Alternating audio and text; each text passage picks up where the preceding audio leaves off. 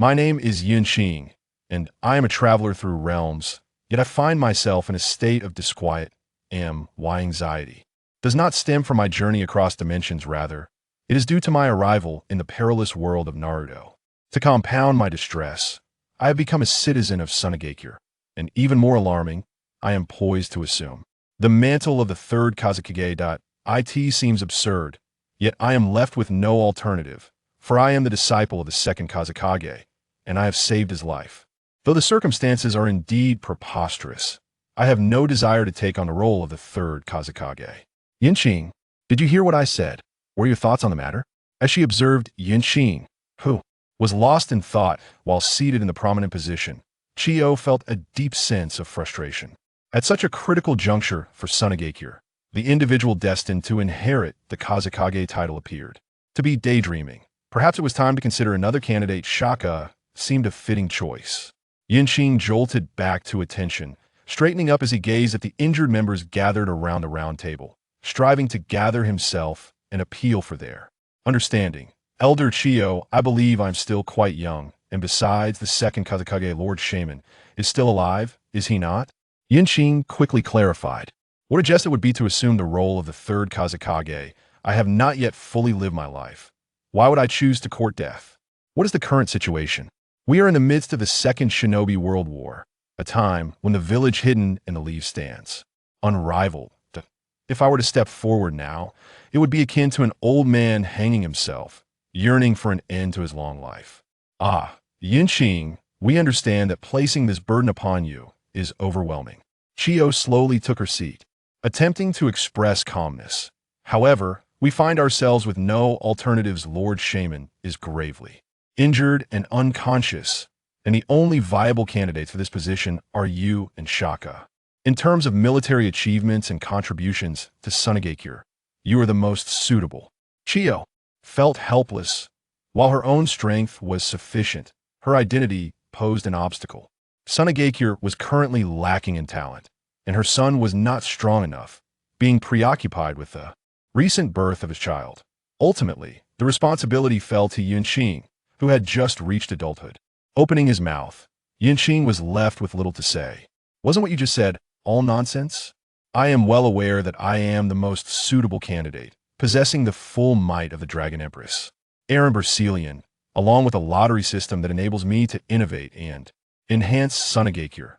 Otherwise, would you dare to engage in battle?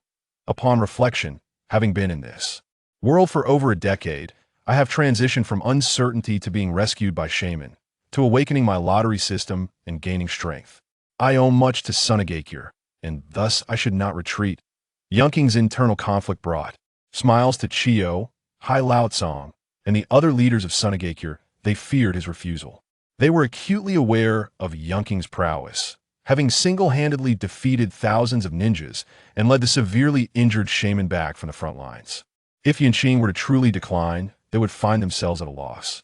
Very well, I accept the position of the third Kazekage. However, Elder Chiyo and esteemed elders, you must heed my directives completely. Otherwise, I would prefer to renounce the title. Qing lifted his head, his expression grave. He genuinely harbored feelings for Sunagakure. There was little intrigue or deception here. The village was impoverished, and its inhabitants merely sought a better existence. Rest assured, we shall follow your lead. Prepare yourself, for in 3 days, we will hold your inauguration ceremony. The response from Qing elicited even more joy from those present. The prospect of having a powerful leader filled them with hope. If Shaman could be saved, their joy would be even greater. Elder Chiyo, Lord Hai Laotsong, I shall rely on both of you moving forward. Qing bowed to the assembly. Before turning to depart, he had his own matters to attend to regardless of the circumstances. Having accepted the role of the third Kazekage, he must shoulder the ensuing responsibilities. Upon returning to his doorstep, Qing encountered a young man exuding a menacing aura. Hello, Shaka. How are matters at the front? He smiled at the slightly older man before him. Qing had his suspicions about Shaka, who was likely the third Kazekage from the original narrative. That it was not due to any extraordinary insight on Yunking's part, but rather the sheer simplicity of the deduction. Within Sunagakure, there were only 2 young men of significant strength himself, and Shaka. Being an outsider, if not for him, Shaka would have been thrust into a daunting position. It is not good. As you anticipated, the gap between us and Konoha is too vast.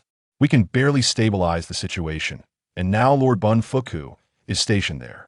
Shaka shook his head, his expression grim, believing himself sufficiently strong, bolstered by the ninjutsu Yunqing had equipped him with. He had hoped to withstand Konoha's might, yet he found himself merely managing to hold the line. Yunqing felt little surprise at Shaka's words. This was something he had foreseen. Sunagakure was already engaged on two fronts, and its forces were barely adequate. Most critically, the current era and the foreseeable future belonged almost entirely to Konoha's dominance, in Yunqing's estimation. This was not a time to join the fray, rather. It was a moment to fortify defenses, amass resources, and bide time before claiming power. To charge recklessly into battle would be foolish. Contemplating the challenges faced by Sunagakure, Yunqing fell into deep thought. Seeing Yunqing lost in contemplation, Shaka hesitated to interrupt. I have agreed to the elder's request to inherit the title of the third Kazekage. I will work swiftly to bring an end to this conflict. You must return to the front and withdraw those young soldiers, especially Kyo's family. Yunqing clenched his teeth as he thought of the red-haired boy within the village. Understood. Shaka, recognizing Yunqing's strength, showed no hesitation in his response. Also, consult more with Bunfuku. His perspective is broader and could prove beneficial to you. Yunqing offered one last piece of advice. Having spent over a decade in Sunagakure, he felt that his most prudent decision had been to assist Bunfuku in altering his fate. Moreover, he had enabled him to become the perfect Jinchuriki, enhancing Sunagakure's power significantly. Elder, please come out now that you're here. As soon as Shaka departed, Yunqing addressed the empty living room softly. Haha, young man, still as perceptive as ever, or perhaps it is your formidable strength that evokes such fear. Chiyo and Hai Laotsong emerged from the shadows, the latter chuckling heartily, casting a disapproving glance at Hai Laotsong. Chiyo, still youthful in spirit, regarded Yunqing with a serious expression. Is everything truly fine with Konoha? The White Fang and Sarutobi's three disciples are not to be underestimated. Everything is well. Shaka's strength is reliable, and Bunfuku's presence is a safeguard. Yunqing expressed confidence in both Shaka and Bunfuku. What will Wagakure? Hai Laotsong inquired. We have no options left. We can only hope the clan leaders rise to the occasion. I trust them. They should be able to hold the line without needing to attack. This time, Yunqing felt a sense of resignation. Sunagakure's strength was evident. There were only a handful of capable individuals. Shaka and Bunfuku were tasked with Konoha, while he and Shaman were responsible for Wagakure.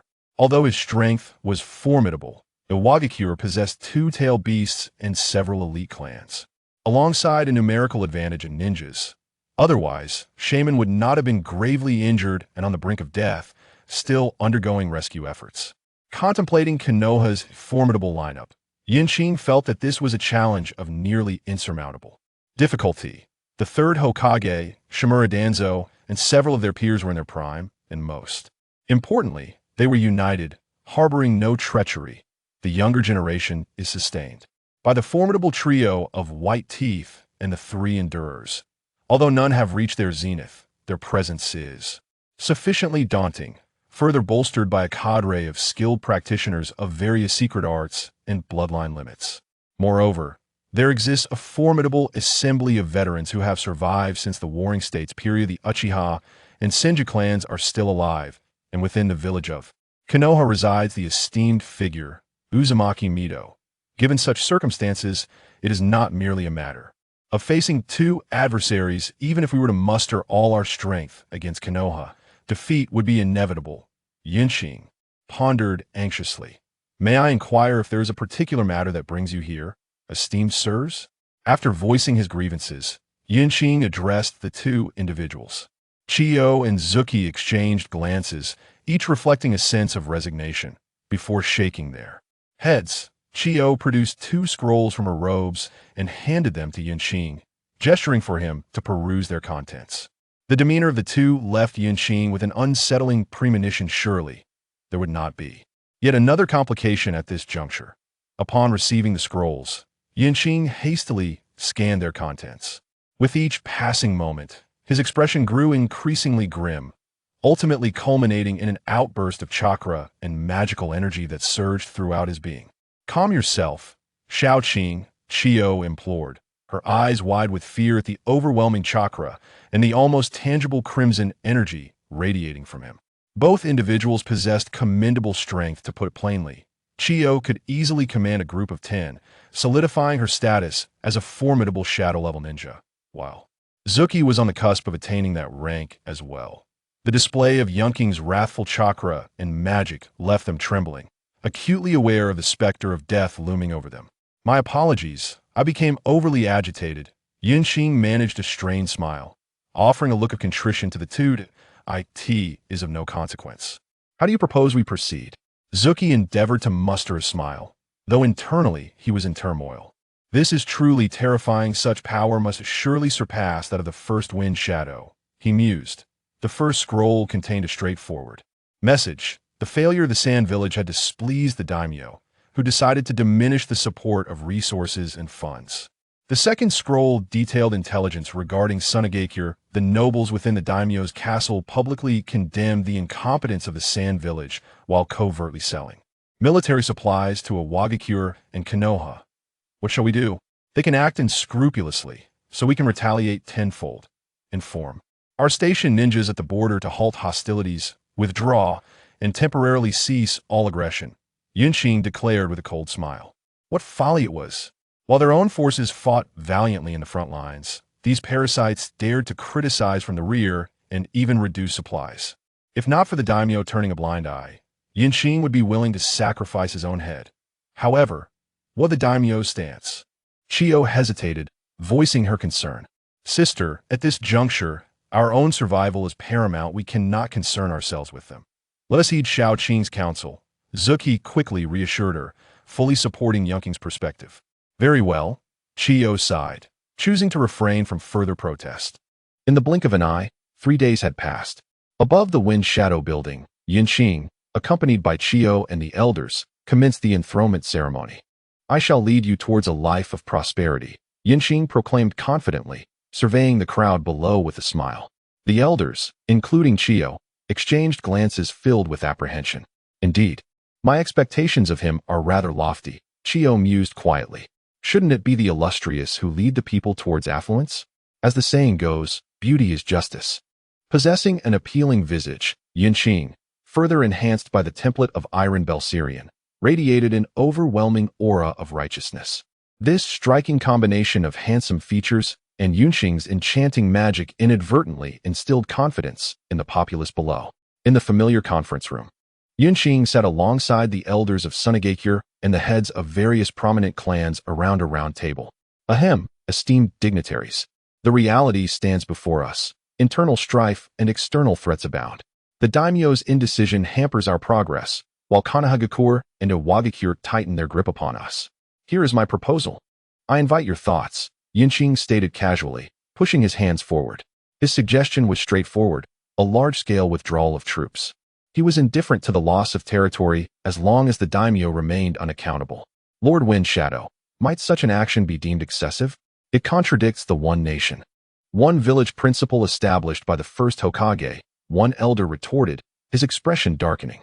"To invoke the first Hokage's doctrine is rather amusing, dear elder. In this current climate, with Sunagakure advancing steadily, our shinobi are engaged in battle at the front lines, while the daimyo withholds support and even sells military supplies. Perhaps you should attempt to fight for a couple of days," Yunqing suggested, his retort unspoken as a head of a prominent clan from Sunagakure interjected. As time passed, the Council of Elders and the clan leaders expressed their opinions in succession. Some advocated for withdrawal, others for continued combat, and a few even wished to negotiate with the daimyo. In essence, the myriad of human perspectives led to an uproar within a gathering of fewer than 100 individuals. "Enough. I stand in support of Yunqing's proposal. We must withdraw," Qio finally declared, her expression growing increasingly grim amidst the cacophony. "With the Sandman gravely injured and our supplies dwindling, the daimyo's continued inaction leaves us with no means to persist."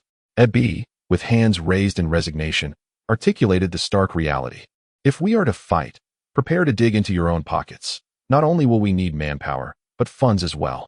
And 80% of US may pay with our lives. Faced with such a harsh truth, the elders and clan heads could only acquiesce, returning to their seats, disheartened. Esteemed colleagues, we find ourselves with no alternative.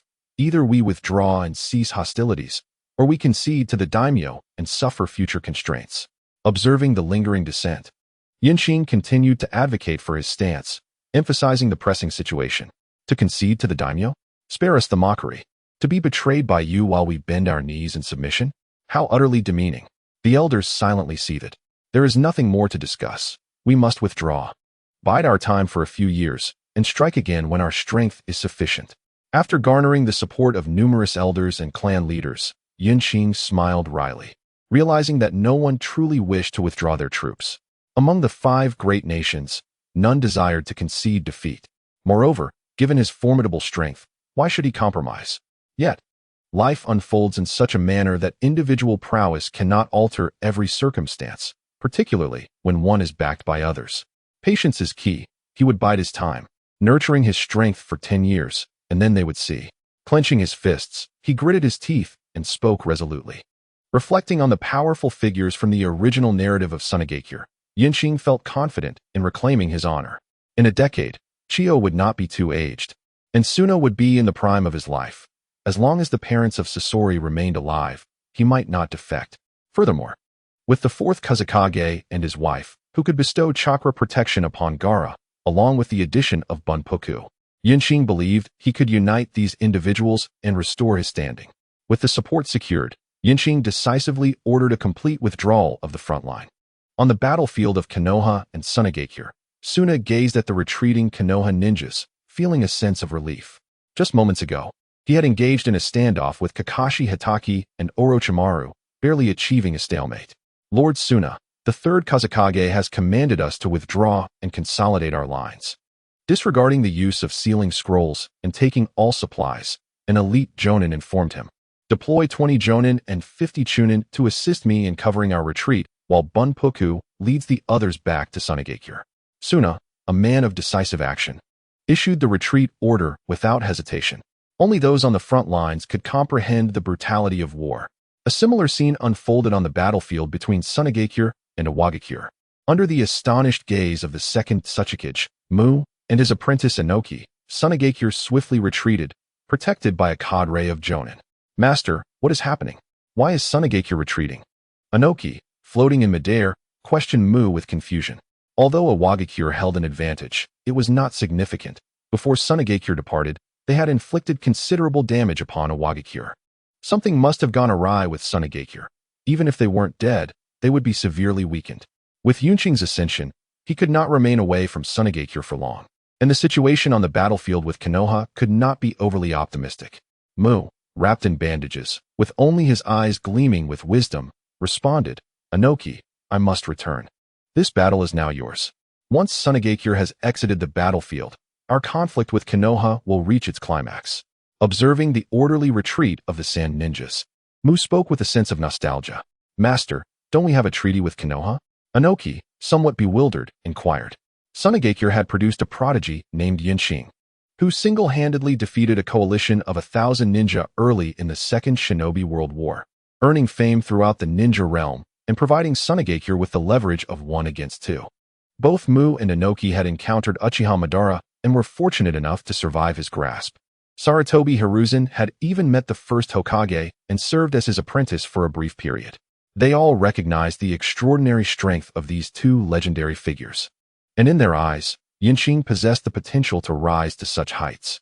This was also the reason why Iwagakure engaged in a 3-pronged strategy, capable of eliminating 2 bloodlines and casting 2 Jinchuriki into the fray. Due to their clandestine pact, they conspired to expel Sunagakure first. The agreement stipulated that Sunagakure would withdraw from the current Shinobi World War and provide reparations. Meanwhile, the brutes from Kumogakure lurked menacingly in the shadows. The so-called treaty was never taken seriously. After all, a ninja exists solely for the sake of their mission. The treaty is merely a matter of timing for its eventual violation. In contrast to the dust-laden winds of Sunagakure, Konoha is a lush paradise, vibrant with the colors of spring and the changing seasons. Within the Hokage building, the mature Sarutobi Hiruzen engaged in discussion with his classmates. The newly appointed third Kazekage was astute, having chosen the most prudent course of action. Casting a glance around the room, Uchiha Kagami chuckled softly. This was indeed the crux of the matter. According to reports from Danzo and Minyin, the magnetic bloodline had retreated, indicating a remarkable unity within Sunagakure. Hiruzen sighed, troubled by the implications. The shifting dynamics of power would greatly affect many interests, including his own, which he had precariously secured through the support of his peers. It would only be after the conclusion of the war that he could truly solidify his position. The current display of solidarity from Sunagakure was disconcerting. To dismantle a united coalition of the 5 great shinobi villages would require unimaginable strength and resources. Reluctantly, he conceded, stating that Kumogakure and Iwagakure had also adopted an unfriendly stance towards them, particularly Kumogakure, whose losses were minimal.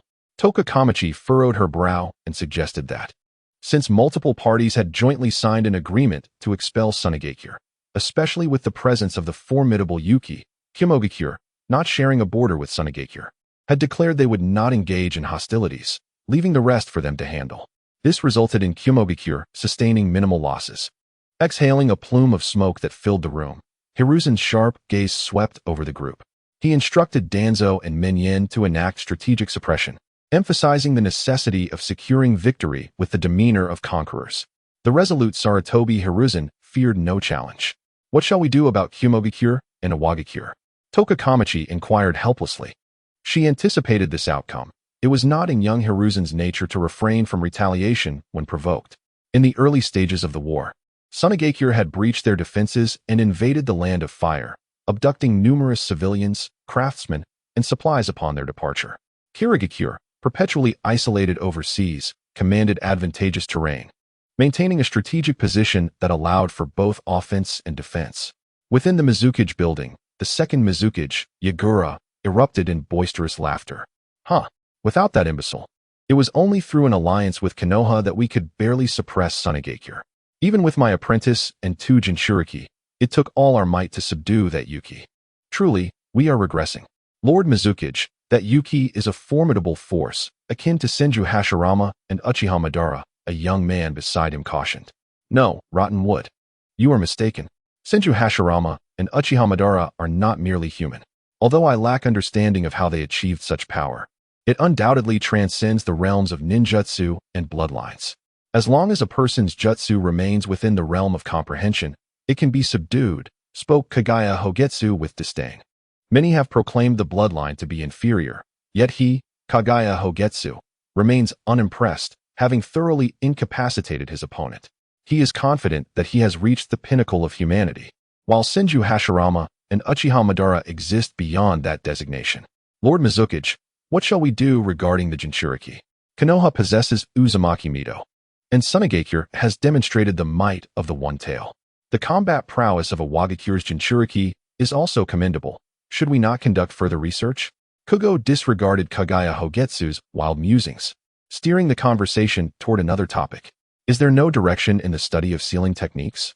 What of the research into the attributes of tailed beasts? Kagaya Hogetsu was dissatisfied. Is our side truly so feeble? Others have already applied their findings on the battlefield, while we have yet to make any progress on the first step. Sealing techniques are not our forte, and we are at a loss. Our isolation has hindered our advancement. Our geographical position is advantageous. Yet the lack of sufficient communication has slowed our progress considerably. With advantages come disadvantages, Kugo lamented, acknowledging their limitations. Very well, let us first select the ninja blades. We can discuss the rest later. Patience is required. While our sealing techniques may be lacking, our neighbors excel in that area. We could certainly draw inspiration from them. A cruel smile crept across Kagaya Hogetsu's lips as his gaze turned toward the horizon. Anger and indescribable fury burned within Danzo's chest. It was not only Danzo who seethed. All the ninjas of Konoha engaged in battle with Sunagakure shared in this wrath. Just moments prior, they had arrived at the encampment previously occupied by Sunagakure. With their retreat, it was only natural for Konoha to pursue. Logically, they should have been elated to have driven Sunagakure out of the Fire Nation. However, before they could fully revel in their victory, Sunagakure dealt them a staggering blow. Centered upon their encampment, an area spanning 1 kilometer was utterly decimated. Not a single blade of grass remained. Everything that could be carried away was taken, and what could not was set ablaze. The devastation surpassed that of a locust swarm by countless measures. Under the scrutiny of the Hyuga clan's Byakugan, this forest appeared to have sunk several feet in depth. From above, it resembled an irregularly shaped basin. To this day, Danzo vividly recalls the sensation he felt upon witnessing the inferno reaching for the heavens. Pursue. Chase them down. We must eradicate those scoundrels from Sunagakure and reclaim what is ours. Danzo's entire being twisted in fury. This was the stain upon his life. As Danzo's words fell, the surrounding ninjas swiftly departed, propelled by the Hyuga clan's leadership, racing toward the direction of Sunagakure's retreat. In stark contrast to Konoha's dismay, Sunagakure was ablaze with elation. Lord Sandai, we have struck it rich this time. Konoha is truly affluent, exclaimed the exuberant red-haired Raza to Lord Sandai. Humph. It is primarily due to the prowess of Lord Wind Shadow. Otherwise, we would not have acquired such a wealth of treasures, remarked Shakai with a smile gracing his lips. One cannot help but feel exhilarated. After all, they had effortlessly obtained a tract of land through the sorcery gifted by Qing. This land is genuine, adorned with numerous saplings. It represents the foundation of Sunagakure's resurgence.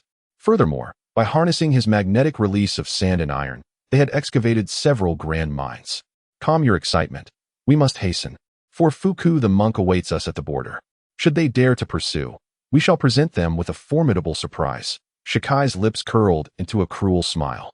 Although Fuku the monk abhors bloodshed, it does not imply that he is incapable of it. Within the territory of Sunagakure, their combat prowess would be diminished. Yet in the land of wind, their strength would surge exponentially, particularly Fuku's. A relentless sandstorm loomed before Shimura Danzo and his companions. The expression on Danzo's face mirrored the bleak assessment from countless netizens. Dark, an unfathomable abyss, impossible to redeem. Lord Danzo, we cannot proceed. I recently attempted to send a snake forward, but it was futile. This sandstorm obstructs us, Orochimaru lamented, his tongue flicking. What of the Hyuga clan? Let them take a look, Danzo growled. It is unbearable, Lord Danzo. This sandstorm is artificially created, suffused with a tyrannical chakra. The members of the Hyuga clan could only gaze in disbelief. It is the power of Shikaku. That monk Fuku is a Jinchuriki, nearly immortal in the desert. Mido Gate Inazuma raised his eyes, helplessly suggesting, Danzo, we should prepare to retreat. The war with Sunagakure must come to an end. Their stance is clear, and we are left with no recourse. Alas, Shimura Danzo is no fool. He understands the gravity of their situation. Shikaku, known as the Sand Demon, possesses formidable power within the endless desert.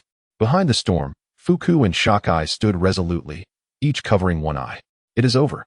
We have effectively withdrawn from this ninja world war, Fuku declared, dissipating his jutsu and relaxing. Indeed, we have been defeated, yet we have also triumphed. Now, only matters within our homeland remain. Shakai sighed in relief. The homeland?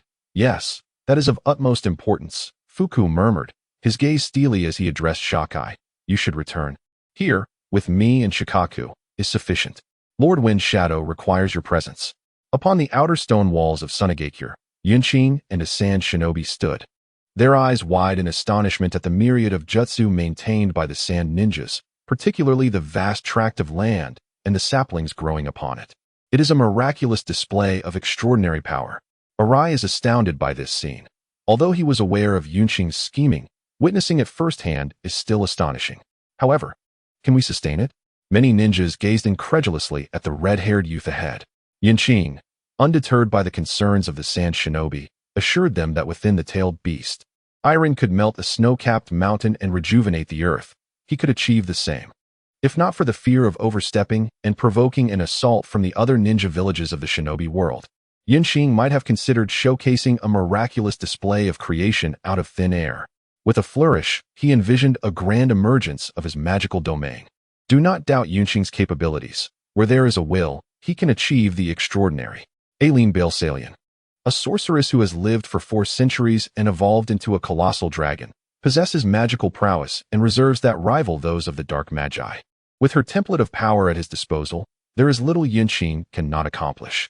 In the subsequent moments, Qing presented a breathtaking solo performance to the ninjas of Sunagakure. A sweeping solidification spell enveloped the land, merging it with the desert, followed by a vast propagation spell that caused the trees to root and flourish with remarkable speed. All this left the ninjas and common folk of Sunagakure in awe, sensing the arrival of a divine miracle. As he felt the roots of those trees delving deep into the subterranean rivers, a smile finally graced Yunqing's face. His efforts to improve the conditions of Sunagakure had been arduous. He had meticulously prepared for this moment. Mr. Zhou Shuren once stated that there are no miracles in this world, and if one should witness one, then, dear child, you are fortunate to have been ensnared. He chuckled, acknowledging that while he could not plant trees across the land like Senju Hashirama, he could indeed transplant them. With these trees, the first step towards transforming the desert had been taken. We shall cultivate them, little by little, Yunqing declared with pride. The villagers did not perceive him as reckless. They believed in him. The reason was simple. Previously, Sunagakure had been devoid of greenery, but now they boasted towering trees. Ahem, you are doing well. Continue the effort. We shall inevitably lose, but it will not be to our enemies, remarked the recently awakened second Kazekage, Sabaku no Kaze, calmly addressing Yunqing within the Sunagakure hospital. During the Second Shinobi World War, Sunagakure had already reaped enough rewards, thus withdrawing was inconsequential. I thought you would blame me for not exerting my utmost. Yunqing replied with a playful tilt of his head and a smile. No, the decision to wage war was mine. Besides, had it not been for you, our losses would have been far greater. As the successor to the first Kazekage, Sabaku no Kaze's strength was not particularly formidable, merely reaching the level of a Kage. His true strength lay in his research capabilities. With no bloodline clans in Sunagakure, he had harnessed the powers of the Shikaku through diligent study, acquiring the ability of magnet release, while significantly advancing the study of puppetry techniques. Sabaku no Kaze had substantially enhanced the strength of Sunagakure. With such accomplishments, he found clarity in the aftermath of battle, leading to natural realizations. Why did the main forces of Awagakure appear on the battlefield? Why did the young and middle-aged generations of Sunagakure converge in one location? What caused the sudden depletion of resources in Sunagakure? These inquiries arose during a singular phase when Yunqing single-handedly defeated a 1,000-strong army, suppressing the vanguard of Awagakure. Indeed, without my intervention, Sunagakure would have faced a far graver defeat. Yunqing retorted without hesitation, leaving Shaman bemused. This lad truly lacks conversational finesse, Shaman thought in exasperation. Gazing skyward, Yunqing contemplated the strength of Sunagakure during this era as depicted in the original narrative, sighing inwardly, lamenting the dire circumstances. One cannot blame Sunagakure for their desperation. Life has proven exceedingly harsh. First, focus on your recovery. Afterwards, your contributions will be essential, Yunqing reassured with a gentle sigh. Understanding dawned upon Shaman. It is only from such a vantage point that one comprehends the multitude of responsibilities that lie ahead. Shaman refrained from tearing into the matter. Nor did he engage in a tug-of-war for power, recognizing that a place where power struggles abound is often marked by tranquility and self-assurance. Sunagakure, however, was not so. The impoverished existence of its people precluded any ambitions for power. Life was already a struggle. To pursue power would be to court ruin. Thus, without hesitation, Shaman acquiesced, knowing full well Yunqing's need for his support. It is only from such a position that one realizes the extent of the tasks awaiting them. In the familiar roundtable meeting room, little had changed beyond the presence of a few additional individuals. Let us discuss our course of action. The situation is now laid bare before us, Yunqing said, smiling as he encouraged others to voice their thoughts. I believe we should mend our relationship with the daimyo. Our current tasks are insufficient to sustain such a large number of ninjas, an elder hesitantly proposed. Observing no rebuttals from the others, he continued, especially now. With many frontline ninjas returning, we have no means to accommodate them. Indeed, Lord Kazekage, we share that sentiment. Several others echoed in agreement. Sanjia, what are your thoughts? Yunqing anticipated this outcome with an inward sigh. Responding to Yunqing's gesture, Sanjia rose and declared, Lord Kazekage, we have amassed considerable spoils from this conflict, including food, materials, and wealth. We are not in short supply in the near term, and we must not yield to the daimyo. Subsequently, a spirited debate ensued between the youthful ninjas represented by Sanjia and the Elder Council, each side steadfast in their convictions, unable to sway the other. Lord Kazekage, it falls upon you to decide. Both factions ultimately directed their focus towards Yunqing. Enough of this discourse. When will it cease? We are all inhabitants of the same village, bound by differing beliefs, yet united for the greater good of our home. Yinqing rose, adopting a visage of heartfelt concern. For now, let us set this matter aside and reconsider it later. I shall announce some decisions. Without allowing others time to react, Yinqing continued. First, we shall establish a hospital under the leadership of Elder Chio. Second, we will form a research department overseen by Lord Shaman. Third, Suna will be responsible for commanding all the border ninjas. And fourth, Elder Arak will have full authority to assist me in managing state affairs. Esteemed lords, do you have any objections? Yinqing, with a smile that belied any intimidation, appeared unthreatening, yet those present had no desire to counter him. The prominent figures of Sunagakure were few, and with all of them aligning with Yinqing, dissent seemed futile. Chio, Shaman, and Arak were not to be trifled with. They dared to challenge Suna due to his youth, but the three were cunning and seasoned, far from naive pawns in a game of strategy. Truly ruthless. It appears you have no intention of reconciling with the daimyo, Shaman remarked from the Suna building. Reconcile? How can we? They have betrayed us, reduced our resources, and conspired with Konoha and Iwagakure. Which of these offenses can be forgiven? We now possess wealth and resources to develop independently, Yinqing replied with a light chuckle, disdain evident in his tone. We wield supernatural abilities. We could easily obliterate a nation. Why should we bow to mere mortals? In truth, Yinqing was confident that had he lived in the Warring States period, he would have chosen to establish a nation led by ninjas rather than collaborate with ordinary people to create a system that segregated ninjas into a series of isolated villages, subject to the laws of the jungle.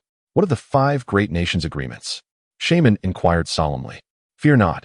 Such agreements exist merely to be contravened.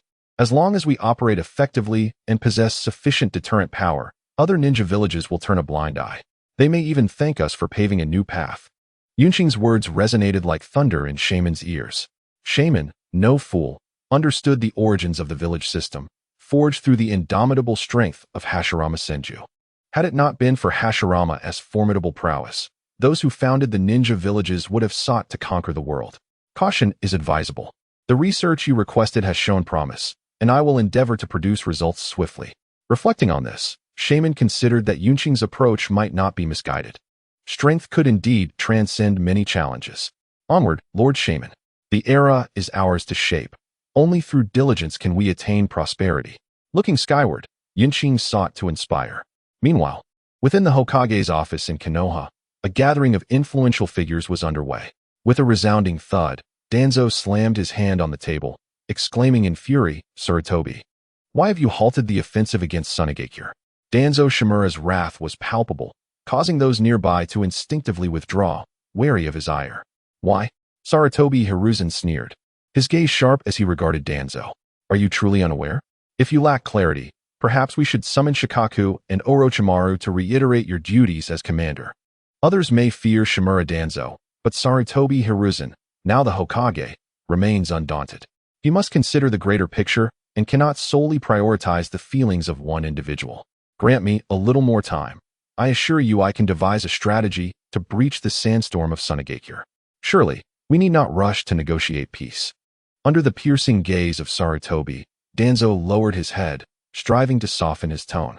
If you cannot breach their defenses, I will be compelled to maintain our forces stationed near Sunagakure.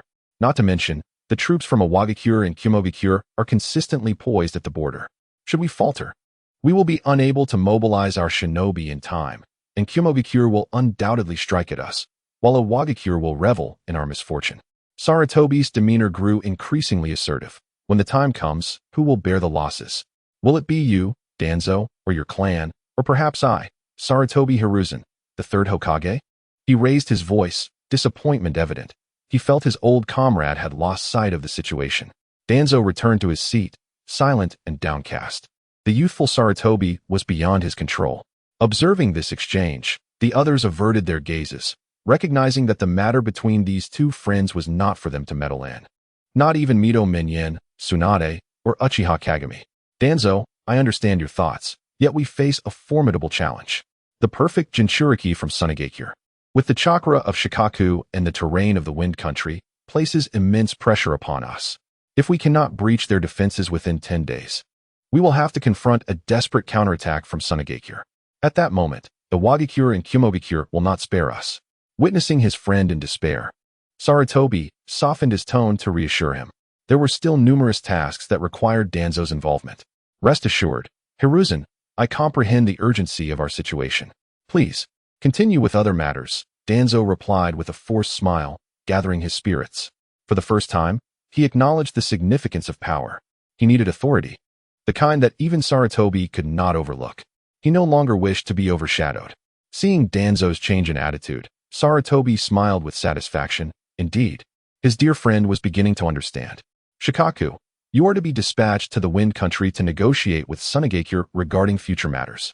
Orochimaru, Jiraiya, Tsunade, lead our forces to the Rain Country. Intelligence suggests they have sent no one there. Kagami, take command of the Uchiha and other Konoha clans to the borders of the Lightning Country and do everything in your power to obstruct their advance. Sarutobi issued his orders swiftly.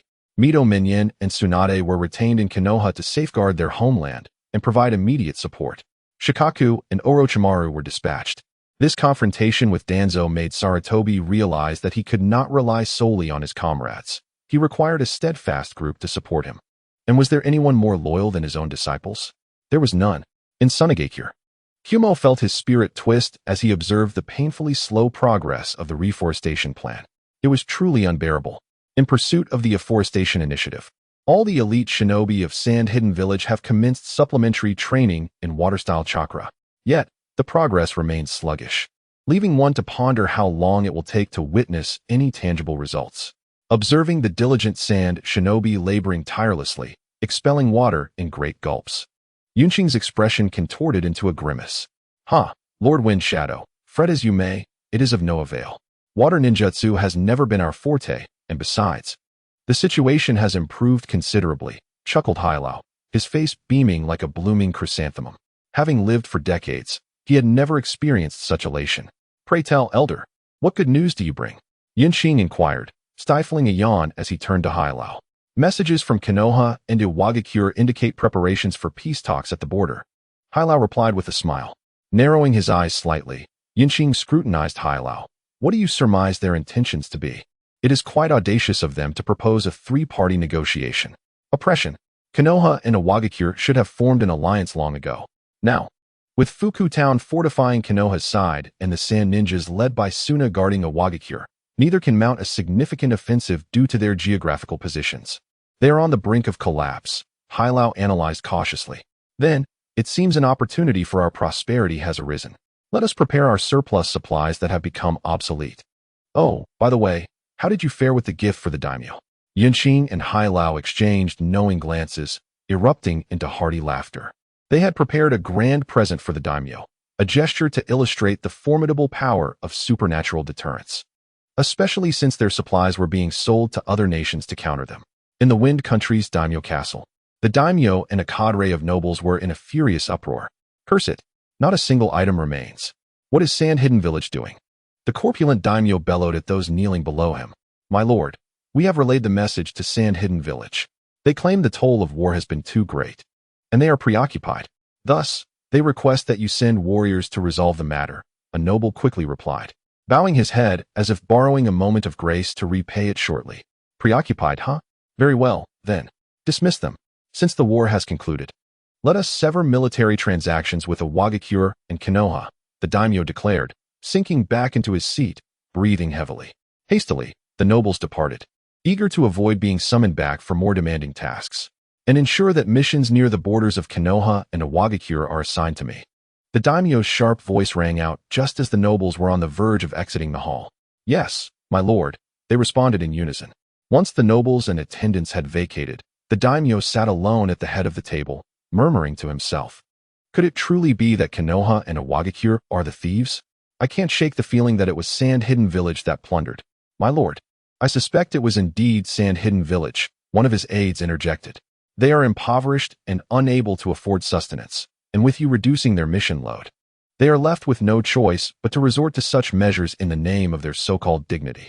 In the corner of the grand hall, a scar-faced man emerged, fervently addressing the daimyo.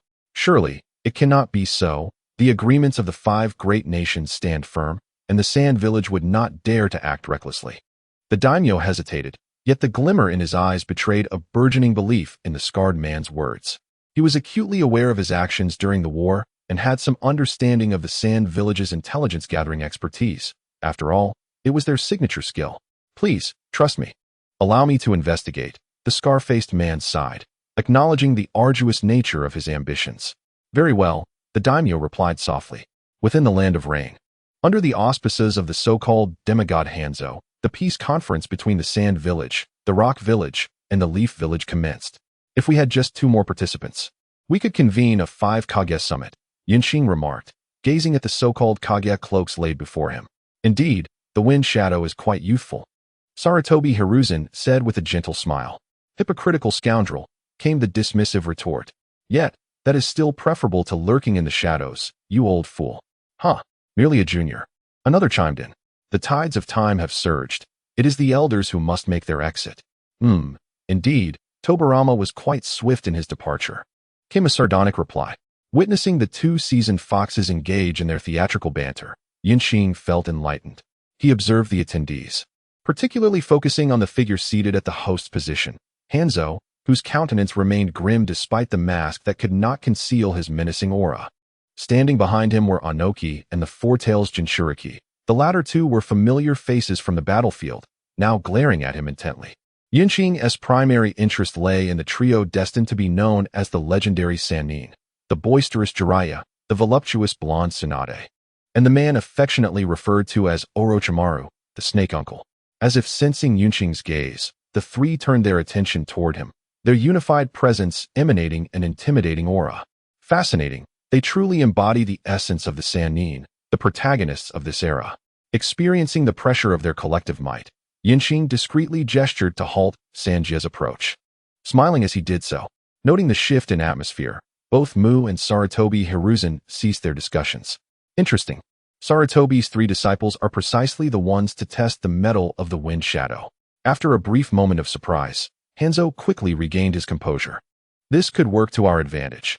I have heard these 3 foolish children possess considerable strength, and a mutual test could yield benefits for us, regardless of who emerges at a disadvantage.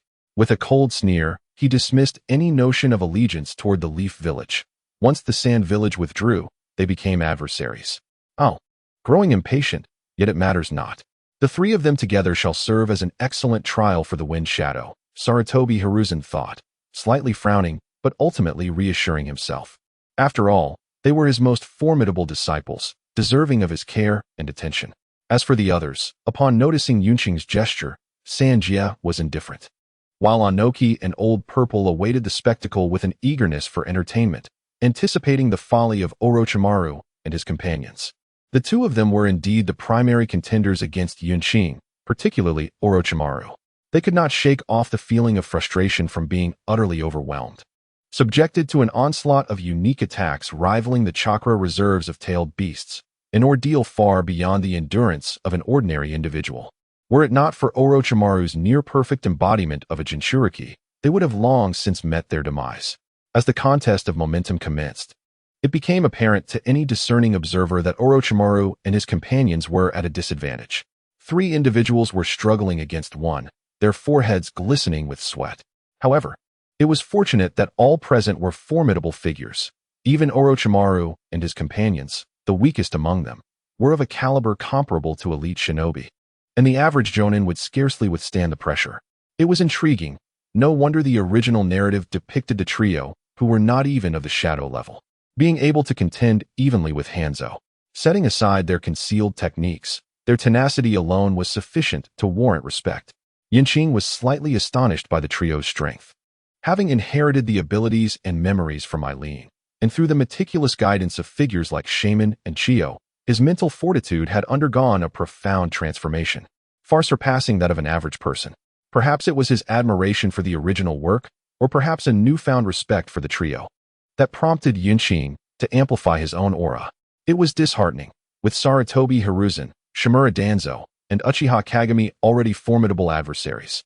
The emergence of a new generation of disciples left him pondering the future of Awagakure. His fists clenched tightly, his heart stirred with tumultuous emotions. Alas, What path lay ahead for the range shinobi village? Hanzo mused with a sense of desolation. As an eminent figure among the shadows, he had earned his title of demigod through sheer merit. Let them be, he thought, acknowledging that experiencing the pressure of a shadow-level confrontation would be advantageous for them. Shaking his head to suppress his instinct to intervene, Sarutobi Hiruzen resolved that even if it meant yielding some advantage later on, he would not obstruct the encounter. He could not bear to harm his own disciple. Let others take their turn. He recognized that Qing had no intention of employing lethal force. This is the true strength of a shadow, Jiraiya thought fervently. Having graduated from the Ninja Academy and apprenticed under the candidate for Hokage, Sarutobi Hiruzen, he often mingled with this generation's elite, basking in pride, particularly after inheriting the legacy of Maiboku Mountain. His usual jovial demeanor could not mask the pride he felt within. He had underestimated the world. This was the demeanor befitting the leader of a village. Orochimaru sighed inwardly, having once believed that he had nearly bridged the gap with his mentor, only to realize he had been viewing the world through a narrow lens. Shadow level? Tsunade gritted her teeth, determined to achieve that status eventually. The pride of the Senju clan fueled her unwillingness to concede defeat. Her grandfather was the god of shinobi, Hashirama Senju. Her granduncle was the second Hokage, Tobarama Senju. Her mentor was the third Hokage, Sarutobi Hiruzen, and her uncle was the infamous Danzo and Uchiha Kagami. Having grown up with a metaphorical golden key, she found it intolerable that a shadow from the Sand Village could suppress her. Tsunade's pride gradually positioned her as the leader of the trio's momentum. Sensing Tsunade's transformation, the two who had been wavering began to grit their teeth and persevere once more. Intriguingly, it is no surprise that Tsunade ascended to the position of the fifth Hokage. Her unwavering determination is indeed commendable. Qing has long been curious about the reasons behind the unwavering support that Tenten and Mito Naruto offered to Tsunade in the original narrative. What merit does a woman who has been away from the village for over a decade possess to inherit the Hokage title? A span of nearly 20 years is sufficient for an entire generation to emerge within a village. So how could a mere woman directly claim such a legacy? The underlying reasons warrant contemplation. As Qing resolved to confront the situation, the pressure he had long suppressed surged forth like a torrential flood unleashed from a dam. The presence of Tsunade and her companions felt as fragile as a small boat adrift in a tempest. That will suffice. Thank you for your guidance, Lord Windshadow. Just as Tsunade and her companions began to falter, a gentle sigh resonated, accompanied by the clash of two genuine shadow-level auras directed towards Qing. One emanated a sense of balance and tranquility, entirely uncharacteristic of a ninja, while the other was sharp and relentless, akin to a sword. The tranquil aura belonged to Sarutobi Hiruzen, while the sword-like presence was that of a white-haired youth who had suddenly materialized beside him. The remaining individuals regarded the unexpected arrival of the white-haired youth with wary expressions. All present were shadow-level figures, particularly adept at sensing their surroundings. Yet they had failed to detect the youth's presence beforehand. Qing observed the white-haired youth with great interest. This was indeed captivating. No wonder Sarutobi Hiruzen had not brought along his close allies, Danzo Shimura or Kagami Uchiha, but instead opted for his three disciples. It appeared there existed an assassination-type ninja lurking in the shadows. Regardless of the trio's potential, their inability to ascend to shadow level rendered them inferior. Kakashi Hitaki. It is an honor to meet you all, the white-haired youth. Kakashi Hitaki respectfully bowed. What does this mean, Lord Hokage? Are you planning to take us all away? Qing remarked with a playful glint in his eye, casting a mocking gaze at Sarutobi Hiruzen.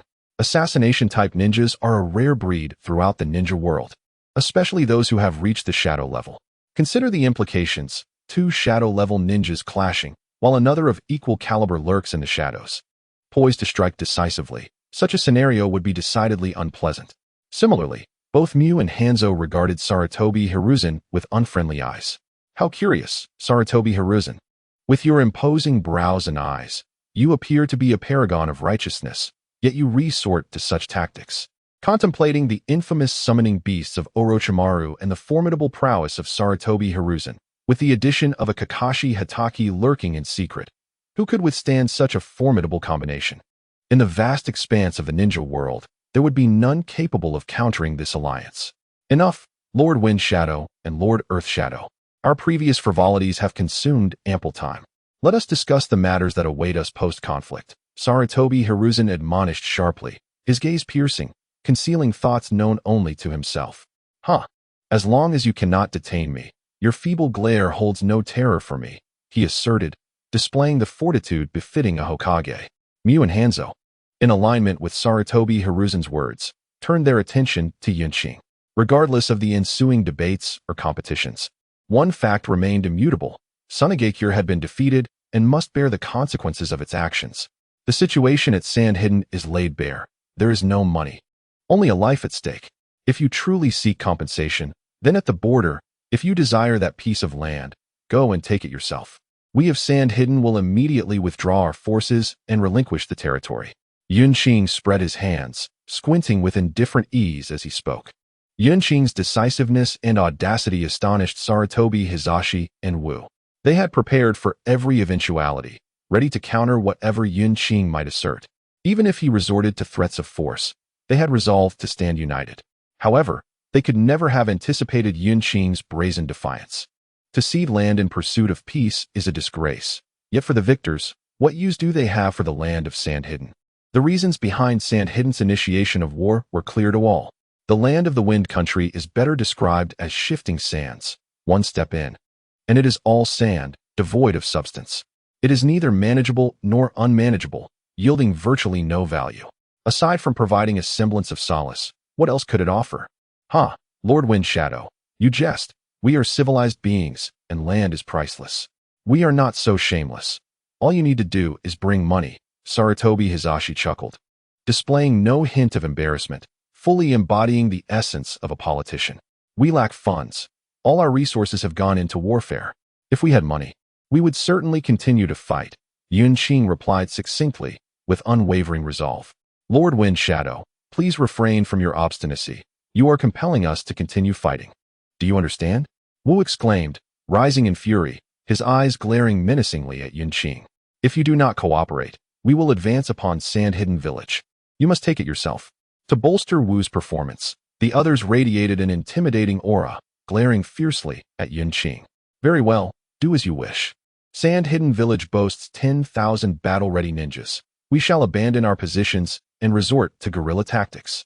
Yunqing also rose slowly, exuding his full presence. Calmly addressing the assembly, an inch of land is paid for with an inch of blood. I can assure you, should you push me to my limits, you will come to understand what it means to be in dire straits. Is it merely a matter of bullying? Sand Hidden Village is not devoid of combat capability, and its relations with the feudal lord have soured irreparably. Thus, with nothing to lose, let us engage in mutual harm. Yunqing stood defiant against all present, showing no signs of retreat. Sarutobi Hizashi and Wu exchanged glances, both recognizing the helplessness in each other's eyes. Their own situation was precarious. They could not spare a considerable force to continue the assault. Cloud hidden-eyed Konoha with suspicion, and the feud between Wu and the second Mizukage, Yagura, was well known throughout the shinobi world.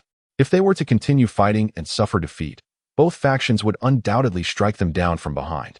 Each side harbored unspoken difficulties, neither willing to concede, leading to a stalemate in the conference room.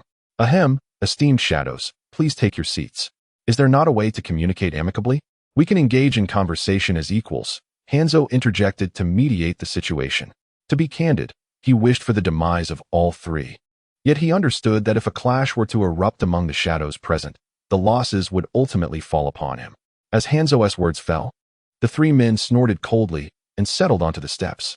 Honorable Hokage, esteemed Suchikage, we are all cunning foxes of a millennium.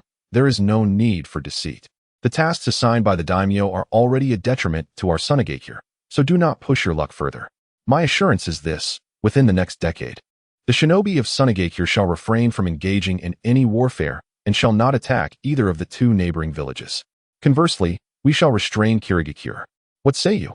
Having just taken his seat, Yunqing inhaled deeply, suppressing the rage swelling in his chest, and spoke with as much calmness as he could muster.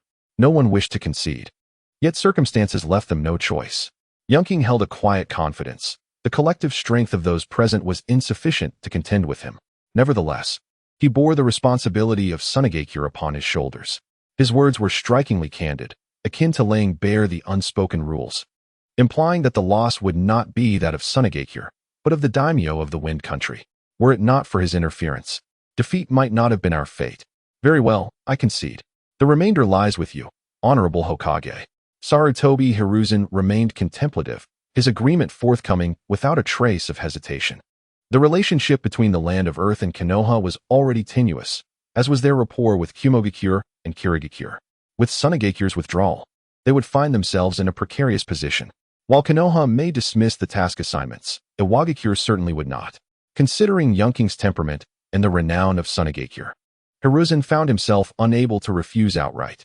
Clenching his fists, Hiruzen cast a deep, seething glance at Yonking, filled with a hatred so potent it could slay. Ah, indeed. The wind shadow is truly promising. I concede my defeat, he spat resentfully, but do not rejoice too soon. I have additional conditions. I require the tailed beast techniques.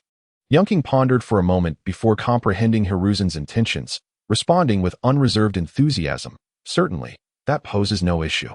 Following our agreement, I shall present the records pertaining to Jinchuriki from Sunagakure, given the stability it promised for both parties. Yonking considered that relinquishing a portion of the tailed beast knowledge was a trivial matter compared to the decade of development it would afford them. Such issues were easily resolved.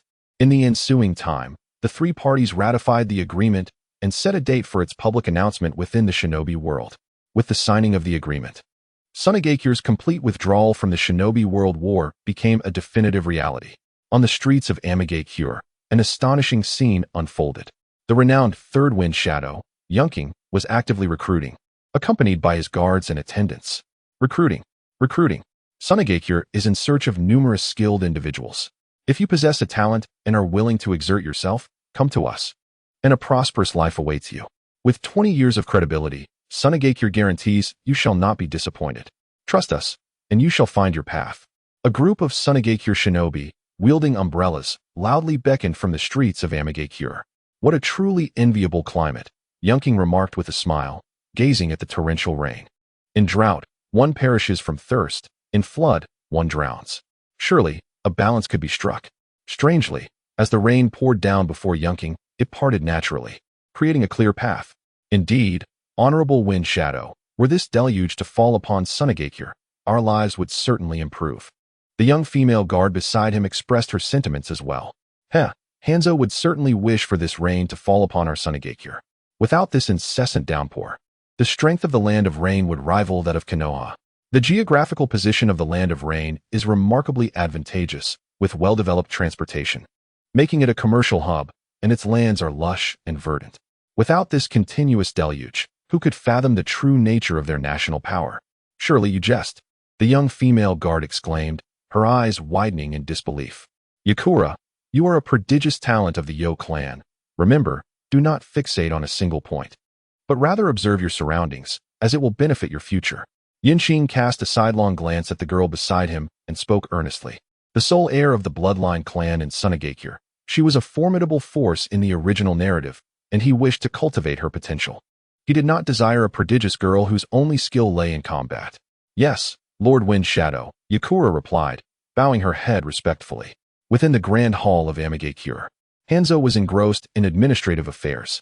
Lord, the third Hokage is currently recruiting individuals throughout the village. Should we intervene? A young ninja inquired. No need. Let them recruit as they wish. The third Hokage is no fool. He will provide us with an explanation, Hanzo replied without lifting his gaze. Those who ascend to leadership possess considerable political acumen and have their own methods of navigating the world. Dispatch more individuals to observe the movements of Konoha and Iwagakure. They may very well choose to engage in conflict within the Land of Rain, Hanzo commanded, issuing another directive. Understood. Meanwhile, in Konoha, Sarutobi Hiruzen was comforting his three disciples, primarily tending to Tsunade. Having lost a comrade, Tsunade was in a foul mood and was venting her frustration. With a resounding crash, she smashed Sarutobi's desk, trembling with rage as she shouted, "Old man, why must you tolerate this? Those scoundrels from Iwagakure and Sunagakure dare to scheme against us. Sunagakure is merely a band of defeated foes." Calm down, Tsunade. The old man certainly has his reasons, Jiraiya interjected hastily, stepping forward to mediate. Tsunade, allow your teacher to finish. He undoubtedly has his considerations, Orochimaru added, his skin crawling at the thought of Tsunade's terrifying memories. Hearing their words and observing Sarutobi's awkward expression, Tsunade sank into a huff. Alas, there is little we can do. Konoha faces too many constraints. Engaging on multiple fronts leaves us with no energy to entangle ourselves further with Sunagakure.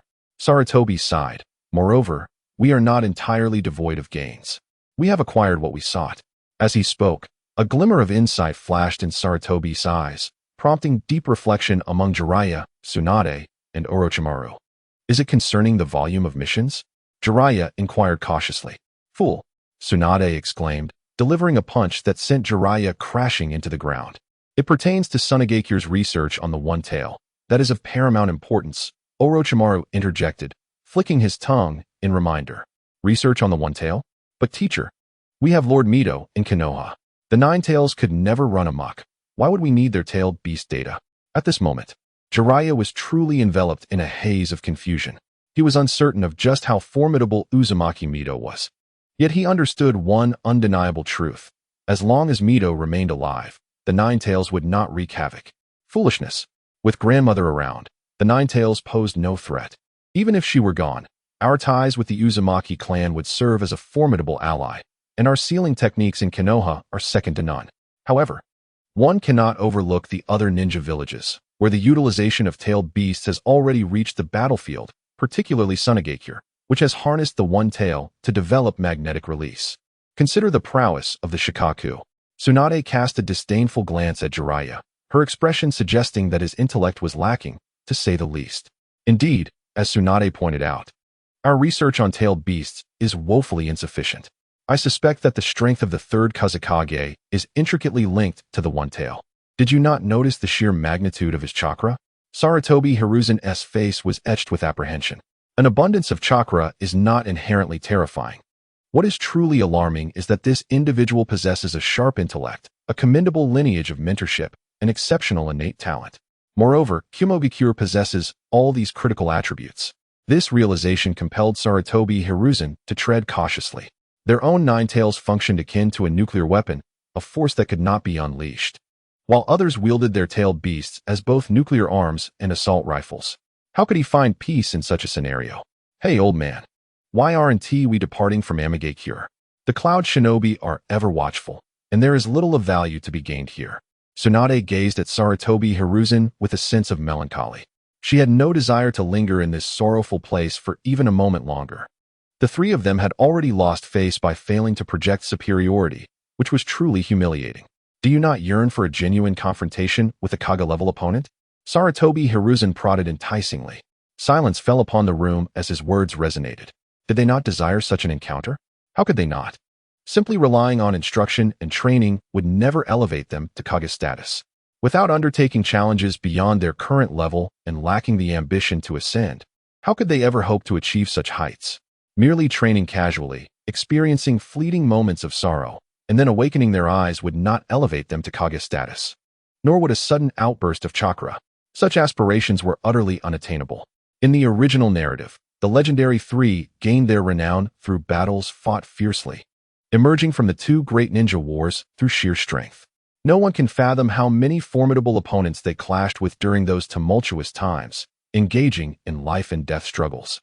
Their legendary battle occurred when they were still on the cusp of becoming Kage, confronting the unparalleled Hanzo in a fierce struggle that ended in a deadlock.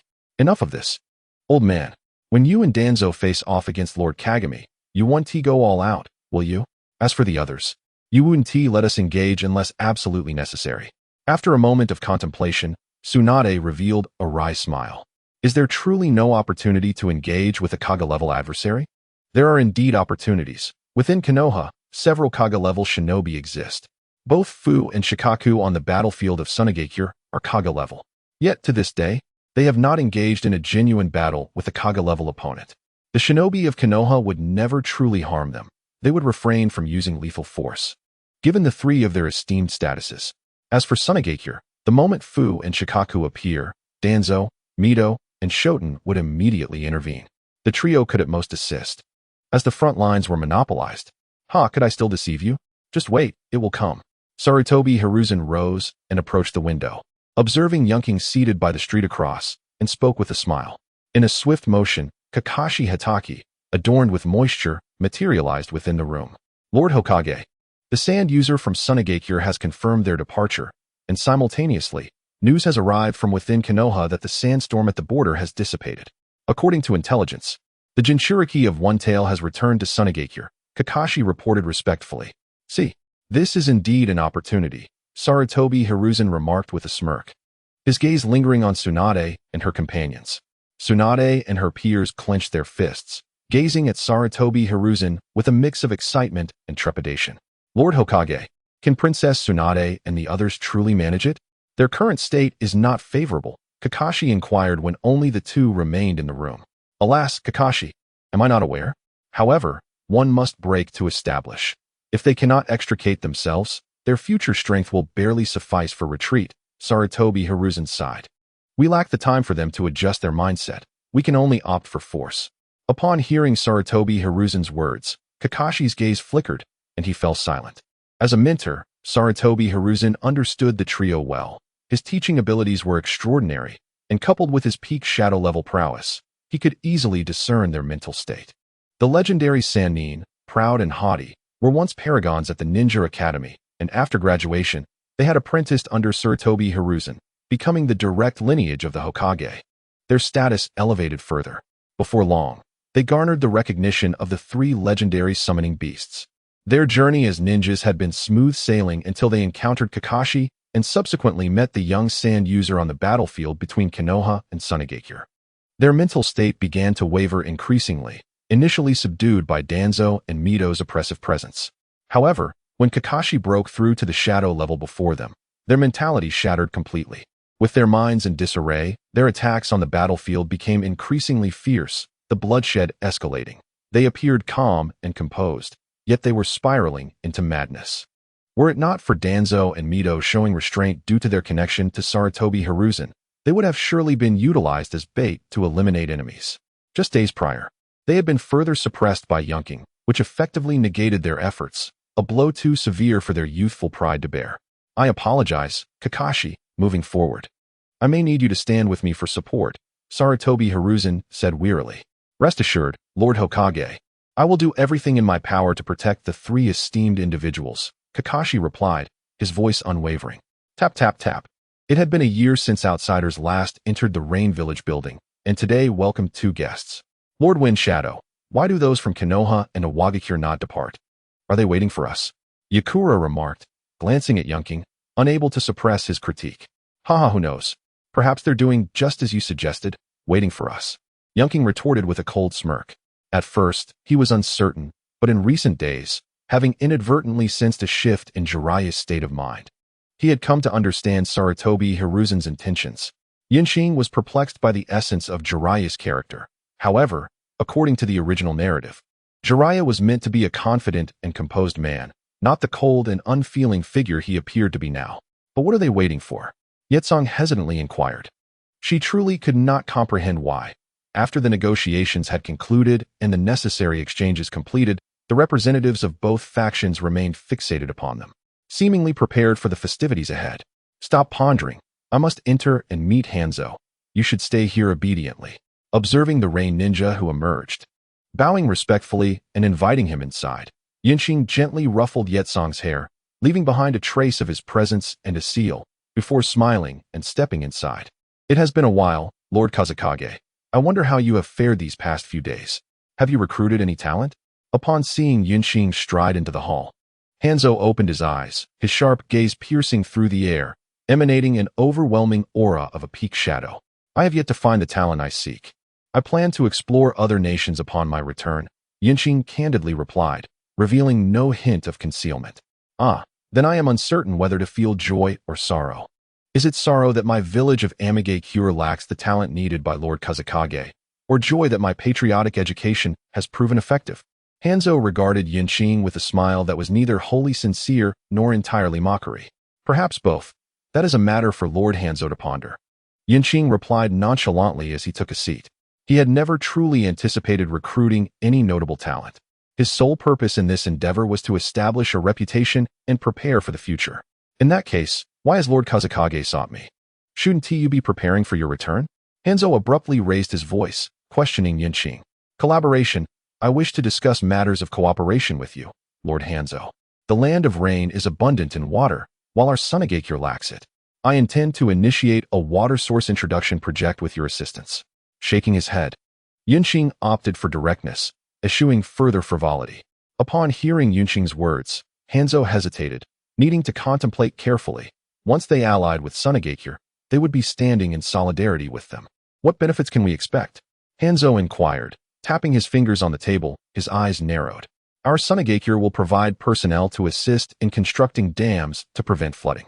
In times of necessity, we can dispatch troops to help intercept a portion of your enemies. Most importantly, we possess a stockpile of military supplies that have yet to find a buyer, which we can offer to Amigakure at a lower price. Yunqing preferred to be straightforward. Excessive circumlocution could easily disrupt one's mood. Since Hanzo had posed the question, he laid out the terms plainly. Should Hanzo agree, it would be well. If not, Yunqing felt he could reassess the value of Amigakure. Within 10 years, excess military supplies from Sunagakure must be sold to us at a reduced rate. In exchange, we from Amigakure will provide manpower to assist in your water diversion project. After a moment of contemplation, Hanzo decisively articulated his terms. Very well, a swift agreement. Yunqing was quite pleased with the outcome. After a decade, he had successfully endured the Second Shinobi World War. Hanzo did not seize the opportunity to demand more, and overall, both parties were satisfied with the result. Rising from his seat, Yunqing extended his hand to Hanzo, signaling the establishment of their collaboration. Engaging in conversation with an astute individual was indeed gratifying, devoid of excessive complications. Indeed, Lord Kazekage, your straightforwardness alleviates my impatience. However, your generosity leaves us profoundly grateful. He was acutely aware of the challenges that Rain Village would soon face, and it was this awareness that clarified his own needs. Lord Hanzo, you shall not be disappointed. When it comes to scientific prowess, Sunagakure is quite adept, and we will assist in addressing the issues of the Land of Rain. Yunqing was indifferent to making empty promises. Without a contract, what did a verbal assurance matter? They would do what they could, and if they couldn't, so be it. Hanzo had no grounds to demand their fulfillment. In the subsequent hours, the two discussed various national matters before parting amicably. Both were aware that Yunqing might soon be embroiled in a fierce battle. At the border between the Land of Wind and the Land of Rain, Yunqing, accompanied by Yekong and 12 Sunagakure shinobi, successfully encountered the legendary Sannin. Protect Lord Kazekage. Yekong, though young, held a rank second only to Yunqing and immediately stepped in front of him with a fierce shout. What is your intention in obstructing our path? Yunqing smiled as he addressed Tsunade and the others, maneuvering around Yekong and the others. Despite having anticipated this encounter, Yunqing's heart could not suppress the fury that welled within him. If possible, he truly wished to detain the three before him. What audacity! An insipid serpent, a warty frog, and a milk cow dared to impede his journey. Had he not feared that slaying them would attract the attention of those lurking in the shadows, he would have acted long ago. In the Hidden Leaf Village, Tsunade, Orochimaru, and Jiraiya had come to challenge the third Kazekage. Following this battle, the enmity between Konoha and Sunagakure would be erased. Tsunade stepped forward first, declaring loudly, "Well played. It is truly commendable of Sarutobi Hiruzen." After a brief silence, Yunqing sighed, reflecting on how he had once schemed against Sarutobi Hiruzen and the Leaf, only to find himself ensnared by the same tactics in return. It was a reciprocal exchange. Neither side was at a loss.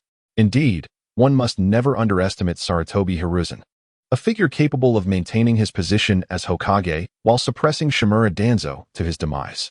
Yunqing mused, recognizing that Hiruzen had astutely gauged his desire for development, and given their recent losses, had sent Tsunade and her companions as a gesture. The ball is in your court. Let us resolve this amicably. If you do not cooperate, Konoha is disinclined to engage in battle, yet a surprise attack remains an option. Proceed, Yunqing stated coldly.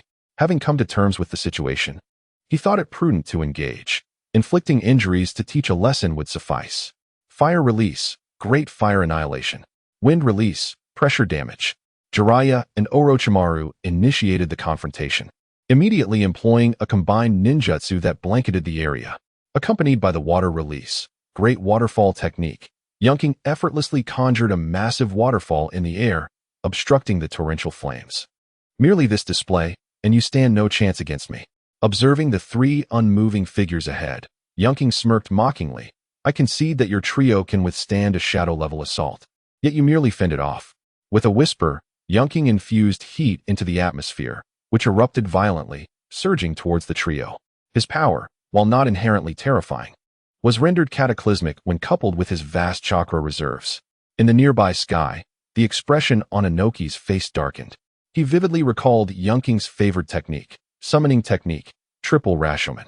Orochimaru's pupils constricted as he bit his finger, summoning 3 Rashomon gates. Simultaneously, the trio retreated swiftly. The immense flames in the air forcefully repelled the 3 gates, while still maintaining momentum towards them. Summoning technique. Jiraiya struck the ground, summoning Gamabunta, who propelled the trio into the sky. Such terrifying power. This embodies the strength of a shadow. And this is merely a casual strike, Jiraiya exclaimed. A bead of sweat trickling down his brow. What on earth have you stirred up, Jiraiya? Gamabunta questioned, pipe in mouth. A chilling voice resonated from above Gamabunta. Claws of the holy dragon. Hidden in the earth, evil serpent's explosive fist, mighty strength punch. Upon hearing the voice, Jiraiya and his companions reacted swiftly. Jiraiya took on the defense, Orochimaru provided side cover, and Tsunade launched a frontal assault. With a sigh at the unkempt hair obstructing his path, Yunqing struck down, sending Jiraiya and Gamabunta crashing, while simultaneously grasping and hurling away the colossal serpent conjured by Orochimaru, then catching Tsunade's fist and flinging her aside. What appeared to unfold over an extended duration transpired in the blink of an eye. Jiraiya and Gamabunta, having taken Yunqing's punch directly, skidded across the ground, carving a deep trench. Tsunade, now atop Gamabunta, wore a grim expression after being cast down by Yunqing. In a single exchange, the trio found themselves repelled. Gazing at Yunqing suspended in midair, their spirits plummeted. What a farce. This individual, his ninjutsu and taijutsu are off the charts. How do we even fight back? Perhaps through genjutsu? Which of you two can manage that? Jiraiya seethed quietly. Fool, do you think a shadow-level entity would fear genjutsu? Tsunade retorted sharply. Summoning technique. Orochimaru and Tsunade leaped off Gamabunta, summoning their own beasts, the myriad snakes and slugs. Ah, the legendary 3 sages? Quite formidable indeed. The depth of Konoha's heritage is astonishing. Yunqing observed, his eyes brimming with envy. It was impossible not to feel envious. Gamabunta could engage directly, the myriad snakes excelled in stealth attacks, and the slugs could heal an entire battalion. On the battlefield, such power equated to a weaker version of a tailed beast. However, my apologies, for you have encountered me. Separation. With a sigh, one must acknowledge that battles must be fought. In a bid to display his prowess, Yunqing snapped his fingers, severing the connection between the summoned beasts and their summoners, thereby indirectly nullifying the summoning technique. In an instant, Tsunade and her companions found themselves devoid of their contracts with the summoned beasts, while the creatures, Bunta, Manda, and the slug, were forcibly returned to the realm of summoning. This spectacle astonished not only Tsunade and her allies, but also instilled a sense of dread in the hidden figures of Sarutobi Hiruzen and Kakashi Hatake. Damn it! Encountering him renders the summoned beasts obsolete. Sarutobi gritted his teeth in frustration. His own summoned creatures, the Monkey King, Danzo's Dream Weasel, and the legendary beasts of the 3 Sannin, were rare treasures that significantly bolstered his combat capabilities. Let us conclude the first round. I am victorious. Now, on to the second round. Show me your true strength, Yunqing quipped as he descended from the air. To him, the 3 Sannin, whose powers had yet to reach their zenith and whose mental fortitude was shaky, appeared merely as younger siblings. Earth style, Earth Dragon Bullet. Fire style, Fire Dragon Bullet. Combined ninjutsu, Fire Dragon Flame Bullet. Orochimaru and Jiraiya launched a joint offensive, while Tsunade charged in with her formidable strength techniques. With a steel-hardening technique and a snare of ribbons, Yunqing surged forward, effortlessly slicing through the incoming ninjutsu. Simultaneously, he manipulated the ribbons he conjured to disrupt the trio's assault. As time passed, the chakra of the 3 dwindled, yet their attacks grew increasingly fierce, their tactical coordination improving exponentially, and their mastery of ninjutsu becoming second nature. Most crucially, their trust in one another flourished. Truly, they were the protagonists of this era. Observing their rapid advancement, Yunqing sighed in resignation. With a swift slice, he severed the ninjutsu before him, unleashing a surge of chakra and magical energy that forced the trio back, subsequently ensnaring them with the entwining ribbons. This display of divine prowess left Tsunade and her companions utterly bewildered. Where am I? What am I doing? What just transpired? To be honest, it was not only Tsunade and her allies who were confounded. Even the nearby sand shinobi, including Yakumo, were similarly perplexed. The only ones not bewildered were the shadow-level masters observing from a distance, who truly comprehended the events unfolding. Quite impressive, you three. I hereby acknowledge you. I, the third Kazakage of the Wind Country and Hidden Sand Village, bestow upon you the title of Sannin, Qing declared, gazing at Tsunade and her comrades suspended in midair with a mischievous glint in his eyes. You bastard, are you insulting us? Tsunade roared in defiance, maximizing her strength in a futile struggle. Perhaps, as no one wishes to be a pawn in someone else's game, Qing shrugged nonchalantly, tossing a kunai to Yakumo. Kill me. Do it quickly. I am the princess of Konoha. I will not let you escape. Tsunade's fury surged upon Qing's acknowledgement, her rage escalating beyond words. With a resounding slap, Qing struck Tsunade's face and then wiped his hands with a handkerchief. Don't be foolish. If I were to kill you, Konoha would pursue me relentlessly. Your survival ensures that they will not wage war against me. Desiring vengeance, one must first retreat and enhance their skills. Qing regarded Tsunade with a gaze akin to that reserved for a fool, while Orochimaru and Jiraiya, positioned nearby, glared at him with palpable ire. Yet, who cared about their wrath? Two older gentlemen could not compete with the allure of a beautiful woman. Paying no heed to the furious trio, Qing casually cast a glance in the direction of Hiruzen Sarutobi before departing with Yetsong and the others. Had Sarutobi's schemes come to naught?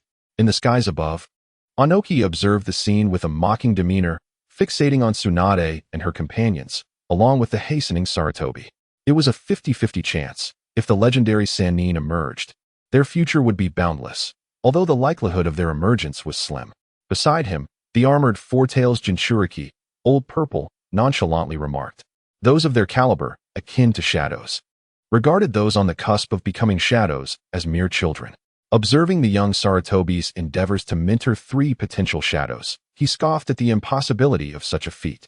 The most crucial factor was Old Purple's cold gaze directed at Kakashi Hatake, who followed Sarutobi.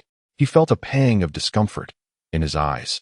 The next generation of Sunagakure would be better off perishing. To produce a Kakashi was already defiance against the heavens, let alone hoping to spawn 3 such talents.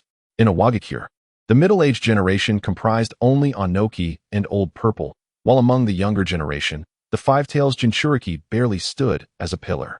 With a swift motion, a short blade crackling with lightning severed the bindings that ensnared Tsunade and her companions, liberating them. The trio collapsed to the ground, having lost their combat capabilities after Qing's final strikes. In the immediate term, any sudden movements would lead to self-inflicted harm. How does it feel to engage in a life-or-death struggle against a true shadow? Sarutobi, disregarding Tsunade's fierce glare, inquired with a smile while puffing on his pipe. Terrifying, they thought. Death lurking at every turn, formidable raw power coupled with uncanny techniques.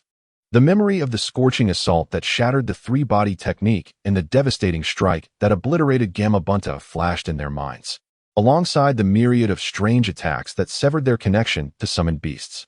Had their opponent not been inclined to spare their lives, they would have perished long ago. Indeed, achieving a level akin to a shadow is commendable, yet to be truly recognized as a shadow, one must possess the strength and strategies to confront any scenario. Sarutobi affirmed this notion. What constitutes a shadow? It is the ability to remain untouched in any confrontation, regardless of the cunning or diverse ninjutsu unleashed upon them. One must possess countermeasures, composure in crisis, unyielding courage, and a willingness to bear responsibility are the hallmarks of true shadows. The shadow serves as the backbone of a village, for when it falls, the entire community endures immeasurable repercussions. Elder, what shall we do? Jiraiya, usually the embodiment of levity, now bore a grave expression as he finally broke his silence. Exhaling a plume of smoke, Sarutobi regarded Jiraiya with surprise before shaking his head. Do nothing. Return and recuperate. Each of you has your path to follow. Simply continue onward, and you shall inevitably reach the pinnacle. This experience serves merely as a lesson. Regarding his disciple, Sarutobi Hiruzen was not as stern as one might imagine. Since you're giving a lesson, why not do it yourself instead of relying on outsiders? Tsunade said with a haughty toss of her head, refusing to look at Hiruzen. In that brief moment, she had already regained her composure. Haha, my disciple is so exceptional. I cannot bear to be harsh. Hiruzen chuckled, observing that the three had returned to their senses, although a flicker of concern passed through his eyes, unnoticed by them. In the land of wind, Yinqing stepped onto the sandy terrain with a smile. I'm finally back. No need to scheme against that group of old foxes. He spread his arms wide and closed his eyes, laughing heartily. Lord Wind Shadow, this time we gained nothing and even incurred considerable losses, Yitsong lamented, recalling Yunqing's promises. Haha, little Yitsong. Remember, one must not view matters from a single perspective. Our collaboration with the Land of Rain is our greatest victory, Yunqing replied, dismissing Yitsong's grievances with pride. What about the Land of Water and the village hidden in mist? They are formidable opponents. The village hidden in mist has a grudge against the village hidden in rock, and we essentially assisted the latter in restraining a strong enemy, Yitsong expressed, asserting his intelligence. Humph, little Yitsong, you don't like being called foolish, yet you fail to grasp my brilliant strategy. Sooner or later, we will confront the village hidden in mist. You will not comprehend my superior maneuvering. Yunqing's eyes sparkled with anticipation. The strength of the Sand Village was evident. It could not enhance its power in the short term. A decade of recovery would not yield a viable fighting force. Thus, to augment their strength, it was essential to seek external power. Yinqing had set his sights on the soon-to-be doomed Whirlpool Country. While the Whirlpool Country was indeed adept at sealing techniques, living on an island, they were also quite proficient in water techniques. Moreover, to forge a century-long project and achieve exponential growth in materials, sealing techniques offered a promising direction. Transforming sand into soil, Yinqing believed that sealing techniques could yield significant results. The Second Shinobi World War had only recently commenced, and the Sand Village was the first to be eliminated after confronting two ninja villages simultaneously. Following the Sand Village's exit, the Cloud Village dispatched troops against Konoha and the Rock Village. The Sand Village, adhering to its conditions, blocked the sea to hinder the Mist Village, leading the Rock Village to withdraw substantial forces to pressure the Cloud and Konoha. Konoha, resentful of Rock's betrayal during negotiations, launched an attack on the Rock Village while also engaging with the Cloud Village. In an instant, the entire ninja world was thrown into chaos. Yet, Yinqing remained indifferent to this turmoil. His primary concern was the changes within the Sand Village.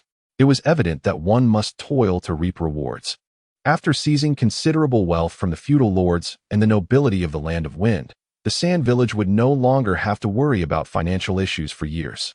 With funds, food, and a glimmer of hope, the development of the entire Sand Village could only be described as rapid progress, advancing at an astonishing pace. The research department of Sunagakure stands as an iconic edifice, often regarded alongside the Kazekage building and the Sunagakure Hospital as one of the three principal landmarks. At this moment, Yinqing walks through the research department, accompanied by Yitsong. TSK, you little rascal, you've barely assumed the role of Kazekage, yet you seem to relish life quite well. Lord Shaman remarks with a teasing glint in his eye as he observes Yunqing and the bashful Yitsong. Lord Shaman, what are you insinuating? She's still quite young. Yitsong's face flushes crimson as she stammers in response. Yunqing casts a bemused glance at her, wondering what a mere girl like her could be pondering, especially when Shaman's teasing is so evident. Enough of this, teacher. I am not so lacking in decorum. This girl possesses considerable talent. I fear it may go to waste. Yinqing interjects, anxious that Yitsong's musings might lead Shaman to propose a match. Is that truly the case? You may not have such intentions, but others might. Shaman observes Yinqing with a knowing look. The intricacies of politics are often perplexing. Everyone recognizes Yunqing's formidable strength. His title as the strongest Kazekage is well-earned. In this context, if Yitsong's family harbored no ambitions, who would believe that? The notion of love blossoming over time, particularly in a world fraught with peril, is not unheard of in the shinobi realm. Teacher, let us not dwell on such matters. We can discuss these things later. Yinqing is at a loss for words when it comes to matters of the heart. He cannot fathom how other transmigrators navigate their romantic entanglements or cultivate expansive harems. Ultimately, while he may be open to fleeting romances, he cannot commit himself wholly to one person. Lord Kazekage, Lord Shaman, they acknowledge one another as they traverse the halls, nodding repeatedly. Observing the bustling researchers around him, Yinqing cannot help but marvel at the resilience of Sunagakure, which, devoid of wealth, lineage, or resources, must rely on sheer passion to thrive. Yet, it is precisely this lack that has driven Sunagakure to innovate. They have developed puppet technique and harnessed the one-tail to create magnet release. This speaks volumes of the capabilities of the second Kazekage, shaman. His prowess in research is indeed formidable. The emergence of puppet techniques and magnet release has fostered a cadre of researchers who are now propelling the advancement of Sunagakure. Behold, Qing. This is the chakra tool invented at your behest. Shaman proudly presents various tools in a room they enter. Oh, teacher, do not deceive me. I requested chakra tools. Yet all I see are mundane implements. Qing's expression shifts as he surveys the assortment before him. What are these items? A collection of farming tools, axes, hoes, saws, nothing that he comprehends how to utilize. Shaman regards Qing with disdain, summoning a thread of chakra to retrieve an axe. With a gentle press of a button, a blue glow emanates from the blade. Shaman tilts his chin toward Qing, who raises his hand to conjure a chunk of sand and stone, indicating his desire to witness its power firsthand. The monk decisively swung his axe down. Contrary to expectations, an explosion did not occur. Instead, the blade sliced through the stones as effortlessly as one would cut through tofu. What on earth is this? What have you actually developed? Qing couldn't help but express his astonishment, unable to maintain his composure any longer. It's quite simple, just a chakra tool. The tailed beast is inherently skilled at sealing, and after extensive research, we have naturally mastered it. We have imbued chakra into the axe blade, set up an activation program, and it functions similarly to a puppet. As for enhancements, we have also studied your ninjutsu, which is rather straightforward, the monk explained proudly. He yearned to proclaim to everyone that while his combat prowess might be lacking, his research abilities were second to none in the ninja world. This is truly remarkable. Perhaps we can profit from this war, Qing mused, stroking his chin while casting a cunning glance at the monk. Indeed, the Akatsuki will assist us, the monk replied, his eyes gleaming with excitement.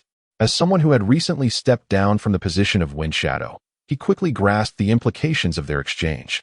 The two locked eyes and erupted into laughter. Yitsong looked around nervously, keeping her head down, fearful of being left behind. The young girl had never felt so distressed. She had listened intently to the conversation between the two powerful figures. Yitsong realized that knowing too much about history was not necessarily a good thing. She suddenly comprehended the significance of their words. Who should we send to the land of whirlpools? Everyone seems to have their own tasks. The monk posed after their laughter subsided. Hirako and Bunpoku, with one skilled in the arts of war and the other in literature, would complement each other perfectly. Qing suggested thoughtfully, is Bunpoku suitable? The land of whirlpools is at sea, and while our shipbuilding technology is commendable, it poses significant challenges against Shoha's strength. The monk hesitated. Particularly fond of Shoha, whose collaboration and research had greatly enhanced the power of Sunagakure. Rest assured, not only is magnetism not so simple, but Shoha's wind affinity is also a formidable asset. Although Akatsuki's Hogetsu is powerful, he is yet to reach a level where he can suppress Bunpoku and Shoha. Qing asserted confidently, cautioning against underestimating the alliance of Shoha and Bunpoku. The foundation of magnetism is magnetism itself, and its application is far from straightforward. I have always believed that Shoha possesses a high intellect among the tailed beasts, adept at employing and developing a series of sand-based sealing techniques, and through its unique characteristics, has cultivated the ability to manipulate magnetism. Such power is genuinely terrifying. Thus, Qing endeavored to impart his knowledge of magnetism to Bunpoku, encouraging him to pursue research in this area. For quite some time, Qing had been unaware of how formidable Shoha and Bunpoku had become. All right, since you are Wind Shadow, I shall defer to your judgment, the monk said, rubbing his bald head, no longer wishing to debate the matter. He had never been fond of politics and cared little for such matters. Now, he merely wished to focus on the application of chakra in his research. He believes that developing an exceptional tool capable of enhancing the essence of Sunagakure is far superior to anything else. Every leader possesses their own methods of governance. In their eyes, the approaches of others may not necessarily be right, yet they surely do not equate to the efficacy of their own. The same applies to the Sand Master. However, from his perspective, Qing, being his disciple, shares the same governing philosophy. Both emphasize a pragmatic foundation, strengthening themselves. and then utilizing their formidable power to exert influence over others. Yet, there exists a divergence. The Sandmaster advocates for the pursuit of overwhelming military strength, while Yunqing believes that alongside military prowess, the well-being of the populace must also be prioritized. It can be said that their views do not conflict. Observing his disciples' independent thoughts, the Sandmaster is supportive. He is a person of great self-awareness, cognizant of his limitations in martial strength, particularly within the elite echelon of the shadows. Nonetheless, within the broader realm of the ninja hierarchy, he remains a formidable presence, having attained a status that most will never reach in their lifetime. The Sandmaster is quite content with the current situation in Sunagakure, as he can engage in pursuits he enjoys, contributing to the village in his own way without impeding Yunqing's governance strategies. Yunqing departed from the research department with Yi Tsang, heading towards the Wind Shadow Tower. Lord Wind Shadow, your relationship with the second-generation Lord seems exceptionally close, Yi Tsang remarked, unable to suppress his admiration as he observed Yunqing ahead. In the perception of others, even though Yunqing is the Sandmaster's disciple, embodying a bond akin to father and son, there should still be room for divergence. It would be expected for the elder Sandmaster to disapprove of the younger generation and offer guidance. In reality, none of this transpired. After awakening, the Sandmaster dutifully returned to the research department, serving as a minister. He devoted himself to his research, working tirelessly day and night, rising before the rooster and sleeping later than a dog, much like an old workhorse. Yunqing, too, did not suppress the elder generation but rather entrusted them with significant responsibilities. Their collaboration is remarkably harmonious. Casting a casual glance at Yi Tsang, Yunqing sighed inwardly, recognizing his youth and the gap in prowess compared to the versatile secretarial skills expected in the 21st century. Because our governance philosophies align, Lord Sandmaster genuinely enjoys his current role. Most importantly, he places his trust in me, Yunqing explained attentively, despite the myriad thoughts swirling in his mind. In the eyes of the Sandmaster, war is a justifiable and necessary means. However, to triumph in battle, one must possess sufficient strength. Each innovation the Sandmaster achieves elevates Sunagakure to new heights. In his view, his current contributions are no less significant than those of a shadow. Yunqing continued, denying Yi Tsang the opportunity to retort. Having experienced the advancements of the 21st century, Yunqing is acutely aware of the pivotal role scientists play. A breakthrough in research can indeed transform a nation's foreign strategy. Like the monks, their initial decision regarding the land of Whirlpool was to take advantage of the situation. However, it has now transformed into a mission to provide as much assistance as possible to the land of Whirlpool and to inherit its legacy. The reason is quite simple. The land of Whirlpool boasts an abundance of talented individuals skilled in sealing techniques. They require these talents to bolster their household needs and to create even greater wealth. Oh, Yi Tsang nodded in agreement, activating her intellect as she earnestly contemplated Yunqing's words. Before her arrival, her family had advised her that her greatest contribution while following Yunqing would not merely be her combat prowess. Although strength is significant, wisdom can often prove to be even more crucial. It is imperative for her to engage her mind actively, for it is only when strength and wisdom are balanced that she, Yi Tsang, can truly claim to have reached the pinnacle of the ninja world. The intellectual representatives of the ninja realm are none other than the Nara clan, known as the deer of the Inazuka, Akimichi, and Nara families. With their high intelligence, they have consistently upheld their family-esque status. In a place like Konoha, where bloodshed is rampant, their ability to stand out is a testament to their intellect. Oh, the scent of the sea breeze is truly delightful. Standing at the shore, Ghost Lantern Huan Yu gazed into the distance, reflecting on the situation. Behind him stood Mizuki Tsumuji, along with 7 young individuals, each carrying a distinct ninja blade. Lord Mizuki, our army of 10,000 ninja and 50 warships are fully prepared and ready to set sail at any moment, Mizuki Tsumuji stated seriously, observing Ghost Lantern Huan Yu. This is the foundation of their mist village, dominating the seas, an indomitable stronghold. Even the so-called water god, Senju Tobarama, would not dare to confront them directly upon the waters. After all, the water god is merely a water god, not an invincible sea god. Inform all ninjas to prepare to board. We shall engage in battle to pacify the land of Whirlpool. How dare a mere ninja clan establish a nation? What do they think of our 5 great ninja villages? Ghost Lantern Huan Yu declared with a cruel and reckless demeanor. Behind him, Mizuki Tsumuji revealed a cold smile, while the expressions of the 7 ninja swordsmen grew even more sinister. The greatest affront to the 5 great ninja villages and the 5 great nations has indeed come from the land of Whirlpool, with the Mist Village and the Land of Water bearing the brunt of this humiliation. The feudal lord of the Land of Water and the first Mizukage have fought tirelessly for many years, conquering islands and establishing towns, enduring countless sacrifices to become one of the 5 great nations. How many entanglements of interests and how many factions have intervened in this process? As another maritime nation, the Land of Whirlpool and its village occupy such a resource-rich island, only to sustain a small ninja village. In the past, while Senju Hashirama was alive, he shielded them, and no one dared to voice their dissent. Later, due to the influence of Uzumaki Mito and the Senju clan, who wielded considerable power, they could even persuade Konoha to dispatch troops, and still, no one dared to speak out. Now, Konoha is in complete disarray. Do they still have the leisure to concern themselves with you? You, who have experienced so little warfare, are about to taste the might of your Mist Lord. Tsumuji, send out the sensory and reconnaissance ninjas, and also dispatch someone to the border of the Wind Country to investigate. Currently, the most likely troublemakers are those sand dogs from the Wind Country.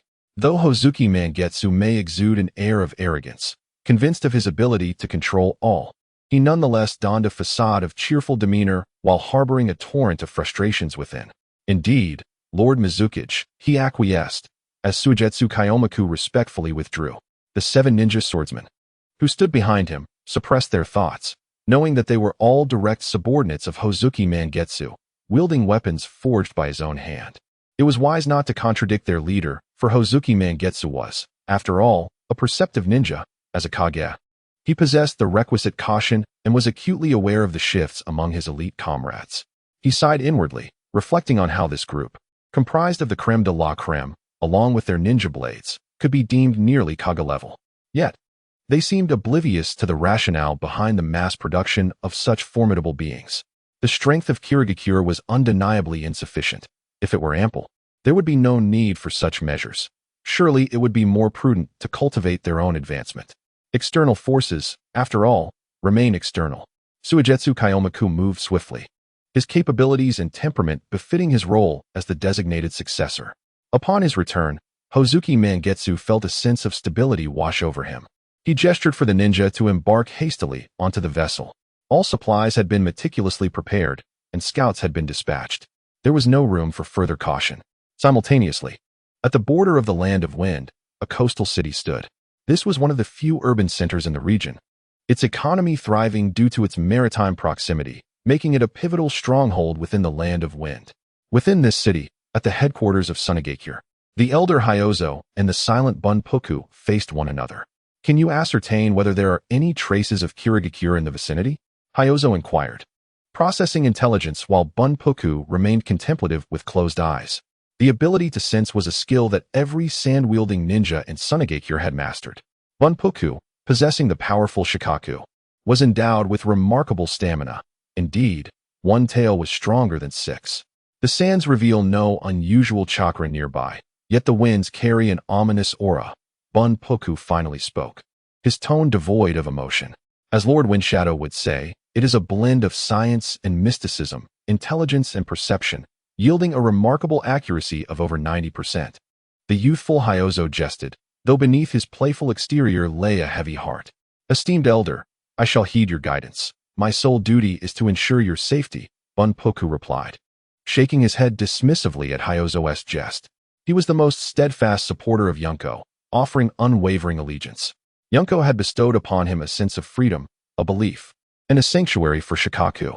Under Yunko's leadership, the acceptance of Shikaku within Sunagakure had grown significantly, with the beast evolving from a mere demon of sand to a guardian spirit of the desert. Very well, in that case, let us prepare to embark on a diplomatic mission to the Land of Whirlpools, Hyozo stated coldly, determination glinting in his eyes as they set forth to represent their cause before the Land of Water and Kirigakure. In an instant, Hai Laotsang grasped the entirety of the situation and discerned the necessary course of action. A weak nation has no diplomacy in the Land of Wind. They honor the wise and virtuous. To the people of the Land of Tides, they appear as saviors. For the Land of Water and the Hidden Mist Village, The presence of a shadow-level ninja and a quasi-shadow master already exerts tremendous pressure, compounded by the representation of the Land of Wind. Notably, the treaty between Qing and Wuyo, as well as Sarutobi Hisaji, has been disseminated throughout the ninja world by those with ulterior motives. What those with ulterior motives are contemplating is something Hai Laotsong, the strategist of Sunagakure, comprehends well, yet it matters little. A double-edged sword can be wielded by them as well. Once clarity is attained, I shall inform you of any further discoveries. Funfu clasped his hands together in reverence, offering a slight bow before departing. Hai Laotsong observed Funfu with satisfaction. Ever since Funfu became a formidable force, they had scolded themselves countless times for their previous foolishness. Such a valuable asset requires merely enough trust and honor to become an effective combatant. Why had they been so naive in the past? With the strengthening of Sunagakure, could they not maximize their own interests? Each time he concluded an interaction with Funfu, Hai Laotsong would berate those long-gone predecessors, lamenting their short-sightedness. Upon returning to his chamber, Funfu focused his mind and began to enter his consciousness space. On a land filled with the songs of birds and the fragrance of blossoms, a modest peak rose, atop which sat a small temple. Funfu appeared before the temple and seated himself cross-legged. He commenced a tranquil meditation, reciting mantras. "Hey, monk, you've gone too far. Why must I be the one to delve into ninjutsu while you merely sit in meditation?" A thunderous sound erupted, and from the earth before Funfu, a surge of quicksand materialized, forming a colossal tanuki roughly the size of the hill. Shoha gazed at Funfu with impatience, feeling aggrieved. He had diligently studied ninjutsu, while this monk merely flaunted his prowess. Mind and strength are distinct. I am responsible for cultivating the mind, while you tend to physical power. My existence is wholly dependent upon you, Funfu replied, his eyes opening, his demeanor as tranquil as a still pond. Moreover, Lord Wind Shadow has promised to erect a statue in your honor for the admiration of the world. Funfu remarked, I know you too well. You are simply a master of empty boasts. All right, let us continue with today's teachings. After all, I cannot out-argue you. Upon hearing that Qing would commission a statue in his honor, Shoha immediately perked up. Funfu had no qualms regarding Shoha's reaction. After decades of companionship, there was little left to misunderstand. Over the years, the Four Tails and the Old Purple have managed to craft an almost perfect Jinchuriki. Having spent decades with Shoha, enriched by Qing's guidance, there was nothing left to misinterpret. Before long, a series of scriptures resonated within this consciousness space, with Shoha and Funfu seated opposite each other, exuding an extraordinary harmony. A few days later, Hai Laotsong surveyed the tidied port with satisfaction, nodding approvingly. He gestured to Funfu, who promptly summoned an expanse of floating sand, carrying Hai Laotsong and 4 elite jonin toward the sea. As the drifting sands ascended, wisps of barely visible dust swirled around the floating sands where Funfu and others were seated, dispersing in all directions. Huh, monk, how do you find it? This is my latest invention in ninjutsu. Even on the sea, we can maintain extraordinarily high combat prowess. Most importantly, I can reorganize my true form at any moment, and it can also be utilized for reconnaissance. Once they reached the sea, Funfu settled down and commenced a conversation with Shoha, who predominantly engaged in one-sided boasting. 4 fully armed sand-hidden jonin stood guard in all directions, vigilant and alert, watching over Funfu and Heilazang. Do not be overly anxious. The likelihood of encountering the mist hidden is minimal, especially since our departure was not concealed. The mist hidden should already be aware of our movements, Heilazang remarked, his eyes shimmering with wisdom as he reassured the 4 jonin. Casting a glance at the meditative Funfu beside him bolstered Heilazang's confidence. Prior to their journey, Qing had assured him that Funfu would surely be unable to defeat the mist hidden led by Kajakiri, but should Funfu choose to flee with them, even Kajakiri would struggle to keep pace. The 4 sand-hidden jonin exchanged helpless glances at Heilazang, feeling he had contravened the fundamental principles of a ninja, as ninjas were meant to remain hidden in the shadows. Elder, does this not place us in great danger? Inquired one youthful sand jonin, his voice laced with uncertainty. Danger? How could we ever be in danger? Moreover, as ninjas, when is there ever a task devoid of risk? In fact, it is not us who should be concerned about danger. Rather, it is the mist hidden, Heilazang replied with a grin, offering guidance to the young jonin. Without the presence of a leader of Funfu's caliber, they would indeed be in considerable peril, as death could be imminent at any moment. With the existence of a leader like Funfu, however, the dynamics shifted dramatically. If they chose to create disturbances, merely harassing without engaging, it would merely be a matter of time before they exhausted Kajikiri. Most critically, should Kajikiri decide to launch an attack, it would inevitably incite a war between the two great ninja villages. The young sand ninja was about to voice another thought, but was swiftly silenced by an elder jonin beside him. Engaging in pointless arguments is hardly prudent, especially with your superior, he cautioned. Young one, take heed and learn. Spend time reading the books written by Qing. They will greatly aid in broadening your perspective, Heilazang added with a warm smile directed at the reminded young sand ninja. Having been born in the Warring States period and having experienced the reigns of the first and second Kazekage, Heilazang was not one to adhere strictly to tradition.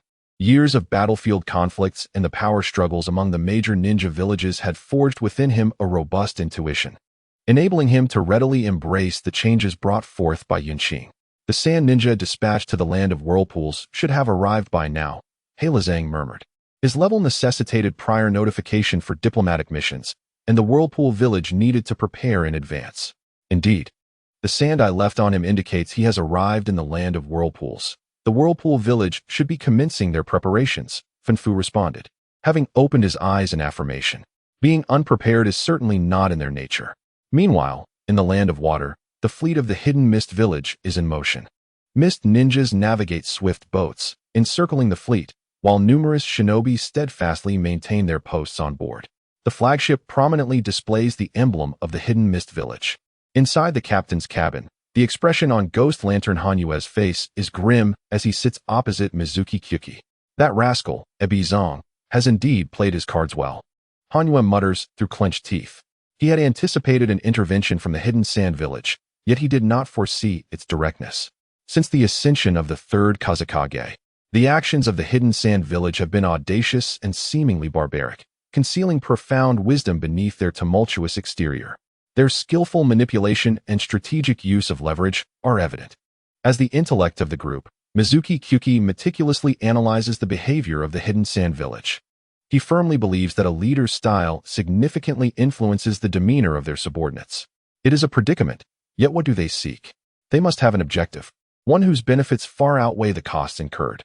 I fail to conceive what advantage could surpass the price of waging war against us, the hidden mist village. Hanyue furrows his brow deeply. He has much to ponder, seeing more than others and contemplating far greater complexities.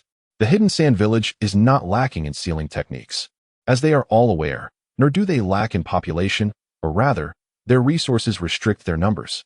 The hidden sand village ought to recuperate and await the next great conflict. Their current mantra revolves around economic development. Yet their relationship with the feudal lord of the land of wind is notably strained, with the third Kazekage openly recruiting in the land of rain. I suspect that what draws them to the land of whirlpool is the population, particularly those with specialized skills, Kyuki remarks. That makes things intriguing. However, if that is indeed the case, Ebi Zong and his cohort are unlikely to assist much. The hidden sand village would not wish to inherit a group of overlords. Land and sealing techniques ultimately remain ours. With this realization, Hanyue smirks coldly, suddenly enlightened. It has been a while, young Ebi Zong. You appear to be in good spirits. Greets the current leader of the whirlpool village, Uzumaki Masahiko, outside his village. One cannot help but envy such an elder. Not only is he powerful, but he also exudes vitality.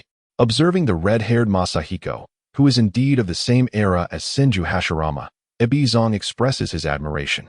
I have an inkling of your intentions. Do you not think your visit is in vain?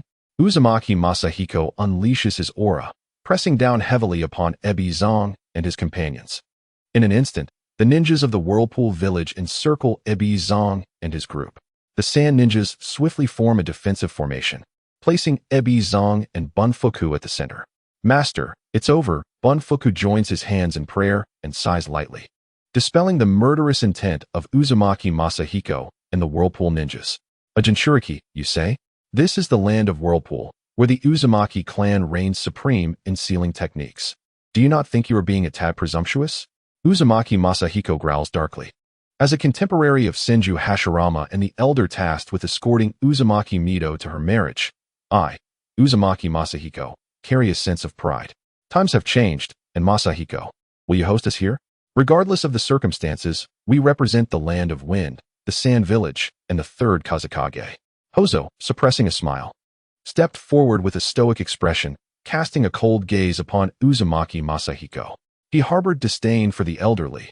These individuals, blinded by their arrogance, looked down upon others while remaining ensconced in their insular worlds. Taking a deep breath, Masahiko quelled the anger bubbling within him. No matter how infuriating Hozo's demeanor was, he had to respond with reason. This was the etiquette of the Uzumaki clan. He intended to convey to Hozo that their clan descended from the Sage of Six Paths, a noble and powerful lineage, distinguished by its traditions, unlike the Sand Village, which he deemed inferior. Hozo, surveying the grand and imposing assembly hall of the Uzumaki clan, felt an increasing contempt for them. Were it not for their inflated egos and a modicum of merit, he would have turned on his heels and departed. Observing the envy and resentment etched on the faces of the sand ninjas, Masahiko's pride swelled further. Masahiko, let us speak candidly. Our purpose here is quite simple. We, the sand ninjas, do not believe your Uzumaki clan can withstand the onslaught of the mist ninjas. Thus, we are here to negotiate. Our forces are currently positioned at the border. You are likely aware of the tensions between us and the hidden mist village. After taking his seat, Hozo wasted no time in addressing Masahiko before he could interject. The words he uttered incited a fierce desire among the Uzumaki clan to retaliate violently. Ah, Hozo, what must we offer to secure your sand village's support? Is it the sealing techniques, or perhaps our ancestral lands? Or even the millennia of heritage belonging to the Uzumaki clan? Masahiko suppressed his fury, retorting with scorn. Ha ha ha, Masahiko, are you jesting? Sealing techniques? The technique for sealing shikaku, the one tail, stems from the Sage of Six Paths. Does your sand village covet such trivialities? As for land, is it worth fighting to the death over this small expanse against the mist village? And regarding your clan's millennia of heritage, we, the sand ninjas, have no need for such superfluous customs. Hozo scoffed, his derisive tone igniting outrage among the assembled Uzumaki clansmen. Aside from Fubuki, the other sand ninjas anxiously observed Hozo, wishing they could advise him to tread lightly. Harsh words could provoke the volatile Uzumaki, leading to dire consequences. Regardless of your demands, we shall not concede anything. We have allies in Konoha. Princess Mito will protect us. I do not believe Konoha and Lady Mito would abandon us. Masahiko remained silent, but an elder from the Uzumaki village was quick to confront Hozo. Foolish, Hozo could only retort in response to the elder's words. Curse the Leaf Village. Both the Leaf and the Cloud villages, along with the Stone Village, seem to have lost their senses. Not to mention the ever-watchful Hanzo leading the Rain Country. How dare they divide their forces to rescue you? Enough of this nonsense. Your Whirlpool Country and the Uzumaki clan should rally behind the Leaf and publicly declare your allegiance. With the assurance of Uzumaki Mito, you must surrender your ninjutsu and ultimately offer treasures of gold, silver, pearls, and gemstones to the daimyo of the Fire Country. Only then might the Leaf and the Fire Country consider coming to your aid. After all, during wartime, if one could devour such a potent tonic, it wouldn't be unreasonable to fight for it. Ah, in that case, Lord Masahiko, I sense a glimmer of wisdom in your thoughts. Perhaps you could communicate with the Leaf side and gauge their stance. I am aware that recently, you sent a young princess to the Leaf. Ebi Zhang's gaze lingered meaningfully on Uzumaki Masahiko. Although the old relic is traditional, his restraint after enduring such sarcasm for so long indicates he possesses a discerning mind. Taking a deep breath, Uzumaki Masahiko suppressed the terrifying conjectures swirling within him, his expression shifting as he spoke. Akiyama, please escort our guests to the finest guest rooms. Do not let them feel neglected. Yes, leader, a spirited young man with red hair replied. Esteemed guests, please follow me. I shall lead you to your quarters. Lord Masahiko, I implore you to ponder this matter seriously and confirm your decision. Ebizong solemnly cautioned before departing, as if he were a loyal minister of the Uzumaki clan, ready to traverse mountains and seas for their sake. After Akiyama led Ebizong and the others away, the Uzumaki elders nearby wore expressions of hesitation, their faces etched with a deep sorrow capable of influencing the desires of others. Leader, what shall we do? The assault from the Mist Village has been confirmed. Yet we have yet to hear from the two princesses at the Leaf, one elder lamented. Having experienced the vicissitudes of life, they were traditional but not foolish. They had witnessed more schemes than the youth could ever imagine. Let us await further news. The Mist Village fleet will take about 7 days to arrive. The sea is no gentle mistress. If we do not receive any word from the leaf by then, we must rely on ourselves. Also, gather all the children of the clan together. Let the youth protect them. This is ultimately our homeland, where we have grown. At this moment, Uzumaki Masahiko felt no lingering anger towards Ebizong. In order to correct a severe ailment, one must sometimes resort to drastic measures. Ebizong's poignant words had awakened Masahiko from his stupor. Decades of peace had rendered their whirlpool village ineffective in the art of war, diminishing their combat capabilities significantly. Within the Leaf Village, the Nine-Tails Jinchuriki, Uzumaki Mido, exemplified the truth of the saying, once a daughter is married off, she is like water spilled. Princess, the Mist Village approaches. We require assistance, implored a young Uzumaki ninja, Uzumaki-in, adorned with wounds and casting a sorrowful glance at Uzumaki Mido. He had been there for over 10 days, and today he finally managed to see her. During this encounter, it was his inability to endure the cold violence any longer that compelled him to resort to heated aggression. Yin, I have grown old and am now immobile. I can no longer assist you. While Hashirama was alive, he had already provided ample support, and I cannot further involve Konoha. You are aware of Konoha's circumstances, presently. The entire shinobi village boasts fewer than 5,000 combatants, insufficient to withstand the Mist Village's assault. Uzumaki Mido bore a look of helplessness. Yet, Uzumaki-in parted his lips, but ultimately remained silent. He yearned to express that their land had always taken pride in Uzumaki Mido during the First Shinobi World War. They had been grateful for the Senju Hashirama's kindness, aiding Konoha in repelling the Mist Village. Now, as they sought assistance, their princess exhibited such an attitude. Back then, it was their princess who had personally sent the missive, and they had believed she remembered her family. Yes, I understand, Your Highness. I shall depart Konoha at once. That place is my roots, and I must take responsibility for it. Uzumaki-in gritted his teeth and turned to leave. He was no fool. Being dispatched to Konoha as an envoy did not denote ignorance. He had come to comprehend the implications of Konoha and Uzumaki Mido's positions. Neither could sever their ties with the other. Observing Uzumaki-in's departure, Uzumaki Mido displayed a complex expression. She understood that his departure signified a complete severance of ties with the Uzumaki clan. My life is nearing its end, and only my dear Kushina suffers. As an elderly woman, Uzumaki Mido quickly adjusted her mindset. Kushina was well protected, remaining blissfully unaware of Uzumaki-in's arrival. Uzumaki-in had never laid eyes on Kushina. Within the land of the whirlpool, the village of Sunagakure indeed treated them with the utmost hospitality, as per Uzumaki Masahiko's directives. Over the course of 3 days, Kaibatsu had the opportunity to meet with the lord of the whirlpool country, a robust middle-aged Uzumaki. From him, Kaibatsu acquired a contingent of skilled artisans. This was the sole event in the past 3 days that had lifted his spirits. Sir, the artisans we have hired from the whirlpool country have boarded the ship bound for the wind country, where Lord Suna will personally receive them. As Kaibatsu pondered in his chamber, a sand ninja suddenly appeared, delivering a report. Very well, I understand. Have your observations aligned with what the lord of the whirlpool country disclosed? Kaibatsu inquired further. Indeed, entirely consistent. After the lord explained the situation, the inhabitants of the whirlpool country expressed no reservations about working in our wind country. The sand ninja replied with astonishment. He himself was taken aback. As a direct subordinate of Kaibatsu and a key figure in the Wind Shadow lineage, he was privy to certain confidential information. He recalled the calm demeanor of the Whirlpool Country's lord upon arrival and the words spoken. The message from the Whirlpool Country's lord was quite simple. He would provide as many people as the Wind Country could accommodate.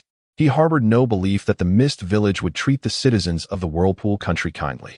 Regarding Konoha, he had lost all desire to wait for news. After experiencing the first Great Ninja War, he no longer held any expectations for Konoha or Uzumaki Mido. This is a character whose heart has succumbed to despair, sighed Kaibatsu. Every time he thought of the daimyo of the land of whirlpools, a sense of regret washed over him. The sand ninjas valued talent, but Kaibatsu cherished those with intellect and clarity of vision even more. That daimyo from the land of whirlpools was precisely the kind of talent they admired. Inside the ancestral hall of the village of the whirlpools, Uzumaki Masahiko knelt in formal attire. Child, you may as well come out.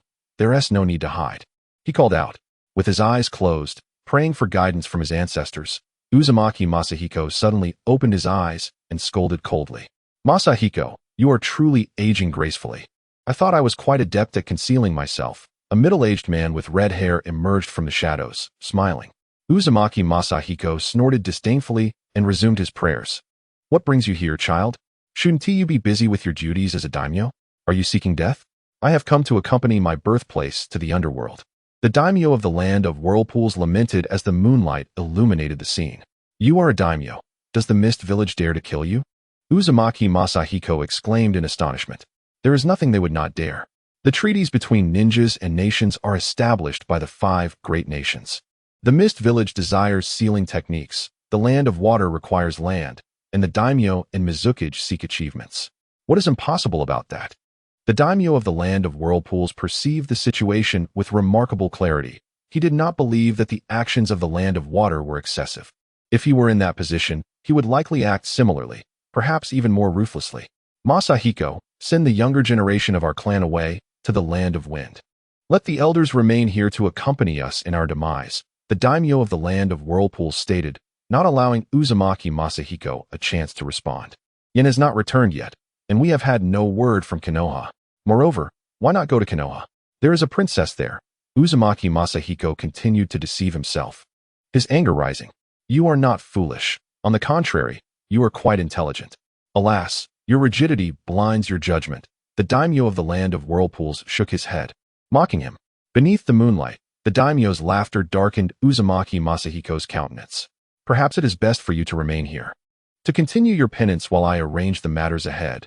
The daimyo of the land of whirlpools glanced dismissively at Uzumaki Masahiko and exited the ancestral hall.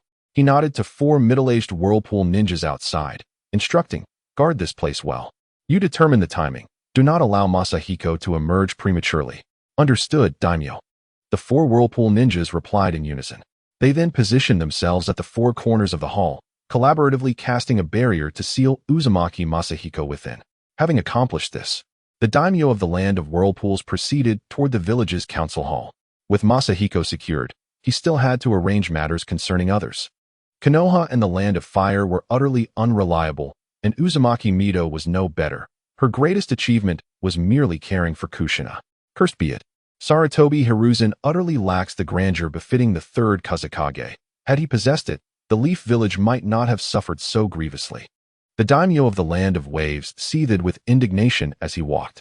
In Konoha, the Uzumaki clan still held some prominence, yet regrettably, Sarutobi Hiruzen lacked the fortitude to seize this golden opportunity.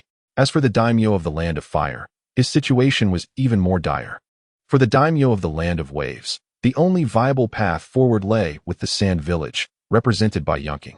Within the Sand Village, Yunking meticulously perused the intelligence delivered by a bee.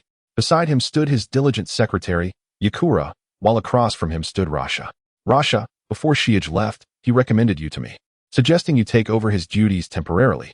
Could you provide me with a justification? Yunking inquired, reclining in his chair as he set the documents aside. Yunking's words left Rasha momentarily speechless. The young man was not the 4th Kazekage of the original narrative and lacked the requisite political acumen to respond adequately. After a prolonged silence, Rasha remained at a loss for words. Yunking sighed and continued, by status, you are among the first to benefit from magnet release, being a direct descendant of both myself and Master Shaman. In terms of strength, you currently possess the prowess of a jonin, which is commendable among your peers. Regarding temperament, your resolve is unwavering, and no one among the younger generation of Sand Ninja can surpass you. These are the reasons I place my trust in you. Remember, I am your steadfast support. Do not fear making mistakes, but rather focus on honing your skills. Yes, Lord Kazekage, I shall not disappoint you, or Lord Shiage. Rasha responded with fervor. With each word from Yunking, his excitement grew, and by the end of the conversation, he could no longer contain his exhilaration. Yunking regarded him as a true protege, and how could that not thrill him? Now, go and familiarize yourself with your comrades, and should you encounter any issues, do not hesitate to consult your little girlfriend. Yunking waved dismissively, unconcerned with Rasha's flushed countenance. Yunking held a certain admiration for Rasha, aside from his limited political intelligence. He was quite impressive in other respects. As soon as Rasha exited the Kazekage building, he spotted his girlfriend, Karura, and eagerly approached her. How blissful it would be if everyone in the sand village could experience such happiness. Then I could retire gracefully and relish the wonders of life. Yunking mused as he gazed out the window at the joyous embrace of Rasha and Karura. Indeed, yet a frequent patron of a pleasure house can hardly grasp the magnificence of love, Yakura remarked, offering a sardonic commentary. How could he, such an adorable creature, indulge in such frivolities and even pay for it? Preposterous. Haha, it's all trivial. They too require support. Besides, I merely sought to discuss life and ideals. Yunking chuckled awkwardly. Humph. Yakura cast a disdainful glance at Yunking and shifted the topic. Lord Kazakage, they are merely a group of artisans. Is it truly necessary to dispatch Lord Shiage? Our manpower was already insufficient, and now it has become even scarcer. It is essential, Funfu expressed. That within that group of craftsmen, he sensed the faint presence of chakra. Although not strong, it was indeed there. Reflecting on the temperament of the renowned daimyo, everything becomes clear. Yunqing narrowed his eyes, a dangerous glimmer flashing within. What you imply is that among them lies the child of the daimyo of the land of whirlpools. Having accompanied Yunqing for some time, Yetsong was no longer the naive fool he once was and quickly grasped the situation. However, that is but one aspect. More crucially, the significance we attribute to this group will determine the magnitude of the power legacy we can inherit. That daimyo of the land of whirlpools is a true hero, possessing a demeanor unparalleled by ordinary individuals. Recalling the words in the letter from Heilazang, that daimyo, disregarding his image and status, sought out Heilazang to discuss the hiring of craftsmen.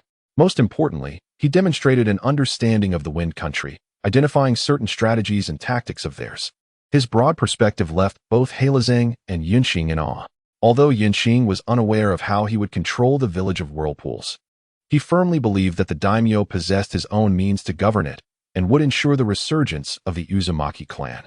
In Yunqing's eyes, the political and military structure of the land of whirlpools is the most ideal, aligning perfectly with the trajectory of historical development. Given some time, as the daimyo outlasts the elder ninjas of the Uzumaki clan led by Uzumaki Masahiko, he would be able to command all political and military power in the land of whirlpools. The islands of the land of whirlpools are not impoverished. On the contrary, they are quite affluent. Were it not for the limitations of his reach, Yunqing would undoubtedly consume the entirety of the land of whirlpools' resources. A firm grasp on both politics and military affairs embodies imperial rule, the most potent political system. Though still imperfect, let me witness the combat prowess of the village of whirlpools after receiving full support from the land of whirlpools. A glimmer of brilliance flashed in Yunqing's eyes as he contemplated this. Subsequently, he penned a letter to Heilazang, pledging full support for the daimyo in his endeavor to govern the village of whirlpools. It seems Lord Kazakage holds the daimyo of the land of whirlpools in high regard. Yetsong inquired softly. Indeed, he is a true hero, lacking only the strength of Senju Hashirama, yet possessing everything that Hashirama does not, Yunqing replied calmly. The most glaring imbalance in the ninja world is the division of power between ordinary people and those who wield supernatural abilities. This disparity, established personally by Senju Hashirama, is the most inequitable aspect, and it has solidified into a hereditary system that subsequent generations cannot alter. In Yunqing's view, the era of Senju Hashirama and Uchiha Madara represents the pinnacle of times, the safest and most favorable period for ninjas to hold dominion over the world. Both possess the might to obliterate all opposition, effectively elevating the ninja profession to a specialized status, at the very least preventing incompetent and ineffectual lords from ruling the world. From shaman, Yunqing learned that prior to the establishment of the 5 great countries and the 5 hidden villages, the profession of ninja was familial.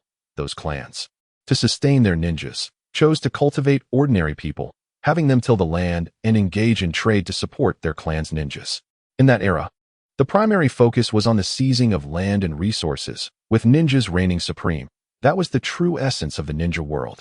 Yet, none could have anticipated the emergence of the formidable duo, Senju Hashirama and Uchiha Madara, who were not only powerful, but also steadfast friends. Both were not particularly astute, and their knowledge was lacking. They resorted to conflict and violence. Ultimately, in a moment of inspiration, they established the ninja villages, segregating ninjas from ordinary people and relinquishing substantial fiscal authority. This is why Yunqing holds the daimyo of the land of whirlpools in high regard. He has subtly recognized the significance of unity and has begun preparation towards it. Although the concept is commendable, the outcome is far from favorable. They lack strong allies and face an excessively powerful adversary. As the saying goes, without strength, all is in vain. Yetsong, observe closely. The battle between the hidden mist village and the land of whirlpools will astonish everyone. Yinqing asserted with unwavering conviction. Is it not the hidden mist village? Yetsong seized upon a flaw in Yunqing's statement, adding with curiosity. It is indeed the land of whirlpools. Trust me. You will witness how a nation unified in economy and military engages in warfare. Yinqing shook his head, refuting Yetsong's assertion. Truly impressive, such unparalleled tactics. If he survives, we shall have to honor him. Observing the numerous patrolling ninjas outside and the transformed atmosphere of the hidden whirlpool village, Heilazang felt an eerie familiarity with this oppressive ambience. Reminiscent of the atmosphere that had long pervaded their Sand Ninja clan. That individual possesses remarkable capabilities, yet sadly, lacks sufficient strength. Banfuku opened his eyes, gazing toward a barrier not far away. If memory serves, that is where the shrine of the hidden whirlpool village resides. Banfuku, if it were you, how long would it take to breach that barrier? Heilazang suddenly inquired. A day, at most a day, and that would be through brute force. The esteemed Uzumaki Yashihira could manage it in no more than 2 days, given his mastery of sealing techniques at the level of a Kage. After a moment of contemplation, Banfuku replied candidly. Haha, I now comprehend why Yunqing sent Sanjie's team to take charge. We have all fallen into a trap. And it seems the daimyo of the land of whirlpools has retained some hidden cards. Heilazang chuckled coldly, immediately grasping the implication of Banfuku's words. Uzumaki Yashihira is likely not within the barrier, but rather suppressing the elders of the hidden whirlpool village to prevent any sabotage. Yunqing's actions serve as a message to the hidden whirlpool village, the daimyo of the land of whirlpools, and Uzumaki Yashihira, assuring them of their earnest intentions. Rest assured, we shall not go back on our word. Look, to demonstrate our sincerity, we have dispatched a Kage-level figure, one from our own lineage. Heilazang could not help but admire Yunqing's far-reaching vision. Within the conference hall of the hidden whirlpool village, the daimyo of the land of whirlpools presided over a meeting. While Uzumaki-en, returning from Konoha, was reporting his observations. Daimyo, esteemed elders, Konoha is unwilling to assist us. Lord Mito is constrained in capacity. And I did not see Lady Kushina. She must be under restriction. In anguish, Uzumaki-en recounted his experiences with meticulous precision. Indeed, as suspected, that fellow Sarutobi Hizashi. The daimyo of the land of whirlpools sneered coldly before turning to the esteemed elders of the Uzumaki clan present. Esteemed elders, what say you? Do you have anything to add? The chilling words of the daimyo, coupled with the intelligence brought back by En, plunged them into despair. Having endured the Warring States period and participated in the First Great Ninja War, battling fiercely against the Hidden Mist Village, they were acutely aware of the chasm that lay between the two sides. To put it bluntly, managing a hasty and battered retreat was already a commendable feat, young daimyo. Let us proceed as per your earlier suggestion. We have no path of retreat left, spoke the elder of the Uzumaki clan, weariness evident in his voice. Very well. Esteemed elder, rest assured that while Sunagakure may not be the optimal choice, it remains a viable option. A flicker of joy crossed the face of the daimyo of the land of whirlpools. At last, he had managed to persuade these elderly figures. How could he not feel elated? Meanwhile, the Sand Ninjas led by Sabaku had already arrived in the land of whirlpools, their speed hastened by their disregard for exhaustion. At the port of the land of whirlpools, numerous children, women, and young individuals of the Uzumaki clan were being ushered onto large vessels. Wah! I will not leave. I want to fight alongside my father, cried one child. Yes, we will not go. We wish to stay, echoed another. Daimyo, we do not wish to depart, shouted a young voice. The cries resonated through the air, filled with despair, as they understood that this farewell might be eternal. The daimyo observed the scene with cold detachment, finding a bittersweet sense of joy in the emotional nature of his kin. Simultaneously, he felt a profound sorrow for them. They were born in the wrong place, in the wrong era, under the leadership of ineffectual rulers. May fortune favor you, my lord, said Kaizoku, observing the daimyo of the land of whirlpools with a calm demeanor. Realizing that there was little more to be said, he had no intention of remaining to clash with the Hidden Mist Village, and any further discussion would be futile. Thank you, Elder Kaizoku. I entrust these clansmen to your care. The daimyo nodded in acknowledgement, turning his gaze toward Sabaku, who stood resolutely on the ship, like a steadfast anchor amidst the storm. The third Kazakage truly values our alliance, dispatching such a capable individual. Indeed, the third Kazakage believes in the power of courtesy. And we reciprocate this sentiment, treating every friend with sincerity. Kaizoku chuckled lightly. The daimyo shook his head, choosing silence as he walked away. Akiyuki, from this moment forth, you shall lead our clan. The decision of who shall become the clan leader rests in your hands. After concluding his conversation with Kaizoku, the daimyo approached the two young men standing at the front of the ship, adopting a serious tone. My lord, our strength is considerable. We can remain and fight. Uzumaki and Uzumaki Akiyuki urged, desperation lacing their voices. They were unwilling to flee in the face of battle. They yearned to stand with the land of whirlpools in the hidden whirlpool village until the very end. The daimyo of the land of whirlpools offered no response, his gaze piercing as he regarded the two, an overwhelming aura emanating from him that even stirred the clouds above. It appears that Mist Hidden is destined for misfortune. Shagia stood upon the vessel, quietly observing the daimyo of the land of waves. Death is simple. It is living that poses the true challenge. The burdens upon your shoulders are heavier, for your mission is to lead the Uzumaki clan to a resurgence in a new homeland established elsewhere. The daimyo of the land of waves delivered a sharp reprimand to each of the two, urging them to regain their composure, then bellowed in fury. Remember, you are children of the Uzumaki clan, and you carry your own pride. You do not flee. Rather, you have yet to arrive at the moment of responsibility. Your duty is to forge a new Uzumaki clan. After reprimanding Uzumaki and Uzumaki Chiyoja, the daimyo chastised the weeping Uzumaki people. The effect was immediate. Those who had been lamenting and sorrowful suddenly ceased their cries, for when the leader speaks, none dare to disrupt. Shagia, take note. This is the essence of true leadership. Chuckled Kaizo, resembling a night owl. A leader may lack strength, may be inept in governance, or may falter in commanding armies. However, as a leader, one must always consider the well-being of those below and recognize who has secured their position. Thank you for your guidance, esteemed elder, Shagia replied with a stiff face, forcing a semblance of a smile. With their backs against the wall, facing death, they must send off the families of the shinobi, alleviating their worries, instilling within them the understanding that their achievements will determine the survival of their descendants. One must ponder the strength of those who remain. Suddenly, Kaizo shifted the conversation. It is unimaginable that amidst despair, a glimmer of hope may arise, leading to the blossoming of exquisite flowers from the depths of desolation.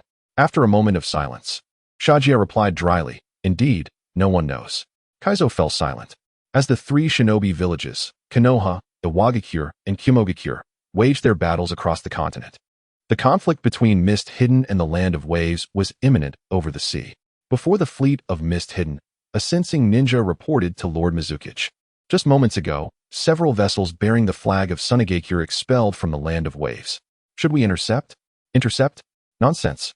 Everyone has their own needs. Roared Guizong Hanyue with a wild laugh. He knew far more than these sensing ninjas.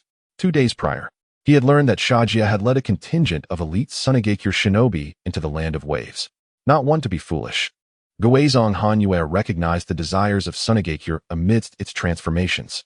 Orders were dispatched, and Mizuki Kuki swiftly piloted several small boats toward the port of the Land of Waves. It is truly reckless that Wind Shadow seeks to undertake what others dare not. Challenging the legacy of Senju Hashirama's system is no trivial matter.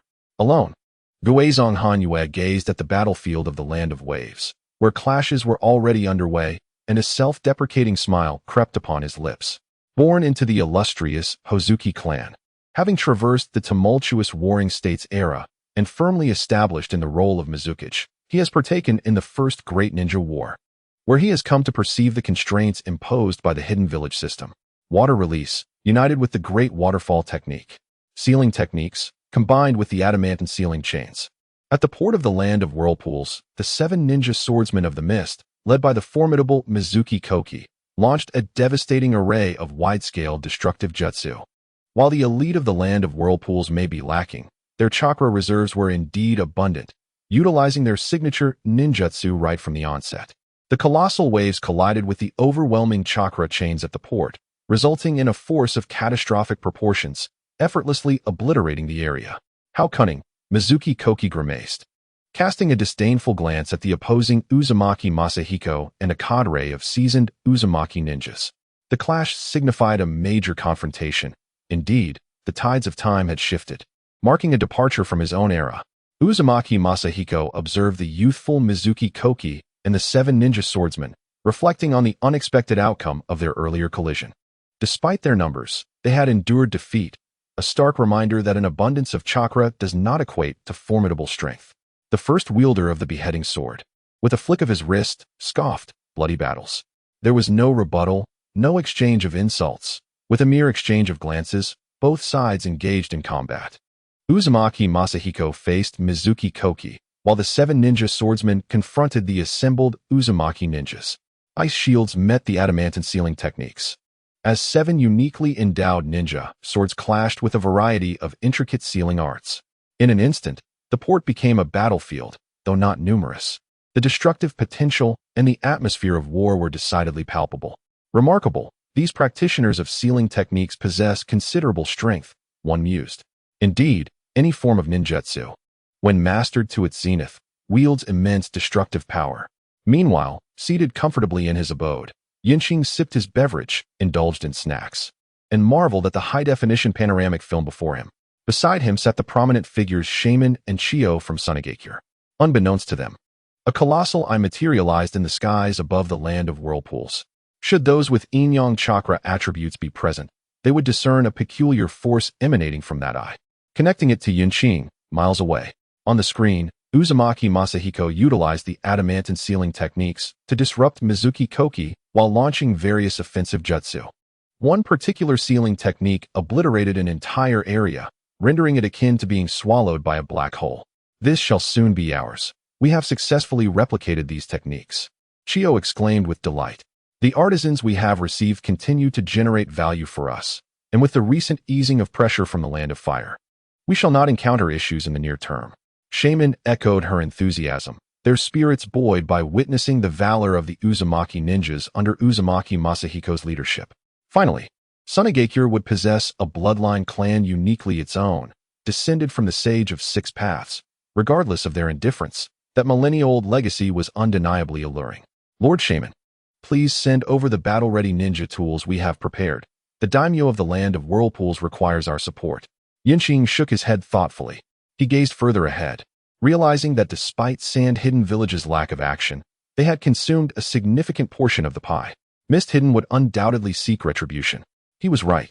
It was indeed necessary to send something over. Shaman quickly grasped the situation. It was not about sending. It was a transaction, a matter of commerce. The daimyo of the Land of Waves still possessed abundant resources. He awaited our response. On the screen, the members of the Uzumaki clan were recklessly hurling shurikens and explosive tags without concern for costs. Just moments ago, the Ghostly Lantern clan, led by Hozuki Mangetsu, had launched a forceful water assault. One of their water cannon techniques had claimed the lives of several jonin, prompting the Uzumaki clan to shift their warfare strategy from close combat to long-range attacks, relying on shurikens and explosive tags. The disparity was immense. The annihilation of the Land of Waves was merely a matter of time, contingent solely on how much effort Mist Hidden was willing to expend. Chiyo lamented from the side. The entirety of the Land of Waves could barely be considered to possess 2 shadow-level ninjas, one of whom could fall at any moment. On the surface, Mist Hidden had already dispatched 2 shadow-level ninjas, one at the pinnacle of that tier, while the other was on the verge of reaching the same height. And let us not forget those 7 quasi-shadow ninjas. This constituted the entirety of Mist Hidden's combat prowess. Chiyo would not believe otherwise. Among the 5 great ninja villages, if Mist Hidden could only muster 2 shadow-level ninjas, Chiyo would willingly offer her head to them. Reflecting on the original story, even at its lowest point, Sand Hidden Village still had the likes of Raza and Chiyo, capable of unleashing tailed beasts like Gaara at will. Regardless, our responsibility is merely to provide support. We have already acquired what we sought, and what remains is our opportunity for profit. Yinqing had grown somewhat indifferent. The reality was undeniable, and he was not omnipotent. Even if he were, he would not intervene. If the Land of Waves did not suffer significant losses, how could he possibly seize this lucrative opportunity? He was not Konoha and had no deep ties with the Land of Waves.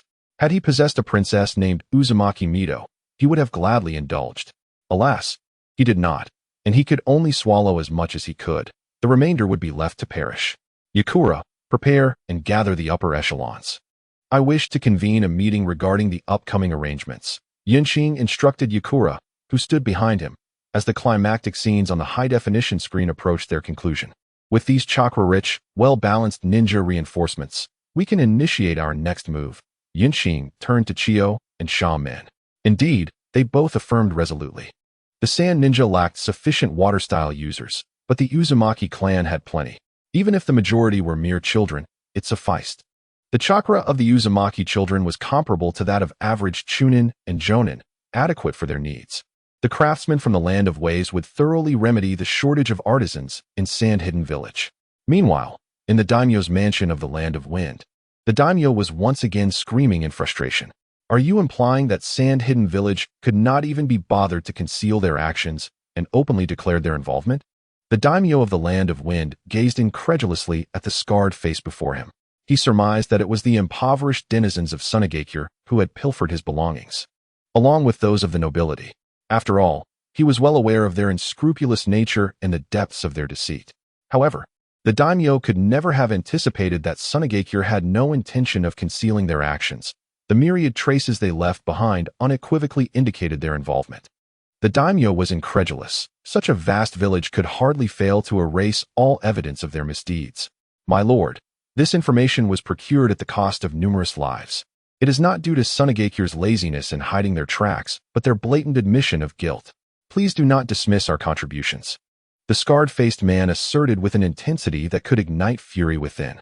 A glimmer of realization flashed across the eyes of the daimyo, who looked at the scarred man in silence, pondering how someone of such limited intellect could assist in unifying the Land of Wind and wield such military and political power.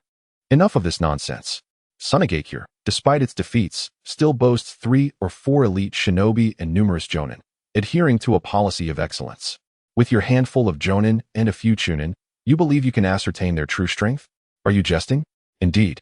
This intelligence was gained through significant sacrifice of manpower and resources, and I shall compensate you for it. If any of your subordinates have families remaining, please compile their details and send them to me. I shall provide for them at my estate. The daimyo waved dismissively. Yes, thank you, my lord. We shall serve you with unwavering loyalty, the scarred man replied fervently. He was a staunch supporter of the daimyo, with a lineage of samurai who had historically aided the daimyo, and even after transitioning to the role of a shinobi, their convictions remained steadfast. Once the scarred man departed, the daimyo of the Land of Wind settled into contemplation. Sunagakure had now separated military and political power. They had discovered their wealth and no longer relied on him. What course of action should he take? The daimyo began to strategize, and suddenly he clenched his fists, his face contorted in rage. Damn it, without military strength, we are rendered powerless. If those shinobi overturn the board, we shall be left with no recourse. In the Land of Wind's council chamber, all senior members of Sunagakure gathered, excluding those on missions such as the likes of Hozuki and Fukushu. This assembly included all jonin and higher ranks. Yin scanned the room, surveying the leaders of the various clans and the elders, as well as the standing jonin of Sunagakure, feeling a surge of ambition swell within him. These were the cards he had amassed, particularly those jonin. He had once contemplated defying fate through the means of war, yet he had ultimately succumbed, defeated by the fickleness of the human spirit and the parasites of the Land of Wind. Nonetheless, he had retained sufficient resources to rise again. Having altered his approach, he resolved that if brute force was ineffective, he would resort to soft power. Yun was determined to believe that amidst the strategy of building high walls and stockpiling provisions, he could not fail. This was the wisdom of the great peasant emperor Zhu Yuanzhang, the first to conquer from south to north and claim the realm. Esteemed colleagues and comrades, our endeavors have begun to bear fruit. Outside the village of Sunagakure, verdant greenery has emerged, and along the border of the Land of Rain, a sufficient abundance of greenery has also appeared. It has been demonstrated that when we channel our strength towards enhancing life, our living environment can indeed transform. Yunqing proclaimed with fervor. Consider this, my friends. Do you wish to uphold the so-called dignity of a ninja, leading a life fraught with the specter of death? Or are you willing to relinquish that dignity to harness your own power to alter your circumstances, To marry and raise a family, to grow old together? The choice lies within your hands. Yunqing inquired of all present, devoid of any intimidation, fully aware that fostering dialogue is more effective than imposing authority. The leaders of the ninja clans, elders, and jonin fell into contemplation, exchanging glances and seeking the wisdom of their learned peers. Lord Kazekage, even in prosperity, one remains vulnerable to scrutiny. How then shall we safeguard our achievements? One elder rose to pose the question, his tone devoid of challenge, merely a discussion. Form a military. Train dedicated combat ninjas who need not undertake missions. Their sole duty would be to protect our homeland, obeying the commands of their superiors, with the village ensuring timely remuneration. Yunqing had anticipated that someone would raise such an issue, having prepared for it. Yet, what significance lies in this approach? A jonin interjected, unable to contain himself. The surrounding individuals nodded in agreement. In their eyes, a ninja was simply a warrior. No, it is not so simplistic, Yunqing replied, shaking his head to refute their assertions. Setting aside the fact that some ninjas do not relish combat, consider Lord Shaman, whose expertise lies in research. The knowledge he has cultivated far outweighs his value on the battlefield. And what of Lady Chiyo, who excels in poison and antidote creation, saving countless lives? There are also ninjas proficient in various other skills. The advancements they can achieve are far more beneficial than mere combat. As Yunqing's words resonated, those present fell into deep thought. They had never contemplated this perspective before, and upon reflection, it rang true. Especially the elders and clan leaders, who held higher positions and understood the significance of these unique talents. Although Shaman's prowess may be deemed modest, a lowly presence among the shadows, his research in magnetic release and sealing techniques, as well as the dissection of shikaku, has elevated the strength of Sunagakure. This is why Shaman has firmly secured his place as the current Kazekage. Indeed, as Lord Kazekage articulated, my wife and I have no inclination towards battle. We find greater satisfaction in the study of puppetry. A striking young man with crimson hair stepped forward to support Yunqing. The assembly fell silent upon recognizing him. He was the son of Chiyo, the nephew of Hailao, a figure of noble lineage. Most importantly, he was the foremost puppetry researcher of this generation, having simplified numerous puppets and their operational methodologies, thereby enhancing the overall strength of Sunagakure. I, too, concur with Lord Kazekage. The secret techniques of our clan, when applied to solidifying the earth and binding sand into soil, are far more advantageous than engaging in combat. A small family broke the silence. Indeed, our family's secret technique, used for locating water veins, is quite effective. Upon reflection, our family's skills could also be utilized for other purposes, allowing us to earn money without sending our children to battle. Indeed, the adults are correct. The ninjutsu I have developed can serve the community even better. In the following days, the ninjas of Sunagakure, inspired by newfound ideas, showcased their unique talents. They creatively employed their family techniques and bloodline limits. They realized the inevitability of change and understood that there was no need to cling to past traditions. If they could earn money, why risk their lives? Wasn't the allure of a tender girlfriend tempting? Was life not precious? Why engage in such perilous endeavors? As for the dignity of a ninja, what is that worth? Let it go. Walking through the increasingly prosperous streets of Sunagakure with the young girl, Yakura, Yunqing felt his spirits lift. He was grateful to the feudal lord of the Land of Wind for granting them the right to collect taxes. The taxes within Sunagakure were now their own, marking a primary source of the village's economy. Lord Kazekage, I trust you are pleased. There is no longer the solemn atmosphere of the past. The village now reeked of commerce. Yakura looked at Yunqing with a hint of resentment.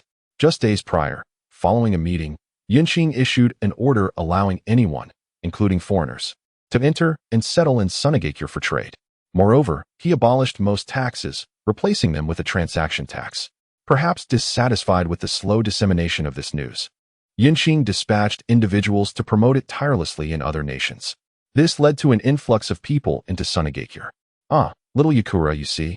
Only with a larger population can we collect more revenue and sell more land, Yunqing remarked dismissively, disregarding Yakura's objections. Could he reveal to Yakura that all the land in Sunagakure belonged to them, the Sand Ninjas? Could he disclose his plans for expanding Sunagakure? Or that he had once struggled to buy a home, becoming a slave to his mortgage? How could I not notice? With such a small plot of green, who would want to come?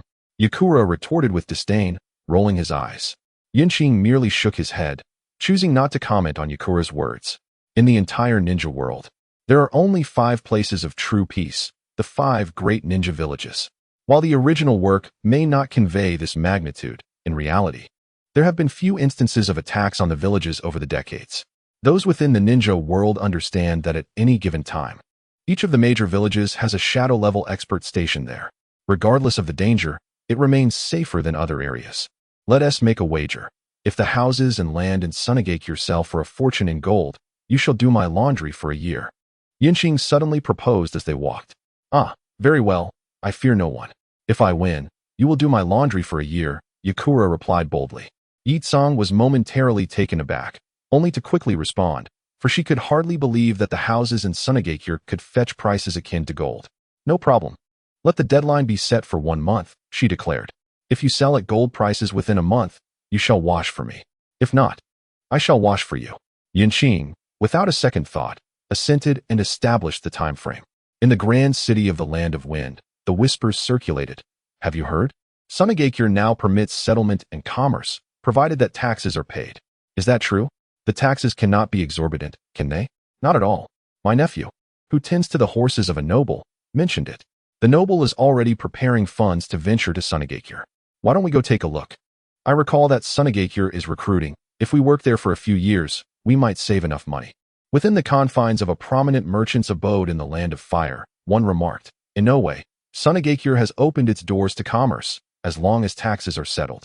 They even offer protection. I am aware, they only impose a minimal transaction tax, which is exceedingly low. I intend to conduct my business in the Land of Wind through them. Indeed, safety is assured. Perhaps we should acquire a residence there. It won't be costly. Yes. Once you go, give me a call, and I shall join you. Similar conversations echoed throughout the lands of earth, thunder, and water. Under Yinqing's tireless efforts, information spread with remarkable swiftness. A cadre of ninjas, acting as messengers, had become the most expensive couriers in history.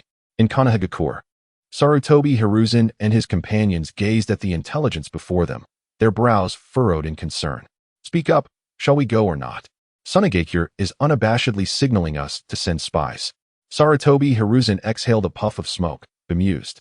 Yinqing directly ordered a copy of his commands to be delivered to the spies within Konoha and the other major ninja villages to relay back. With the eye of inquiry coupled with the household registration system Yinqing had previously established, identifying an infiltrator became an effortless task. This is an affront, a display of strength. They are taunting us, declaring that our spies are ineffective. If they wish to come, let them come openly, Uchiha Kagami stated solemnly. Even with the abilities of the Byakugan and Sharingan, distinguishing every infiltrator and every lurking spy remained a challenge. Yinqing's success indicated that the intelligence they had previously gathered was fundamentally flawed. We possess a registration system as well, albeit rudimentary. Sunagakure merely possesses a method to identify chakra, while our system lacks comprehensiveness. Narashikamaru, a talent in internal affairs, swiftly deduced. Plans must be laid and arrangements made. Though the number of personnel need not be excessive, Mito Minya suggested, shaking his head.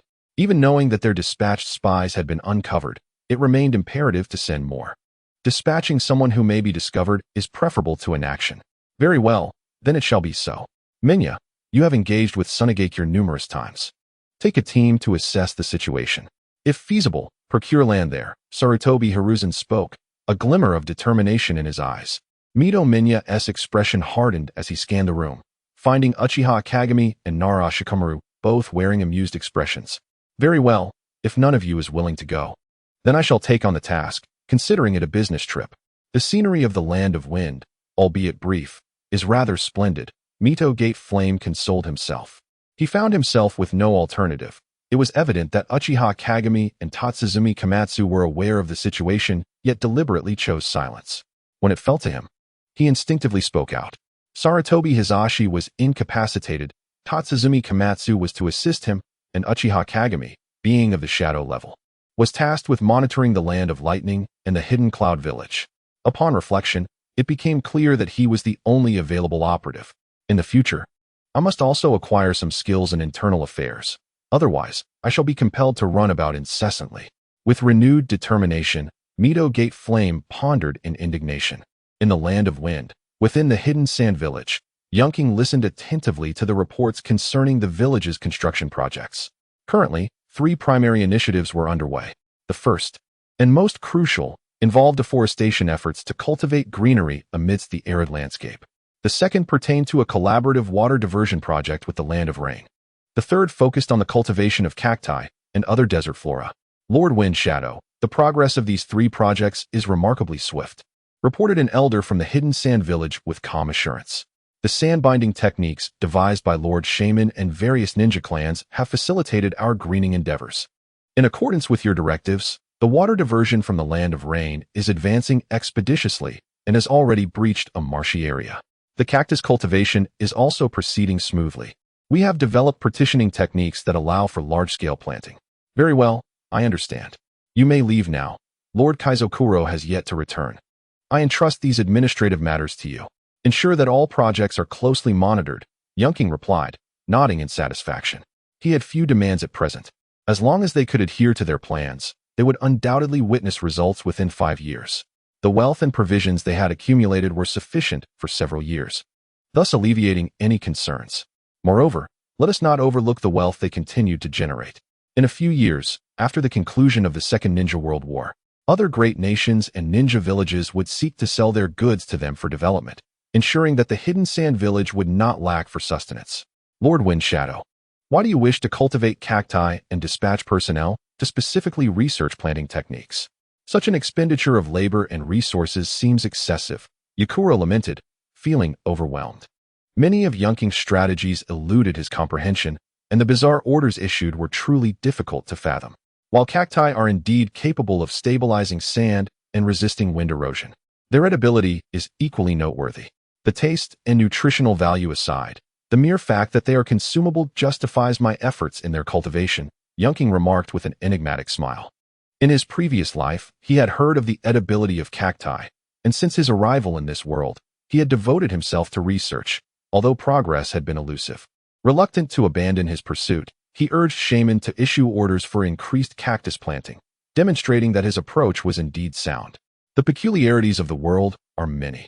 Extensive cactus cultivation over the years had effectively altered a portion of the environment. Most importantly, there are indeed individuals who have researched ways to consume cactus. Although it may be quite unpalatable, it is certainly preferable to having no sustenance at all. Qing currently possesses knowledge on how to eat cactus. Eating?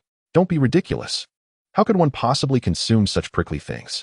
Yitsong could not help but scoff. She simply could not fathom how something like a cactus could be edible. Haha, no more talk. Seeing is believing. You'll understand once you witness it for yourself. Now, issue me a command. In half a month, I shall hold a culinary competition, and whoever emerges victorious, be they a ninja, I shall grant them a forbidden technique. Be they a commoner, I shall provide land, money, or even women, Qing proclaimed, his eyes glinting with an enigmatic light, a smile gracing his lips that sent shivers down the spines of those present. Yitsong offered no rebuttal and quickly departed to relay the orders to the elders managing affairs. Finally, the first phase could commence. If cacti could indeed be consumed, it would enable the sustenance of more lives and cultivate a unique culture, effectively dismantling the grain monopoly. Accumulating grain was merely a part of the plan. It was time to consider building walls. Leaning back in his chair, Qing's mind raced with thoughts. Perspectives vary, and thus the approach to problems differs. Yitsong, hailing from a powerful family, would never lack for basic needs, and thus had little regard for something like cactus. However, for the ordinary residents of the Wind Country, once it was established that cacti were edible, they would undoubtedly cultivate them in abundance. Even if the taste were unappealing, if it could save lives and stave off hunger, the masses would surely go wild for it.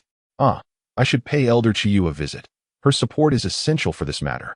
Reflecting on the celebrity effect from his previous life, Qing formulated an idea. With someone as esteemed in medicine as Chiyu endorsing his plan, its execution would be far more feasible. Resolute, Qing made his way to Chiyu's medical department. Well, Lord Fengying, what brings you here today?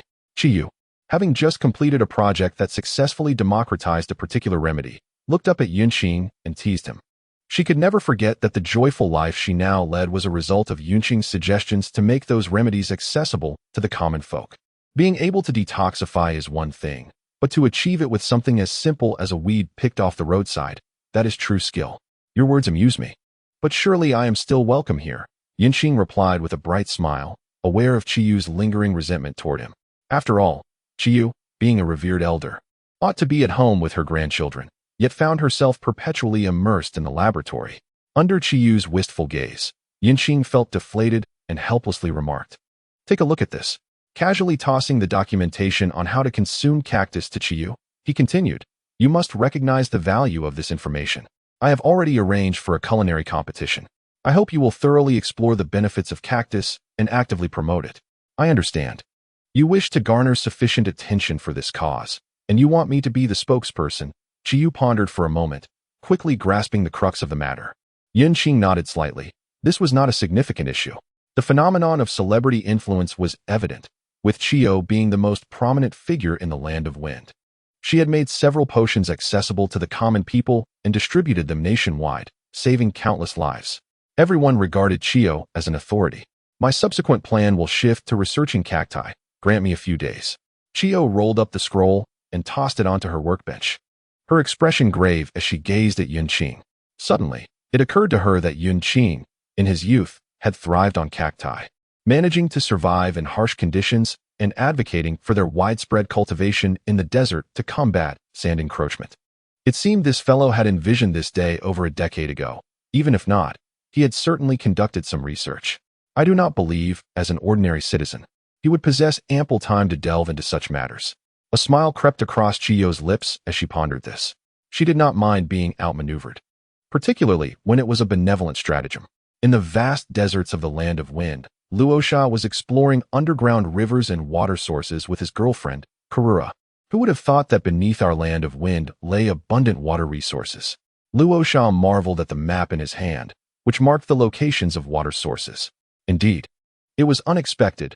Had it not been for Lord Fengying's decisive leadership in advocating for self-development and resource exploration, we would still be entrenched in warfare. Karura squinted her eyes and laughed joyfully. Simultaneously, she utilized her sand manipulation abilities to sense the underground flow of sand in hopes of locating an underground river. Once they found it, they could employ their ninjutsu to establish small towns for green plant cultivation. The simplest option would be to plant cacti if trees were unfeasible. They cared little for the height or abundance of the greenery. Mere presence sufficed. Luosha, have you noticed that all the underground rivers originate from the Land of Rain and the sea, with very few flowing from Konoha? Karura observed the directional markings on the map, a glimmer of insight flashing in her eyes. And so what? Isn't that quite normal? The Land of Rain has abundant water that seeps underground towards us.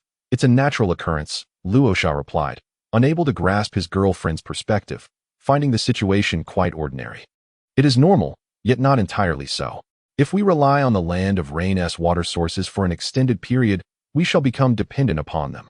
Lord Fengying, with his great vision, would not allow such a situation to persist. Karura shot Luosha a sidelong glance, checking their surroundings for eavesdroppers before whispering. I suspect that Lord Fengying will devise a strategy to control the Land of Rain. The most direct approach would be to conquer half of it. Luosha's expression changed instantly. Noticing that those around them were preoccupied with measuring underground water sources and oblivious to their conversation, he shot a warning glare at Karura. Don't speak nonsense. We are a friendly federation with the Land of Rain, and we would never undertake such actions. Yet, despite his words, Karura discerned a flicker of anxiety in Luosha's eyes. She understood that she had overstepped. Such significant military matters would undoubtedly be recorded among the upper echelons of the ninja army, and Rasha was certainly aware of some details. Yet he could not divulge them to her. Little Sha, this is an opportunity that must be seized. It pertains to the next wind shadow. Suddenly, Karura embraced Rasha and whispered into his ear. Before Rasha could react, she swiftly utilized the sand clone technique and made her escape. Ha! The nearby sand ninjas laughed heartily, observing Rasha's flushed face. They were all aware of the relationship between Rasha and Karura. In their eyes, the two were a match made in heaven. One was a young girl from a prestigious family, endowed with her clan's secret techniques, while the other was a direct descendant of the Wind Shadow, possessing magnetic release abilities. Both possessed extraordinary strength, far surpassing their peers.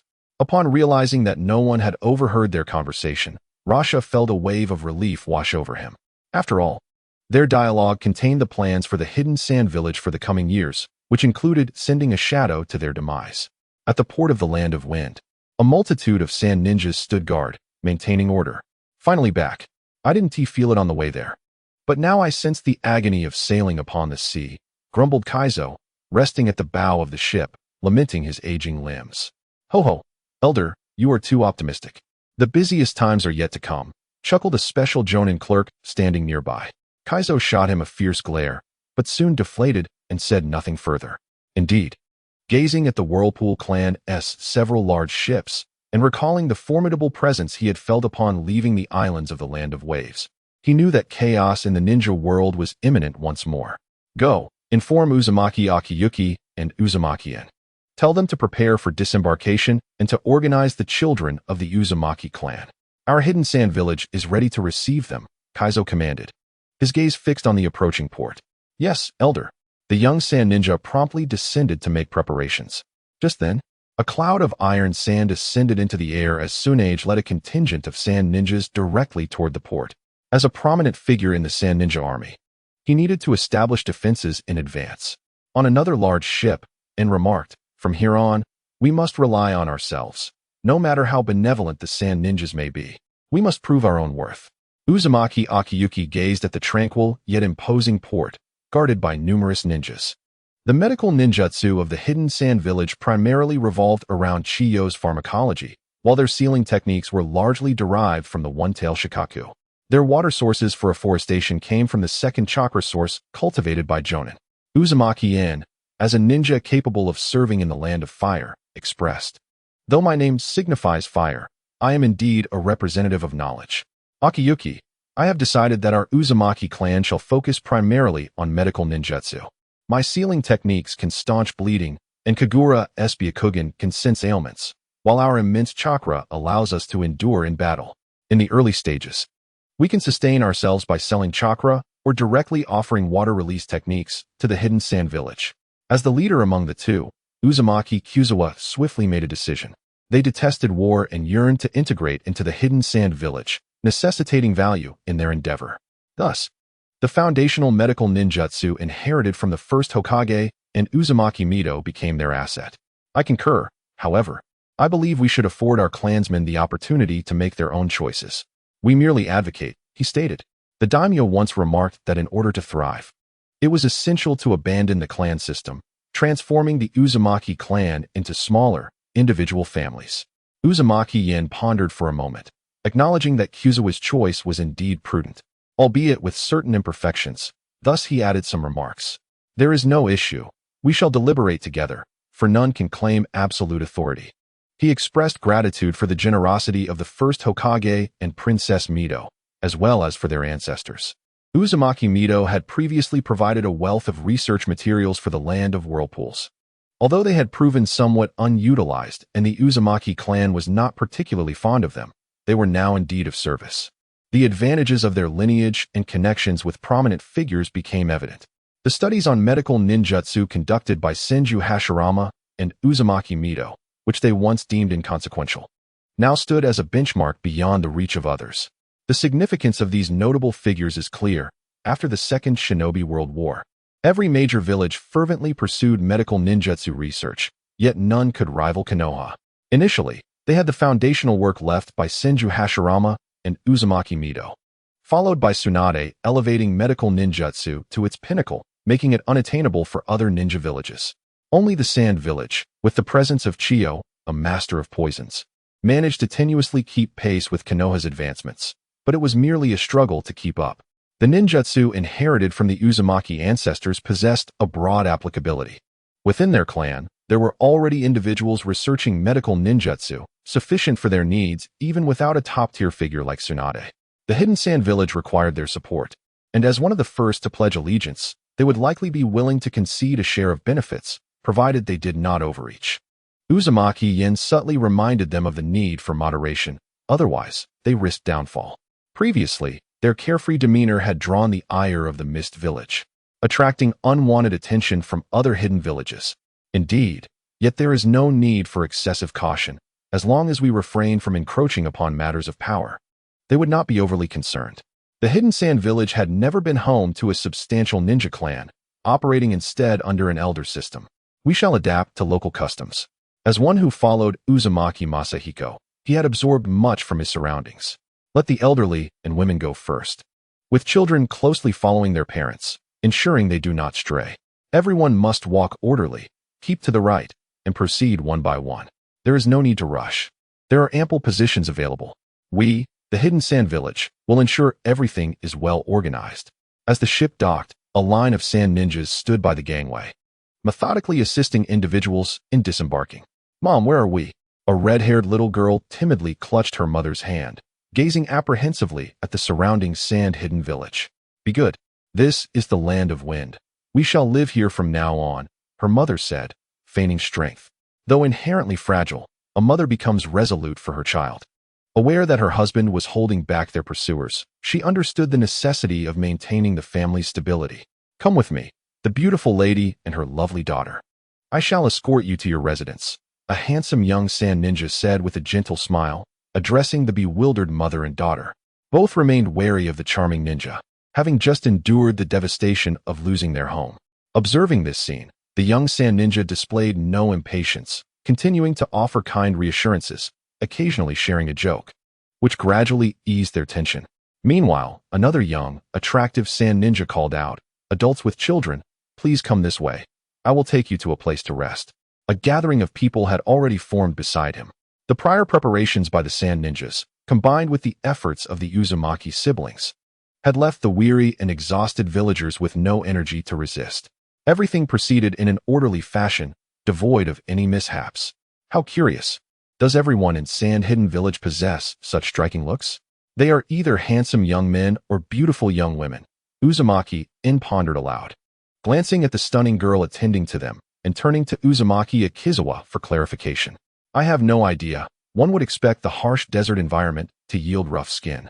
Uzumaki Akizawa mused, equally perplexed by the anomaly. Uzumaki shot him a bemused glance, having never noticed his brother's bluntness before.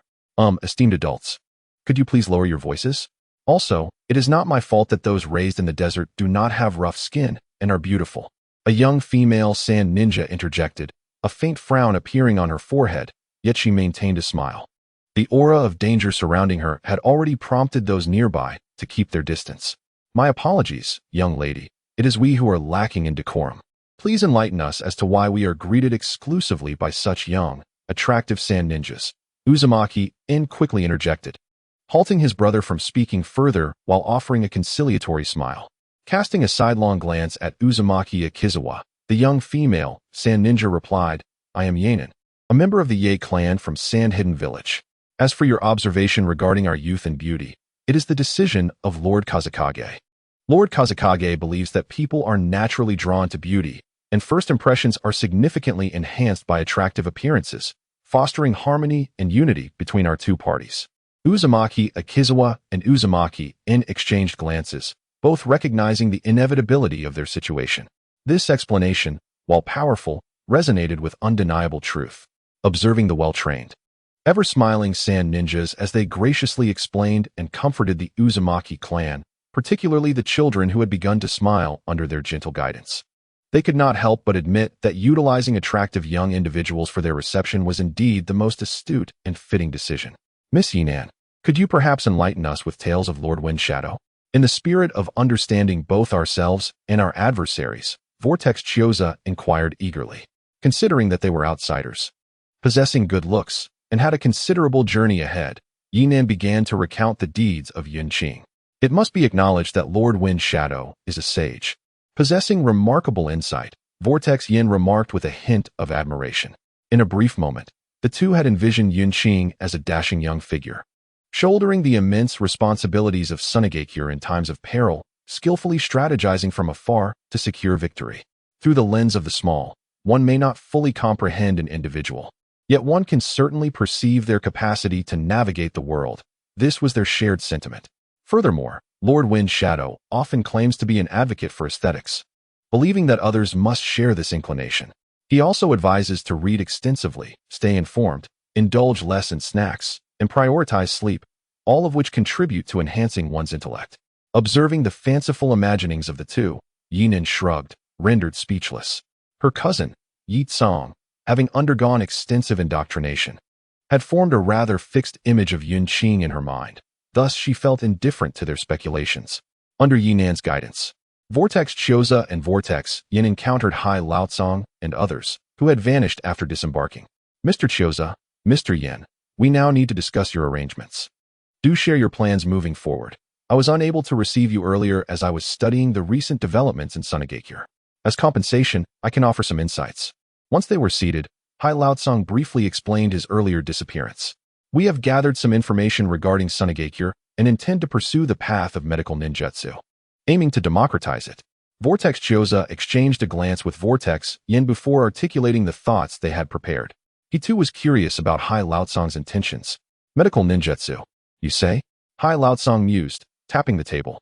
A commendable approach. Lord Wind Shadow has consistently stated that medical care is foundational and essential for any burgeoning force. If you can advance the medical capabilities of Sunagakure, Lord Wind Shadow would be most pleased. Hai Laotsong hesitated momentarily before continuing. Could you elaborate on why you wish to develop medical ninjutsu? For most factions, this area appears to be a blank slate. Hai Laotsong was perplexed. He was not jesting, as numerous ninja villages had yet to cultivate medical ninjutsu, with only they and Konoha beginning to invest in its development. Indeed, thank you for your guidance, Elder. Our considerations stemmed from the observed growth of Sunagakure. Vortex Xioza replied with a smile.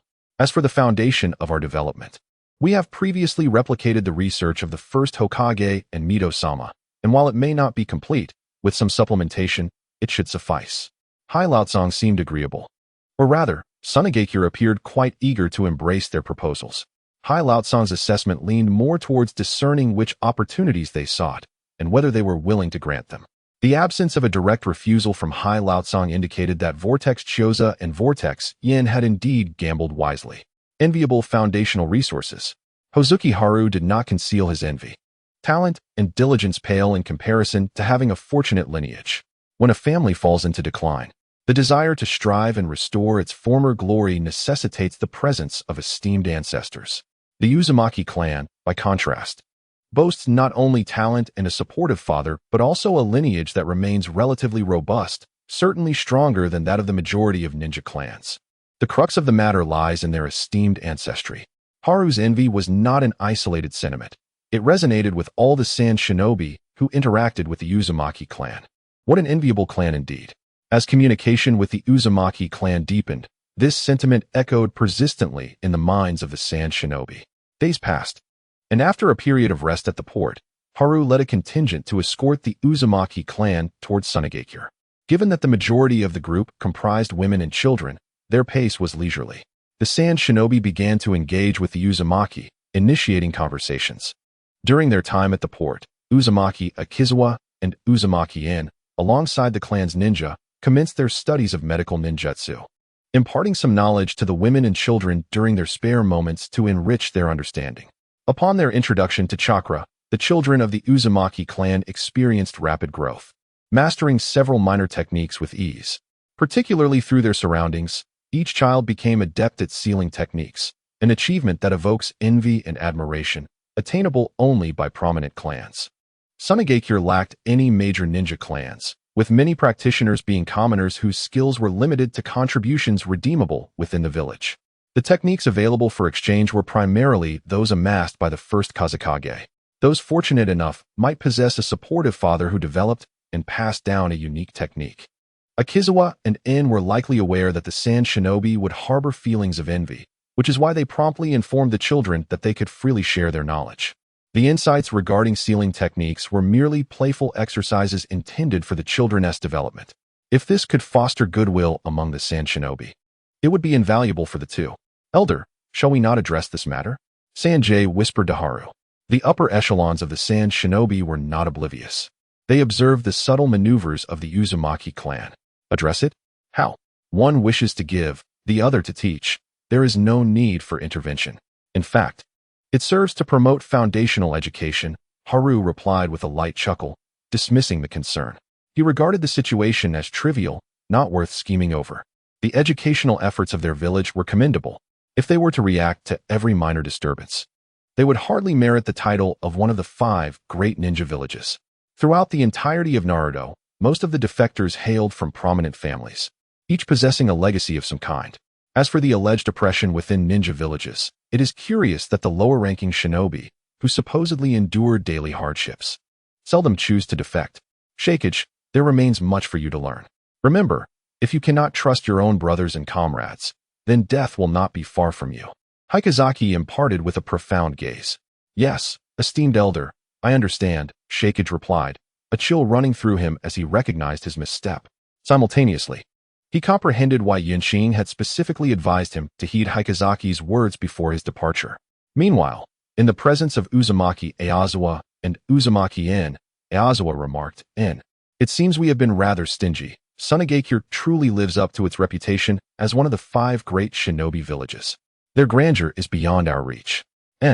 Displaying impatience, retorted, if we have indeed been stingy, then let us offer some advanced sealing techniques.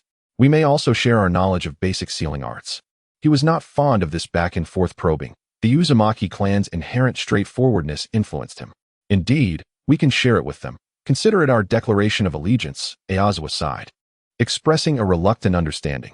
He too recognized the merit in being forthright, yet felt compelled to act thus. If you bore the hopes of your entire clan upon your shoulders, you would likely do the same. In the ensuing days, Sunagakure dispatched charming hosts to attend to the Uzumaki clan, granting them a delightful benefit. The shinobi of the Uzumaki clan meticulously elucidated the knowledge of basic sealing techniques to their hosts, bestowing upon them some intermediate techniques and a few advanced ones. However, advanced seals capable of containing tailed beasts, such as the 4-symbol seal and the 8-trigram seal, were known to be possessed by very few within the Uzumaki clan. Within the Kazekage Tower of Sunagakure, Qing and Chiyo sat across from one another. Elder Chiyo, your actions are remarkably swift. It has only been a few days, and you have already deciphered the properties of the cactus, Qing expressed, torn between joy and sorrow, as he realized the relentless dedication of his people, who seemed to neglect their well-being. We must hasten.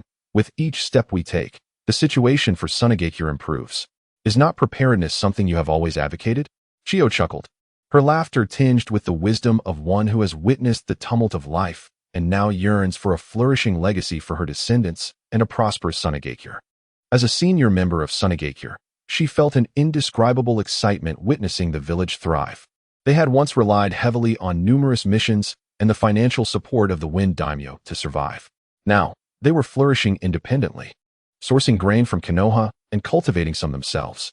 The various ninja families and civilian shinobi were developing diverse skills and establishing a variety of shops. A surge of merchants flocked to Sunagakure, invigorating its economy. They could sustain themselves, enjoying increasingly comfortable lives. Indeed, I heard your daughter-in-law has opened a toy store, selling an array of delightful little toys. Qing transitioned the topic with a smile. Yes, since retiring, my son has transitioned to the research department, while my daughter-in-law cares for Scorpion at home. Out of boredom, she had the brilliant idea of simplifying the toys she made for Scorpion and selling them. The response has been quite positive. Chiyo responded with a cheerful smile, expressing her delight at the increasing smiles on her son, daughter-in-law, and little grandson's faces. I must thank you as well. Had it not been for your daughter-in-law's success in her business, those elders would not have dared to take action. Qing remarked with a hint of sarcasm. The elders, despite being well prepared, hesitated to take the plunge, fearing that their goods might not sell, only to be outpaced by Chiyo's daughter-in-law. Witnessing her success, they all surged forward like hungry wolves, and Sunagakure suddenly flourished. The ninjas, having saved their earnings from missions, quickly spent their money, leading to a significant increase in the village's tax revenue. It was truly astonishing how much Sunagakure had transformed in just half a month. This brief period had surpassed my lifetime of experiences, Chiyo reflected as she approached the window, observing the bustling crowd below and the greenery gradually emerging in the distance. It's acceptable for now. We are merely experiencing a facade of prosperity. In about half a month, we will enter a true period of flourishing, Qing confidently stated while counting the days on her fingers. After the news spread that Sunagakure was open for settlement, those wishing to come would take at least 20 days, while some might even require several months. However, with the assurance of the Sand Ninja, even the slowest would hasten their pace, and the swift would move even faster. After meticulous calculations, Yunqing concluded that within a month, the wealthy merchants would arrive in Sunagakure. Their arrival would only mark the beginning of prosperity, soon to be followed by a substantial influx of goods. To prepare for this, Yunqing had arranged for the use of earth release to establish a large storage facility, anticipating the collection of storage fees upon their arrival. Very well, I shall wait another half-month. By then, the Uzumaki clan will have also arrived, Chiyo nodded, not questioning Yunqing. As an elder of Sunagakure, publicly doubting the Kazekage would be the gravest of errors. The Uzumaki clan chose your medical ninjutsu as their entry ticket and even provided some funds for the initial offerings, Yunqing recalled, pulling out a scroll and tossing it to Chiyo at the window. Medical ninjutsu? Do they possess such skills? Chiyo queried as she received the scroll and examined it closely. Indeed, both Senju Hashirama and Uzumaki Mito delved into this field. Otherwise, do you think Tsunade, one of the legendary Sannin, would have such a foundation in medical ninjutsu? Yunqing replied with a cold smirk. In a short span, the Sannin had carved their paths, achieving military accomplishments on the battlefields against the Rock and Cloud Ninja, their renown echoing throughout the ninja world, while Konoha's White Fang also established his own reputation. I see, their research direction diverges from ours. The Uzumaki clan focuses on medical ninjutsu, akin to Princess Tsunade, while we pursue pharmacology, Yunqing articulated as Chiyo finished reading the scroll, which detailed the Uzumaki clan's studies on medical ninjutsu. In Chiyo's eyes, although it appeared rudimentary, it indeed laid the groundwork for establishing a new school of thought. One must meticulously ponder and gradually add supplementary elements, and eventually, it will transform into a comprehensive system. Are you not afraid? Yunqing, with a hint of amusement in her expression, gazed at Chiyo, eager to hear her elucidation. Afraid? What is there to fear? First and foremost, our research directions differ significantly. Furthermore, if they were to surpass us in a short span, it would merely attest to their own capabilities. Chiyo shook her head and remarked nonchalantly. Although she felt a sense of urgency, it was not sufficient to instill fear in her. After all, she was the renowned flower of Sunagakure, and would not be easily intimidated. With aspirations as commendable as those of elder Chiyo, Yunqing regarded her with admiration. Had Chiyo exhibited jealousy towards capable individuals and sought to extinguish potential crises in their infancy, Yunqing would have personally intervened to support the Uzumaki clan. Even if there was no threat to her, should her position be at risk, the only option would be to strengthen oneself rather than obliterate others. Having read the original Naruto, Yunqing was acutely aware of the perils of internal strife. Once infighting begins, the consequences are never favorable. The more one engages in internal conflicts, the weaker the power dynamics within the village become, leading to greater anxiety about others seizing power. This anxiety compels one to undermine others, ultimately resulting in one's own decline. Were it not for the demise of the third Hokage, Tsunade's ascension, and the support of Jiraiya along with the presence of the prince and the two pillars, it would have been questionable whether Konoha could withstand the fourth great ninja war. In Yunqing's view, Sunagakure could tolerate many things, but internal strife was an absolute taboo. It must be nipped in the bud. Healthy competition fosters the village's development, while ceaseless internal conflict leads only to its demise. Observing Yunqing's astonishment, Chiyo could not help but chuckle. I am already advanced in years. This is the era for you young ones. I shall not vie for trivial matters. Instead, I would prefer to spend more time with my grandson, Sasori. Such noble intentions, elder, Yunqing could not refrain from praising. After Chiyo departed, reflecting on their earlier conversation, Yunqing felt akin to a devoted follower, anxiously tailing behind to ensure her master did not stray from the path. As time passed, noticing the end of the workday approaching, Yunqing tidied her belongings. With no pressing matters at hand and feeling fatigued, she resolved to indulge herself today. Alas, it had been several days since she had last visited the young lady.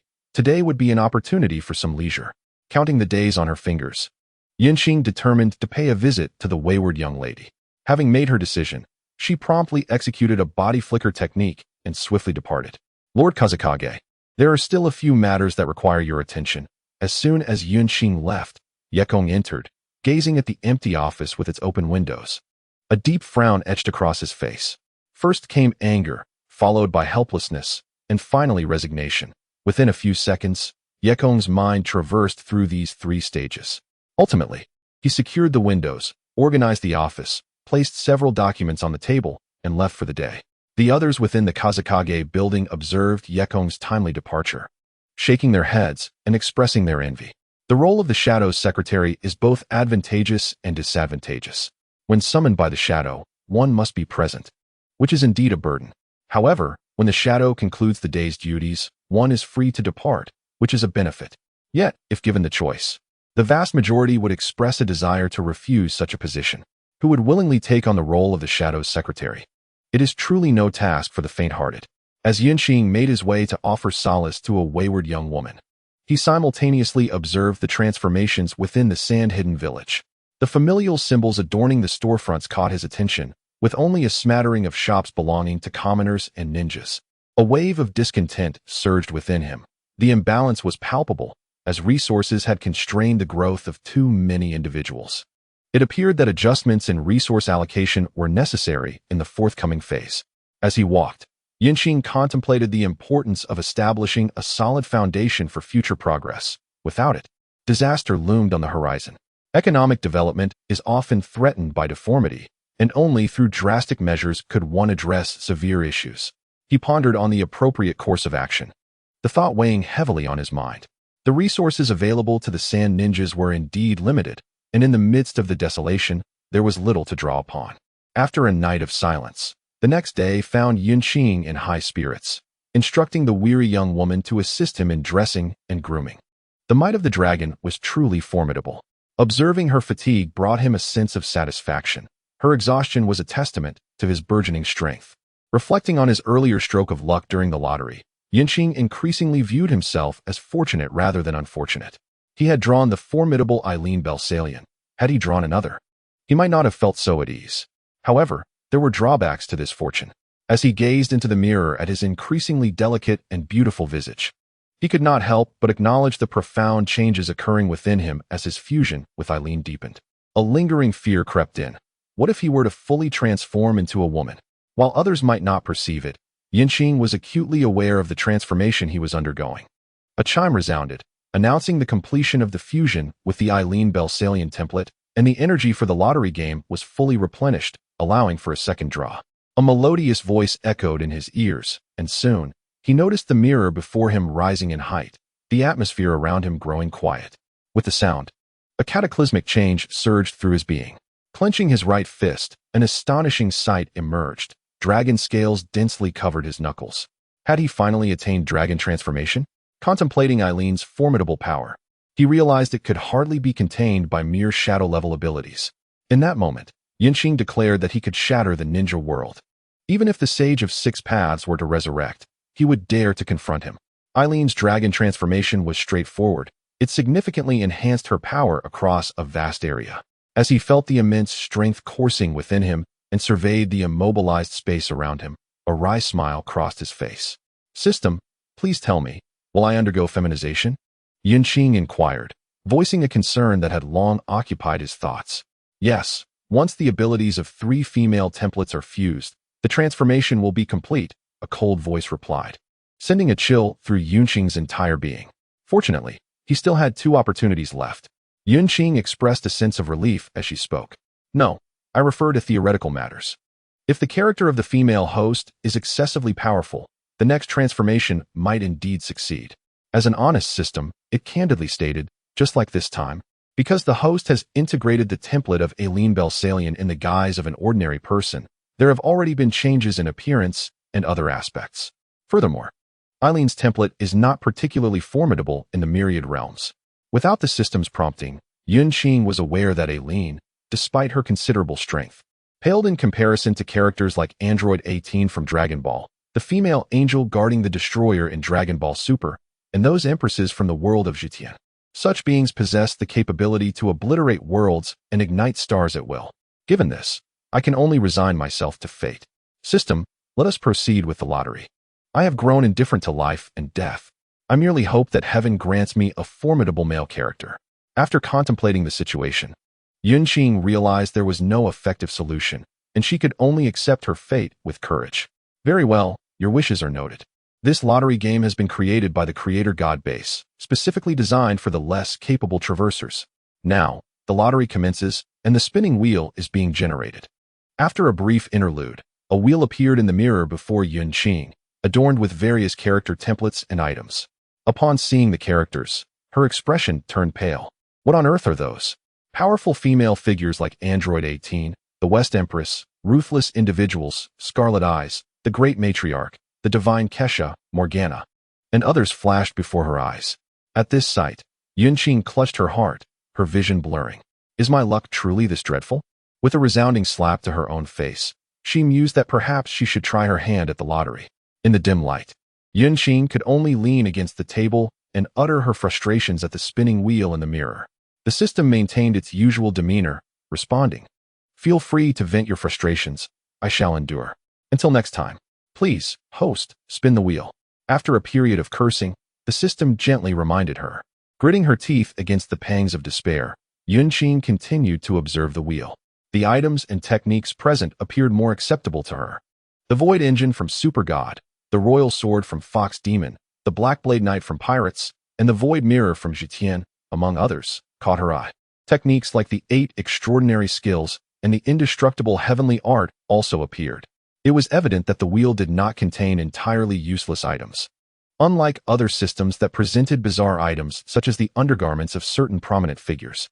System, in truth, can we not consider all these items and techniques as mere trifles? Shaking her head, she accepted all that Aileen represented and soon regained her composure. Indeed, the character templates are of utmost importance. All items and techniques are mere creations of humanity.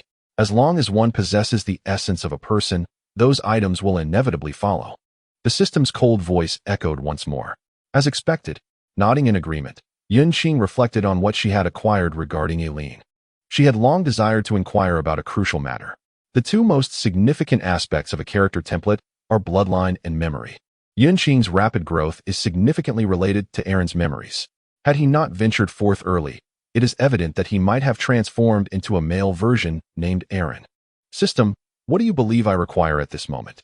He queried, a hint of uncertainty lingering in his mind. Regret washed over him as soon as the words left his lips. Was he not speaking to the void? Character template, Sacred Kaisa. To Yun Qing's astonishment, his question was answered. Thank you, he responded, albeit with a sense of confusion clouding his thoughts.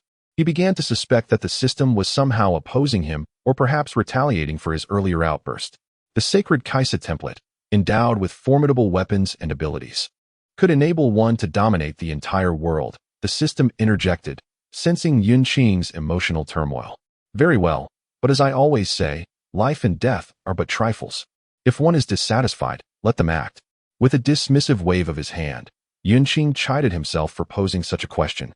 Realizing that the outcome of the lottery was not his to dictate, let us proceed with the draw.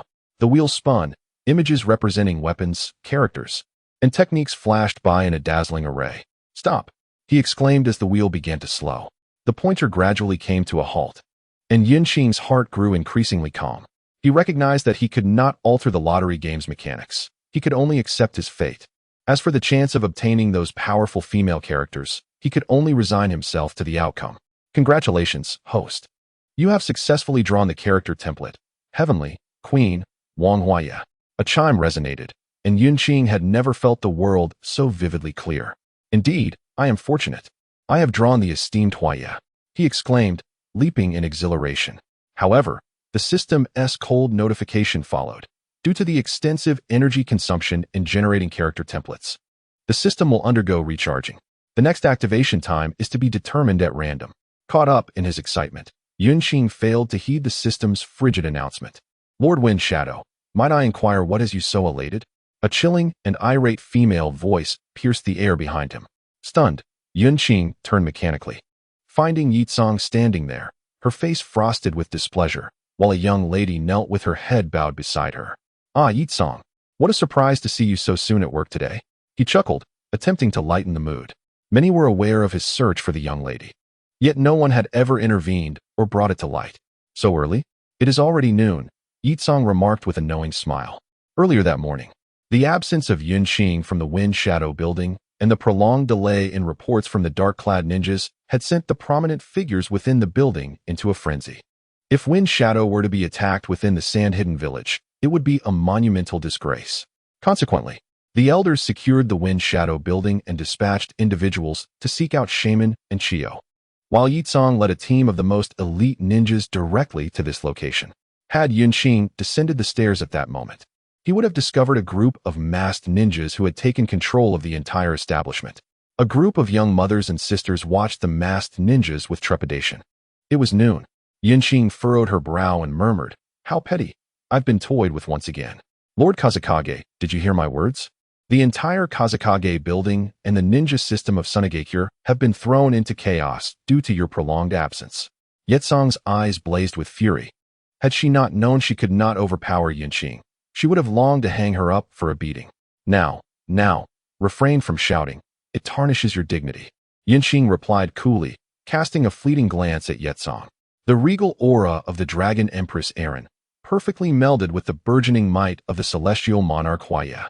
Bore down upon Yetsong, and follow closely behind to witness how I resolve this. Observing Yetsong trembling, nearly kneeling, Yunqing frowned and withdrew her imposing presence. So powerful, I cannot seem to control it all at once. A tempest of emotions surged within Yunqing. Having traversed the world of Hokage for many years, engaged in the brutality of battle and residing in high positions, he was no longer the boy he once was. Even so, he found himself unable to reign in these two formidable presences. "Yes, Lord Kazakage," Yetsong replied respectfully. "I was reckless, no matter how amiable Lord Kazakage may be. He is still the leader of Sunagakure and one of the 5 Kage who commands respect in the ninja world." Yetsong smiled wryly within, at long last. She comprehended the weight of Yunqing's presence. Once considering herself a strong jonin, she now realized that in Yunqing's eyes, she was nothing but a jest. Within Sunagakure, while the surface appeared calm, beneath it, tensions brewed, forces moved with urgency, and squads of ninjas were bustling about. Below the small establishment, the Umbu of Sunagakure were keeping a close watch on the young mothers and sisters. Yunqing descended without uttering a word or issuing any commands, directly bypassing the Umbu. As she stepped out of the small establishment, the Umbu vanished without a trace, utilizing their body flicker technique with remarkable finesse. Following Yunqing, Yetsong witnessed a scene that shattered her worldview. The anticipated turmoil did not manifest. As Yunqing approached the Kazakage building, the hidden currents dissipated. Not a single ninja obstructed her path. Yunqing strode into her office, and throughout her journey, not a single force arose to challenge her. All had calmed. "Well, little Yetsong, did you gain any insight this time?" Upon entering the Kazakage's office, Yetsong heard this teasing remark. Chiyo beamed at Yetsong, the mirth in her eyes unmistakable. "Chiyo, you jest," Yetsong replied, managing a strained smile. She was no fool and had come to understand that Chiyo and the others were testing her. "I'm not joking, little Yetsong. You must seize this opportunity," Chiyo remarked meaningfully, her age lending her a unique perspective. As a woman, she harbored a strong aversion towards Yunqing's prolonged financial support for the tertiary industry, yet felt utterly powerless to change it. In stark contrast to the dialogue between the two women, Shaman's focus was evidently different. He realized that Yunqing had grown considerably stronger. "Goodness, sometimes I genuinely wonder if you are the progeny of the 6 Paths sage, for your strength has escalated at an astonishing rate." As a former second-generation Wind Shadow, despite being the weakest of the shadows, Shaman's prowess could not be deemed inferior, especially given his years of research, which had bestowed upon him a unique intuition. "Oh, you jest," Yunqing replied lightly. "My strength has merely undergone some evolution." What else could he say, but to indulge in banter? He could not possibly disclose that his power was bestowed upon him by a system. Reflecting on his recent fusion with the ancestral spirit Walioi, a wave of euphoria washed over Yunqing. Walioi's strength was commendable, and as long as he could assimilate it perfectly, he need not fear encountering formidable female characters in the future. One might scorn Walioi's character and intellect, yet his power was undeniable. Having been exiled to the frontier for thousands of years, returning to confront Liang Bing with a few allies required significant strength. As an ancient malevolent deity, Walioi was indeed deserving of his reputation, as a man capable of shattering swords with a mere command and sealing gates at will. Walioi had already reached the status of a formidable boss. Nevertheless, what thrilled Yunqing the most was the prospect of longevity. He, Yunqing, could boldly proclaim to all, "Come forth and endure. Let us see who can outlast whom." As long as they could not kill him, He was willing to engage in a war of attrition. Observing Yunqing's frivolous demeanor, Shaman shook his head, choosing not to dwell on it. He understood Yunqing's character and integrity. Clearly, there were matters beyond Yunqing's resolution this time. Regardless of Yunqing's current strength, in the past, neither Shaman nor Chiyo could match him together. Forget it, forget it. Speak if you wish, or remain silent if you prefer. As per our usual agreement, provide me with some of your blood for research purposes. Upon your return, cooperate and expedite the dissemination of your abilities to enhance our foundation. Shaman shook his head, producing a test tube and handing it to Yunqing with a nonchalant tone. Being allies, he felt assured. Yunqing nodded, accepting the test tube, and began the process of drawing blood. He had no intention of withholding anything, especially after merging with Walioi. The divine river body, akin to humanity, bore little distinction. Shaman harbored no thoughts of discrimination against other races. He was solely concerned with the benefits Yunqing's blood could provide. Exhaling deeply, Yunqing wearily opened his eyes. What an immense repository of memories. Even though most are trivial life recollections, they nearly overwhelmed my sense of self. After completing his governmental duties and parting ways with Chiyo and Shaman, Yunqing retreated to his chamber to begin organizing the vast template of memories inherited from Walioi. The extensive memories spanning 30,000 years nearly burst his mind. However, the greater the crisis, the more substantial the rewards. As one of the earliest technological deities, Huaya's power and breadth of knowledge are truly formidable. It is no wonder that the system recommends the divine Kaisa. A ruler as chaotic and violent as Huaya can possess such vast knowledge. What, then, could be the extent of the knowledge possessed by the wise monarch, the divine Kaisa? Yunqing could not help but exclaim in awe. Little did one know, Huaya's reservoir of knowledge is sufficient to propel a technologically inclined civilization into an era of god-making. With the acquisition of a void engine, one could seamlessly apply it without the need for assistance. The scope of his knowledge is indeed unimaginable. The fusion template is undeniably perilous, yet the benefits are enough to evoke a smile. With a fleeting thought, a black longsword materialized in Yunqing's hand, while a pair of white wings unfurled from his back, clad in a fitting European knight's armor. Weapons, knowledge, longevity, and strength, all were within his grasp, a truly terrifying combination. In that moment, Yunqing felt that even if the most formidable bosses from the ninja realm, such as Sage of Six Paths, his brother, and mother, were to appear, he could vanquish them effortlessly. Even if the true Master Eileen stood before him, he would prevail. The black hole engine, dark matter computer, high-level supplementary magic, perfect dragon transformation, and chakra mode were more than sufficient. Clenching his fists, Yunqing yearned for a worthy opponent. Chakra, derived from the vitality of human cells, becomes increasingly formidable with heightened cellular activity. After achieving divine and dragon transformations, Yunqing's cellular vitality had reached immeasurable heights.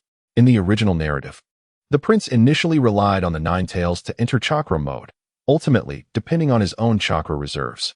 Now, he too could attain such feats. As Yunqing sensed the overwhelming quantity of his chakra, it was no longer measured in grams, but in tons. Chanting softly, chakra naturally surged forth, enveloping him. Extending his right hand, he observed the swirling purple chakra, sensing his ability to manipulate its form at will. Reflecting on certain novels that trivialize chakra, where protagonists abandon it upon discovering other cultivation methods, Yunqing regarded such actions as foolish. While one may argue that the combat prowess within the Naruto system is lacking, it cannot be denied that the chakra cultivation system holds its own value. However, Yunqing had neither the time nor the energy to ponder the comparative merits of chakra versus other energies, for he was not a researcher.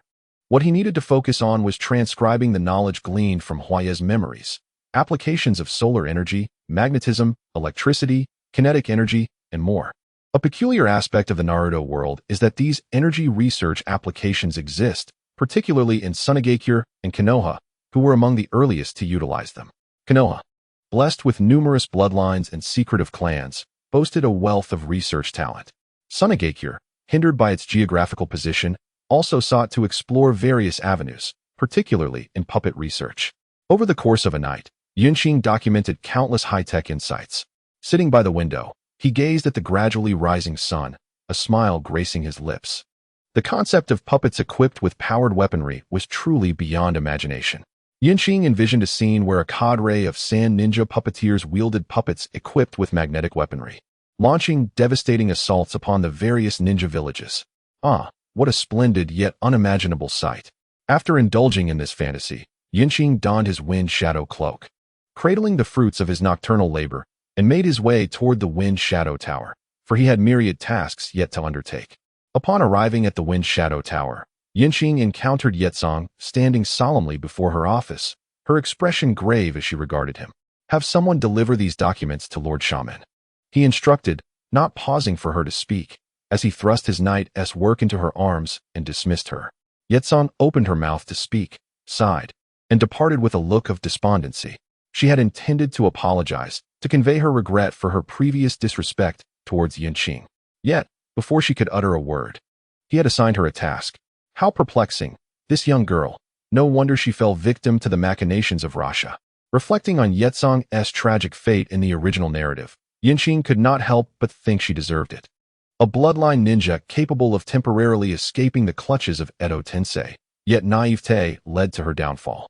One must ponder the depths of her emotional intelligence. This had been Yinqing's greatest quandary in the original tale, but now, he was no longer in doubt. Yetsong trudged to Shaman's laboratory, delivering Yinqing's creation before once again departing with a woeful demeanor. What an intriguing young lady. Had she been thoroughly played? Perhaps it was best to have Chiyo handle the situation. Observing Yetsong's despondent expression, Shaman shook his head and muttered to himself. Subsequently, Shaman unfurled the scroll Yetsong had brought and began to study it meticulously. Yinqing's imaginative ideas were plentiful, especially in the realm of non-ninjutsu research. Initially dismissive, Shaman's perspective shifted as Yinqing's prowess grew. He found himself drawn down a peculiar path, closely following Yinqing's ingenious concepts and embarking on his own research journey.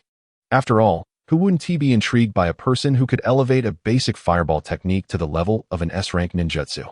As a shadow-level ninja, Shaman was acutely aware of the terrifying potential of a universal combination ability.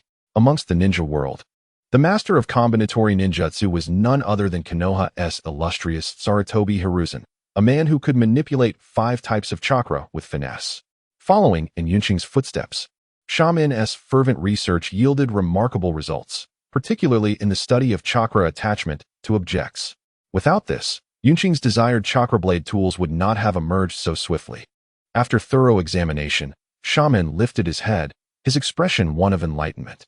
It dawned upon him that other forms of energy could indeed be harnessed as both weaponry and power sources, especially in the realm of daily life. Considering Yinqing's continuous efforts to integrate ninjutsu into everyday existence, Shaman quickly conceived numerous applications. By employing repulsive magnetic forces, flight could be achieved, allowing vehicles to hover without leaving traces. Solar energy conversion could generate electricity, addressing issues of darkness. Within just a few hours, Shaman had envisioned a multitude of possibilities. Most importantly, Shaman believed that these ideas could be firmly anchored in practice. Lord Kazekage, this is the newly assigned task from the daimyo, along with this year's allocation for you. Please take a look. In the Kazekage's office, the right minister of the Wind Country handed over 2 records and a box to Yinqing, smiling amiably. His slightly plump figure and benevolent face resembled that of a Maitreya Buddha, endearingly jovial. Your Excellency, there is no need for me to verify anything. I have complete faith in the daimyo and you, Yinqing replied, waving his hand to dismiss the need for inspection, allowing Yetsong to take the items while engaging in casual banter with the right minister. As a token of gratitude for the support from the daimyo and yourself, I have arranged for 2 residences to be built in the newly planned area of Sunagakure for your enjoyment. With a gesture, he presented a floor plan, pointing to a corner and smiling at the right minister of the Wind Country. It was impossible to discern any past grievances between them. The right minister maintained a composed demeanor, inwardly cursing the little fox, while feigning surprise on the surface. Oh dear, Lord Kazekage, this is too kind of you. I feel quite embarrassed. Old fox, still pretending, Yinqing thought, maintaining a cheerful facade as he replied, the daimyo and you have dedicated yourselves tirelessly to the Wind Country. These 2 residences are for your respite. Do visit Sunagakure when you have the chance. It will provide you with a place to rest. Ha ha ha, since Lord Kazekage insists, I shall graciously accept on behalf of the daimyo. The right minister laughed heartily, concealing his true emotions behind a fan. Your Excellency is too kind. After your arduous journey, you should take some time to rest. Yinqing signaled Yetsong with a glance, politely urging the right minister to relax. Very well, very well. I shall explore Sunagakure. I have noticed remarkable changes in the village and nearly lost my way. The right minister, displaying remarkable tact, departed under the guidance of a sand ninja. Lord Kazakage, what was that all about? Yetsong asked, perplexed by Yunqing's generous gesture of gifting the two newly constructed residences. Ah, Yetsong, you are truly a great straight man, Yunqing quipped, leaving Yetsong bewildered by the unfamiliar term. Straight man? What does that mean?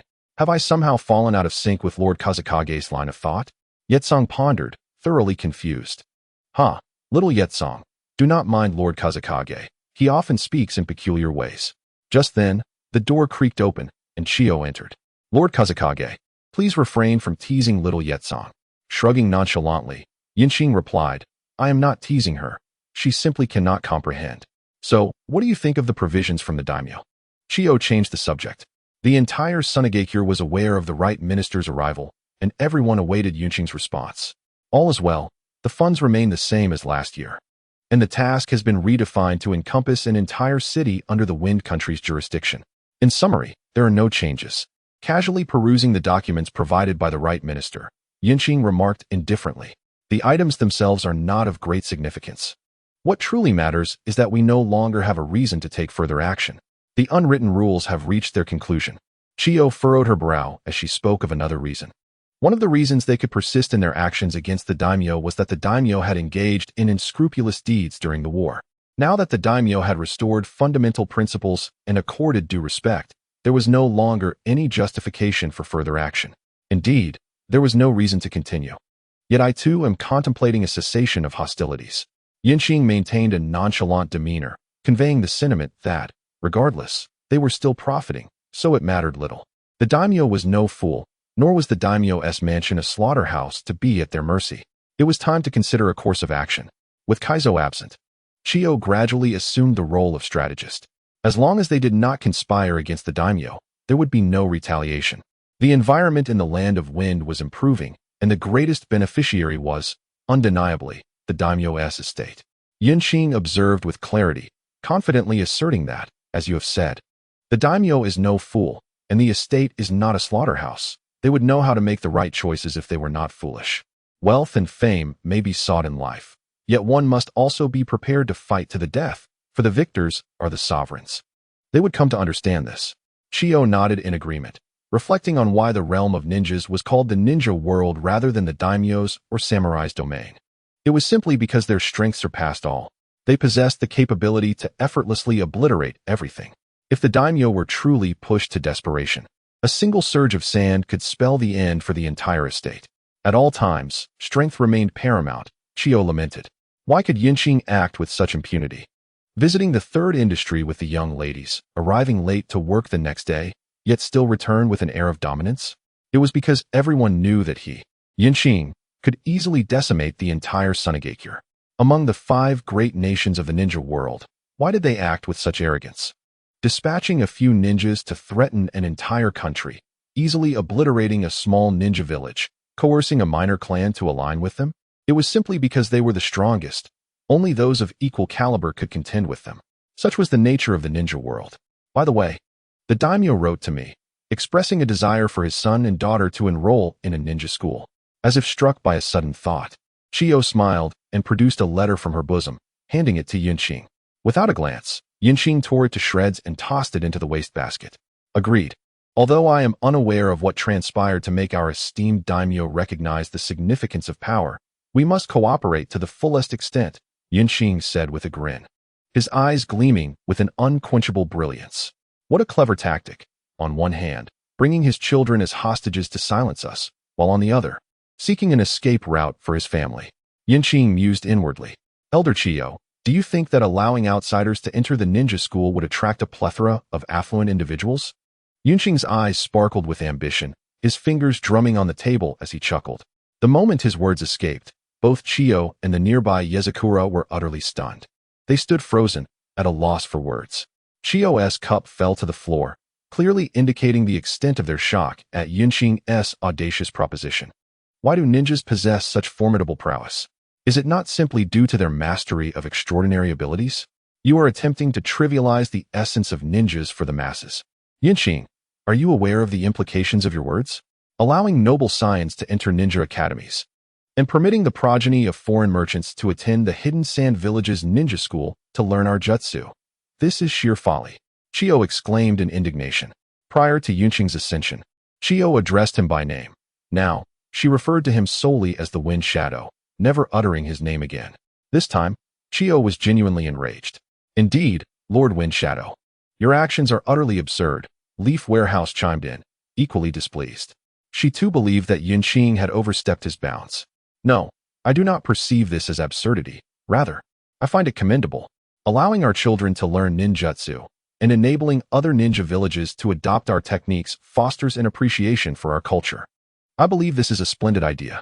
Yunqing, oblivious to the deepening ire on Chiyo's countenance, continued to smile, appearing almost foolish. His demeanor only served to aggravate Leaf Warehouse further, while Chiyo found herself calming down. Yunqing, what do you truly think?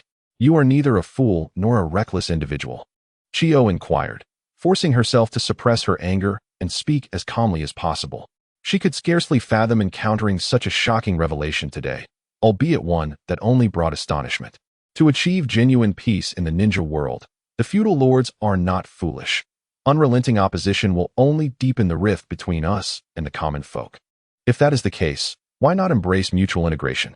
Rising from her seat, Yunqing approached the window, gazing out at the increasingly prosperous Hidden Sand Village, and calmly stated. Yet his eyes glimmered with an enigmatic depth, obscuring his true intentions. I do not comprehend your meaning. What are you endeavoring to convey? At this moment, Chiyo had regained her composure, her years of training enabling her to think critically once more. The more she pondered, the less she understood Yunqing's words. What do you mean by mutual integration, mutual understanding, and opposition to commoners? The first Hokage, Hashirama Senju, established the ninja village system to prevent conflict with ordinary people, which ultimately placed us under the dominion of the feudal lords. Are you suggesting we compromise now? The Hidden Sand Village has amassed a considerable stockpile of resources, and to sell them, we must utilize commercial means, methods of the common folk. In this process, integration would naturally occur. By opening the Hidden Sand Village, we would merely sell land and provide for the consumption of those within the ninja clans. We would never attain true prosperity. The ones who possess wealth and can consume products in abundance are the common people. Yunqing turned back, speaking with profound significance. No one understands the issues confronting the Hidden Sand Village better than he, the leader of all ninjas in the Land of Wind, particularly the commercial challenges that have arisen and continue to arise. Yet, how does this relate to the opening of ninja schools and allowing their descendants to learn? Chiyo understood some matters. Recently, she had heard her daughter-in-law lamenting that the sales of toys at home were not flourishing. There were connections involved, and engaging in trade was a perilous endeavor. Why was there no one to offer protection? If there was protection, why could such power not be wielded by oneself? Yunqing scoffed, for his earlier remarks had already touched upon the sentiments of certain individuals. To seize power, one must infiltrate. With collaboration, one can sow discord, and where there is discord, war may ensue. Chiyo picked up on Yunqing's words and continued, indeed, if that is the case, we can relinquish those powers. Meanwhile, we shall focus on developing core technologies. As long as we firmly grasp the essence of these technologies, we need not fear them. Yunqing's intentions were clear. If only the simplest of ninjutsu were made accessible, the clans and ninjas would not mind. Chiyo had grasped Yunqing's scheme, yet she was uncertain of its ultimate significance. However, she would not hinder Yunqing's plans any longer. Yetsong, please arrange a meeting with Lord Yusho. Invite him to my office for tea in 3 days. Simultaneously, promote to the merchants arriving in Sunagakure that as long as they purchase property here, their children will be eligible to study at the Sunagakure Ninja Academy. Upon receiving Chiyo's consent, Yunqing immediately issued his orders. Within Sunagakure, only 2 individuals could impede Yunqing, Chiyo and Shaman. Shaman offered unconditional support to Yunqing, leaving Chiyo as the sole obstacle. Hiroso listened to Chiyo. The Elder Council was responsible for administration, comprised of Shaman's direct descendants. The largest ninja clans in Sunagakure had all benefited from Yunqing's generosity. As long as fundamental interests were not at stake, no one would dare to oppose him. In the ensuing 3 days, the entire Sunagakure buzzed with excitement. The Sunagakure Ninja Academy announced a grand enrollment. Any individual possessing property in Sunagakure would acquire residency, allowing their children to attend school regardless of their nationality. This announcement shattered the veil of mystery surrounding the ninja village. The existence of ninjas began to professionalize and gradually become more commonplace. Within the Ye clan, Yetsong sat across from the clan leader, Yeshio. Is it true what is being said outside, that it is Lord Kazakage's original statement? The elderly Yeshio inquired, peering through his clouded eyes. Yes, clan leader. What should we do? Yetsong replied respectfully. This elder was not only her clan leader, but also family, and Yunqing had permitted her to report on developments. Understood. You may leave now. After receiving Yetsong's confirmation, a glimmer of light flickered in Yeshio's murky eyes. He coughed lightly and allowed Yetsong to depart. Once Yetsong had left, Yeshio picked up a document detailing the revenues of their newly established yasauna. The shroud of mystery surrounding the village was lifting. This was a time of tumultuous change. In the future, ninjas would no longer have to rely solely on missions for survival, which was indeed a positive development. Born in the Warring States period, Yeshio looked even further ahead. He possessed a more open-minded perspective than most. During the Warring States period, ordinary individuals were confined, becoming large landowners who engaged in conflict with other ninja clans. Amidst this tumult, 2 formidable opponents emerged, ushering in the era of ninja villages, which isolated themselves from common folk, relying on missions for survival. Families gradually evolved into distinct households, and warfare entered a brutal phase, transforming from skirmishes involving dozens or hundreds of participants into grand battles comprising tens of thousands. Observing the recent openness of the Yunqing, Yeshio felt that he had subtly grasped a portion of the underlying dynamics. Once again, within the Wind Shadow building in the same office, Yunqing sat across from the Right Minister of the Land of Wind, accompanied by Shaman, Chio, and Yitsong. Lord Wind Shadow, your invitation this time is rather grand, he remarked, glancing at Shaman and Chio, who were sipping tea and smiling at him. The Right Minister, rarely exhibiting a serious demeanor, showed a hint of gravity. He was aware of the changes that had transpired in Sunagakure over the past 3 days, particularly regarding the rising prices of newly constructed homes. My esteemed Right Minister, let us speak candidly. During our last conflict, we suffered greatly. Presently, both parties seem inclined toward reconciliation. In simple terms, I require sincerity, an earnest gesture towards the lower-ranking ninjas. Yunqing signaled to Shaman, leaned back in his chair, and spoke bluntly. The Right Minister appeared taken aback, his expression stiffening, his body tensing, and he ceased to fan himself. Yunqing, what is the meaning of this directness? How am I to respond? He retorted, laughter lacing his tone, though he feigned confusion. As an astute politician, the Right Minister attempted to lighten the mood. My dear Right Minister, I am most sincere in this discussion. I hope you will reciprocate that sincerity, otherwise it shall be unfavorable for us all. Yunqing asserted, indifferent to the game at hand, emphasizing their wealth and resources. Were it not for our reputations and the urgency of progress, we would not engage with you at all. With a decisive snap, the Right Minister closed his fan, straightened his posture, and fell into deep contemplation. A palpable silence enveloped the room. Lord Wind Shadow, please articulate your needs, he finally inquired. Minutes later, the Right Minister reopened his fan, fanning himself gently, and smiled. In that brief interval, his demeanor had undergone a profound transformation. Truth, lives, and trade routes. Yunqing succinctly stated these 6 words, leaving the Right Minister momentarily speechless. Very well, we possess sincerity and can provide trade routes. However, lives require consultation with the daimyo.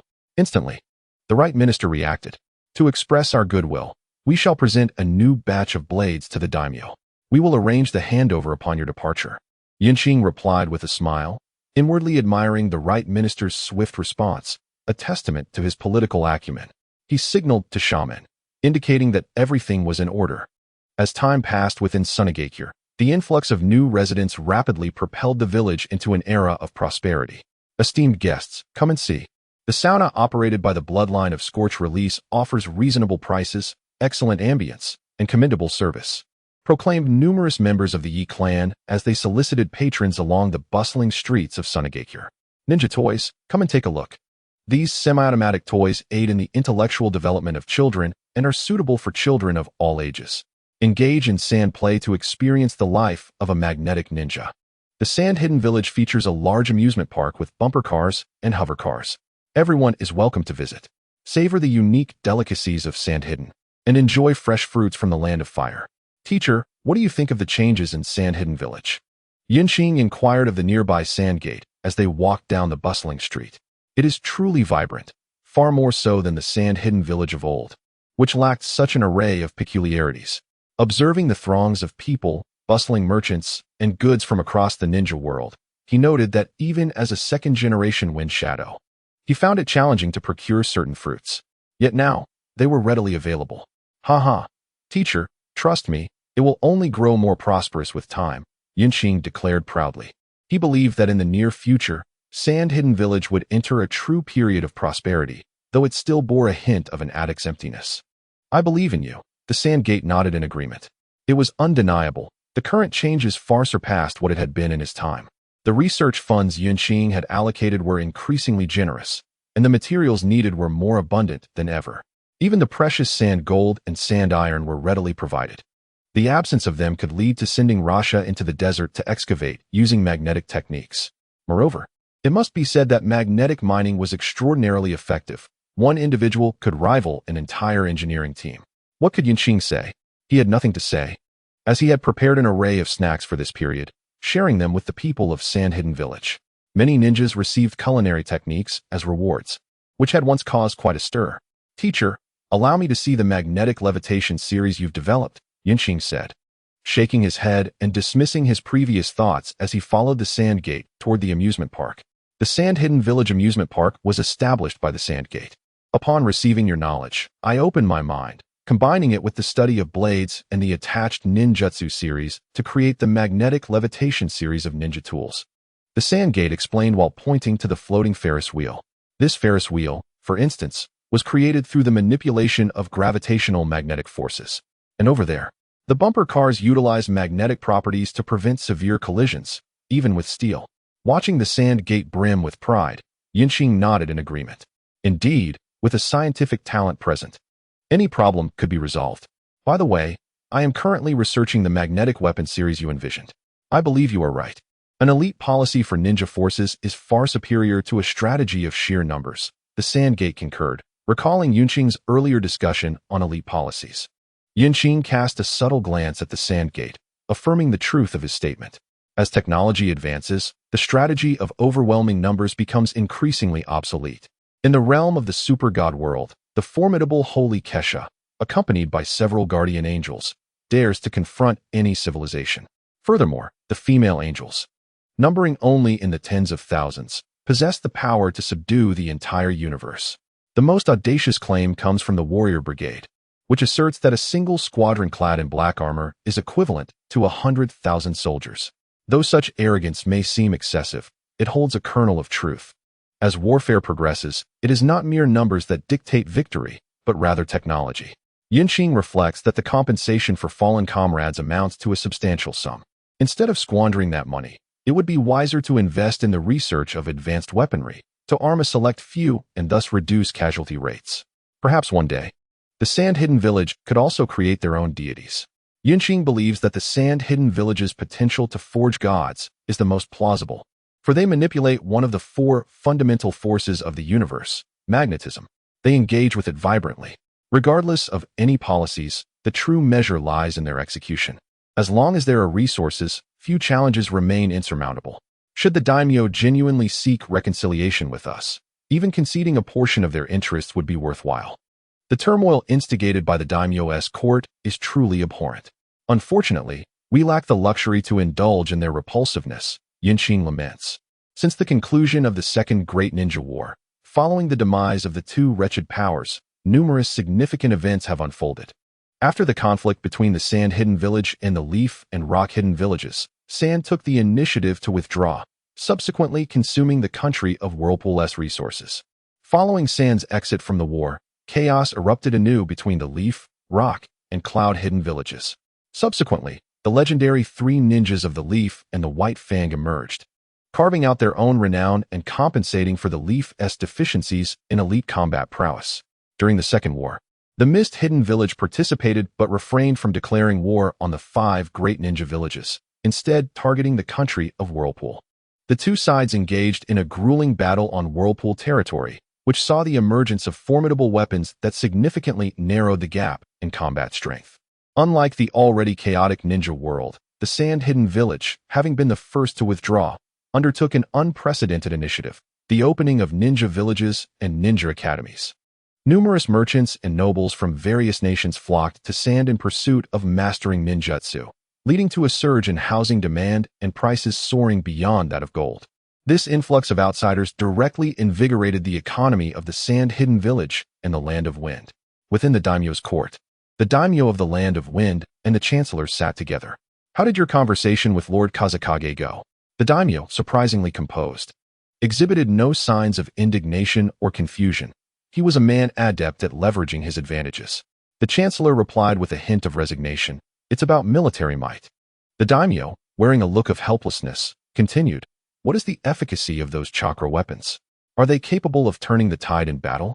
After a moment of silence, the chancellor spoke slowly. "The results are exceedingly favorable. They can effortlessly cleave through stone, and in the hands of those skilled in physical techniques and warriors, eliminating upper ninjas poses no challenge." As the right minister recalled his personal guard, the renowned swordsman wielding the chakra weapon bestowed by the Sand sect, effortlessly cleaving through massive boulders, a tremor coursed through him. "Ah, the sincerity is commendable, and the level of intimidation is indeed formidable." Observing the right minister's demeanor, the daimyo expressed his dissatisfaction.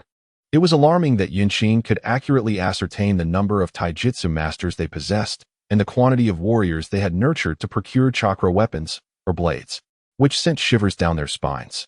"Prepare yourselves. The lives he demands must be surrendered to him, and simultaneously, summon a contingent of craftsmen to deliver to him. He is not seeking to engage in construction. We shall support him." Upon comprehending the entirety of the situation, the daimyo clenched his fist and spoke with a calm demeanor. "Indeed, my lord." A fleeting glimmer of desolation crossed the right minister's eyes as he quietly retreated. Upon exiting the palace and reflecting on his residence in the Sand Hidden Village, a smile graced the right minister's face. "One day, our family shall wield such power." Within the confines of the Sand Hidden Village, Yetsong sat with a pallid expression, her eyes devoid of spirit as she occupied a chair outside the Wind Shadow's office. "What should I do? How could this happen? Why?" Yetsong muttered helplessly. She found herself in a quandary, utterly perplexed by the thoughts of those wretchedly affluent individuals. A dilapidated sand house was selling for a price surpassing that of gold. With a creak, the door to the Wind Shadow's office swung open, and Qing emerged, radiating joy. "Come, little Yetsong, let us return home. My pile of clothes awaits you." Ignoring Yetsong's dismal countenance, Qing beckoned her to follow. Not only did he call her, but he also rambled on as they walked. "I recall you awakening the blaze release, yes? Remember to dry them thoroughly after washing. I find that clothes dried using ninjutsu are incredibly comfortable." Listening to Qing's incessant chatter, Yetsong clenched her fists, feeling an overwhelming urge to strike him. In the realm of ninjas, the most significant pillar of industry is the textile trade. Ninjas seldom wash their clothes, particularly the chunin and jonin ranks. With missions occupying their time, and the wear and tear from battles posing another issue, garments often deteriorate before they can even be washed. Once a piece of clothing is damaged, one must decide whether to mend it or discard it for a new one. Yetsong was no exception. She couldn't even recall the last time she had washed her clothes. "Ah, Yetsong," Qing continued, "I must tell you, with the reforms underway, the frequency of battles for ninjas will decrease. Combat-focused ninjas will gradually become more specialized. It will no longer be a realm where anyone can participate. In such circumstances, a multitude of ninjas will retire and pursue other occupations. For instance, Earth-style ninjas may form construction teams, Water-style ninjas might engage in aquaculture, Fire-style ninjas could delve into baking, and Wind-style ninjas might take on cutting tasks." Regardless of whether Yetsong absorbed his words, Qing led her home, continuing to chatter incessantly. "Just imagine, if Hashirama Senju's wood release were to be utilized in our sand-hidden village to plant trees and enhance the environment. Do you think the successive Wind Shadows would still engage in conflict with Konoha? And if the heavy stone technique were employed for transportation, how much money could be saved? The Lightning Country's heaven-sent technique, used for express delivery, would ensure that your purchase arrives instantaneously. The 7 ninja blades of the land of water, capable of carving mountains, slaughtering livestock, summoning thunder and lightning fish, and creating chakra stations, serve various purposes. Additionally, the water gun series of the Hozuki clan, designed for cutting steel, proves to be exceptionally effective. Initially, Yetsong found Yunqing's words jarring and incomprehensible. However, as she listened further, she began to perceive the wisdom within. The more she recognized its validity, the more peculiar Yetsong's expression became. What is this? Isn't ninjutsu supposed to be grand and noble? Isn't it meant for combat? Yet here, it has transformed into an essential home skill. Fire release requires cake, water release fills ponds, wind release cuts wood, earth release constructs houses, and lightning release serves as a battery.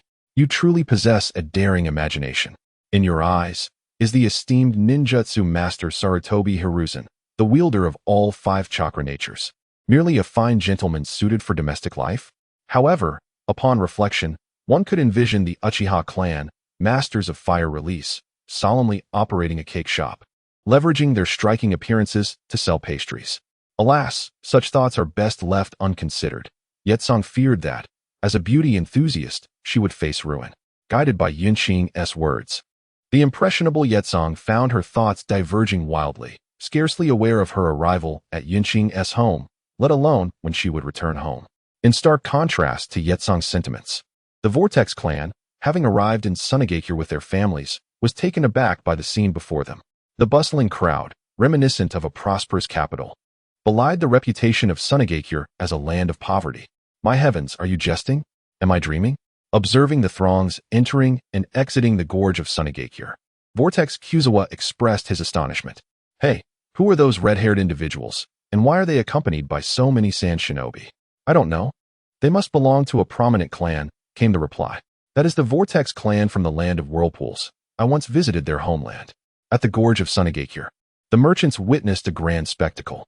First, the Vortex clan made their entrance, followed by a 100-strong contingent of sand shinobi to greet them. Ignoring the merchants, Heilazang suppressed his curiosity and greeted his sister, long time no see, sister. It seems our Sunagakure has undergone significant changes. Chiyo nodded, giving him a knowing glance, then turned to address Vortex Kuzawa and Vortex Yen. Welcome, young friends of the Vortex clan. I am Chiyo, an elder of Sunagakure, here to receive you on behalf of Lord Kazakage. Please follow me. Your clan members will be taken to rest by other sand shinobi. Greetings, Elder Chiyo. We shall heed your arrangements, replied Vortex Kuzawa and Vortex Yen, exchanging glances that conveyed their mutual resignation. Subsequently, they allowed a fellow Vortex clansman to lead the rest in accordance with the sand shinobi's guidance. They followed Chiyo, Heilazang, Sunagakure, and Bienfu towards the Kazakage building. During their journey, Vortex Kuzawa and Vortex Yen gaped in astonishment. The bustling streets bore no trace of the title of the poorest ninja village. It appeared that the transformation of Sunagakure had only recently come to fruition. After recovering from his shock, Vortex Kuzawa began to scrutinize the expressions of Heilazang, Sunagakure, and Bienfu. In the shadows of the sand village, both Suna and Bunpoku were taken aback by the evident transformation before them. Clearly, such prosperity had not existed in the village prior to their departure. Overall, the third wind shadow is a remarkable figure, possessing governance skills over the ninja village that should not be underestimated. With his guidance, our path to ascendancy shall not be overly arduous. Vortex Aizawa's mind raced, contemplating various thoughts in a fleeting moment. I have heard that you intend to study medical ninjutsu? The voice of Chiyo emerged, cold and devoid of discernible emotion, interrupting Aizawa's reverie. Indeed, Elder Chiyo, though our Vortex clan is known for its tempestuous nature, we do not relish conflict. Hence, we have opted for a more submissive approach. In the spirit of being newcomers and preferring to avoid unnecessary complications, Aizawa humbly lowered his stance. There is no need for such deference. I merely wish to inform you that our sand village has established a segment of a medical system, and we hope you will integrate swiftly. This would be beneficial for you. Chiyo shook her head, a faint, disdainful smile gracing her lips. As the revered flower of Suna, she held little regard for imposing upon the weak and infirm. Thank you, Elder Chiyo. Aizawa felt a surge of joy within, instinctively dismissing Chiyo's disdain. or perhaps simply not caring. After all, Chiyo had an impressive record of conquering a city single-handedly, in a real confrontation. The ninjas of the Vortex clan would hardly stand as equals. Moreover, she had explicitly permitted them to assimilate into the medical system of the Sand Village, which indicated an allowance for them to learn the medical ninjutsu, and conversely, they too had no grounds for secrecy. But could the Vortex clan harbor secrets? Certainly not, for they had nothing to conceal. The Sand Village, as one of the 5 great ninja villages, possessed an immeasurable depth far surpassing their own. Within the Wind Shadow's office, Yinqing and Shaman welcomed Aizawa and En.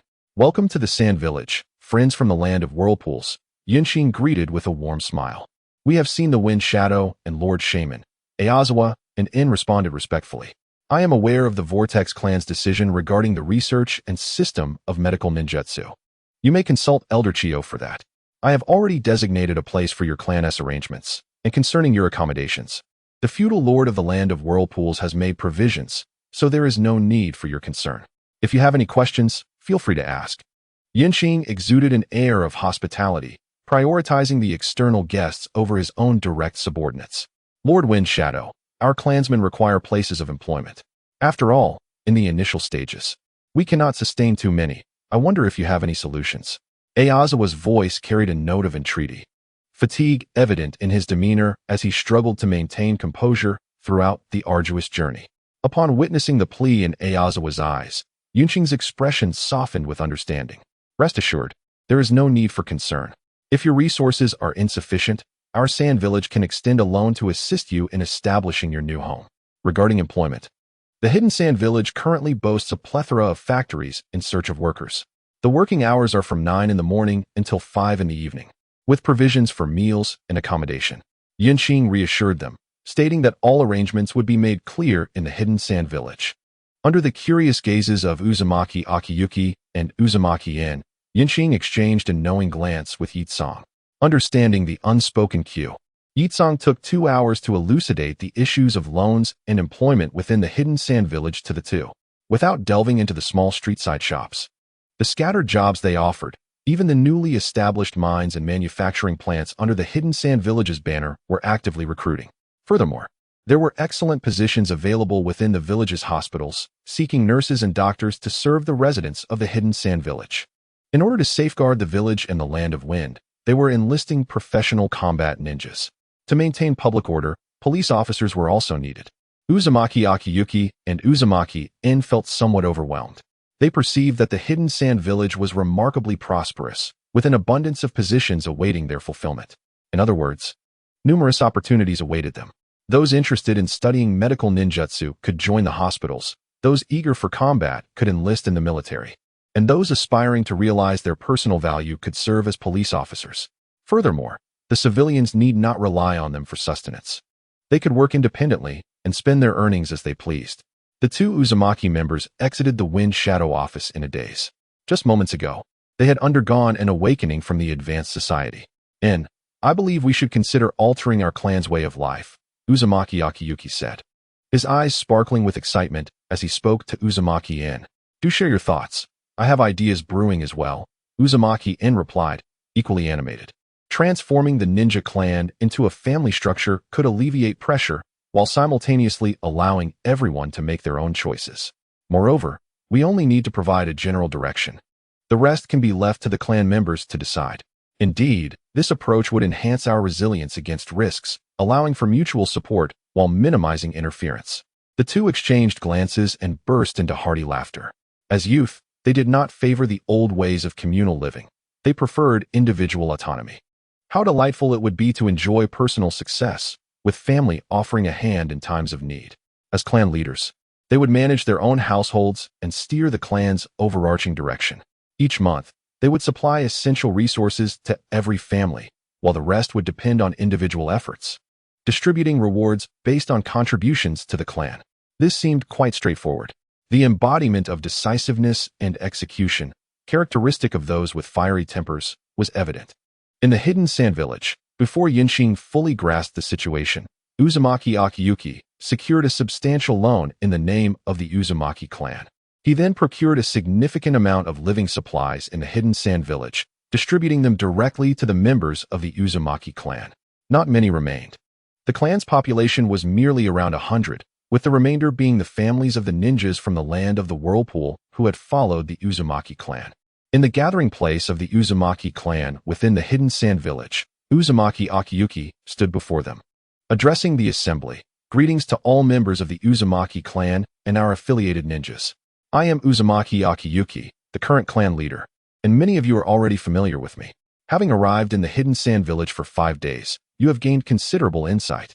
You are now aware of the village's structure and the conditions established for you by the esteemed Uzumaki clan.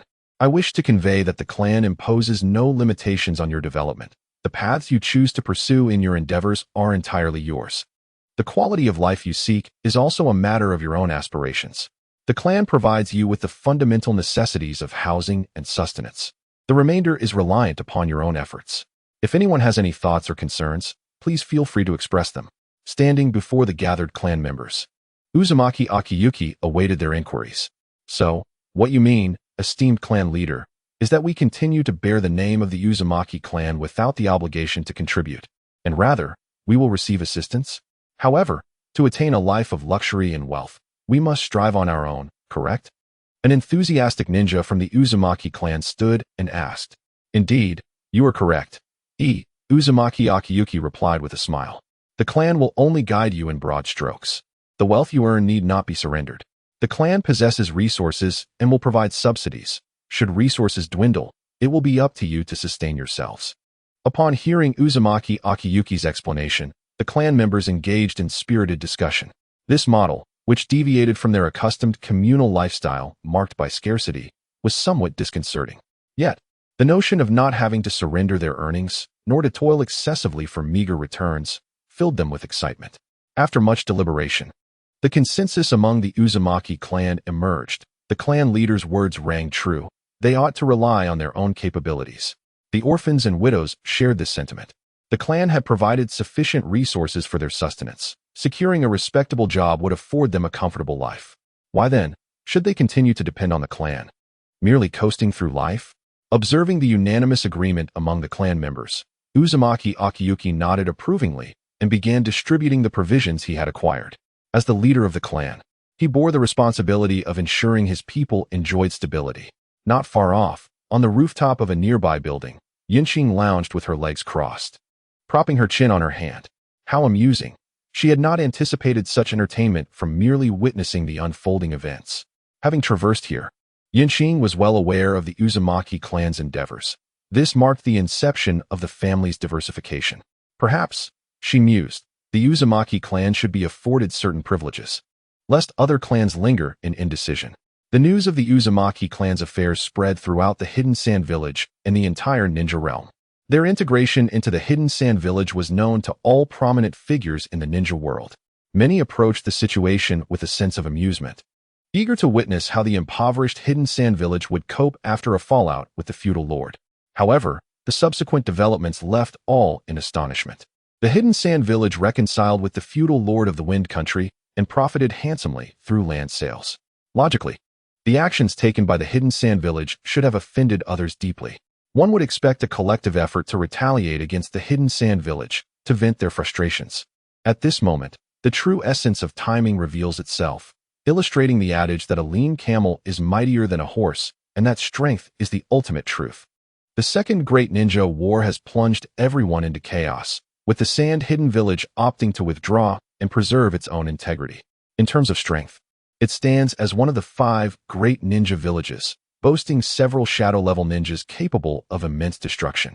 Consequently, no one wishes to be the vanguard, eager to avoid the role of the early bird.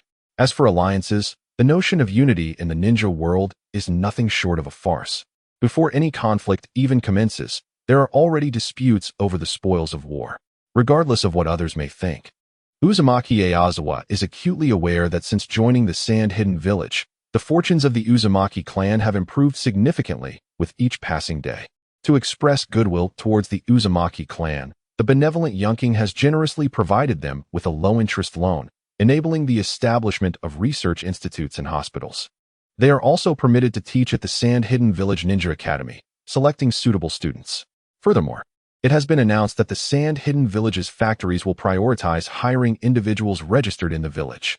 More importantly, shortly after this announcement, a new textile factory was inaugurated, necessitating a substantial workforce.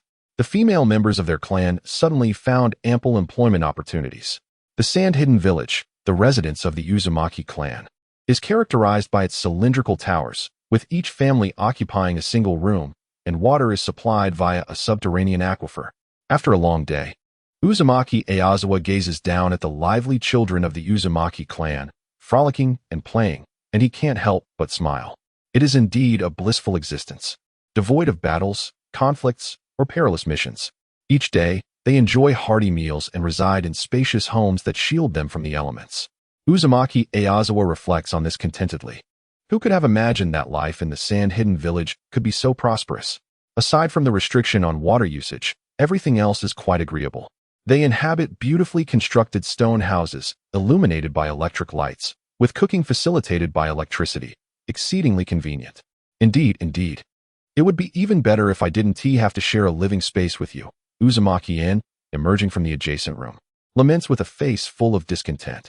He is a promising youth of the Uzumaki clan, a young researcher at the medical institute, and a renowned attending physician at the Sand-Hidden Village Hospital, often referred to as a diamond bachelor. Yet here he is, cramped together with a fellow single man. Then you could purchase a house for yourself. I wouldn't stop you. Uzumaki Aizawa retorts disdainfully, casting a glance at him. You dare to complain about me? I haven't even expressed my grievances towards you. Uzumaki finds himself at a loss for words, unable to respond adequately. Aizawa is correct. He could indeed buy a house, but can he? The meager earnings he makes are entirely consumed by loan repayments. Where has all my money gone, you ask? Don't you know? Uzumaki's expression darkens further. The two of them have taken out a substantial loan. Although the interest rate is not exorbitant, it will take a considerable time to repay. There's no alternative. You see, I haven't received my salary either. Let us wait a bit longer. Once the hospital earns more, we'll be able to settle our debts and afford a house. Uzumaki Aizawa chuckles heartily, patting Uzumaki on the shoulder. No one notices the tears glistening at the corner of his eye, a poignant feeling of heartache. In the bustling streets of Sunagakure, a middle-aged man adorned with a headscarf greeted a beautiful, gentle young lady with flowing red hair. Dr. Coco, heading to work? What shall you have for lunch today? He inquired. Indeed, Uncle Riley. I would like a bowl of plain porridge and 2 vegetarian buns, please, Coco responded with a cheerful smile. Very well, just a moment. It will be ready shortly. I must thank you for your assistance with my child's illness last time, Riley replied with a hearty laugh. As she observed the growing throng of individuals heading to work, Coco felt a profound sense of tranquility within her. In the days when the land of whirlpools still thrived, she was a proud member of the Uzumaki clan, endowed with an extraordinary reservoir of chakra that enabled her to heal others. During that time, she was perpetually occupied, dedicating herself primarily to the study of medical ninjutsu. Upon her arrival in Sunagakure, she joined the Uzumaki hospital as a physician. With the influx of patients, her status within the community elevated, and her life grew busier. Yet, she relished this existence, free from conflict and intrigue. Among the Uzumaki clan, those skilled in chakra manipulation and ninjutsu predominantly pursued careers as doctors, while the resourceful and courageous women served as nurses, assisting in various capacities. The Uzumaki hospital sustained the majority of their clan. Those unable to become doctors or nurses found themselves in labor-intensive jobs, some working in factories as textile workers, while others engaged in tree planting or cultivating cacti in the desert. The multitude of job opportunities in Sunagakure fervently absorbed the influx of newcomers. Upon entering her office, Coco reviewed the hospitalized patients' conditions meticulously organized by the nurses before proceeding to attend to them. Thus began another day of work for Coco, welcoming patients. Coco felt an affinity for Sunagakure, partly because of the sense of home it provided. Witnessing the radiant smiles of ordinary people she had healed brought her unparalleled joy. In the Kazakage's office, Yunshin gazed upon the tax revenues of the past month, a satisfied smile gracing her lips. Indeed, commerce was the true revenue generator. The funds from ninja missions paled in comparison to the commercial tax income. Yunshin noted the meager earnings from mission undertakings, as most tasks were now assigned to freshly graduated genin and were hardly significant. Only a select few bored jonin engaged in more serious missions. while assassination tasks had been abandoned by Yunqing due to their perilous nature, yielding little reward.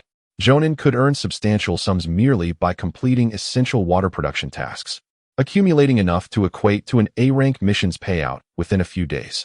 Thus, why risk their lives for little return? Lord Kazakage, many elders are petitioning, lamenting the diminishing spirit of the ninja way, particularly among the youth who seem preoccupied with monetary gain. Yakura interjected, unable to suppress her dismay. The memory of the elders' indignation during meetings sent a shiver down her spine. They were a bothersome lot. Humph. Yunqing snorted dismissively, expressing her disdain. Disregard them. The strength of those elite ninjas does not faze us. They have lost considerable profits due to our interference in their business, particularly the tax officials, who suffer as they witness the funds from numerous S-rank missions being seized. Yunqing remarked, I am well acquainted with those individuals. He was fully aware that taxation posed a significant challenge and had deliberately assembled a cadre of competent tax officials, comprising only a few dozen elite ninjas, each possessing remarkable skills and hailing from the esteemed lineage of the Wind Shadow. Their salaries were quite generous, supplemented with allowances to uphold integrity. Sunagakure has become a melting pot of various elements. Noble dignitaries from the capital, affluent merchants from the 5 great nations, and elders from the ninja villages. The ninja clans of the Land of Wind have established their enterprises here. The adage that money can make the devil dance is no mere jest. The immense profits from extensive commercial transactions compel them to comply. To preclude any disturbances, Yunqing adopted a firm approach from the outset. Regardless of one's identity, every penny owed must be paid. Otherwise, those individuals would dare to undermine your authority. Yunqing understood one vital principle: one must not waver. Retreating is not the path to freedom, but rather a descent into a profound abyss. He envisioned that should he falter, perhaps failing to collect taxes from one establishment or collecting insufficiently, others would undoubtedly swarm, refusing to pay another cent. Some, wielding power and influence, might even extend their claws towards the tax system. Naturally, those individuals could only grumble, yet they would still submit substantial tax payments. Yunqing was aware that his understanding did not necessarily extend to Yetsong, who now regarded him with a look of astonishment. After pondering, Yunqing decided to explain, fearing that his young secretary might, due to ignorance, be manipulated as a pawn by others. Inquire with your family head about the profits from your family's bathhouse and sauna. Discuss taxation with him, and you will comprehend. Yunqing expressed his exasperation to Yetsong. Without understanding the intricacies, one can easily become a mere tool for others. Trusting Yunqing's words, Yetsong returned home, naively seeking out the family head, Yishio. Yishio regarded Yetsong with an expression of incredulity, pondering whether her training had rendered her senseless. How could you utter such words in front of Yunqing? He urged her, take a look yourself. This is the revenue from our family's sauna and steam room. Yishio surmised that since Yunqing had prompted Yetsong to consult him, he must have intended for him to bring her back to reality. With a heart full of curiosity, Yetsong accepted the scroll handed to her by Yishio, examining it meticulously. As she scrutinized the detailed revenue figures and the staggering total amount, particularly the substantial tax amount listed at the end, she was left dumbfounded. No wonder Lord Wind Shadow remarked that the elders sought to evade taxes. If I were in their position, I would too. Yetsong murmured, her eyes vacant, contemplating how many missions she would need to undertake to amass such a colossal sum. It seemed likely that her lifetime earnings would not surpass the income of the Yi family in a single month. Now, do you understand? The allure of wealth is captivating. It is not that their resolve is weak, but rather that the temptation of money is overwhelmingly potent.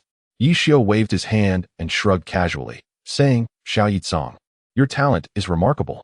With the guidance of Lord Fengying, it is only a matter of time before you ascend to the rank of shadow level. I hope that in the future, you will not only possess strength, but also wisdom. He fulfilled his duty by imparting knowledge earnestly. He was astonished. He never anticipated that after modifications, the Yi family's ninjutsu could be so lucrative in business. The Yi family, from top to bottom, distributed profits monthly based on contributions, allowing everyone to receive a substantial share. Children could afford the intellectual toys sold by Elder Cheetah, and they could indulge in the sweets sold by others. Women could purchase several pieces of jewelry and clothing from Luosha and Jayuola. Men could boast and drink, elevating their status and presence. Most crucially, the mortality rate among the Yi clan had significantly decreased, nearing zero. Xiao Yitsong. You must understand that the forthcoming era will be one governed by law, wealth, and morality. Strength is no longer paramount. Only when laws, finances, and ethics fail to restrain individuals will strength emerge. Therefore, you must learn to progress, Yi Xiu said earnestly. As a seasoned strategist, he knew that regardless of how the world transformed, it remained a realm for the extraordinary. To truly thrive, one still needed power. The distinction between a family with and without a shadow-level member is monumental. Yes, I understand. I will strive diligently, Yi Tsong replied, his face flushed. Cheer up. The Yi clan will one day be entrusted to you. Also, do not heed others' words. You are the secret disciple of Lord Feng Ying, and we, too, stand with him. Remember this. When there are matters, let the secretary handle them. When there are none, seek the secretary. Yi Xiu felt it was essential, as a seasoned veteran, to candidly reveal to Yi Tsong what his future held. Yi Tsong's face turned crimson, and steam began to rise from his head. What are you saying? It's so annoying. Yi Tsong stammered in retort before vanishing in a flash, disregarding all etiquette. Watching Yi Tsong disappear, Yi Xiu burst into laughter. Do you have such faith in Yi Tsong? You yourself mentioned that we are no longer in an era of strength. A nebulous voice echoed within the room, questioning Yi Xiu's assertions. Foolish. Reflect on why Lord Feng succeeded in his reforms and why everyone listens to him.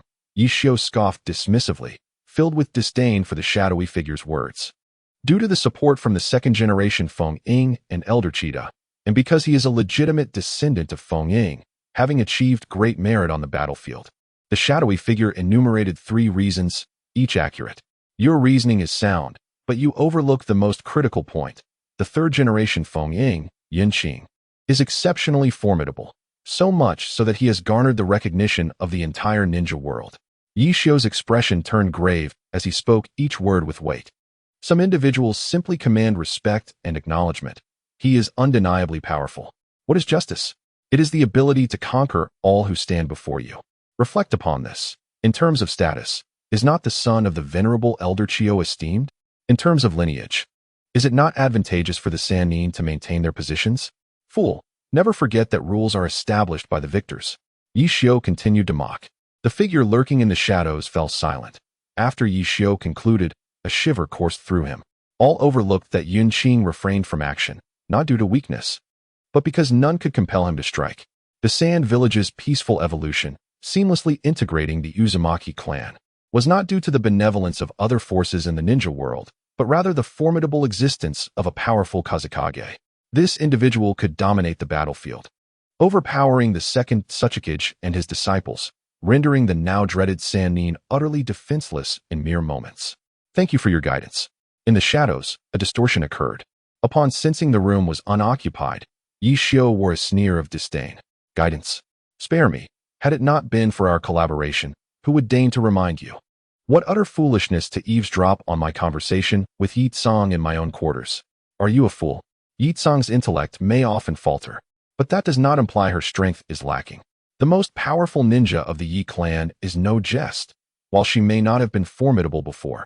Who knows her true strength now under Qing's tutelage? Should her intellect fail her, and she inadvertently reveals your presence, what fate awaits the Yi clan? Furthermore, who is unaware that Qing possesses a vast observational jutsu? He can surveil the entirety of the Sand Village at any moment. If he were to conduct a surprise inspection and find you in my home, how would I explain? That you are my distant cousin? No, I must sever this connection. This living fool is too naive. Yi Xiu resolved inwardly, murmuring to himself. At the border of the land of Earth and Konoha, 2 factions of ninjas had just concluded a fierce battle and were now engaged in clearing the battlefield. No one noticed the figure nearby, a yin-yang face, quietly observing. TSK, the clash between Konoha and the Rock Ninjas was quite brutal. It nearly affected us. The white-faced figure remarked with a sardonic tone, as though he were genuinely fearful. The more devastating their conflict, the more advantageous it is for our development, the black-faced figure stated calmly, asserting his superior intellect as the dominant persona. Should we return? We have been out long enough. Lord Madara may be growing impatient. The white-faced figure disregarded the black-faced persona's words, shifting the topic. He would certainly not admit to any shortcomings in his intellect. After all, he is the exceptionally cunning white Zetsu. In a dimly lit cave, an elderly man with silvery hair leaned against a demonic statue his eyes closed, exuding no sign of life, as though he were already deceased. Yet, upon closer inspection, one could sense a cataclysmic aura enveloping him, poised to erupt and consume the entire world. In a corner of the cave, a peculiar creature with a white, curled face was drawing something on the ground with a twig. Time flowed within the cave, as if the two were oblivious to its passage. Suddenly, a mound of earth rose, and an yin-yang face emerged from the ground. "Master Madara, I have returned." The somber voice echoed within the cave. "Hey, Zetsu, you're back. Can I go out to play?" Upon hearing Zetsu's words, the white-faced Akatsuki member leaped up in excitement. "No, Afe. You must remain here to guard Master Madara and conduct reconnaissance." "My presence suffices," Zetsu replied wearily, observing the disparity between himself and his companion, both products of the Ten Tails. "Zetsu, what is happening outside? Has there been any significant news lately?" The white-haired elder, Uchiha Madara, opened his eyes, revealing his striped Sharingan, his imposing aura enveloping the cave. "Ah, Master Madara, you're awake. Let us go out and have some fun. It's so dull here, and Zetsu 1T let me leave," Afe exclaimed, longing to venture outside. Throughout his life, he had only experienced a few outings, each brief and fleeting. Ignoring the exuberant Afe, Madara fixed his gaze on Zetsu, awaiting a response. "Nothing major has occurred. The ninja world remains embroiled in war. If I must mention something, the Vortex clan has been annihilated, and a faction has relocated to Sunagakure. Additionally, Sunagakure has established a ninja academy, and the third Kazekage has sold the land at an exorbitant price," Zetsu reported. As a dutiful son of the ninja world and a schemer of millennia, Kuro Zetsu could accomplish anything except governance. The changes in Sunagakure were imperceptible to him, thus, he recounted them as jest to amuse Madara. Ahem, selling land at such a price is nothing short of extortion. What can be done with a pile of sand? Madara remarked disdainfully, indifferent to the situation. As one of the two most formidable figures in the ninja world, Madara possessed little emotional intelligence and political acumen, rendering him akin to an illiterate in the 21st century. "Let us discuss other matters. Have you found anyone capable of bearing my eyes?" Madara shifted the topic, his gaze still fixed on the black and white Zetsu. Before his lifespan concluded, he sought someone to inherit his eyes and another to carry forth his will. "Well, if I must say, the third Kazekage of Sunagakure possesses the requisite strength and talent, and his status could alleviate many issues," Zetsu contemplated after a lengthy pause. As a millennium-long schemer, Kuro Zetsu admitted to having encountered numerous individuals, yet aside from the ungrateful offspring of the Sage of Six Paths, he held the highest regard for Qing. The formidable power and astonishing talent of Qing were beyond imagination. Kuro Zetsu believed that with time, surpassing Uchiha Madara would pose no challenge for Qing. What of the third Kazekage? What kind of talent can those impoverished folks of Sunagakure cultivate? Madara responded haughtily. In his eyes, the only clans worth noting in the entire ninja world were the Uchiha and the Senju. The rest were mere trifles, even those who had supposedly been filtered out by their bloodlines. Zetsu chose to overlook Madara's arrogance, having long grown accustomed to it. In the ensuing moments, Kuro Zetsu elaborated extensively to Uchiha Madara about his observations and experiences in Sunagakure. As an adept in intelligence gathering, Kuro Zetsu was unparalleled in the ninja realm. The intriguing and unique bloodline limit he spoke of rivaled the chakra of the Senju and Uzumaki clans, exhibiting an alarming natural aptitude. Following Kuro Zetsu's vivid account, Madara felt a surge of curiosity. With his crimson hair, it warranted further investigation. Perhaps he bore the bloodline of the Uzumaki clan. If that were the case, transferring those eyes to him would certainly not be out of the question. As a man of pride, Madara scoffed lightly. "Indeed, my lord Madara. I shall investigate this at once."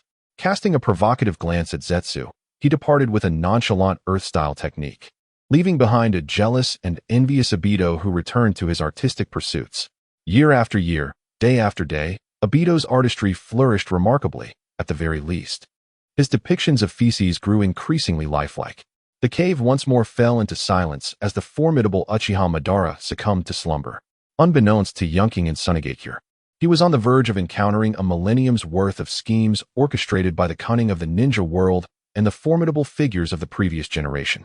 Had he known, Qing would have been exhilarated, eager to test his newfound abilities. Since seamlessly absorbing Eileen's powers and accelerating the integration of his grandfather's template, Yunqing found himself bewildered by the extent of his strength. He was aware that he could perform chakra modes akin to those of the prince in the original narrative. His exceptionally developed cerebral domain and robust physique could barely sustain the computations of the black hole engine. After all, in the realm of mysticism, a potent bloodline and vast energy reserves could serve as a computational foundation. For Yunqing, his fervent hope was to draw a dark matter quantum computer in his next lottery. His own energy supply would adequately support its operation. Coupled with the black hole engine, he could truly contend with anyone. Creating a black hole was no feat for the faint-hearted. In the training grounds of Sunagakure, the recently unoccupied Yunqing engaged in honing the combat techniques of Yakura. However, to label it as training would be misleading. It was merely a one-sided assault. Both Eileen and his grandfather's templates boasted commendable martial and sword skills. In their original world, they might not have qualified as the strongest, but they certainly scored a respectable 90. TSK, your attacking direction is far too obvious, your force is insufficient, and your attack trajectory is evident. The fluctuations in chakra are excessive, and your bloodline utilization is appalling. Your martial skills are lacking. One cannot solely rely on a bloodline to achieve exponential growth and strength. Consider those renowned ninjas, the leaders from various villages. Who among them lacks proficient martial arts? How dare you disregard martial arts in favor of ninjutsu? Yunqing wielded a metal rod, enhanced with various attributes, and struck Yakura relentlessly, all the while delivering scathing verbal criticisms. Observing Yakura panting heavily after merely a few uses of his bloodline, Yunqing felt a mix of frustration and disdain. Are the people of the ninja world blind? Have they not seen that all renowned ninjas possess commendable martial arts? In the Hidden Cloud Village, the Reikage lineage employs a technique known as the body technique, while the Mizukage of the Hidden Mist Village, the enigmatic Kisame Hashigaki, is capable of forging 7 or 8 ninja blades. One might question the potency of his physical prowess. As for the Rock Village, their inhabitants are renowned for wrapping their hands in rock, employing the heavy rock technique, which instills a sense of fear. Konoha, on the other hand, boasts the second Hokage's Flying Thunder God Slash, which intricately involves swordsmanship, while the first Hokage's martial prowess was fundamentally rooted in physical techniques, establishing a legacy built upon immense strength. The third Hokage's summoning technique calls upon the great monkey Qing, capable of transforming into a formidable weapon. In essence, a foundational aspect of becoming a Kage lies in possessing commendable physical techniques to support combat. However, one might ponder, are not physical ninjas widely regarded as the weakest among their peers? Is it not a well-known fact that the Kages of various villages rely predominantly on powerful ninjutsu? It is rare to hear of anyone who has gained renown solely through physical techniques, Lieftzong argued, panting heavily as she attempted to counter this assertion. She believed Yunqing was merely jesting at her expense, especially considering that even Yunqing's own rise to fame did not stem from physical prowess. With a cold chuckle, Yunqing retorted, "Then tell me, what did I use to defeat you just now?" Don't be foolish. Physical techniques can handle various close-quarter scenarios, enhancing your endurance in battle. They prevent you from exhausting your chakra with just a few ninjutsu, leaving you gasping for breath and vulnerable to a swift demise. A robust physique also facilitates the rapid refinement of chakra. You, my dear, have failed to notice that every Kage possesses a chakra reserve that, even if modest, surpasses that of the majority. With a sense of exasperation, Yunqing endeavored to enlighten Lieftzong. I believe I should consolidate these insights into a textbook. Otherwise, the process of self-discovery could be detrimental to countless individuals. Observing the dawning comprehension on Lieftzong's face, Yunqing sighed inwardly. The Yi clan had never produced a Kage, hence their ignorance of the foundational aspects concerning them. Consider Kakashi from the original narrative, a universally acknowledged master of ninjutsu, who still possesses the ability to unlock the 8 gates, albeit sparingly. This signifies his understanding of the significance of physical techniques for a ninja. This is the advantage of having a well-trodden path, especially when one is the offspring of a renowned figure in the ninja world, allowing for an accumulation of knowledge beyond that of others. A vast chakra reserve does not equate to strength, while a meager one does not imply weakness either. After spending years in the Hokage world, Yunqing fully embraced this perspective. Take Chiyo, a puppet master, and the relatively weak shaman. In terms of chakra volume, they could easily outshine 80% of the ninja populace. Lieftzong, I have only just realized how many fundamental concepts you seem to lack. It appears that you are in dire need of a complete overhaul, Yinqing jested, once her emotions were settled. Leaf Song, her face marred with frustration, raised her head to gaze at Yinqing, speechless in her response. Is it truly my fault for lacking knowledge due to the absence of a distinguished mentor? In the Yi clan, I am recognized as the child with the greatest talent. What more could I do? The assistance offered by my clan has merely propelled me to the brink of becoming a quasi-Kage.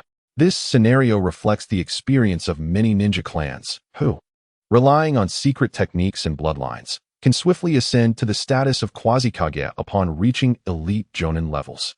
The distinction between the quasi-shadow and the shadow, though merely a single character apart, signifies a vast chasm that only a select few can traverse.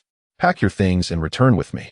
I shall assist you in solidifying your foundation, Yinqing remarked with a gentle smile as she turned to leave, shaking her head. It is fortunate that the issues were identified in time. Yitsong still possesses hope, were it to be delayed by a few more years. Missing the prime period for cultivation, Sunagakure might have been deprived of a shadow-level ninja. The harmonious trifecta of wealth, skills, and companionship is indeed indispensable. As Yinqing walked, her thoughts meandered. It is no wonder that the renowned figures emerge from esteemed clans, leaving little opportunity for common ninja to rise. Upon reflection, she realized that she could hardly be classified as a commoner. Being a direct descendant of the Wind Shadow grants her an edge over countless others. At the very least, the Sand Village ensured that her foundational training was thorough and robust. Consider the original narrative, where the most pitiable prince emerged with resources surpassing 90% of his peers upon graduation. Just stepping out of the school gates, he had Kakashi, a quasi-shadow-level ninja, as his bodyguard, followed by personal tutelage from Jiraiya to reinforce his fundamentals. When the latter became unavailable, the Soul Wood release user from Konoha stepped in to provide guidance. For wind chakra cultivation, he could directly consult Asuma, and he even encountered the Eight Tails Jinchuriki, Killer Bee. Such a network of resources is unparalleled, perhaps only rivaled by the young Sannin. The more Yinqing pondered, the more daunting it seemed. It became evident why the position of shadow is traditionally inherited within the direct lineages of shadows. This foundational knowledge regarding shadow-level ninjas is sufficient to stifle over 90% of individuals. Not long after, the students at the Sunagakure Ninja Academy discovered an additional extracurricular book entitled The Ninja Cultivation Guide on the Interplay of Body and Illusion. As the school bell rang, Scorpion packed his bag and headed home. Chio, embracing his wife, Rin, looked on in confusion as their son returned unusually silent. Scorpion, what has transpired? Chio and Rin exchanged glances, and with gentle concern, Rin approached to inquire. Mother, do you think the Wind Shadow could make a mistake? Young Scorpion asked, his eyes wide with innocence, provoking a surge of maternal affection in Rin. Scorpion, what troubles you? What has led you to question the Wind Shadow's judgment? Chio, equally perplexed, wondered why his son would doubt the Wind Shadow's decisions. Scorpion shook his head and retrieved a thin book from his bag, presenting it to Chio. Father, this is the book distributed today. I believe the contents are erroneous. How can the interplay of body and illusion be mutually supportive? Moreover, I have never encountered such concepts before. Furrowing his brow, Chio took the book and began to study it. The more he read, the greater his confusion grew. Ignoring the concerned expressions of Scorpion and Rin, he delved into a second reading. This time, he grasped some understanding. However, upon a third reading, his initial comprehension vanished entirely. Scorpion, as a father, I must confess, I do not comprehend this text, but my intuition tells me that there is no fault within it. Await your grandmother's return, and together we shall seek her counsel. Now, are you willing to join me in this study? Qian Luo forced a smile, suppressing the shock within, and spoke. He realized that, as Scorpion had mentioned, the contents of this book were not overly challenging, as they had encountered similar concepts during their usual practice. However, the majority of these instances were unfamiliar to them. He could not articulate the book's enchantment, merely affirming its validity. I am willing. Scorpion nodded enthusiastically, agreeing with his father's words. The prospect of learning alongside his father brought him immense joy. Upon returning home, Qian Dai was greeted by the sight of her son, daughter-in-law, and grandson engrossed in a book, which was not particularly thick.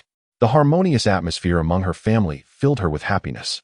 Hearing the sound of the door, Scorpion looked up, and upon seeing his grandmother, leaped up in excitement, rushing towards Qian Dai, exclaiming, Grandma, Grandma, come quickly.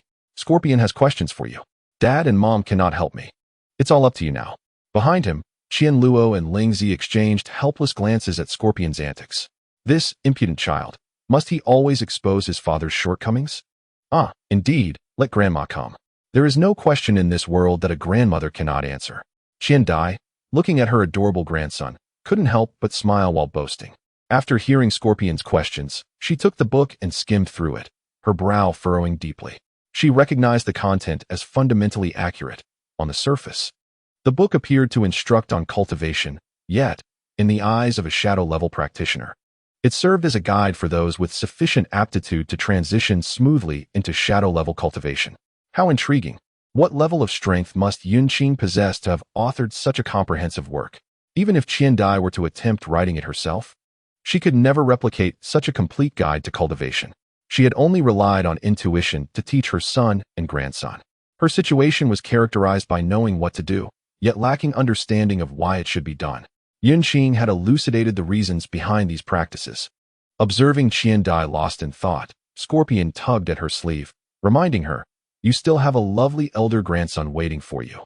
Taking a deep breath, Qian Dai replied as calmly as possible, "Little Scorpion, there is nothing amiss with this book. The reason you find it ordinary is that your grandmother has been teaching you in this very manner."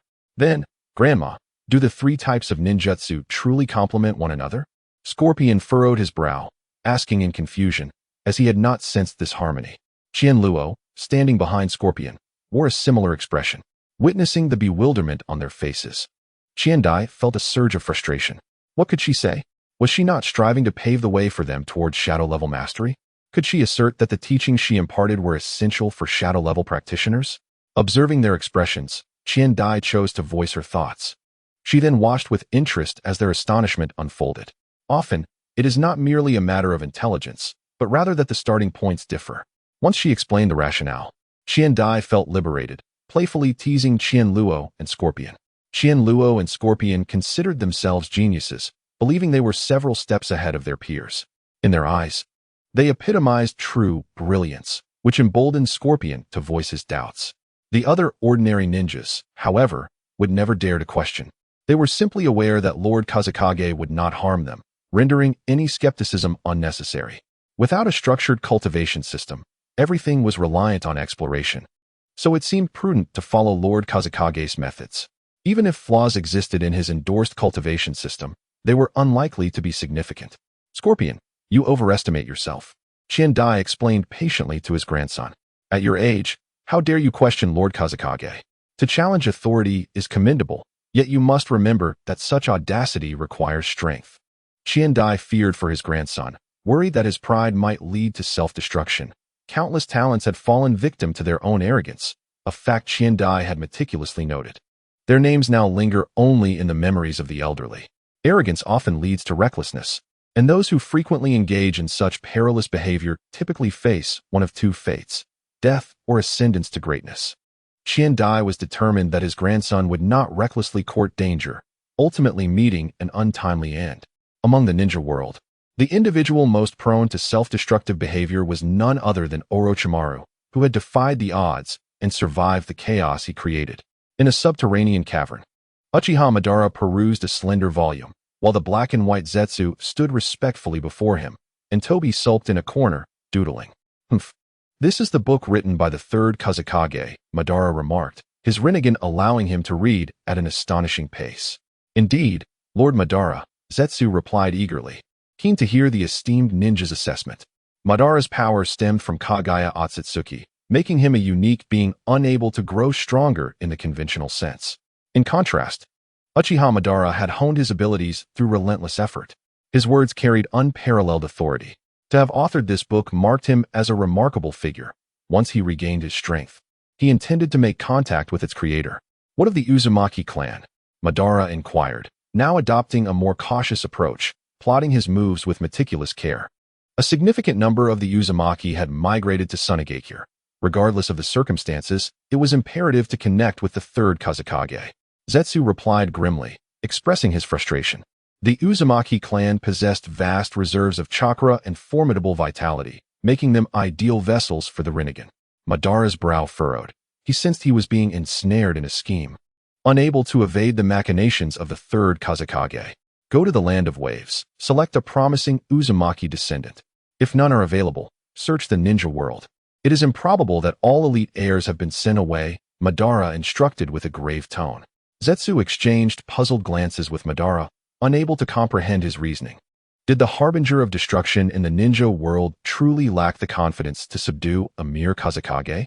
To search the entire ninja world for the second preparation seems rather burdensome, Master Madara. Would it not be more efficient to head directly to Sunagakure or utilize the third Kazekage? Considering the daunting task of finding someone amidst the vast ninja realm, Black and White Zetsu mustered their courage to pose the question. Madara frowned, casting a scornful glare at Zetsu, reprimanding him with disdain. You wretched fool, why must you inquire? Can you not simply execute your duties with obedience? Yet, for the sake of the mission's quality and future endeavors, Madara elaborated, stating that by following the teachings of this tome, as long as one possesses sufficient talent and ample resources, attaining the rank of a Kage is a foregone conclusion. The individual capable of authoring this book possesses strength comparable to my own and Hashirama's in days gone by. Upon hearing Madara's words, both Zetsu and Tobi were struck dumb. For the proud Uchiha Madara to express such sentiments indicates that the third Kazekage's prowess has indeed surpassed that of the majority, reaching what is referred to as an extraordinary Superkage level. Black Zetsu silently withdrew, choosing not to voice his thoughts. The ability to detect someone of Superkage caliber signifies that his concealment skills are unparalleled. Should he recklessly seek trouble, he might very well meet his demise. As for Sunagakure, it is a village adept in sealing techniques. The author believes that Sunagakure possesses the most formidable sealing arts among the 5 great shinobi villages, with its lineage stemming from the sand sealing series, nearly ubiquitous among its shinobi. In contrast, while Sunagakure possesses numerous powerful sealing techniques, only a select few can effectively utilize them, whereas many in Sunagakure are proficient. Black Zetsu, with his mission yet to be fulfilled, deemed it wise to refrain from courting danger. He, Black Zetsu, the foremost survivor of the ninja world, has outlasted the Sage of 6 Paths, the village of Yu, Ashura, Indra, and endured the chaotic warring states period, having finally awaited the arrival of Uchiha Madara, a descendant blessed with the Rinnegan. He knows the struggle has not been in vain.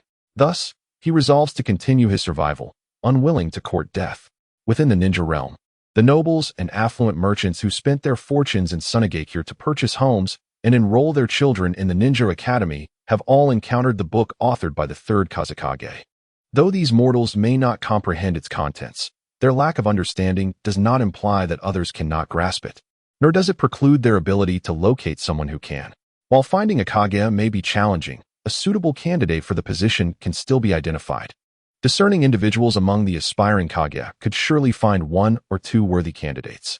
Furthermore, within the ninja world exists a certain bounty hunter, moral, cultured, and possessing principles, who can be hired for any task, provided one is willing to pay. After all, who has not issued an assassination mission at some point? In a shadowy chamber, 2 figures faced each other. What is the task? To examine the book. After a prolonged silence, very well.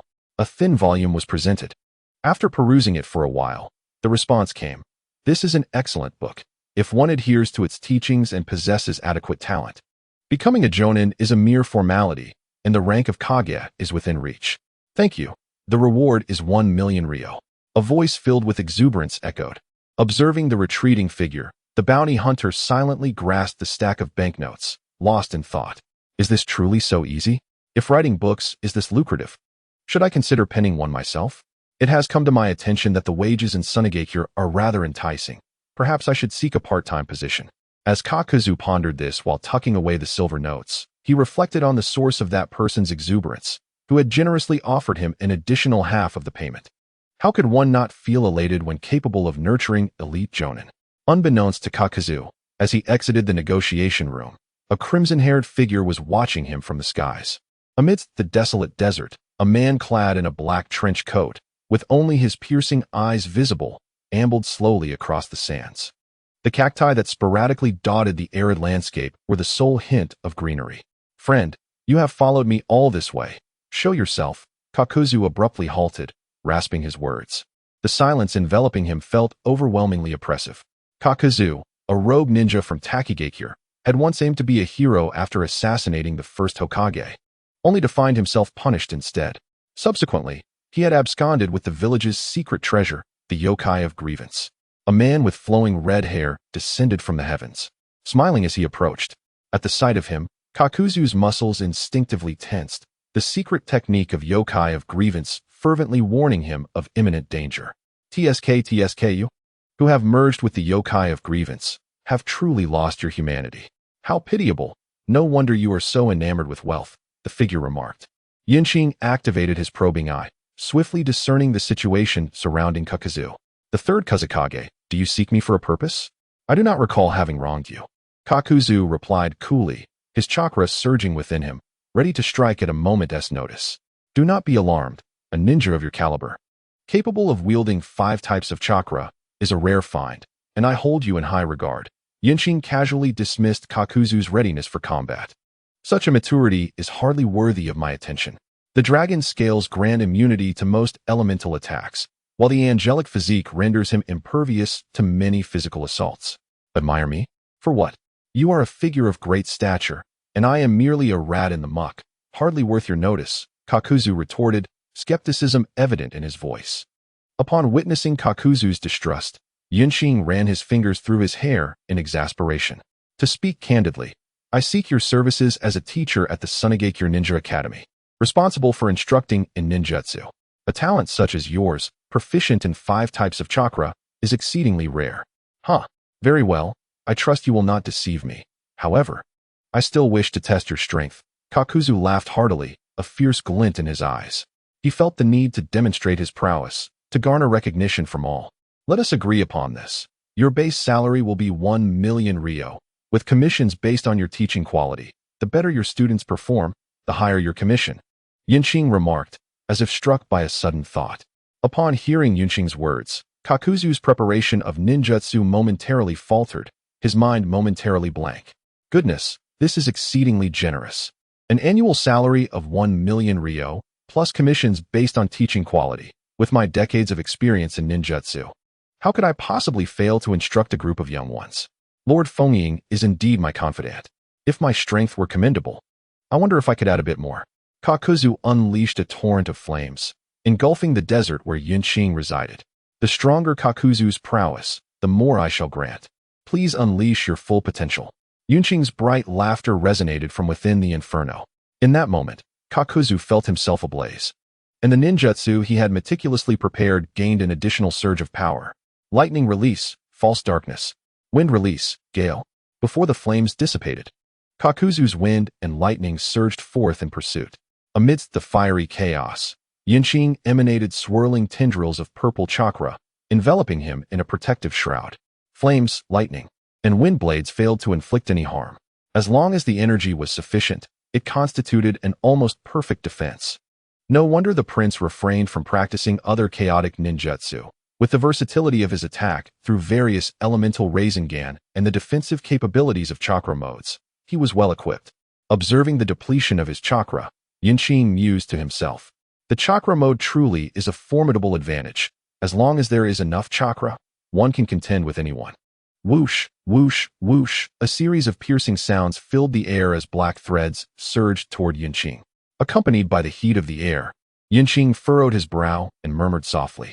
The surrounding flames erupted violently, hurtling toward Kakuzu. As he beheld the oncoming wave of intense heat, Kakuzu's pupils constricted, truly sensing the threat of death. Water release, great waterfall technique. Earth release, earth flow wall technique. Earth release, rock concealment technique. In that moment, Kakuzu exhibited the foundational prowess befitting a shadow-level ninja. Regardless of the peril at hand, his body had already warned him of the imminent danger, yet he remained composed. Preparing his countermeasures, the waterfall evaporated, the earth flow wall was shattered, and the desert was gouged, creating a deep pit as the surrounding sand flowed downward. Striving to fill the void, Yinqing observed everything with calm eyes, neither continuing his assault nor uttering a word, simply floating above the chasm in tranquil anticipation. Time trickled by, and shortly thereafter, Kakuzu emerged from the depths, his body ensnared by black threads. Noticing the tattered state of Kakuzu, Yinqing casually summoned a set of garments and tossed them to him. A base salary of 2 million ryo, with commissions to be calculated separately. How does that sound? Just as Kakuzu accepted the clothing, he met Yunqing's serene gaze, those eyes as tranquil as still waters, causing a tremor within him. Before that sensation could fade, a voice like celestial music graced his ears. Ahem, it seems my strength is adequate, allowing Lord Fengying such trust. Kakuzu exclaimed joyfully. This master possesses immense wealth. Most importantly, he has strength and does not harbor jealousy. Over the years, Kakuzu came to understand why he was dispatched to assassinate the first Hokage, why he was declared guilty, and why his fate was so dire. It was precisely because his strength surpassed that of the leader of Takigakure, posing a threat to others' positions. This also explained his desire to battle Yunqing. To speak candidly, I truly lament for Takigakure, possessing the potential to become the 6th great ninja village, only to squander a winning hand. As he observed the approaching Kakuzu, Yunqing chuckled softly. To speak frankly, the potential of Takigakure to become the 6th great ninja village surpasses that of both the Land of Rain and the Land of Whirlpools. During the era of Senju Hashirama, it was indeed a golden age, peace reigned, and no one dared to act out of line, as a formidable leader loomed above them. Takigakure possesses its own bloodline clans, ample fertile land, a Kakuzu capable of becoming a Kaga-level ninja, the ability to produce a Jinchuriki of the 7 tails, and the precious treasure known as the Hero's Water. Most importantly, Takigakure is home to the 7 tails. It can be said that during Hashirama's time, it was the optimal moment for Takigakure to rise and to establish itself as the 6th great nation and hidden village, with proper utilization of its resources. Ascending to the status of the 6th hidden village would be a matter of mere moments. Regrettably, it squandered its own opportunities. A promising hand was played poorly, ultimately relegating it to the status of a vassal village under Konoha. Yunqing genuinely felt a sense of loss for Takigakure. If given the choice to traverse into any ninja village, Yunqing would declare, I would choose none. If forced to select, it would be Konoha. As long as one hides well, one can live safely until the conclusion. Along the way, one could even experience a brief trip to hell. Kakuzu was utterly perplexed by Yunqing's words, unable to comprehend the lament for Takigakure. Noticing Kakuzu's confusion, Yunqing articulated his thoughts clearly, sharing his perspective on Takigakure as if recounting treasured stories. You see, with your talent and diligent effort, becoming a Kage-level ninja without relying on the Doton technique is entirely feasible. If Takigakure can produce one Kage-level ninja and secure another Jinchuriki of the 7 tails, it would essentially embody the standard of a major hidden village. As long as it withstands the initial assault, Takigakure would undoubtedly ascend to the 6th hidden village. Yunqing patiently elucidated. Just moments ago, during their battle, he utilized the Angel's insight, combined with the Void Engine and Dark Matter computer, to conduct a series of simulations. The conclusion drawn was that Kakuzu could undoubtedly achieve Kage-level status without relying on the Doton technique, even as the most ordinary Kage. If Takigakure operates effectively, there is a 90% chance it could rise to become the 6th great hidden village. Such scientific validation of operations leads Yunqing to lament the lost opportunities of Takigakure. Upon hearing Yunqing's explanation, Kakuzu could only sigh. Everything was left unspoken. The past is but a memory. Just work hard, at the very least. My Sunagakure does not have such trivial matters. Yunqing patted Kakuzu on the shoulder in a gesture of consolation. Kakuzu's lips twitched. What could he possibly say? Given Yunqing's formidable prowess, he truly need not concern himself with the strength of those beneath him. From their earlier engagement, Kakuzu understood that if Yunqing wished to eliminate him, it would be no more difficult than slaughtering a dog.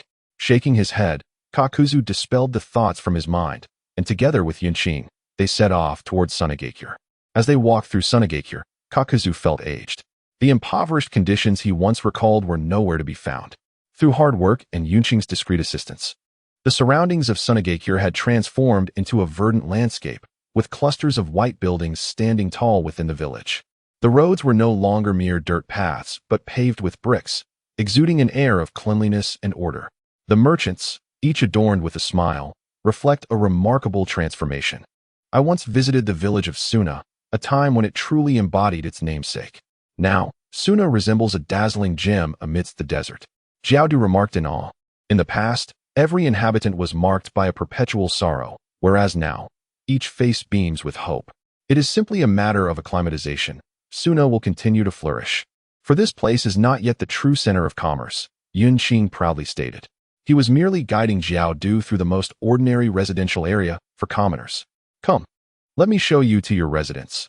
Qing beckoned, leading Jiao Du past the dwellings of ordinary folk and ninjas towards an exquisite two-story building. This locale primarily houses the instructors of the Ninja Academy and researchers from the scientific department. Of course, many reside elsewhere, as they possess their own homes. You will be staying in that building over there, Qing explained as they walked. For instance, that one houses the head of a research project, while that one is occupied by a particular teacher.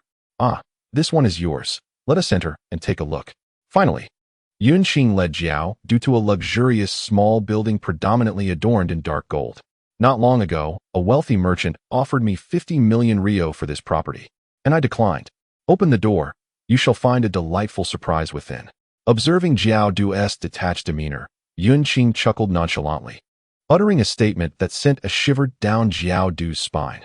In that moment, Jiao Du felt an unwavering loyalty towards Qing, recognizing him as a commendable leader. Initiating with such grand gestures. How long may I reside here? Jiao Du cautiously inquired, brushing aside the surprise. Until death do you part, as long as you live. This house shall be yours, Qing replied. Gazing intently at Jiao Du, the latter felt a surge of disbelief. Residing here until death. Qing's words implied their veracity. Jiao Du had never felt such acknowledgement of his training grievances. He could now vie with Qing over longevity. Well then, you should hasten to open the door. There lies a significant surprise within, Qing urged casually. Regardless of one's status, the thought of resting upon a fortune of 50 million is exhilarating. Even the affluent of past lives would find such a notion thrilling, let alone the impoverished ninjas of the shinobi world. Many ninjas, reliant on missions, barely earn a few million Rio throughout their lives.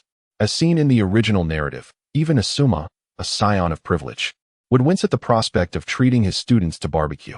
This illustrates the meager state of a ninja's finances. Jiao Du pushed open the grand door, and in an instant, a shimmering silver light dazzled his eyes. With a sudden thud, he slammed the door shut, swallowed nervously, and cast a tense glance at Qing. The latter seemed to anticipate his reaction and nodded affirmatively, nearly sending Jiao Du into a leap of excitement. This time, Kakuzu cautiously opened the door a crack, peering intently at the dazzling silver within. The blinding brilliance sparked an insatiable desire in him. Qing, growing increasingly impatient, kicked the door open and strode inside, pointing at the 10 million taels on the living room table. Do not hesitate, this is your deposit. As long as you perform well, this will be no issue. You may consider it in advance on your salary. Kakuzu, undeterred by Qing's presence, eagerly embraced the stack of silver notes, his face alight with excitement. His foolish demeanor provoked an urge in Qing to strike him. Qing harbored suspicions that Kakuzu possessed the potential of Admiral Kazuru with a steady income. He could render the four emperors powerless. Kakuzu could very well become a formidable force, capable of undermining the Hokage. Ahem, Lord Kazekage. I am thoroughly satisfied with you and Sunagakure. Rest assured, I, Kakuzu, am a man of integrity. Your sincerity shall be met with equal reciprocation. You may entrust the future of Sunagakure's children to me. I will ensure they all thrive. Kakuzu thumped his chest, pledging his loyalty to Qing. If anyone familiar with the aloof Kakuzu were present, they would surely remark that he was on the verge of a transformation. Kakuzu's rapid metamorphosis left Qing bewildered. Ultimately, he lost track of when he departed Kakuzu's residence. Yet, even in ignorance, he felt a profound sense of relief regarding a significant matter. He, Qing, the third Kazekage of Sunagakure, had successfully tamed an adorable little spirit, residing in a house valued at 50 million taels and holding 1 million taels in his arms. Kakuzu had never felt such happiness. Previously, even owning a home had seemed a distant dream. As a rogue ninja unable to settle, he had no need for a house, storing his money in a hidden base. Now, suddenly inhabiting a house worth 50 million, it was only natural for him to feel elated. On the other side, upon returning to his office, Qing also felt a wave of happiness wash over him. Having accomplished a significant task, his spirits buoyed, he decided to tease Yetsong, nearly provoking her to exasperation before hastily assigning her a task to keep her occupied. Ah, today is a joyous day indeed. He hummed a tune, perusing the documents from Sunagakure. If only the progress on the Desert Tree project were not so sluggish, I could be even happier, he lamented, his discontent evident. It seemed imperative to seek out a biological expert to engineer the desert trees at a genetic level, while also addressing the weather concerns. He pondered whether he could find allies among the clan that possessed such abilities. However, the thought of the immense burden of responsibilities weighed heavily upon him. He felt exhausted, realizing just how much he had to shoulder. Why is it that others are free from such burdens, while I must carry the weight alone? He sighed. It boiled down to a simple fact. There was a dearth of talent. Clearly, he needed to nurture a cadre of capable individuals to assist in governance. Soon, Qing discerned the crux of the issue. Observing Sarutobi Hisashi, who, regardless of the circumstances, always found time to advocate for the will of fire at the Konoha Ninja Academy. He pondered the reasons behind it. Was it not simply because he had the support of the esteemed Hokage, Danzo, managing state affairs, alongside the elder council members, Mito Kazuma and Nara Shikaku? Not to mention, he had loyal companions and devoted subordinates like Nara Shikaku at his side. As Yunqing's thoughts wandered, a knock at the door abruptly summoned him back. Come in. Ebizo entered with a grim countenance, clutching a stack of documents. Dear Elder Ebizo, what brings you here? Noticing Ebizo's troubled expression, Yunqing sensed something was amiss. Has the war in the Land of Whirlpools concluded? He inquired. The victory of the Land of Water and the Mist Village was confirmed, with Uzumaki Masahiko slain by Mizuno Kuni Kuroki, and Hozuki Mangetsu having personally executed the daimyo of the Land of Whirlpools. Ebizo immediately delivered a shocking revelation. This was anticipated, yet the rapidity of these events was startling. Indeed, it seems Hozuki Mangetsu possesses considerable prowess. Yunqing's gaze grew heavy, and his complexion darkened. However, that was not the most pressing concern. What truly mattered was that during the conflict, the rear of the Land of Whirlpools, the village of Sunagakure, had been attacked, and the front line was constrained, leading to a swift defeat. Without such overwhelming national effort, this war could have dragged on for another year or two. The might of a united nation is not to be trifled with. Ebizo handed the documents to Yunqing, revealing an even more explosive tidbit. Do you know who was responsible? Yunqing's heart sank. What is happening? How can there be forces in the ninja world that I am unaware of? Which factions still possess the strength and resources to launch a surprise attack on the Land of Whirlpools? Konoha, the Wagakure, or Kumogakure could all be implicated.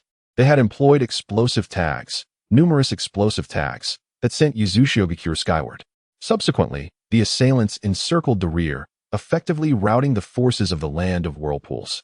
Ebizo shared all he knew, expressing his confusion as to why there was such urgency to obliterate the Land of Whirlpools and what grave transgression they had committed. As Yunqing perused the collected documents, he activated his insight eye to examine the data from the Shadow Realm, while simultaneously engaging the dark matter computer and the void engine for calculations.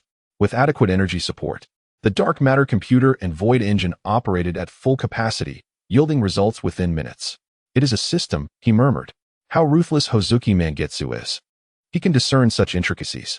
Gazing at the results of the deductions, Yunqing felt on the verge of collapse, having underestimated the world at large. Ebizo looked at him, bewildered. What system are you referring to? Yunqing carelessly tossed the documents to Ebizo and stated, after the war commenced, the Land of Whirlpools operated under unified command by the daimyo. You just mentioned the mobilization of national resources. Think about it. Ebizo abruptly raised his head, incredulous as he regarded Yunqing. In the midst of his astonishment, Yunqing nodded affirmatively. Ebizo felt a wave of dizziness wash over him, staggering to a chair as he processed the implications. The collective strength of the nation is formidable. No wonder everyone wishes for the demise of the Land of Whirlpools. If the Hidden Sand Village were to receive the full support of the Land of Wind, they could certainly contend against 5 adversaries. When martial might is insufficient, financial resources can supplement it, and it is not an impossible endeavor. Based on Yunqing's insights, it is evident that Akatsuki's Hogitsu Mangetsu has discerned this reality and discreetly informed other ninja villages while neglecting to notify them, as they had already embarked on this path. Those who occupy the esteemed position of a village leader or shadow are far from foolish. They, too, are eager to experience the sensation of mobilizing the nation's might. As for us, the stuttering Izo gazed at Yunqing, already envisioning numerous possibilities. Preparations must be made. Indeed, once the war concludes, the major ninja villages will undoubtedly take action. And the feudal lords of the 5 great nations will also spring into motion, Yinqing remarked with a cold smile. Unbeknownst to many, the scene he witnessed in the dark alternate dimension left him trembling with fear. The hidden mist, leaf, cloud, and rock villages each harbor their own sinister intentions. Even Sarutobi Hiruzen, who professes to uphold the will of the first Hokage, has secretly made preparations. The masked ninja who ambushed the land of whirlpools, utilizing earth release techniques with such prowess, leading to the retreat of the whirlpool ninjas, is not unrelated to him. To speak such a truth would not only be met with disbelief from Yunqing, but even Sarutobi Hiruzen himself would likely doubt it. What truly unsettled Yunqing was the sight of a black and white face emerging in the conflict involving the land of whirlpools within the dark dimension. The 5 great ninja villages have awakened to unknown powers, and the early appearance of the black and white Zetsu on the historical stage signals impending chaos. It is likely that Uchiha Madara is also scheming something. Indeed, the world is in disarray, survival is paramount. It would be prudent to maintain a low profile for the time being. After Izo departed, Yinqing stood by the window, activating his insight to probe the dark dimension of the hidden sand village, meticulously searching for any remnants left by the black and white Zetsu. That being is exceedingly dangerous. Its power pales in comparison to the perilous acts it undertakes.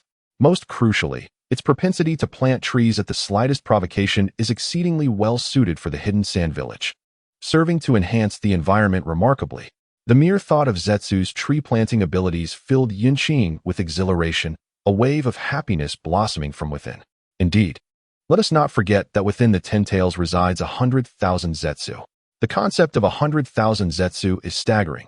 If utilized effectively, it could yield 100,000 trees capable of flourishing anywhere.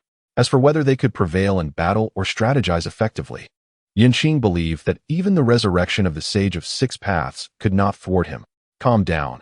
It is essential to remain composed and approach matters with caution. Perhaps the Sage of 6 Paths could indeed be revived. After a brief moment of excitement, Yinqing resolved to proceed with prudence, meticulously plotting his course of action. Only in this manner could he attain the most exquisite gaming experience and a profound sense of happiness. Nevertheless, the thought of 100,000 grand trees planted by Zetsu rendered Yinqing unable to contain his enthusiasm. This line of thought led him to consider that the future of the Land of Harmony could also embrace tree planting, and combined with Zetsu, the results would be truly remarkable. If he could collaborate with Uchiha Madara, who possesses the cells of Hashirama, he would undoubtedly excel at cultivating trees as well. Yinqing, lost in thought, became increasingly exhilarated, but soon that thrill transformed into indignation. Could these individuals, who recklessly plant trees everywhere, not consider the circumstances of Sunagakure? Particularly the first Hokage. Had he agreed to come to Sunagakure and plant trees to enhance the environment, would the first Kazekage have cared about a trifling amount of money? Would Sunagakure still harbor intentions of incessantly clashing with Sunagakure? And as for Uchiha Madara, if he were to come to Sunagakure after proclaiming his ability to cultivate trees and contribute to environmental improvement, would he not be the epitome of a Kazekage? At that juncture, whoever he decided to confront, Sunagakure would surely follow suit. There is no doubt that in this peculiar world of shinobi, where one can annihilate entire families yet still find forgiveness, such a scenario could indeed unfold. Reflecting on the adept cultivators of the original narrative, those who could strategize for themselves, Yunqing promptly returned to his desk, seized a pen, and began meticulously documenting his thoughts, drafting a plan for future reference. While Yunqing was engrossed in his tree planting strategy, the Ninja Academy erupted with excitement. Hey, have you heard? We have a new teacher. I've heard. This teacher will instruct us in the cultivation of ninjutsu. Wow, a teacher for ninjutsu training. This individual must possess formidable strength. But why isn't Lord Sandaime teaching us? Seated quietly, Scorpion, immersed in his reading, paid no heed to the surrounding chatter until he was interrupted by a rather brazen peer, undeterred by Scorpion's scholarly demeanor. Scorpion, you should weigh in. Why isn't Lord Sandaime teaching us ninjutsu? The lively boy inquired, shaking Scorpion. With a sigh of resignation, Scorpion, a genius in his own right, found such foolish questions beneath him. Yet, being the kind-hearted individual he was, he reluctantly decided to enlighten them. It is because Lord Sandaime is a bloodline user, and most of his ninjutsu relies on his unique bloodline, rendering it unsuitable for everyone. The new teacher, on the other hand, presumably does not possess a bloodline and is a powerful ninja relying on elemental strengths. Wow, Scorpion, you're amazing.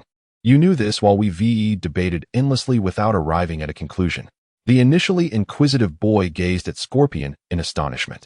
Little bug, it's not particularly difficult. If you think seriously, you too could discern the crux of the matter, Scorpion offered, providing what little consolation he could. Ultimately, there was little more he could do. After all, even geniuses require time to grow. At present, he could only endure in silence. Kakuzu's emotions were indeed complex. Initially, he felt elated. Yet upon receiving the textbook Qing had prepared for him, his feelings became exceedingly convoluted. While other ninja academies merely taught basic transformations, relying on self-study thereafter, his own experience was markedly different. Here, the 5 basic elemental techniques were fully accessible, chakra attribute training was compulsory, low-level sealing techniques were mandatory for examinations.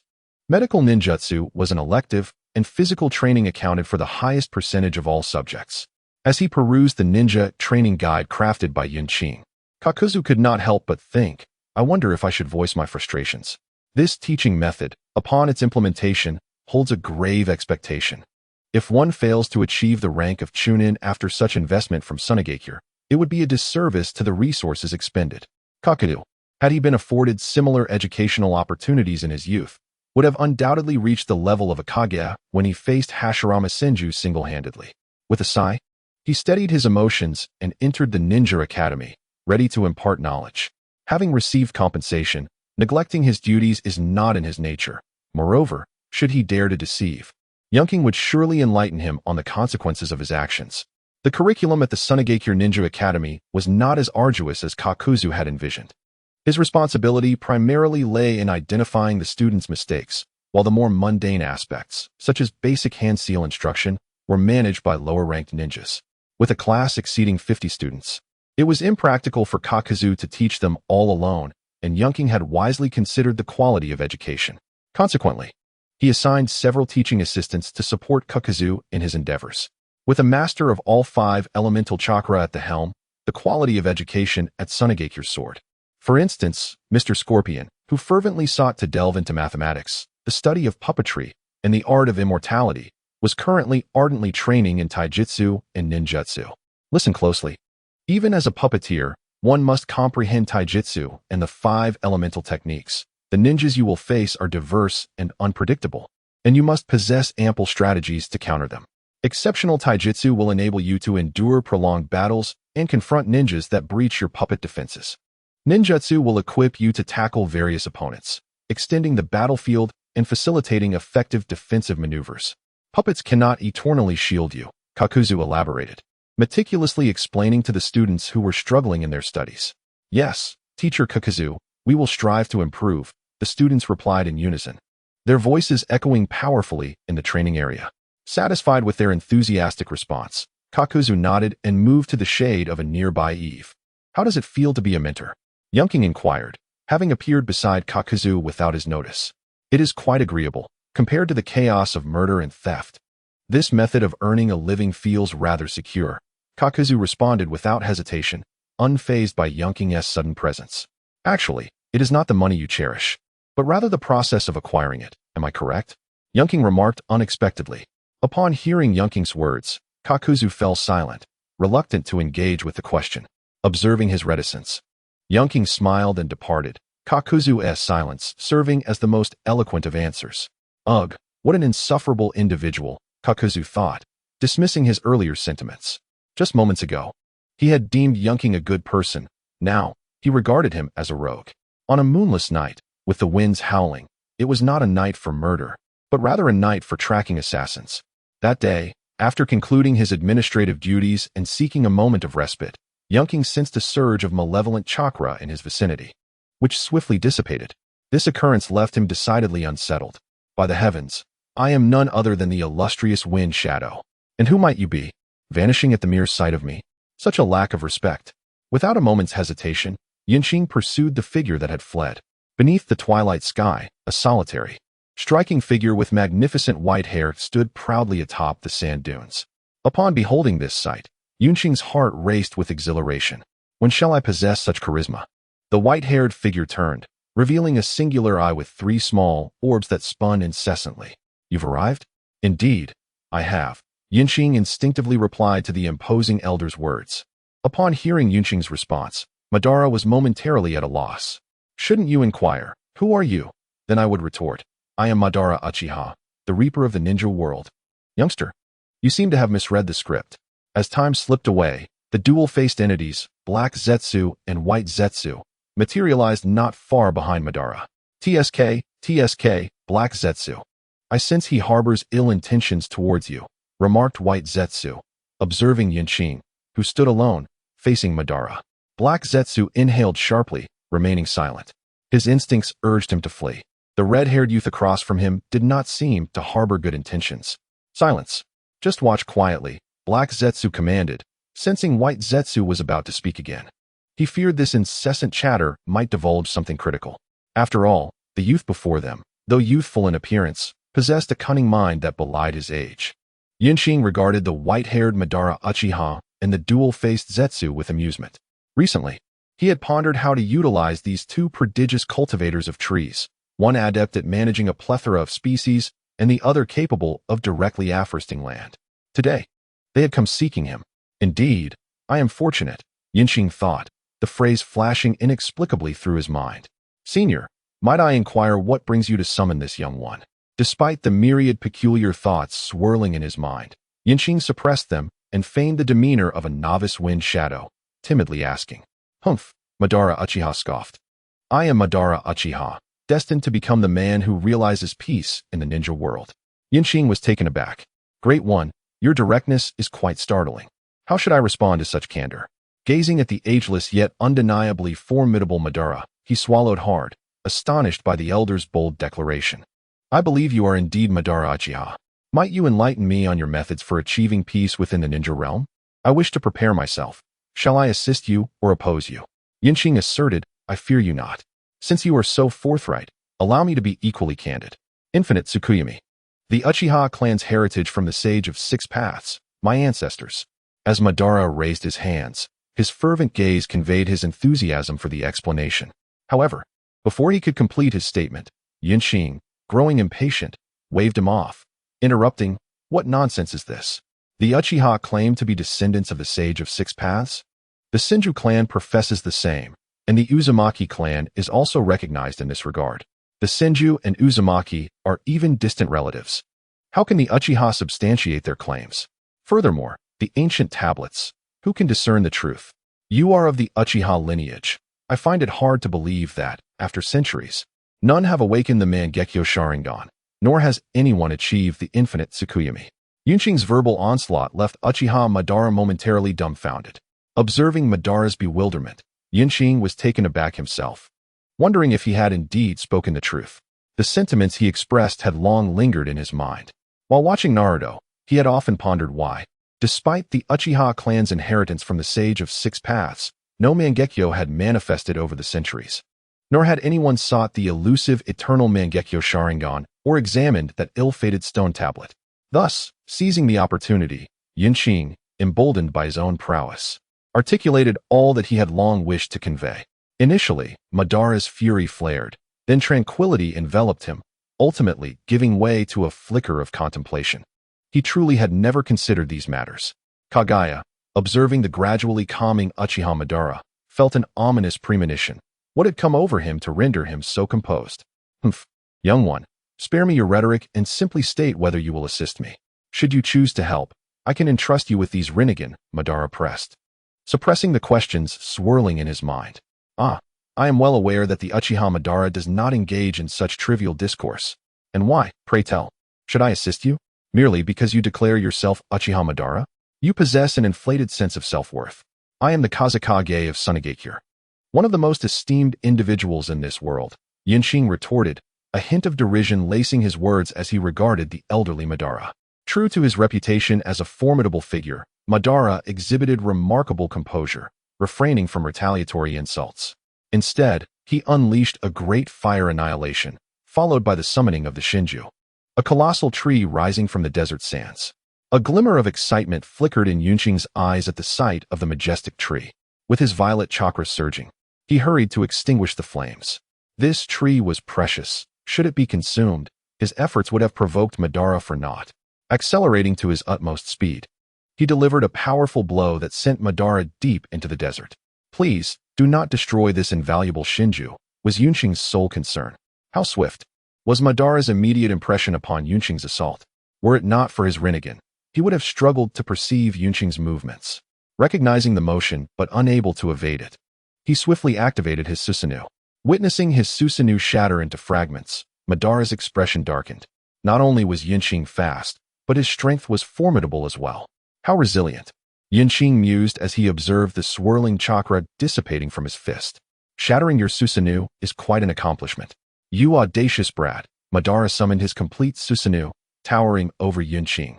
His disdain unmistakable. Ah, Madara, it is merely a manifestation of chakra. What is there to boast about? Yunqing scoffed, gazing at Madara within his Susanoo with contempt. His violet chakra surging wildly. Within moments, a magnificent purple chakra angel materialized before the Susanoo. As Madara commanded his Susanoo to draw forth its colossal sword, Yunqing conjured a chakra blade of his own. Without a slogan or a hint, the two individuals collided fiercely. Fortunately, this confrontation occurred deep in the desert.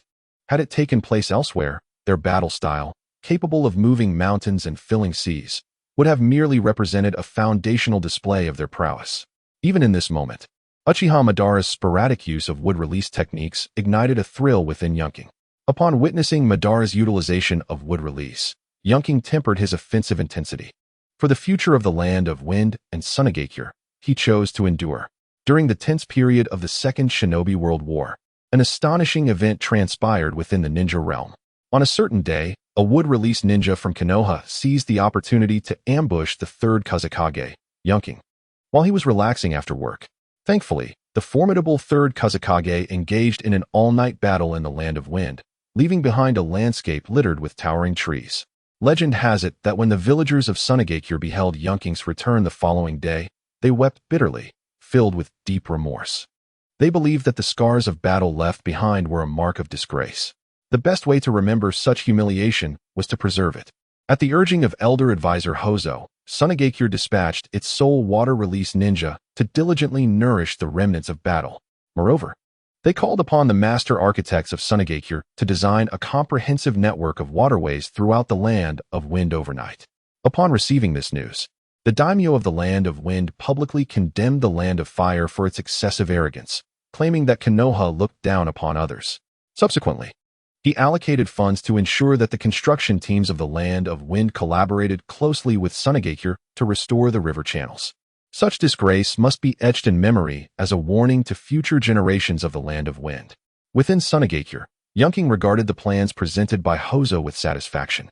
To ensure the feasibility of the river channels, some even suggested seizing a segment of land from the land of rain specifically for water diversion. The Kazekage has already sent a communication to the land of rain, and Hanzo has consented to our plan, allowing us to borrow substantial amounts of water, reported one elder of Sunagakure, standing to convey the news. Days had passed since the fierce confrontation between Yunqing and Madara, and Sunagakure had emerged from the shadows. Merchants from the land of earth expressed their willingness to sell ordinary soil and stone at reasonable prices. Merchants from the land of fire had also agreed to sell us saplings, although they would handle transportation, leaving the survival rate to us. Konoha condemned our slander and demanded explanations within the ninja realm. In the conference room of Sunagakure, elders and high-ranking officials relayed their updates. Excellent. We must maintain our transactions with merchants from various nations. Sunagakure, you shall lead the troops to ensure the smoothness of trade routes. Only with open trade can we thrive. As for Konoha's denunciation, let it pass like a mere fart. We need not concern ourselves with them. They are preoccupied with their own affairs. Yunqing expressed satisfaction with the efficiency of Sunagakure's leadership in responding swiftly. Understood. Understood. Understood. If there are no further issues, we shall adjourn. Everyone must remain steadfast in their positions. There is no problem that cannot be resolved. If there is, seek me out. Strength shall not be an obstacle. Yunqing smiled gently, encouraging those around him. Following this battle, his standing in Sunagakure has become unassailable. The legendary wood-release ninja was repelled, a feat that speaks volumes. The remnants of combat surrounding the land of wind and Sunagakure vividly testify to the ferocity of the conflict. Towering trees stand as a testament to the arrival of the first Hokage's wood domain, not a mere jest. Additionally, massive logs and timber, achievable only through wood release, further illustrate the gravity of the situation. The presence of such a formidable shadow is a source of immense reassurance for both Sunagakure and the Land of Wind. As Qing remarked, Sunagakure is already embroiled in its own tribulations. The emergence of wood-release ninjas initially prompted a moment of sobriety among the various ninja villages, leading them to dispatch envoys to verify the claims. Sunagakure and the Land of Wind showed no intent to conceal the truth, even erecting markers to guide others to the sites of the battles for their own examination. Our impoverished desert nation simply cannot cultivate such abundant vegetation. Upon confirmation, chaos ensued. Goodness! After the demise of two notorious figures in the ninja realm, we believed we had finally found common ground.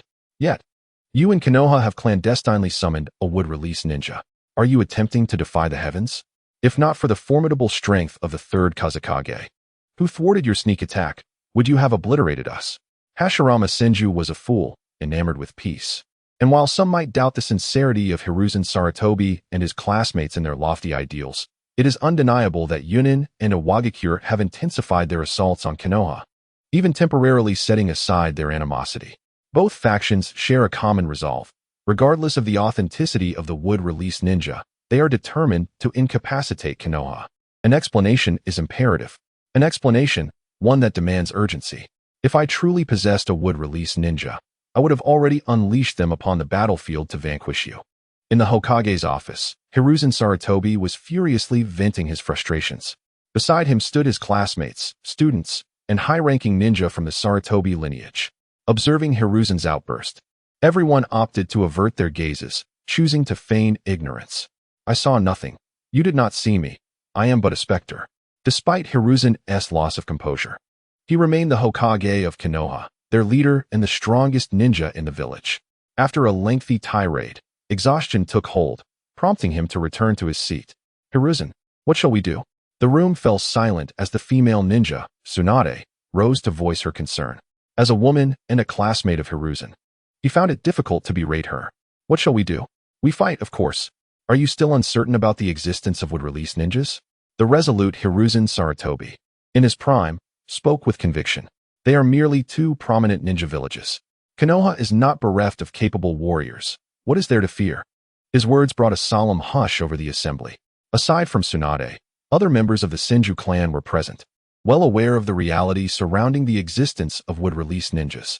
Wood-release and the Mangekyo Sharingan. These two formidable abilities had not been studied in Konoha following the deaths of Hashirama Senju and Madara Uchiha, had they? To assert that there is nothing to say would be an incredulous stance for Sarutobi Hiruzen. They have conducted extensive research, yet the results have been either non-existent or far from satisfactory. Thus, they are left with no choice but to engage in combat.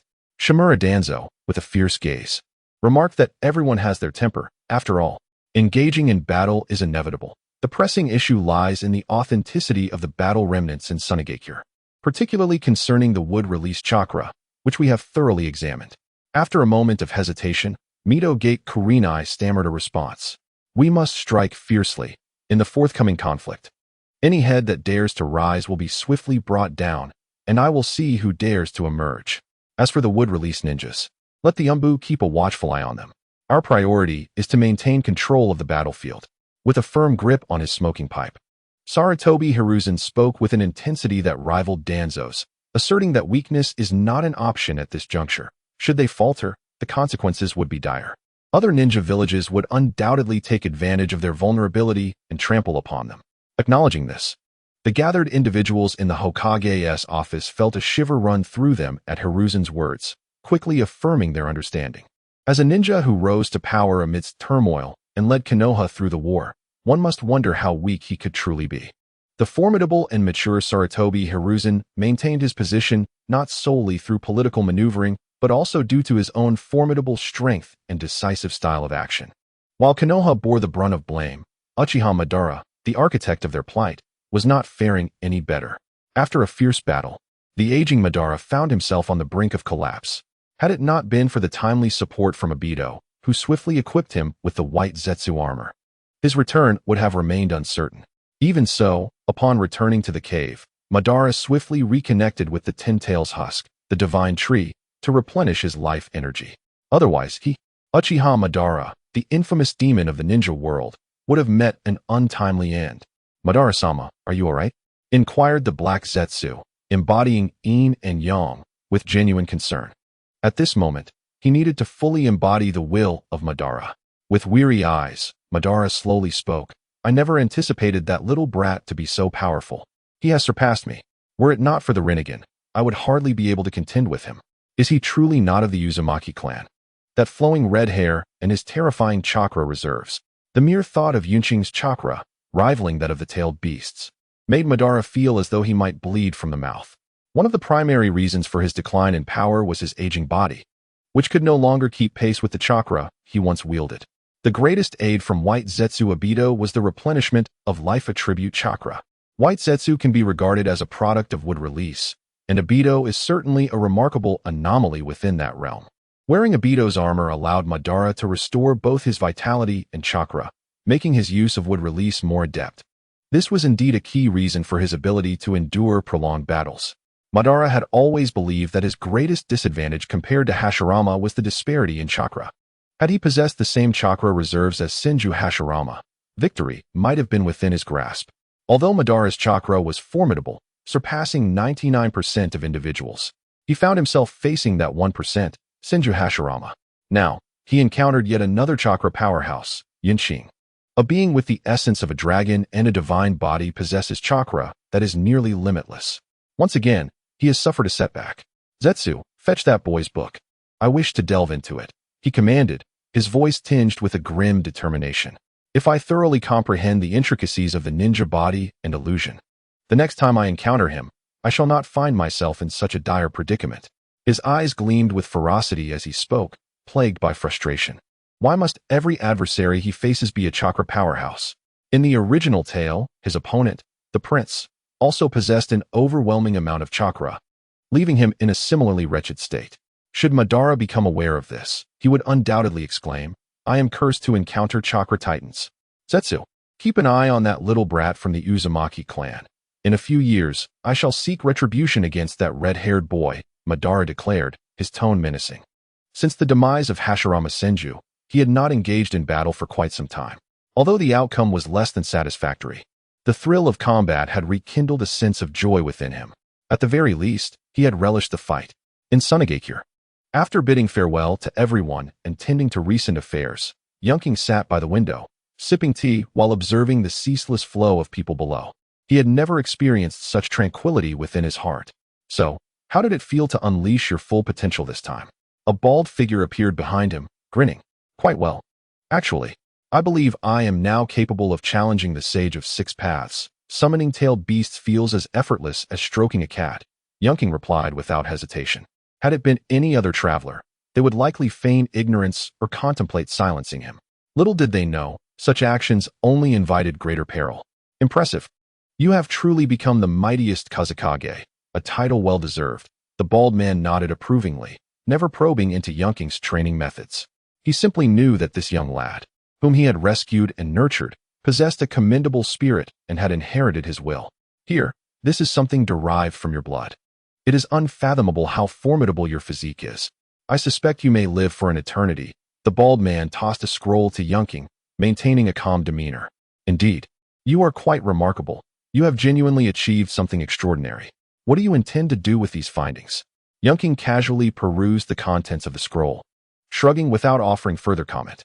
I diluted several portions for use as a health supplement. Let us provide 1 vial each to Sanjay and Bunfuku, and the remainder can be reserved for rewards and research purposes, the bald man replied, indifferent, as a vast repository of materials lay before him. He recognized his own limitations in independent research. He preferred the art of replication. From studying the One Tail, he had developed magnetic release and a series of sand techniques. Examining Yunqing, he had created supplementary ninjutsu and various energy attacks. Now, he had extracted a potion for vitality and longevity. He was quite satisfied, with no grand aspirations. Very well, as you wish. After all, it is your research achievement, Yunqing remarked, setting down his teacup nonchalantly. His secrets held little value to him, and he remained unconcerned. He had never understood why those who traverse dimensions felt the need to conceal themselves. When presented with the finest opportunity for integration, one should seize the moment to embed oneself within a faction, showcasing sufficient capability to ensure one's survival. It seemed rather foolish.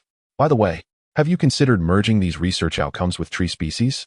Perhaps, with their remarkable vitality, they could enhance the genetic makeup of the flora. This way, the series of desert trees might just flourish. Reflecting on the genetic modification techniques from his past life, Qing remarked with a hint of dark humor. Currently, the tree species being planted in the sand-hidden village were imported from the Land of Fire, with a notably low survival rate, relying solely on the already cultivated and solidified earth for growth. Direct planting in the desert was practically unfeasible. Presently, the only vegetation thriving in the arid expanse were cacti. It is noteworthy that the edibility of cacti had been promoted. Originally, Qing intended to host a culinary festival, casually presenting an award. However, due to his busy schedule, he had not managed to hold the event, leading to widespread rumors. Upon learning of the cacti's edibility, everyone eagerly sought out culinary methods, displaying even more enthusiasm than Qing himself. The very thought of edible cacti sparked numerous ideas in Qing's mind. Indeed, the culinary festival should still be organized, not necessarily for the quality of the dishes, but rather for the potential benefits it could generate. Additional products were equally significant.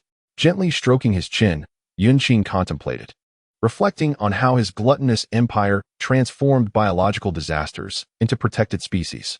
After arriving in this new world, how could he not continue such advantageous practices? Within the desert, there were not only cacti but also desert lizards, snakes, and scorpions.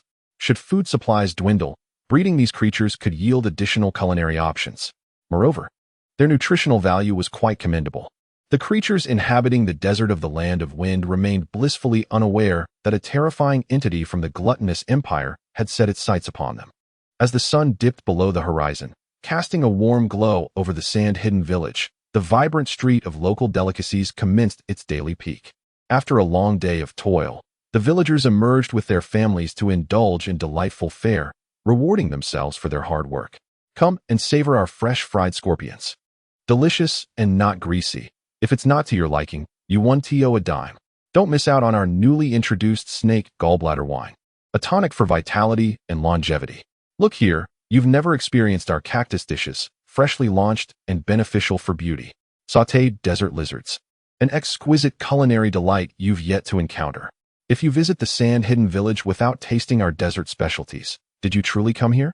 The new establishment was bustling, and as Qing strolled through the newly designated food street with Yi Tsang, he observed the enthusiastic vendors with a sense of satisfaction. Quite impressive, indeed, reflecting the true essence of my gluttonous empire. It had only been a few days, yet so many new shops had opened. Given the fervor of the crowd, it seemed that it wouldn't be long before artificial breeding could commence. Once again, a new industry chain has emerged, addressing the pressing issue of employment. Lord Fengying, where are you taking me? After a long day at work, I wish to return home for some exercise, Yi Tsang lamented, trailing behind with an air of despondency. Unfazed by Yi Tsang's grievances and sorrowful gaze, Qing strode towards a nearby barbecue stall, purchasing a generous portion of grilled meat. Indulging as he walked. Here, would you care for a taste of this grilled sand lizard meat? It's quite chewy and spicy. Perhaps moved by Yi Tsang's pitiable demeanor, Qing hesitated momentarily before offering her a skewer. Gazing at the solitary skewer in her hand, and then at the ample portions in Qing's grasp, Yi Tsang's expression of discontent deepened. Is it that I lack allure and charm, or is it simply that you, Qing, are excessively straightforward? How is it that you only offer me a single piece? You ought to have given me a generous serving instead. Dear Yi Tsang, relentless training alone is futile.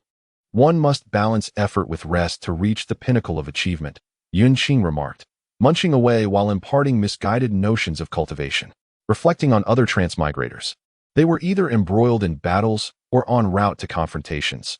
Breakthroughs in realms were either achieved amidst combat or just before it. In essence, all pursuits revolved around conflict. If one did not endure the trials of life each day, they would be remiss in their identity as a transmigrator.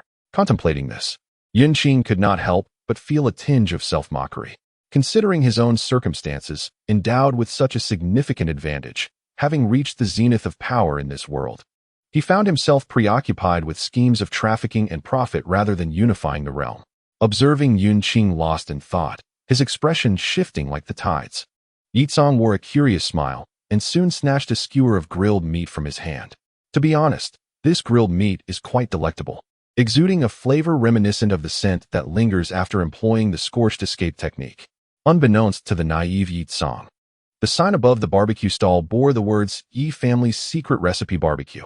Ah, Yitsong, you training enthusiast, what brings you out this evening? A lovely young woman suddenly appeared ahead, greeting her with enthusiasm. Why, Yinan, are you not with your boyfriend? What brings you here? Yitsong, exasperated, gestured towards Qing and greeted her, Lord Fengying, good day. Yinan, noticing Qing beside Yitsong, quickly returned the greeting, acknowledging the presence of the village leader, the head of all ninjas within the hidden village. Ah, it's little Nan. How goes your relationship with Yin? When do you plan to marry? Qing inquired with a warm smile upon recognizing Yinan. Yin is doing well, but as for marriage, he hasn't even bought a house yet. How could we possibly wed? Yinan responded with a resigned smile. The situation with Uzumaki Yin was quite complicated.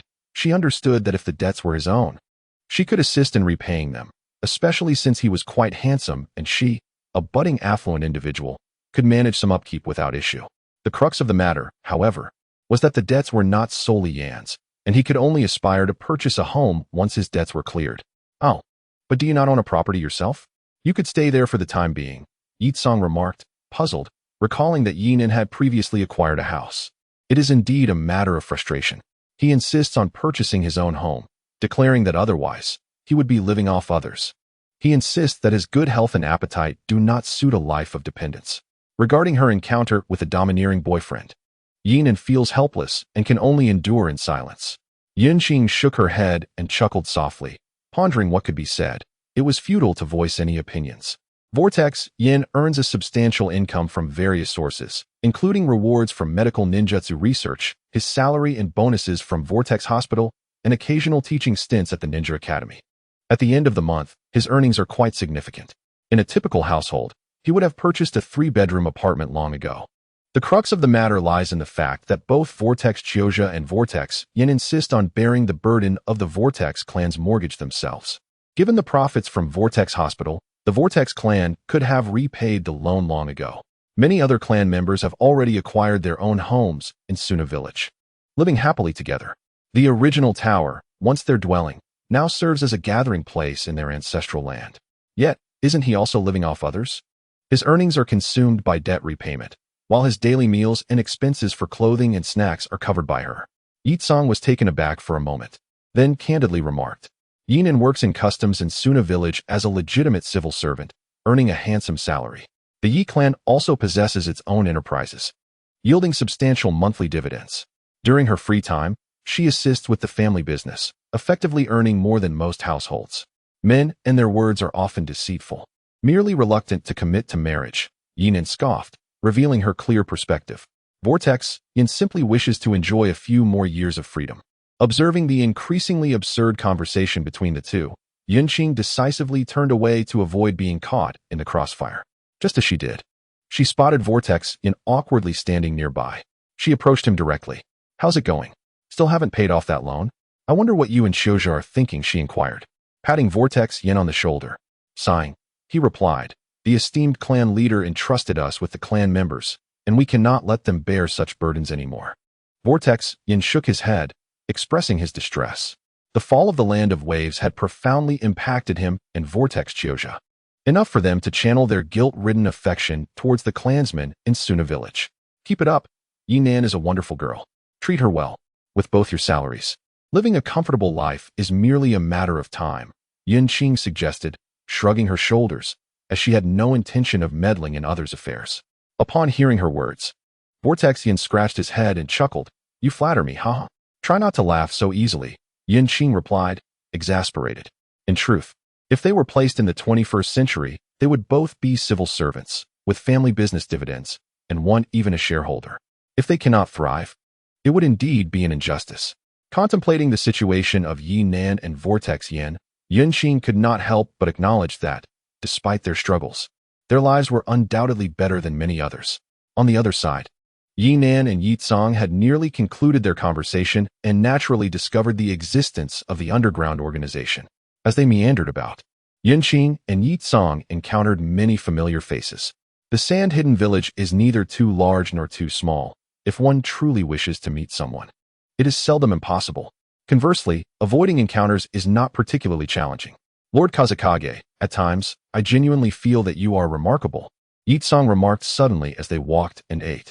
Well, in terms of strength, I can indeed claim to be great among the Kazakage of past generations, Yunqing responded. Momentarily taken aback, chewing on an unfamiliar snack purchased from a roadside vendor, and spoke ambiguously. Yi Tsang shook his head with a smile, saying no. I refer to other aspects. You are truly magnificent. The transformation of Sand-Hidden Village is sufficient proof of your greatness. Yi Tsang continued. Though I am young and have only been an assistant to the Kazakage for a year, my political acumen is sharpened, and I have experienced the previous conditions of Sand-Hidden Village. Coming from a clan of ninjas, I find the hardships faced by the villagers and ninjas alike to be quite severe. My education is limited, so do not try to deceive me. Haha, great? Not at all. I merely fulfill my duties, Yunqing replied. Yi Tsang, you must remember that we are mere mortals prone to error. Do not harbor excessive fear or adoration for any individual.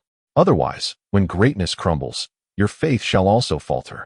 Yunqing chuckled self-deprecatingly and cryptically added, the collapse of greatness. Perhaps? Yi Tsang was momentarily startled. Having spent considerable time with Yunqing, she understood his preferences, his sense of responsibility, his desires, and his commitment to Sand-Hidden Village, as well as his occasional temper. She had never contemplated the notion of greatness's downfall. Do not doubt it. You speak of Hashirama Senju as great, do you not? Yunqing said with a playful grin. Indeed, greatness lies in establishing a system of nations and villages, allowing us to live without the constant fear of battle or annihilation. Yi Tsang looked up, her eyes sparkling with admiration. Yunqing was at a loss for words, realizing that his assistant, who possessed extraordinary skills, harbored admiration for the leader of a rival village. No wonder your character in the original story meets a tragic end. With such misguided ideals, survival would be challenging. He thought bitterly, then sighed and continued. The first Hokage, Hashirama Senju, was a notorious gambler. Were it not for Mito Uzumaki and Tobarama Senju, the Senju clan could have perished in gambling debts. Furthermore, Hashirama had a gentle disposition, often an amusing figure, bowing to the other Kage at the Five Kage Summit, causing considerable harm to many. Yi Tsang felt her worldview begin to crumble. The ninja world deity she revered turned out to be a gambler and a fool. How could this be?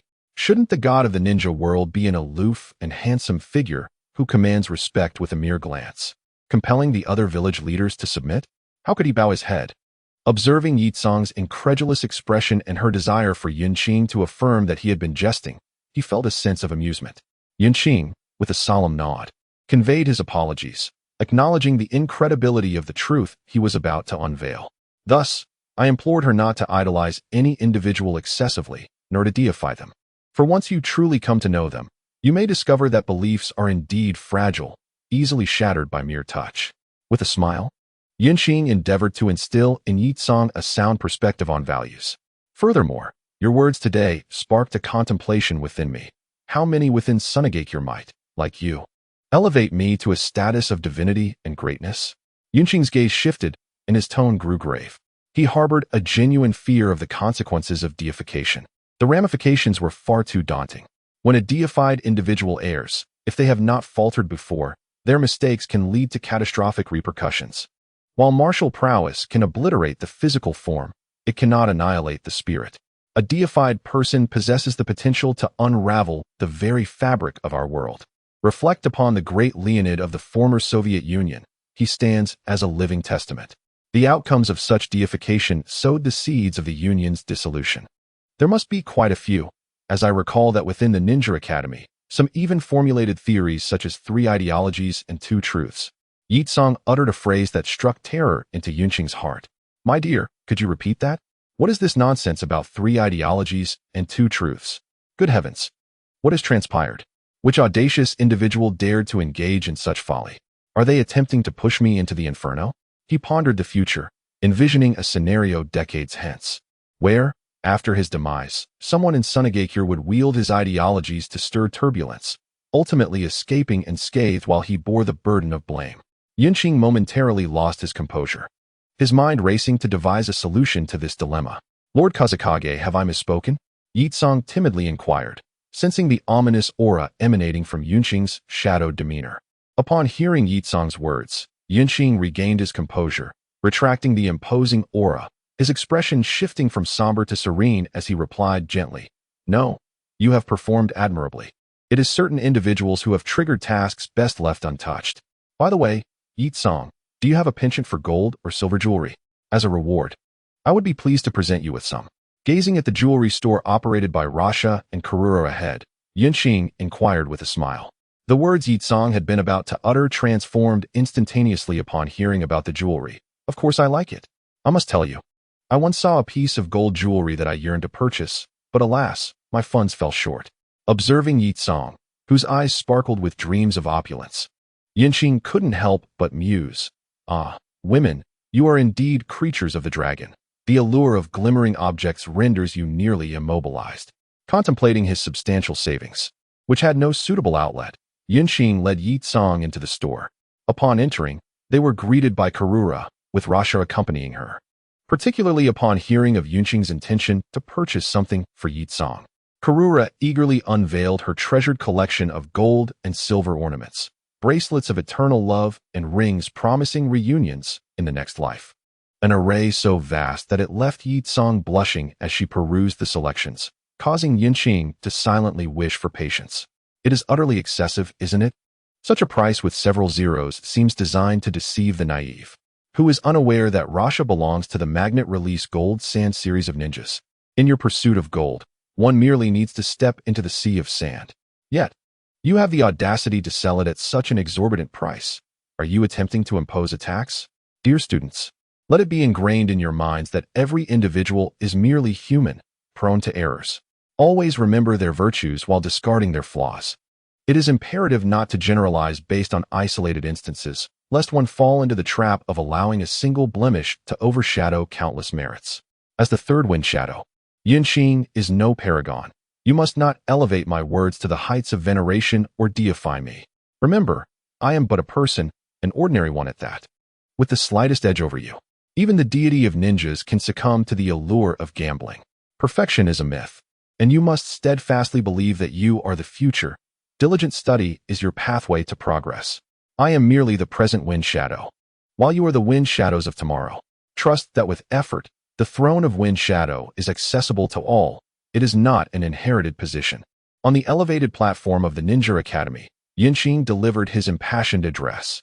After a day of shopping with Yitsong, he accessed the hidden realm of the Ninja Academy to uncover who sought to undermine him. The wind shadow destined to lead Sunagakure to greatness. Was someone manipulating the future blossoms of Sunagakure? Ultimately, the answer revealed itself. No, it was merely a group of youngsters, overindulged and idle, spinning their own notions of the great wind shadow's discourse. Yunqing, however, was not one to indulge in idle chatter. So, from where did these words emanate? A cursory investigation turned into a deeper dive. The Ninja Academy was rife with prominent merchants, elders of Sunagakure, clansmen, and offspring of nobility from the land of wind. Yunqing had engaged with these individuals, sharing some avant-garde thoughts, which they naturally recorded. Once noted, these ideas required implementation, and with practice came repetition. Embarrassed to attribute the wisdom to themselves, they would instead cite it as a remark made during a tea session with the wind shadow. Over time, the children of their families memorized these sayings, and through constant recounting, they brainwashed themselves. When Yunqing unraveled the chain of events, he was astounded by such absurdity. Thus, the scene unfolded. On this crisp autumn day, Yunqing personally addressed the students of the Sunagakure Ninja Academy, elucidating the principle of equality, that diligent study could one day place the throne of wind shadow within their grasp. However, at that moment, the Ninja Academy had already erupted in response to Yunqing's words. "Goodness, wind shadow, you were far too candid. Is it appropriate to speak of rotating the wind shadow's position in such a manner?" It has been proven appropriate, as everyone noticed that the second-generation sand shadow, seated nearby, wore an expression of agreement. "My goodness, the sand-hidden village is remarkably unrestrained." Kakuzu, with a look of astonishment, nudged the sand elder beside him. He was a political failure, having been betrayed and cast out from the ninja village due to his unfortunate position as leader. Our village is impoverished, hence, the people are fierce, engaging in political speculation that seldom ends well. It would be far better to adopt a straightforward approach. The capable rise, while the weak fall. The elder cast a disdainful glance at the astonished Kakuzu and remarked dismissively. Kakuzu initially thought the elder beside him possessed a unique perspective and then turned to observe the original elders of the sand-hidden village. Ultimately, he concluded that his long hair belied his scant understanding. The indigenous elders of the sand-hidden village, including Shaman, Chiyo, and Ebizo, wholeheartedly endorsed Yunqing's sentiments. For a village that once relied on love to generate energy, engaging in political strife seemed utterly meaningless. With everyone unable to afford meals, what significance does constant conflict hold? Winning a battle merely grants you an extra bowl of rice or a few more coins. Just look at the original text. Both Sasori and Gaara held esteemed positions, yet did not fare well in terms of sustenance and faced scrutiny. The policies and systems of the sand-hidden village are exemplified by Gaara's situation. When no one is available, they appoint the Jinchuriki as the Wind Shadow. This indicates that the sand-hidden village indeed considers strength and capability when determining who should be Wind Shadow. It was not only Kakuzu who was astonished. Even the noble families and affluent merchants who had settled in the sand-hidden village were taken aback by Yunqing's discourse. They had always believed that it was commendable for their children to learn ninjutsu, unaware that they could also vie for the position of Wind Shadow. Although the odds were slim, it was certainly better than having no opportunity at all. In the following days, Yunqing's speech sent ripples through the sand-hidden village, particularly among the newcomers. His words prompted other hidden villages to seek out promising young ninjas to come here and compete. If one among them were to become the Wind Shadow, they could potentially wield power over two villages. Of course, that remained mere speculation. Once someone ascends to the role of Shadow, becoming a leader of a faction and one of the most esteemed figures in the ninja world, who would still wish to serve as a subordinate? In the Wind Shadow's office, Yunqing listened to Yetsong report on the recent developments in the sand-hidden village, especially regarding the shifting sentiments among the populace. He heard that people no longer spoke of the Wind Shadow with reverence, but instead discussed how to work diligently so that their sons could focus on their studies, boasting about their children's potential to become the Wind Shadow. Wind Shadow, this time, you have truly gone too far. The entire ninja village is in a state of unrest. In some areas, discussions revolve around what has transpired with you. Moreover, is the position of Wind Shadow even valuable? What level of ability is required to occupy such a position? Yetsong exclaimed, his face contorted with anger, directed at the grinning Yunqing. The esteemed Kazekage is truly excessive, possessing the opportunity to become a legend, yet he has utterly squandered it. What a fool he is. Yunqing cast a casual glance at Yetsong, snorting disdainfully, today, my mood is quite pleasant, so I shall not stoop to your level, you little brat. Do not be alarmed, young Yetsong. This is a fortunate circumstance. Only when the populace ceases to deify the Kazekage can we diminish his intimidating presence, allowing everyone to stand independently without reliance on him, explained the ever-smiling elder Halazang. He strongly disagreed with pinning the hopes of the entire hidden village on a single individual. Everyone possesses their own capabilities. Why not utilize them and return home for the new year? If not, then they should be employed. Only then can the hidden sand village thrive. Relying solely on the Kazekage will lead to inevitable ruin. Just like in Konoha, initially depending on Hashirama Senju, yet once he perished, the village fell into dire straits. Were it not for the remnants of its foundation, who knows what fate would have befallen it? Elder Halazang, I understand that we cannot rely entirely on the Kazekage. But his words are indeed excessive. Why should anyone be able to assume the position of Kazekage? The Ninja Academy in Sunagakure is now filled with the offspring of wealthy merchants and nobles. What if they were to entertain nefarious thoughts? Yetsong retorted angrily. Yunqing and Halazang exchanged glances, sharing a resigned smile. Yetsong's intentions were commendable, aimed at the welfare of Sunagakure, yet his perspective was somewhat narrow, failing to grasp the true significance of the village's existence. He still required guidance. With a slight sigh, Yunqing's expression shifted as he admonished. That too is a skill. Being able to ascend to the position of Kazekage as a merchant's son rather than as a descendant of the traditional sand ninja is indeed formidable. Upon hearing Yunqing's rebuke, Yetsong jolted, instantly regaining his composure. There was a thought Yunqing refrained from voicing, that during the election for Kazekage, The Elder Council and the previous Kazekage serve as judges. Anyone could aspire to be Kazekage, but in a situation where abilities are equal, would it not be preferable for one of our own? Yinqing understood well that for those nobles and merchant offspring to vie for the position of Kazekage, it would take at least 50 years, with 2 generations required to accumulate power.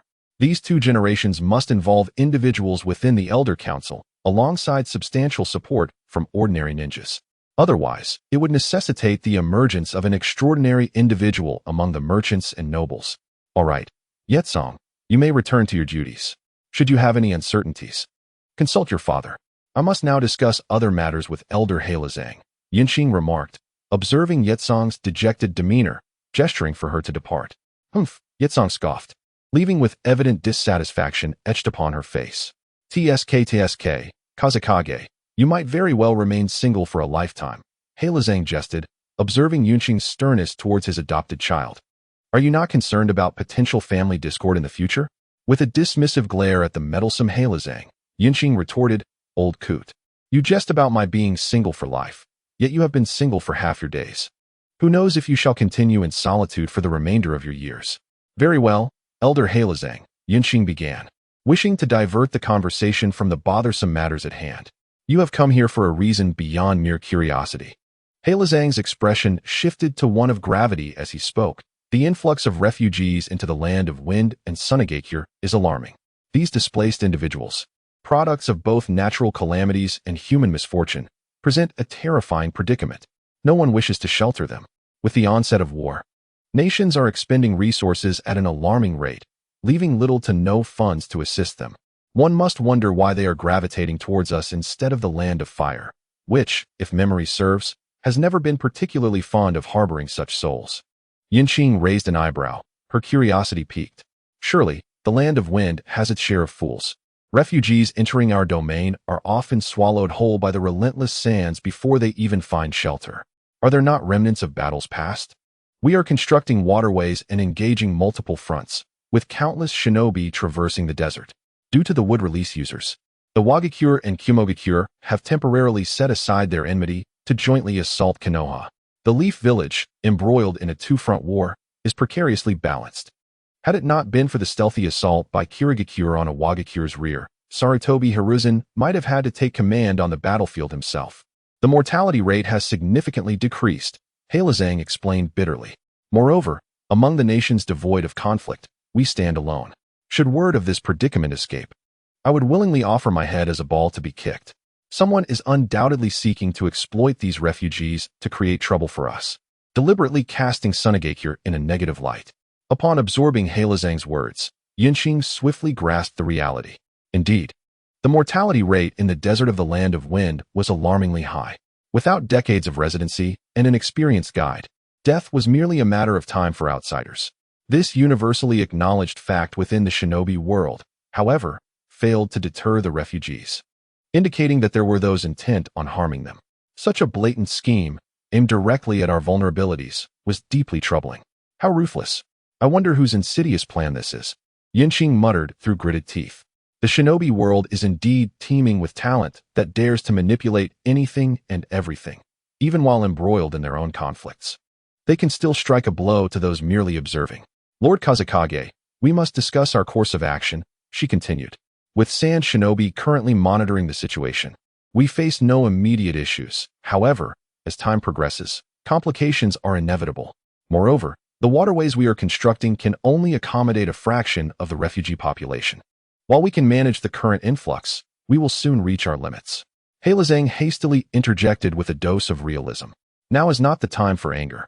We lack the energy to investigate further and must endure silently for the moment. In due time, we can address each case individually. What shall we do? Work is not a concern. We have the funds. The crux of the matter lies in their mindset. These refugees will not simply express gratitude for a morsel of food or a job. You have extended your assistance to them, yet when the time comes to depart, they will still leave. When it comes to criticizing you, they will not hesitate to do so. Moreover, should you insist on compelling them to labor, unrest may ensue. This dilemma necessitates resolution from both a mental and physical standpoint. Otherwise, Elder Hai Lao Tsong would not have entrusted Sunajia, a shadow-level figure, to personally oversee the situation. As Yun Qing's gaze wandered, he suddenly noticed a particular book on his desk, and his eyes sparkled with inspiration. Elder Hai Laotsong, please take this book and amend all references to Wind Shadow, replacing them with the ideological tenets of Sunagakure. Additionally, recruit individuals to daily elucidate the laws and regulations of Sunagakure to that group of displaced persons, ensuring that each one possesses a copy. The workload should not be too light. As long as there are those with the energy to cause turmoil, they must be dealt with decisively without fear.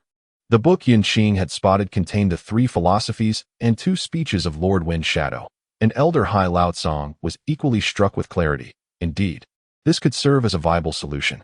He was well aware of how the naive students at the Sunagakure school had hypnotized themselves. If implemented effectively, they would cultivate a cadre of individuals within the shinobi world who would naturally elevate the reputation of Sunagakure. It was a splendid strategy. As for discipline, should anyone fail to fulfill their duties, they would be required to transcribe the texts 100 times. Let us see whether they can maintain their honesty. If not, another 100 times awaits them. Sunagakure will supply the necessary paper and ink. Regarding any potential large-scale insurrections, rest assured, the Sunagakure Ninja Corps led by Sunagakure is more than capable of defending itself. Let us move swiftly. We are fighting for our own future. A manager bellowed over the desolate expanse of the desert, urging the people to hasten their actions. Wiping the sweat from his brow, he cast a glance at the towering trees rooted in the sands and smiled. To sustain the vitality of these trees and to transform the environment of Sunagakure and the Land of Wind, they had devised the Wind Country Combat Relics River Channel project. They had invested immense resources into this initiative. The manager, a clerical shinobi, had emerged from Sunagakure and possessed knowledge surpassing that of most. Half of Sunagakure's tax revenue and a quarter of the finances of the Land of Wind had been allocated to the River Channel project. They must persevere for the sake of the future. Imagining a time when the Land of Wind would be adorned with lush grass and towering trees, where his children would frolic amidst the foliage, laughter echoing all around, filled the manager with exhilaration and vigor. He had heard tales of how the Land of Fire had once been barren and desolate, yet they had produced an extraordinary individual capable of planting trees far and wide, transforming the entire region. Otherwise, the first Hokage would not have harbored such animosity towards him. Manager, the new refugees are causing a stir again, a voice called out, interrupting the manager's reverie as a figure approached in haste. Zongqian, why are you in such a fluster? You are part of the leadership now. You must remain composed. If you cannot maintain your calm, how can others place their trust in you? The overseer, dissatisfied, remarked, indeed. Zongqian took a deep breath. Steadying his breath as he explained, it is the new arrivals, the refugees. They are disgruntled with their work and provisions, and have gathered to cause a disturbance. Disturbance, humph. A group of foolish wanderers. What right do they have to protest? Lead me to them. The overseer scoffed disdainfully. What audacity! We treat you as human beings, providing employment, wages, and meals. Though the food may not be palatable, it is sufficient to fill your stomachs. The wages, albeit meager, are at least enough to purchase a few new garments. Yet you dare to cause a ruckus? You must not comprehend the meaning of suffering. At a certain section of the River Channel worksite, a cluster of tattered-clad refugees was indeed causing an uproar, vociferously lamenting the perceived injustice of their situation. Why they toiled more yet earned less than the residents of the Wind Country and the villagers of Sandhidden, who seemed to work less for greater compensation. This, they deemed discrimination, and they demanded to protest. What are you shouting about? Come, speak with me. I am the overseer here. Without hesitation, the overseer strode towards the agitated crowd, bellowing. Upon his arrival, the refugees fell silent, the atmosphere growing still. The overseer, with a cold smile, scanned the gathered refugees and spoke. Now, who among you is the leader? What grievances do you have? Step forward and let us discuss. He casually flicked his ninja headband, adopting a seemingly approachable demeanor.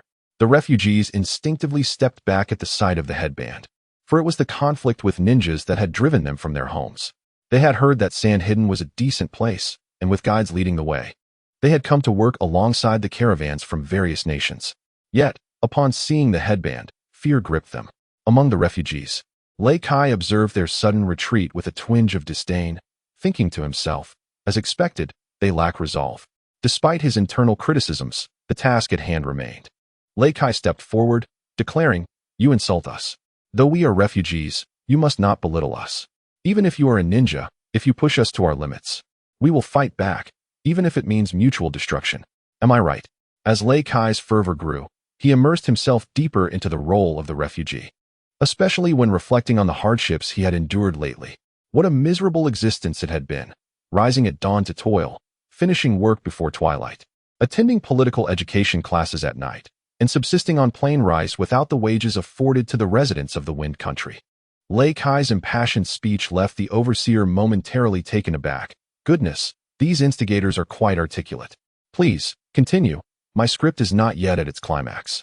So there is no rush. The refugees behind Lei Kai began to feel emboldened, yet when he mentioned standing against a ninja in a fight to the death, their spirits dampened. Let us not be foolish. If we dared to confront a ninja, would we have ended up here as disaster victims? Only to fall further into the depths of destitution? After calling out, Lei Kai quietly awaited a response. However, 10 minutes passed, and when he looked up, he was met with the derisive expressions of the steward, Zhong Yan, and those behind him. The steward gestured with his chin, indicating that Lei Kai should turn around. Upon doing so, Lei Kai was confronted by a terrifying scene. Those who had caused the disturbance were now several meters away from him, as if he were the source of some contagion. You are the ringleader. What is your name? The steward inquired with a cold smirk. I am Lei Kai. No, my lord, please listen to me. I was merely pushed into this situation. My earlier words were sincere, he protested. Impossible. My lord, you jest. I was merely speaking in jest. It matters not. I comprehend everything now. No need to elaborate, the steward retorted icily, casting a glance at Zhong Yan. Zhong Yan immediately signaled to a few individuals, who proceeded to subdue Lei Kai. What do you mean you understand? I am utterly confused. It seems I have not done anything wrong, Lei Kai lamented, bewildered by the situation. The steward, casting a disdainful glance at him, formed a seal with his hand. Earth release, speech platform technique. In the astonished eyes of the refugees, a small podium measuring 3 meters wide and 1 meter high rose before the steward. The steward, Zhong Yan, and several others forced Lei Kai onto the makeshift platform. Lei Kai, a refugee from the Land of Lightning, has traveled thousands of miles to seek refuge in the Land of Wind. We are pleased and gratified to grant him a temporary identification card, hoping he will strive to live well. However, he is now inciting unrest and has violated the laws of our sand-hidden village. Thus, he must face punishment. He shall be confined for 3 months and required to transcribe the constitution and political ideology of Sand-Hidden Village 100 times. The steward proclaimed sternly, his expression mocking as he looked down at the gathered refugees. Lei Kai's face registered shock. He wished to argue that it was not he who had incited the disturbance, but those cowardly individuals. He had merely been an instigator. It dawned on him what the steward's earlier comment, I understand, truly signified. This was a case of setting an example, and regardless of whether he was the instigator, the focus was on who stood out. The proverbial first bird gets shot, and Lei Kai felt despondent. Contemplating the grim prospect of transcribing that thick tome of the Sand-Hidden Village's political ideology, a task that would be daunting enough to complete just once, let alone 100 times. The thought of enduring such a wretched existence left him feeling nauseous. Observing the now calm and industrious refugees, the steward nodded with satisfaction and led Lei Kai away. I am Lei Kai, a self-proclaimed cloud ninja who has trained for over 30 years, since my childhood. After witnessing the striking figure of the first Raikage, I have aspired to be a man like him. Alas, my physique is too feeble, despite decades of chakra refinement.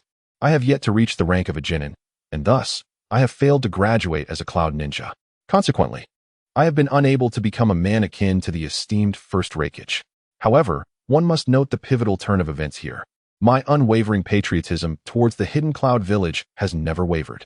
After more than 30 years of perseverance, at last, a former classmate, now a prominent figure, sought me out, asking if I would be willing to dedicate myself to the Hidden Cloud Village and the Land of Lightning. My response is one of willingness. Subsequently, I feigned the role of a victim from the Land of Lightning and ventured into the Land of Wind for employment. My task was rather straightforward, to incite a rebellion among the victims, urging them to create chaos in Sunagakure and disrupt the tranquility of the Land of Wind. To excel in this ninja mission, I skillfully manipulated the sentiments of the victims along the way, managing to attract a considerable number of naive souls to accompany me. Most notably, during this brief period, I encountered several individuals from other hidden villages, much like myself. I suspected they were not mere commoners, but rather ninjas employing transformation techniques. Otherwise, how could they vanish after a short while? Nevertheless, I remained unconcerned, for my heartfelt patriotism towards Sunagakure was unmatched by them, and I vowed to persevere. Upon arriving in the Land of Wind, I must admit that the treatment of the victims there, akin to that in Sunagakure, was quite commendable. While the food was lacking in quality, it was sufficient to satiate hunger. The clothing, though not exquisite, was clean. Despite the daily labor, the remuneration was fair, and merchants would pass by punctually each month. Frankly speaking, such a life was unattainable for most commoners in the Land of Lightning.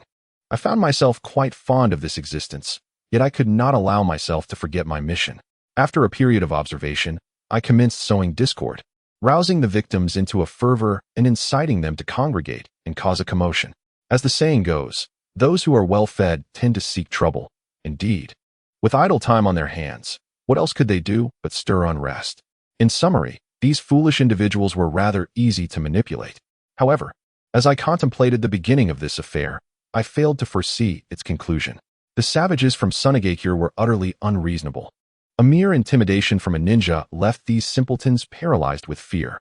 Faced with their intimidation, I had no choice but to act, only to find myself subjected to severe punishment by these brutes, serving as a cautionary example. If fortune favors me and I emerge alive, under the stringent oversight of the 100 iterations of Sunagakure's laws and political doctrines, I shall become an exemplary resident of Sunagakure. Within the confines of my tent, I observed as I meticulously transcribed the political doctrine yet again, letting out a faint sigh. It was exceedingly arduous. I found myself involuntarily memorizing this accursed doctrine of Sunagakure.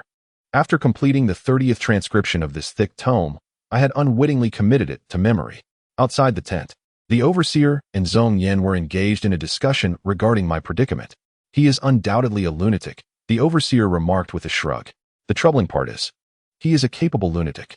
This is the first time I have witnessed someone able to transcribe the political doctrine from memory, Zhong Yen responded, a look of admiration on his face. This individual is truly formidable. Even the residents of Sunagakure cannot accomplish this feat, yet he, Lei Kai, has managed to do so. Such a person commands respect. Indeed, what is even more remarkable is that he has transcribed it without succumbing to madness or being thoroughly brainwashed. He is either a direct descendant of a prominent figure from another hidden village or simply insane, the overseer remarked with a sardonic smile. During this period, numerous spies have been apprehended, and the incident involving Lei Kai is not particularly concealed. With a modicum of investigation, one can unearth the truth, deducing that he is merely an instigator. This method has been employed to punish many individuals, the majority of whom, before even completing their study of the ideological and political program, have been thoroughly brainwashed, rendering them utterly bewildered, responding to queries with indistinctness. A few resolute ninjas, due to their unwavering conviction and profound love for their village, have succumbed to prolonged indoctrination, ultimately succumbing to cognitive dissonance and madness. This was the first encounter with an individual who had memorized the ideological and political program, meticulously transcribing it repeatedly without losing sanity. Their sole assessment was that such a figure must either be a genuine confidant or a lunatic. It was concluded that such individuals need not concern them, as others would inevitably take charge. Their only responsibility was to ensure his safety. Regardless of which category he belonged to, he was deemed a valuable asset, deserving of careful preservation. With a wave of his hand, the overseer instructed Zhong Qian to attend to the tasks at hand before departing himself. After advising his colleagues to remain vigilant, Zhong Qian also took his leave. In the Land of Wind, within the Wind Shadow building of Sunagakure, Yunqing perused documents dispatched from various engineering offices. It appeared that he was dealing with a fervent zealot. Indeed, this was a world where one could be forgiven for annihilating entire families. Such peculiarities abound. Upon encountering the records concerning Lei Kai, Yunqing was utterly astonished. My heavens! To memorize and reproduce the ideological and political program without succumbing to madness is nothing short of terrifying. What is most alarming is that his thoughts remain untainted. He has not transformed into a grotesque being fixated solely on the ideological and political program, nor has he devolved into insanity due to the chaos of his thoughts. Instead, he maintains a clear mind, continuously transcribing the text. Truly, this is a world steeped in madness. Qing understood better than anyone the true nature of the ideological and political program devised by the likes of Hai Laozong. Sunagakure does not lack experts in interrogation and simulated thought. The program they crafted was never intended for public consumption. It serves as a pure ideological weapon, designed to distort one's thoughts.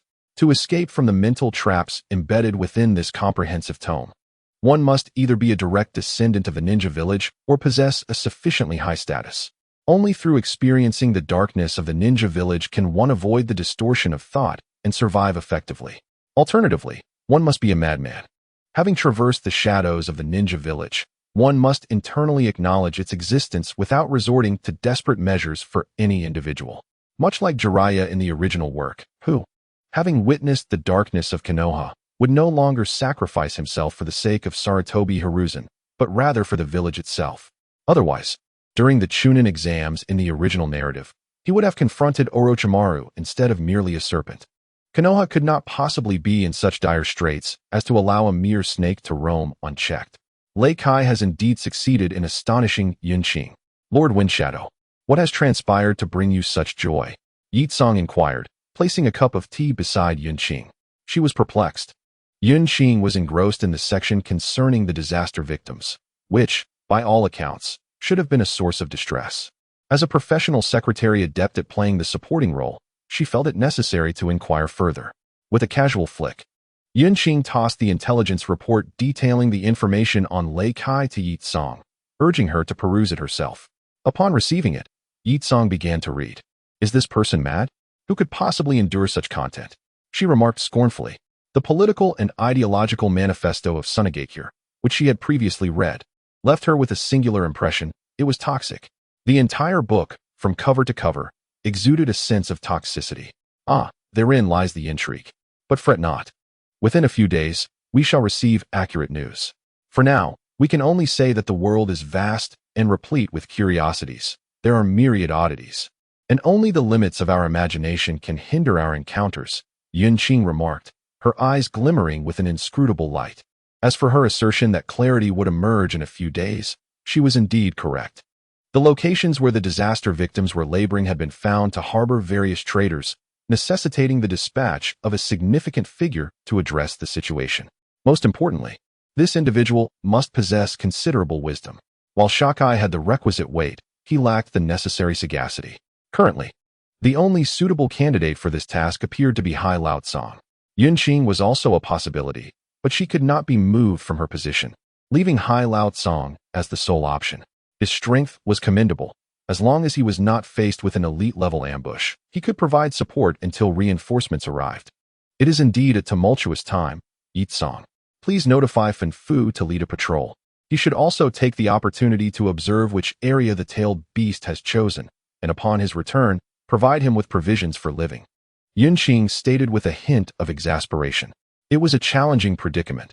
The other nations and villages within the shinobi world, regardless of their size, were averse to the rise of Sunagakure. While they may not fully grasp the nature of Sunagakure's activities, they were more than willing to impede its progress. This was particularly evident in the refugee issue, where the other four nations were embroiled in chaos, yet remained relentless in their attempts to create trouble. At the Thunder Release location, Lei Kai and Hai Laozong were seated together, engaged in a leisurely conversation over tea. Impressive. You are the first outsider to memorize the entire political manifesto and recite it without losing your sanity, Hai Laozong remarked with admiration. Your strength may be lacking, but your ideological understanding is commendable, though your thoughts may be somewhat disordered, he added. Perhaps I am a madman. The book you authored flows too seamlessly, too upright, too gloriously, ill-suited for the dark world of ninjas, Lei Kai replied, a hint of bewilderment in his eyes. Maintaining his current state was already a remarkable feat. Tsk. As for the political manifesto, given its vast readership and impressive sales, it is only natural to produce more quality content. Otherwise, how could one expect others to resonate with it? Hai Laozong bantered. Ironically, the political manifesto was the worst-selling book within Sunagakure. Upon observing the thickness of the material and the degree of absurdity in the preface, many had already resigned themselves. Even the most enlightened individuals of Suna Village showed little interest in perusing or studying it. In the vernacular of Suna Village, That political ideology manifesto seemed to be a product of some influential figure's idle musings, conjured up while cradling his wife, sipping fine wine, and engaging in boastful banter. One might jest that the greatest consumers of this work are perhaps we, the displaced survivors who fled calamity. Raikai's gaze sharpened momentarily as he disdainfully replied. As a prospective ninja harboring a fervent patriotism for Yunnan village, he quickly grasped the essence of the text. A few alterations would merely serve to deceive oneself into believing in the grandiosity of Yunnan village. When asked if he would sacrifice everything for Suna village and the land of wind, he affirmed, yes. When questioned about his preferred place of residence, he answered without hesitation, Suna village. When probed further on why he chose Suna village, he replied, because life here is fulfilling. It allows me to eat well and live comfortably. Suddenly, Heilazang, feeling vexed, pressed for clarification. Reikai instinctively responded without a moment's thought. After enduring prolonged indoctrination, such responses had become ingrained in his subconscious. Much like certain individuals who reserve their vitriol for their own nation while mercilessly retaliating against any external criticism. Heilazang rose and exited, where he found the steward and Zhongyan waiting. Observing him, he instructed that during confinement, Reikai should be made to repeatedly transcribe the political ideology manifesto. Once released, as long as he refrained from causing disturbances, they would incessantly promote his heroic exploits, establishing him as a paragon to assist in their governance. Heilazang had come to realize that Reikai was fundamentally a rational madman, having hypnotized himself into a stupor. The reason he had not yet succumbed to madness was that his original delusions had merely been supplanted, not eradicated. Moreover, this individual possessed a depth of belief that could inspire trust in anyone. Thus, Heilazang understood that they had acquired a rationally unhinged ally. Feng Fu departed once more from Suna village, taking on the mantle of responsibility that served as the village's backbone. Alone, he set forth to survey the entirety of the land of wind. Truth be told, had it been any other ninja village, they might have hesitated to allow such a pivotal figure to wander freely. However, Suna village dared to do so, primarily due to the presence of a wind shadow who was as formidable as he was approachable. After bidding farewell to Feng Fu, Yunqing immersed himself in a day's labor. His agenda was straightforward, to traverse and inspect the developments throughout Suna village. Goodness, I am not without my burdens. Feng Fu roams the entire land of wind and the desert, which could be deemed a funded excursion, while I, in just one day, must cover so much ground. This is genuine toil, he lamented as he walked along the path to the research department. Behind him, Yetsong smirked slightly. A funded excursion was a notion that might hold true in the land of fire, but not here. Pray, speak earnestly from your conscience. What indeed in the land of wind merits a visit? Is it the occasional sandstorm, or perhaps the venomous serpents that appear unpredictably? What audacity to claim a government-funded excursion in the entirety of the land of wind. There are but a few verdant locales, one being the oasis that houses the grand castle of the land of wind, and the other, the recently transformed sand-hidden village. Beyond these, only the coastal regions and the borders adjacent to the Fire Nation, Earth Nation, and Rain Nation remain inhabited. The majority of the land of wind is now dominated by the vast cultivation of desert cacti over the past 2 years. Yitsong wisely refrained from countering Yunqing's words, instead internally lamenting his remarks. This Lord of Wind Shadow can be excessively unreasonable at times. A mere glance at Yitsong was enough for Yunqing to discern her thoughts. He could easily manipulate her with his wits. Yitsong, would you believe me if I said I possess a deeper understanding of the land of wind than anyone else? Yunqing suddenly declared, startling the daydreaming Yitsong. I believe you, she instinctively replied, though slightly taken aback. Why? Because you are the Lord of Wind Shadow. A compelling reason indeed. I concur, he responded with hearty laughter. Striding ahead, he truly comprehended that in the stillness of night, a benevolent environmental reformer roams the deserts of the land of wind alone. This individual revitalizes the remnants of battles, transforms subterranean water veins, and even rewrites underground rivers. This nocturnal reformer deserves accolades for their remarkable contributions to the land of wind. Were it not for my unwavering support, your endeavors would amount to naught. Yet, I cannot speak of it. Yunqing increasingly reflected on his own greatness, realizing that his clandestine efforts were the true essence of enhancing both the land of wind and the sand-hidden village. The thought of the profound desert layers beneath him sent shivers down his spine. Achieving natural transformation through human effort, could take centuries. He was also grateful that his template was none other than the esteemed Hua from the Super God Academy, possessing a void engine capable of rewriting targets. Though the rewriting capability of the black hole engine was not paramount, it sufficed for his purposes. Now, hearing Yitsong's unconditional trust in him, Yunqing felt a profound sense of contentment. He understood that genuinely altering the environment of the Land of Wind was not insurmountable. With the void engine at its maximum output, he could gradually harness his own energy over a year or two to achieve this transformation. During this process, he could easily dominate the ninja world, toying with the unenlightened inhabitants of that realm. Ultimately, he might even steer the ninja world towards a paradigm shift, engaging in the realms of mathematics and physics rather than chakra, thus realizing the dream of eradicating chakra altogether. Yunqing also contemplated the possibility of extraordinary fortune during his environmental modifications, envisioning the acquisition of a celestial-grade computer, such as the Tianren series, the Tianji system, the Demon Wings, or Kaisha's repository of knowledge. With such tools, he could expedite the transformation of nature significantly. In the end, Yunqing understood that he could not proceed in that manner. Firstly, he held a disdain for personal heroism. Secondly, what he truly desired was a transformation that encompassed both the Land of Wind and Sunagakure. This transformation referred to a profound metamorphosis, one that emanated from within. Particularly regarding the second point, he aspired for a fundamental change within the entirety of Sunagakure. When a single individual is granted a fortune of 10 million, they often become nothing more than a nouveau riche, for the ease of acquisition breeds arrogance and recklessness, leading ultimately to their demise. Conversely, if one is offered an opportunity to work diligently, accumulating experience and recognizing the hard-earned nature of their wealth and livelihood, only then can they undergo a true metamorphosis. With a safety net in place, Yunqing firmly believed that the people of Sunagakure would experience an inward transformation. They would come to appreciate that every blade of grass and every tree in their surroundings was a result of their own toil, compelling them to support and safeguard it. The rationale behind this maintenance is quite simple. A part of their effort is embedded within it. The saying "a child does not grieve for his father's land" encapsulates this idea, as without personal struggle, one fails to understand the value of what they possess. To them, loss is merely loss. This is also the essence of emotional attachment. From the very beginning, Yunqing never perceived himself as a savior. Rather, he considered himself a guide.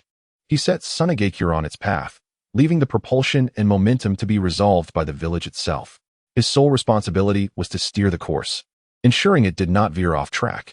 One can ponder whether they would cherish the fortune amassed through a lifetime of effort. If someone unexpectedly bestowed upon you a substantial inheritance, would you truly value it?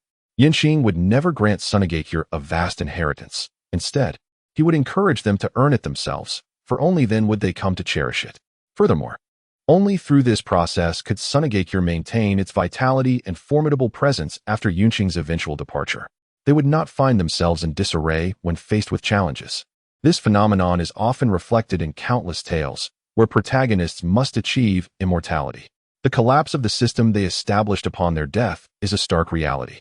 Much like a corporate credit system, wherein everyone recognizes only the CEO, the entire enterprise relies on that singular individual. Upon the CEO's demise, creditors come knocking, driven by the bank's distrust in others. Yunqing viewed Sunagakure as an enterprise, and his goal was to decentralize power, retaining only the most crucial authority while allowing the rest to be contemplated by the community. This also elucidates why certain clans within Sunagakure develop more rapidly than ordinary shinobi, and why these ordinary shinobi advance faster than the common populace. Their experiences and capabilities are evident. Yunqing merely sought to provide them with an equitable platform. Beyond that, he could offer no more. Such thoughts were ones he dared not voice to anyone. They remained his own reflections. Within the Research Institute, a resounding crash echoed as a section of earth crumbled. The force was commendable, comparable to A-rank ninjutsu. With sufficient charge, it could rival S-rank techniques. Yunqing marveled as he observed the chakra cannon developed by the Sandmen successfully demolishing a wall of earthen defense. It is quite satisfactory. The supplementary series of ninjutsu proves to be exceptionally effective. After incorporating hardness and conductivity, the lifespan of this chakra cannon has significantly increased, and the charging time has been remarkably reduced.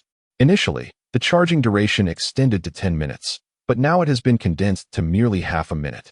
Shaman's gaze towards Yunqing resembles that of a treasure hunter eyeing a vast trove, eagerly awaiting the chance to excavate. As for the chakra gun series, how is the research progressing? Yunqing deliberately disregarded Shaman's penetrating stare and turned his attention elsewhere. The ninjas have encountered no issues. Even the genin can unleash 1,000 chakra projectiles relying solely on their chakra. Each projectile equates to a C-rank ninjutsu.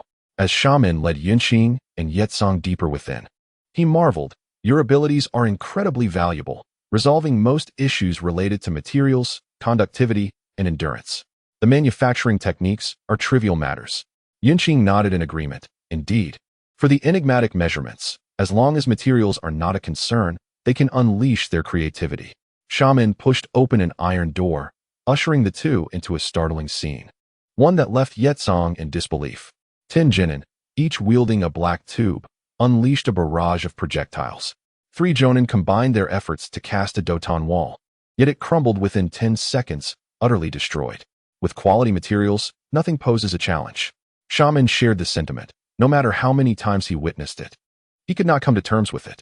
After 2 years of recuperation, Sunagakure boasts a ninja count of 12,000, with over 8,000 being genin. Previously, these were mere cannon fodder. Now, they constitute the foundational combat strength. Equipped with these chakra guns, they could converge on a battlefield, disregarding resource consumption, capable of swiftly dispatching even Kaga-level opponents. The chakra cannon serves to defend territory, while the chakra gun is employed for offense, a splendid synergy. Yunqing nodded, acknowledging that Sunagakure is indeed the second largest financial powerhouse, amassing wealth from the sale of chakra-based weaponry. At last, they have entered the era of chakra firearms. Sunagakure is now poised to challenge the ninja world. The incendiary properties of fire chakra, with its explosive capabilities, are quite remarkable, making it the most suitable choice among various attributes. Thus, fire has been universally selected, while other elements will be addressed later, Shaman elaborated. Yunqing fell silent, contemplating the feats of fire release in the original narrative. He was uncertain whether to offer counsel. While he pondered, an unexpected issue arose. Oh no, Lord Windshadow. In the face of such weaponry, what significance does my training hold? Yetsong exclaimed in sheer terror, genuinely bewildered by her own purpose in training. With 10 genin merely needing to maintain a barrage to overwhelm her, her demise seemed imminent, an effortless sweep. Yunqing felt a profound weariness. How had he chosen such a naive girl as his secretary? Young and bashful about taking decisive action, he often found himself moonlighting as a psychologist, guiding her through her emotional turmoil. Yunqing shook his head, offering no reply to Yetsong. He seized a chakra gun, effortlessly snapped it in two, and consumed it with a crunch. Then, he picked up a small handgun, aimed it at his own temple, and pulled the trigger, emerging unscathed. The nearby ninjas were rendered speechless, while Yetsong sat down in shock. What just transpired?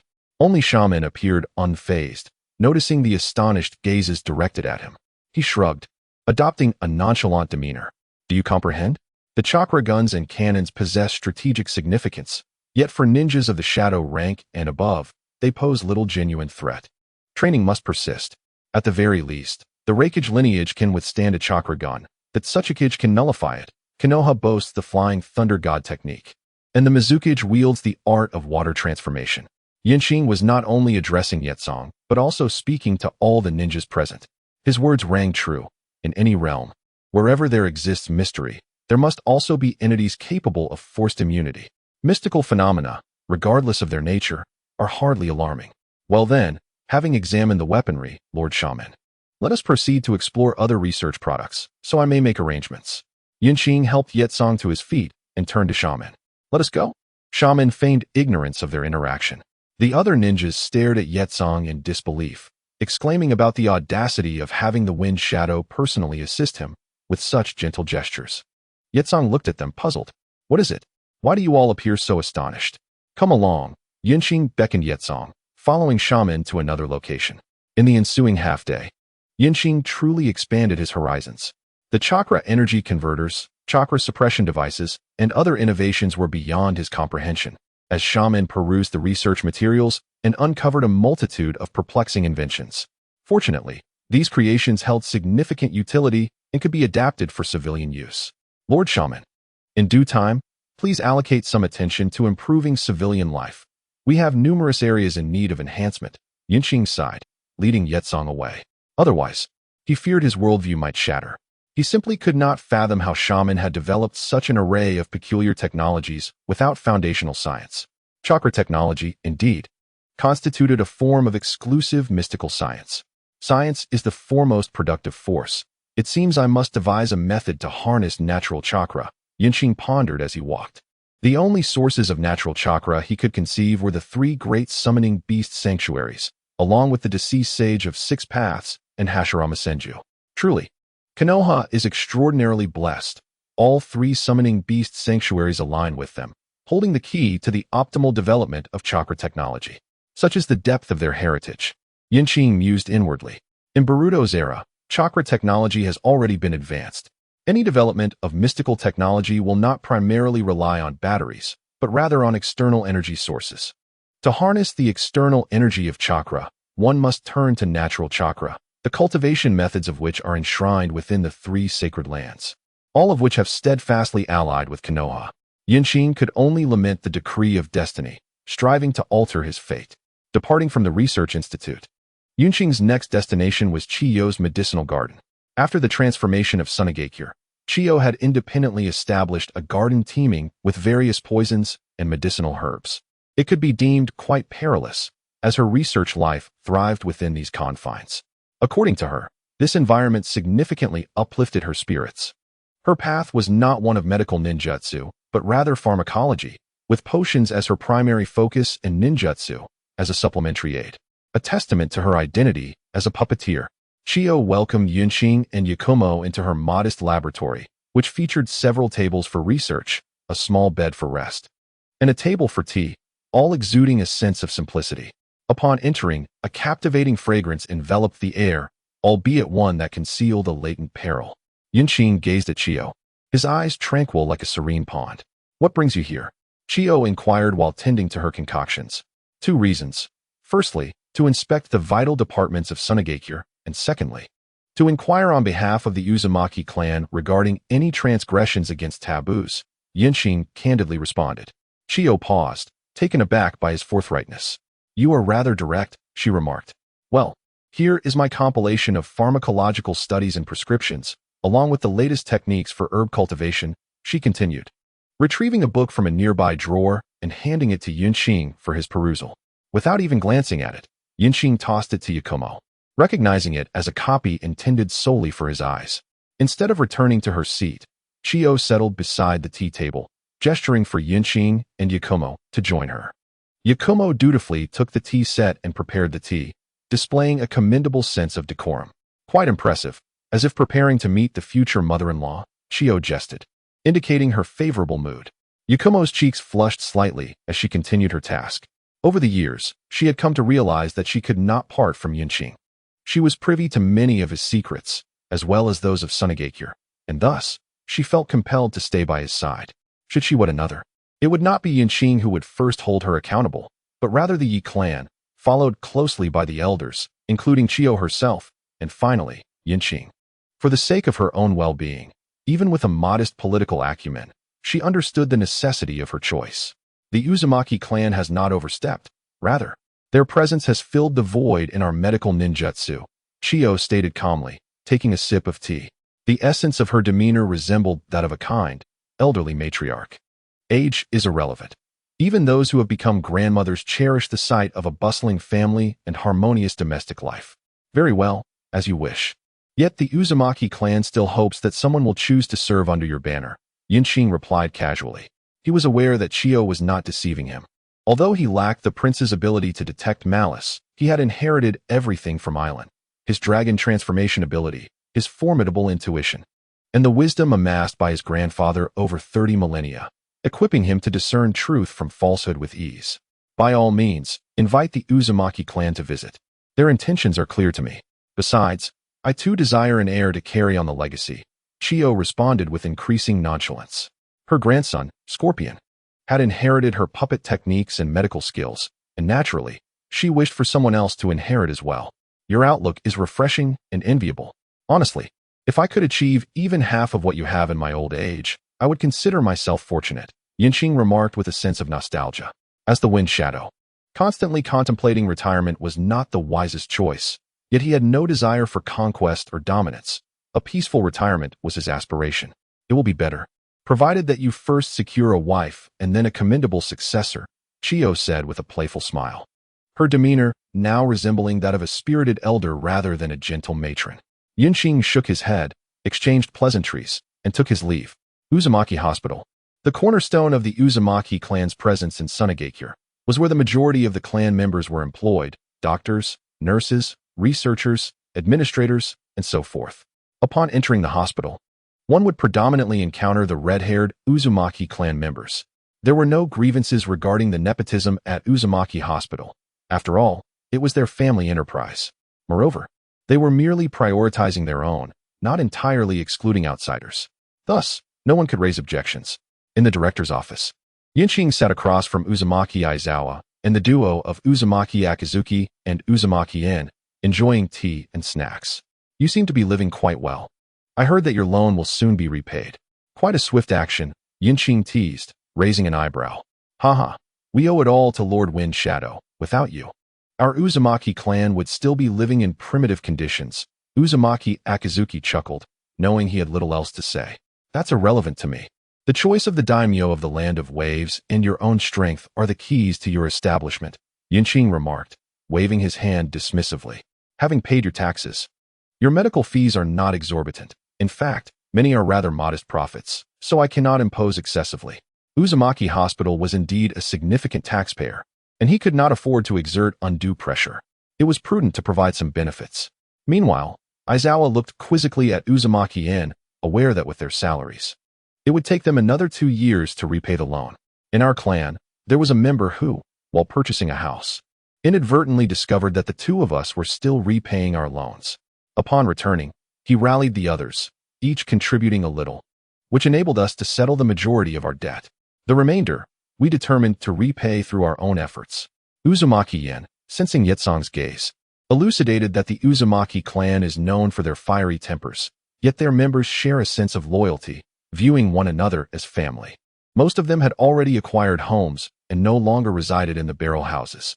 Consequently, the two leaders, devoted to the well-being of all, were concerned about the younger members who could not yet afford homes or marriage, burdened as they were with the collective loans.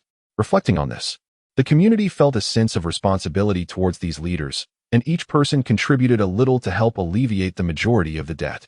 Grandma Chiyo decided to take you two as disciples, suggesting that you negotiate the matter yourselves upon your return. I believe you both can manage this, Yinqing suddenly interjected, inadvertently surprising the two. Thank you, Lord Fengying, exclaimed Uzumaki Kuzawa and Uzumaki Yen with excitement.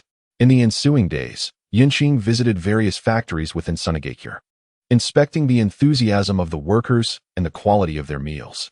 He, Yinqing, would exploit the disaster victims, but would never take advantage of his own people. His kin genuinely supported him, while outsiders remained indifferent. No matter how well treated, they would not express gratitude. Only when they truly belonged to him would he extend his goodwill. Otherwise, he chuckled, isn't it normal for those who work the same job to receive different pay? Yinqing pondered why he would sell houses. It was merely to keep the affluent merchants tethered to Sunagakure, ensuring they diligently contributed to the village's economy. The thought of his children studying at the Ninja Academy in Sunagakure, learning things that were unattainable elsewhere, fueled his entrepreneurial spirit. Yinqing understood well that principles held no weight with merchants and nobles who had long since come of age and navigated the ninja world. They only believed in profit. Sufficient profit would compel them to adjust their posture, recognizing where comfort lay and where discomfort pricked. After touring the factories, Yinqing accompanied Yetsong to stroll through the commercial district, observing the enterprises established by wealthy merchants and nobles, and nodded in satisfaction. He, Yinqing, was a good person.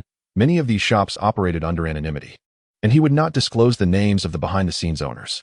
Would he reveal that among them were the great nobles of the Land of Fire, shares held by the left minister of the Land of Lightning, prominent merchants from the Land of Earth, and generals from the Land of Water? Absolutely not. He would keep such information confidential, for Yinqing was a thoughtful young man and a trustworthy leader, committed to safeguarding the interests of these esteemed guests. Lord Fengying, what is it about these shops that intrigues you so? Yetsong, the consummate comic relief, inquired. Yinqing cast a satisfied glance at Yetsong. realizing that his greatest contribution was indeed to play the supportive role. The proprietors of these shops would provide us with discreet assistance. Qing spoke with significant depth, capable of revealing to Yetsong the clandestine channels through which the Fire Nation and Konoha supplied food to Sunagakure, despite the village's blockade. He could disclose that the saplings they were cultivating had been smuggled from the Fire Nation. He could inform Yetsong that the stones and soil acquired for the reconstruction of Sunagakure had originated from the Earth Country. He could mention that some of the fresh water they utilized had been transported via sea from the Water Country. Yet, he was unable to utter these truths. For these hidden lines were gifts bestowed by the leaders of various nations. Otherwise, how could he, Qing, the third Kazekage, carve out a marketplace in Sunagakure? A land where every inch was precious, solely to sell goods? How else could he sell the vast arsenal of chakra-infused weapons he possessed? Especially after the economic collapse in the land of whirlpools? Would he sell them to the impoverished Rain Country? That was absurd. He would never consent to the rise of Hanzo of the Salamander. His collaboration had long since transformed into a covert alliance with the nobility of the Rain Country. These truths weighed heavily upon Qing, who could share them with no one. Voicing them would turn allies into adversaries, leaving him without friends. Speaking out would invite the siege of the 4 great hidden villages, while also necessitating vigilance against Uchiha Madara. Qing had no desire for self-destruction, albeit he felt impervious to it. After being provoked by Qing's meaningful gaze, Yetsong promptly lowered her head and ceased speaking. Even a professional supporter requires dignity. She, Yetsong, did not wish to be scorned. Let us return to the Kazekage's office. There are matters we must address. This outing has revealed numerous issues, Qing remarked, pointedly disregarding Yetsong's expression as he strode toward his office. Issues? What issues? Wasn't Sunagakure thriving? There should be no problems. Yetsong was genuinely puzzled. This trip had unveiled a level of prosperity in Sunagakure that far exceeded her expectations. The problem lay in the industrial chain. Sunagakure's economic framework had always been overly simplistic, with many resources left untapped. The key to Sunagakure's enduring dominance in the ninja world lies in establishing a comprehensive industrial chain, Qing replied casually. His next endeavor would involve assembling this industrial framework, ensuring that the flow of wealth became smoother and more valuable. Upon hearing yet another term beyond her comprehension, Yetsong quickly jotted it down, steeling herself for the learning ahead. Before they could reach the Kazekage Tower, Qing instructed the Umbu to proceed ahead and prepare for a meeting, while he himself hastened onward. Just as he arrived at the Kazekage Tower, he was informed that the meeting room was ready for convening. Qing was pleased with the administrative staff's swift response. Only efficient action could yield substantial benefits and reduce costs. During the meeting, he elaborated on his findings from the day.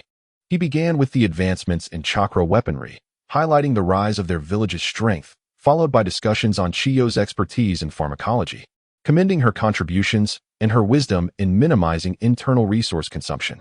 Once again, discussions about the contributions of the Spiral Hospital took place, with commendations for its remarkable impact. Ultimately, Qing elucidated the intricacies of the industrial chain, urging everyone to meticulously devise well-structured plans pertaining to this domain. For instance, considerations regarding metal procurement were highlighted. After acquisition, the metal must be delivered to the factory with a clear outline of subsequent plans for utilization. Questions arose about the fate of byproducts, such as metal waste, whether to recycle it through remelting or to continue using it as is. Moreover, the cultivation of medicinal herbs by Cheetah raised the question of whether surplus medications could be allocated to individuals in other countries or utilized for charitable medical services. Qing's discourse on the industrial chain served as a wake-up call, revealing the existence of additional value that, if effectively harnessed, could significantly mitigate unnecessary expenditures. Some participants suggested that certain metal scraps could be repurposed into agricultural tools or toys, proposing to sell them privately at slightly reduced prices to attract buyers. Simultaneously, the notion of supplying medications solely to the Spiral Hospital was deemed wasteful. Instead, these could be made available to the general populace through specialized pharmacies. Particularly, imperfect medications that were difficult to sell yet had no adverse effects could be repurposed for culinary use. Over time, even suboptimal effects could yield beneficial changes in the average person's physiology. During the meeting in Shine Village, attendees exchanged ideas about the local industries. A proposal emerged to establish a breeding farm utilizing the daily surplus of medicinal waste as animal feed. Additionally, the establishment of a small factory to process metal scraps from larger factories for secondary use was suggested, allowing for the creation of small toys or remelting. While these ideas sounded promising, questions arose regarding the workforce and the location for such initiatives. Some proposed employing individuals from correctional facilities for labor reform, with supervision provided. As for the location, it was suggested to designate an industrial zone outside of Qing village. Given their administrative roles, the participants were well aware of the changes in the village over the past 2 years. As the meeting progressed, Qing refrained from speaking, quietly observing the enthusiastic exchange among the village officials. Their imaginative capacities flourished, rendering Qing's input on specific plans unnecessary. Most importantly, this group possessed not only creativity but also the resolve to act, alleviating previous concerns about storage and disposal of materials. With newfound awareness of the industrial chain's dynamics, they generated numerous ideas. One individual proposed that shaman develop an incinerator to dissolve unusable waste, coupled with an energy converter for electricity generation. Upon hearing this proposal, Qing's initial thought was of impossibility, which soon transformed into a burgeoning possibility. This is a mysterious endeavor, where nothing is deemed impossible. As long as everyone is willing to engage, we can conquer one challenge after another. All right, everyone, let us pause our discussions here. Afterward, I implore you to devise a plan. Within the next 3 years, we must refine the industrial framework of Sunagakure. Qing rapped the table, establishing a tone for the meeting. He sensed that if he did not bring this gathering to a close, the attendees would continue to debate fervently, oblivious to the passage of time. Yes, Lord Kazakage. The recruitment efforts were in full swing, with officials calling out for workers, assuring them of competitive wages and provisions. On the streets of Sunagakure, recruitment agents shouted with the hope of attracting more individuals. They preferred to employ local talent, finding it more reassuring. Lord Kazakage, the recruitment results are less than satisfactory. The response has been dismally low, Yetsong lamented, her brow furrowed as she diligently compiled the statistics each day. It is to be expected. The labor force in Sunagakure has nearly reached its limit. Those who are still applying are likely enticed by higher wages, having resigned from other positions. Taking a deep breath and sipping his tea, Qing responded calmly. The labor force in Sunagakure has already been extensively utilized. Initiating large-scale recruitment now is simply unfeasible. Is there truly no labor available? Our population is not insignificant. How can we lack workers? Yetsong's expression reflected her confusion as she pondered the whereabouts of Sunagakure's laborers. It is not that there are no workers. Rather, everyone has stable employment. The former textile factory, the various shops along the commercial street, all employed local women. The factories under the Research Institute also utilized labor sourced from Sunagakure, as did the environmental renovation workers around the village. Where there are not just ninjas, but a considerable number of civilians as well, Qing elucidated with a smile. He was already aware of the changes in the labor demographic of Sunagakure. His patrols were not mere frivolities, but rather observations. Most of the individuals he encountered while strolling the streets were women, indicating that the men were occupied with work. Furthermore, the guides within the shops were indeed locals, otherwise, who would traverse hundreds of miles to serve as shop guides and attendants. We must once again seek workers from outside, Yetsong remarked, her brow knitted in discontent. She was displeased that Sunagakure, having developed its own resources, now had to provide job opportunities to outsiders, which added to her frustrations. Observing Yetsong's delicate features contorted in worry, Qing couldn't help but chuckle awkwardly. This is an inevitable reality. There is little we can do. If we wish to progress, we must embrace industrialization, which in turn will generate a multitude of job opportunities. These positions are akin to slices of cake that everyone must be able to savor, perhaps out of boredom. Qing began to explain this gradually to Yetsong. However, the geographical distance between Sunagakure and other regions posed a significant challenge in recruitment. Yetsong raised a pragmatic question regarding this predicament. Let us relocate the factory, focusing on the remnants of battle and the oasis of the Land of Wind. Establishing multiple sites and hiring local labor to address the issue of the surplus workforce in the Land of Wind, Qing declared decisively. At this moment, the decisive role of the Wind Shadow needed to be exhibited. As a leader, hesitation in such critical times would be detrimental both to oneself and to others. Understanding this, and observing Qing's resolute gaze and assertive tone, Yetsong realized that no further persuasion was necessary. The esteemed Wind Shadow, with his authority over thousands, had firmly resolved to act. It was widely acknowledged in Sunagakure that the third Wind Shadow was approachable and progressive, yet once he set his mind to something, no one could deter him. All had to acquiesce to his will. Naturally, they were willing to comply. Will there be any issues with the daimyo? Yetsong murmured, aware of the tenuous relationship between Qing and the daimyo, yet uncertain of its implications. We must notify him that our factories and other locations will duly pay taxes to ensure the daimyo's peace of mind. Qing let out a soft hum. The daimyo, can he truly be trusted to keep his word? Has he ever demonstrated such reliability? It was a lamentable position to consider. Reflecting on the existence of the shogunate and those generals who wielded the audacity to levy taxes was disheartening. Most importantly, recalling Kato from the original narrative, who managed to exert control over the land of waves, albeit a small nation, by a mere merchant was perplexing. Shifting perspectives, one could argue that the hidden villages were akin to sovereign states, or perhaps they could be likened to regional feudal lords. Qing sat by the window, gazing down at the ceaseless flow of people, thoughts wandering maliciously. The power of regional lords. Contemplating the influence they wielded over both personnel and strength was staggering. Particularly with the ninja villages, the potential for upheaval was terrifying. Should a village rebel, the daimyo would find himself with little room for resistance. Take the legendary 3 ninjas of Konoha, for instance. With their summoning beasts, they could easily suppress any opposing force. A figure like the Golden Flash could single-handedly annihilate adversaries without difficulty. Fostering harmonious development through a focal point was indeed the primary method for economic advancement. Qing firmly believed that as Sunagakure flourished and its citizens thrived, envy from those in other regions would inevitably follow. Such envy would lead to acceptance, especially with the daimyo's cooperation, ensuring compliance from all involved. For example, Raikai from the village hidden in the clouds was currently enviously observing a group of naive individuals. The reason? Their construction site was adjacent to a small remnant of battle, the first area to undergo transformation. While their living standards could not be deemed excessively high, they were certainly commendable, considering the achievement of creating a settlement amidst the desert. In compliance with the Wind Shadow's orders, they had also established a factory at their location. This factory, modest in size, was perfectly suited to meet the employment needs of the populace. Hey, Raikai, why aren't you applying for a job at the factory? Have you heard?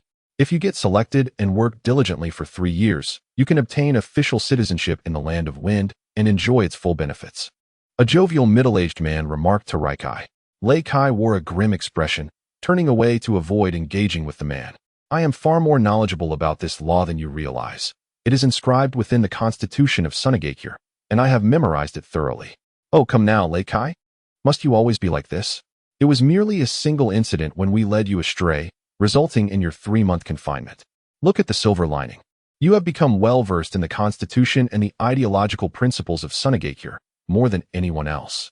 Now, you are teaching the newcomers about these principles, and you need not toil alongside us, earning even more in the process. The man shamelessly wrapped his arms around Lei Kai, struggling to free himself. Lei Kai soon realized that he lacked the strength he once possessed, having grown weaker compared to the man who had toiled for years. With a sigh, he gazed at the nearby earthen wall, where once stood a small dark room designated for confinement, his dwelling for 3 long months. After that period, under the influence of the ideological doctrines, he had transformed from a steadfast aspirant of Kumogakure into a near-prepared ninja of Sunagakure. His current responsibilities primarily involved instructing the newly arrived refugees in the ideological principles. It appeared that his true identity remained concealed. Perhaps I shall consider seeking a part-time position at a factory. They may require someone to teach the ideological principles there as well. With another sigh, Lei Kai made his way to his modest abode within the small village of sand. Upon entering his humble dwelling, consisting of a single room, a kitchen, and a bathroom, he reflected on how few shared such accommodations in this small village.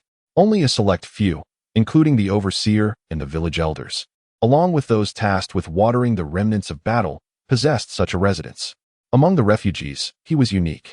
The others were crammed into communal spaces shared by 4 or 5 individuals, relying on a stove for warmth. However, the fuel used was not wood, but rather a peculiar black substance known as coal, sold by merchants who visited regularly at a modest price, requiring the refugees to purchase it with their own funds. Lei Kai, on the other hand, was fortunate enough to utilize the chakra crystals produced by Sunagakure, which only required a special chakra furnace for installation, ensuring his home remained warm and cozy. Upon reflection, life in Sunagakure was rather pleasant. Not only the elite, but even the lower classes, including the refugees, lived contentedly. As long as one worked diligently, it was not difficult to share a room with one's family. Perhaps I shall speak with the overseer, Akai, he mused. Akai was the one who had initially apprehended him as a model example. After indulging in the comforts of his current life, Kai could only silently apologize to Kumogakure and Lord Reikage. It is not that I lack loyalty.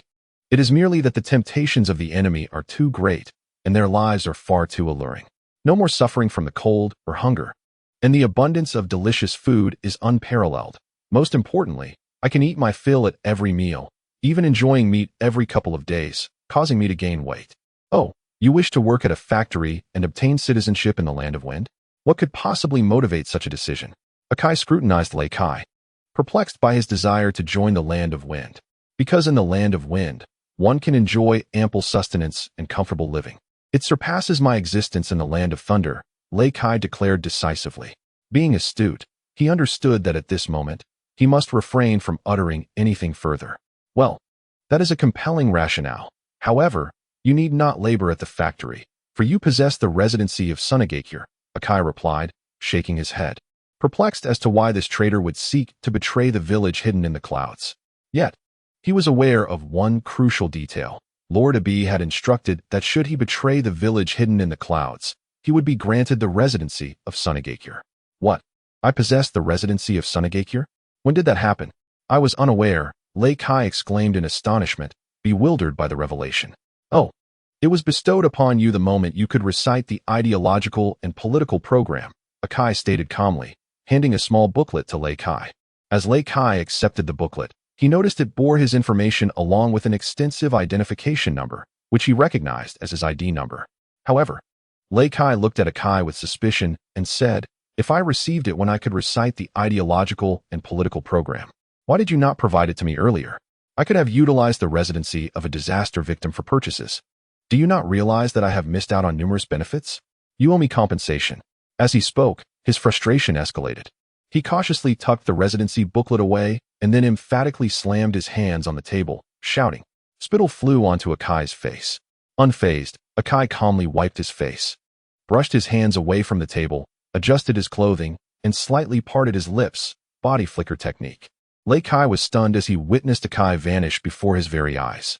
He never anticipated that the seemingly courteous Akai, who appeared to be a nefarious schemer, would act so shamelessly.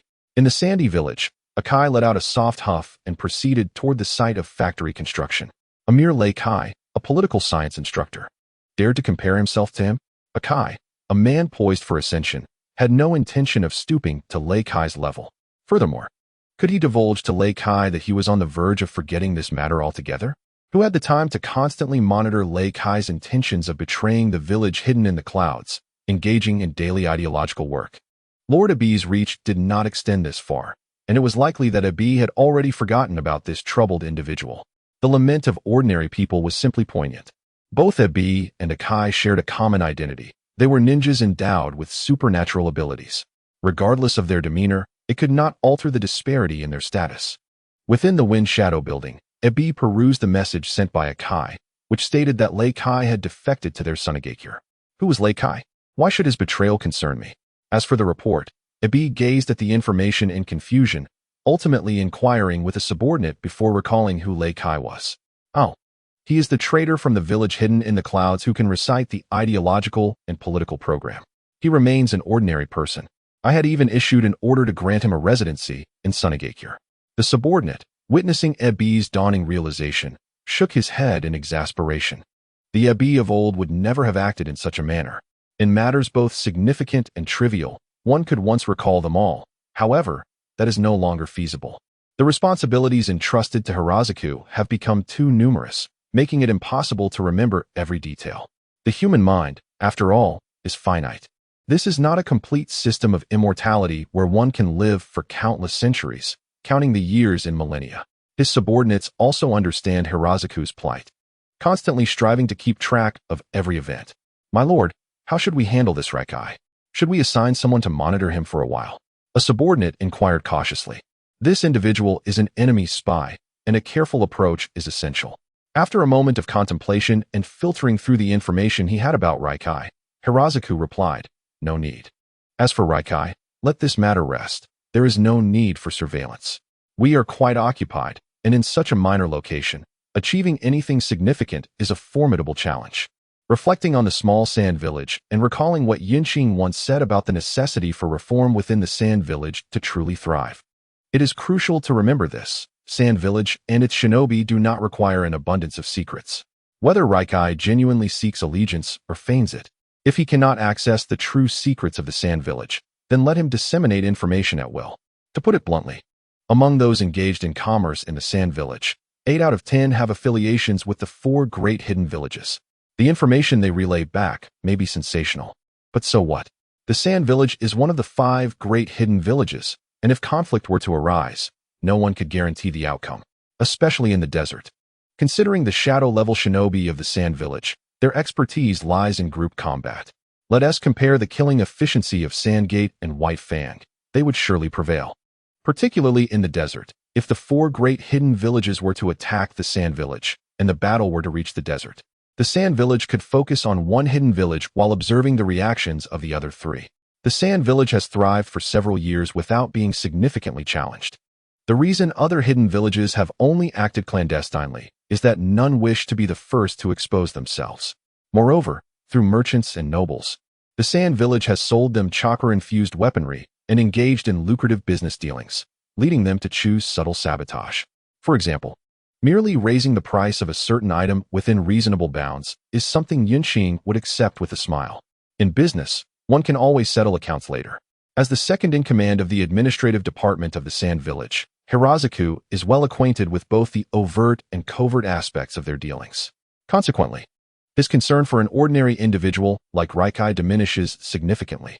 "My lord, merchants from the Land of Fire wish to negotiate a business deal with us this afternoon." Upon receiving Hirazuku's response, a subordinate flipped through his notebook and relayed the upcoming agenda. "The Land of Fire, home to those rascals from Konoha," he scoffed. "Ah, another lucrative deal. They are quite wealthy." Hirazuku smirked, touching his chest and recalling the puppet his sister had just repaired. His mood soured. Were it not for his clear distinction between public and private matters, he would undoubtedly take advantage of Konoha in a most severe manner. In the reception hall on the first floor of the Wind Shadow Tower in Sand Hidden Village, Qing occupied the esteemed position at the head of the table, with Yetzong standing respectfully behind him. To Qing's left sat Hai Laozong, while to his right was a venerable elder, his hair as white as snow. Beneath the elder were 5 middle-aged men, among whom the most striking was a silver-haired middle-aged man, whose sharp aura, though concealed, still emanated an unmistakable intensity. Qing cast several glances at this individual. The elder and the 5 middle-aged men were merchants from the Land of Fire, each possessing their own enterprises within Sand Hidden Village. "Cough, esteemed Wind Shadow and Elder Hai Laozong, we wish to procure another batch of chakra weapons and chakra batteries today. Given the current unrest in the ninja world, only the chakra weapons supplied by Sand Hidden Village can provide us with a sense of security." The elder spoke with a tone of respect, his words measured and cautious. Regardless of how many times such transactions had occurred, he remained ever diligent in his demeanor. Decades of survival experience had instilled in him the understanding that when ninjas were pleased, they engaged in business with words. When displeased, it was conducted with force. "Mr. Inoue, you need not be so formal. We are all aware of the turmoil in the ninja world. Business has become exceedingly difficult amidst the chaos. How many do you require? State your needs, and we shall fulfill them. As for the price, we can extend a discount of 20%. What do you think?" Hai Laozong replied to Mr. Inoue with a hearty tone. "For quantities, I would like 1,000 long swords, 1,000 short swords, 2,000 shurikens, 2,000 throwing stars, and 1,000 wind-style shurikens. As for chakra batteries, I will need 50,000 units. Let us select fire and lightning attributes for the chakra weapons," Inoue stated, glancing at his silver-haired subordinate before hesitating slightly. "Indeed, this is quite a substantial transaction. Were it not for the considerable resources of Sand Hidden Village, we might not be able to accommodate such an order," Hai Laozong remarked with a jovial laugh after sharing a discreet glance with Qing, having noticed Inoue's subtle gestures. After concluding his remarks, Hai Laozong turned to instruct his aides for preparations. Mr. Inoue, please hold on a moment. Given the current instability in the ninja world, would you consider residing in Sandhidden Village for a while? At your age, you ought to take some rest, Qing said with a warm smile, expressing concern for Inoue. Thank you for your concern, esteemed Wind Shadow. Unfortunately, my children are lacking in capability, and my slightly accomplished grandson is still studying here. I must work harder to secure a better future for them, Inoue replied with a forced smile. Esteemed Wind Shadow, I wonder when I might receive these weapons. My household's guard needs to be armed promptly. Otherwise, I shall hesitate to conduct business in the land of Waterfall next time. Inoue cautiously avoided delving deeper into Qing's insinuations. Regardless of whether Qing's words held deeper meaning, they left him feeling uneasy. In this world, engaging in the arms trade was fraught with peril, necessitating a readiness to face death at any moment. Do not worry, Mr. Inoue. I have already dispatched personnel to prepare your order, which will be delivered shortly. Moreover, in light of your generous patronage, we shall provide you with some sealing scrolls as a token of our appreciation, Hai Laozong interjected as he entered, taking up Qing's narrative. Thank you, Elder Hai Laozong. Inoue stood and bowed in gratitude. They decided to return and await further developments. Inoue hurriedly departed, fearing that lingering could bring him peril. He exchanged a brief word with the silver-haired middle-aged man who had previously struck him. The man produced a sealing scroll, unfurling it to reveal several large boxes in the reception room. Mr. Inoue, please, since you are weary, do take your rest. Upon your return, I shall dispatch someone to deliver the weapons to your residence, he said courteously. Upon seeing the boxes, Ebi no Zo's face lit up with a smile akin to a blooming chrysanthemum. Have arrangements been made? He inquired, observing Inoue's 6 departing figures. Yes, arrangements are in place. They will be sent shortly. I have already informed Bunpoku, came the low, measured reply from Ebi no Zo. Excellent. Let Bunpoku test the waters. I am curious to know the identity of that individual. Such hidden tactics are rather impressive, Qing remarked, his mood somewhat less than cheerful. If you wish to procure goods in Konoha, then do so. In the realm of unspoken rules, all is well. However, sending someone to do your bidding is rather ungentlemanly. In the vast desert, Bunpoku perused a letter delivered via reverse summoning, a smile creeping across his lips. Haha, Bunpoku, we can fight again. Allow me to take the lead this time, roared Shikaku within him. Despite years of cultivating inner peace, Shikaku still yearned for battle. Very well. Let us head towards the land of fire. That benefactor shall pass by, Bunpoku declared, his figure receding into the distance as a gust of sand swirled around him. Do not fret about the chakra. Life is truly splendid. Meanwhile, within the estate of Inoue and Sunagakure, he was respectfully conversing with the silver-haired man. Sir, the items have been procured. When shall we depart? Inoue inquired with a slight bow, exercising caution in his tone. In the absence of others, as a reward, you may take these chakra-infused weapons to arm your merchant caravan. The silver-haired man responded, pain flickering in his eyes as he handed Inoue a sealing scroll. Thank you, my lord. Should you require assistance in the future, please do not hesitate to call upon me, Inoue replied calmly, his expression neither mournful nor jubilant. Even without the man's assistance, he would still seek to borrow a portion for appearance's sake. My apologies for the trouble, the silver-haired man sighed, gathering his scrolls before turning to depart for his quarters. Should you need to traverse Sunagakure, feel free to use my name. This is the emblem of my estate. Inoue called after him. At the entrance, a servant approached, balancing a tray adorned with a sign and some currency, clearly having anticipated the occasion. Thank you. The silver-haired man momentarily stiffened before quickly regaining composure, taking the sign and money as he made his way toward the exit. Upon returning to his chamber, a creature resembling a husky lounged on the bed, stirring at the sound of the door opening. Upon seeing the silver-haired man, it spoke. Sakumo, you have returned. Yes, I have returned. I suspect I am being monitored, and I cannot utilize ninjutsu at present. You will accompany the merchant caravan and use summoning to inform Jiraiya and the others to be on standby, the silver-haired man, known as Hataki Sakumo, said with a grim expression. Understood. Gather the caravan and arm them, ensuring everyone becomes familiar with the weapons and infuse them with chakra. After the departure of the silver-haired middle-aged man, Inoue swiftly assumed a commanding demeanor, instructing his guards. Only by wielding one's own power can one find solace. Engaging in the arms trade requires a willingness to risk one's life. At the border between Konoha and Sunagakure, a robust young man adorned with face paint carried an enormous scroll, accompanied by a squad of umbu, guarding the area. As the young man became lost in thought, an umbu approached, accompanied by a small dog. Lord Jiraiya, Lord Tsukumo has instructed me to inform you that he has procured sufficient weapons, said the dog. Sunagakure is enveloped in a peculiar chakra, and he dares not utilize summoning techniques, so remain vigilant for support. Upon seeing the young man, the dog spoke again, understood. You may return, I will maintain your summoning technique here.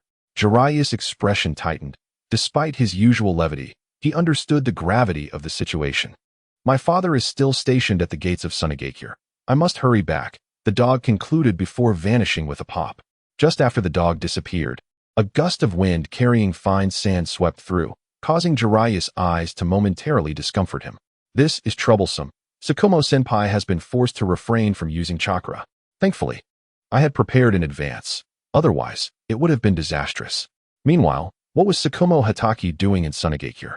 Upon realizing that Sunagakure was shrouded in a strange chakra and that he was being covertly observed, Tsukumo began to stroll around the village, savoring the local delicacies.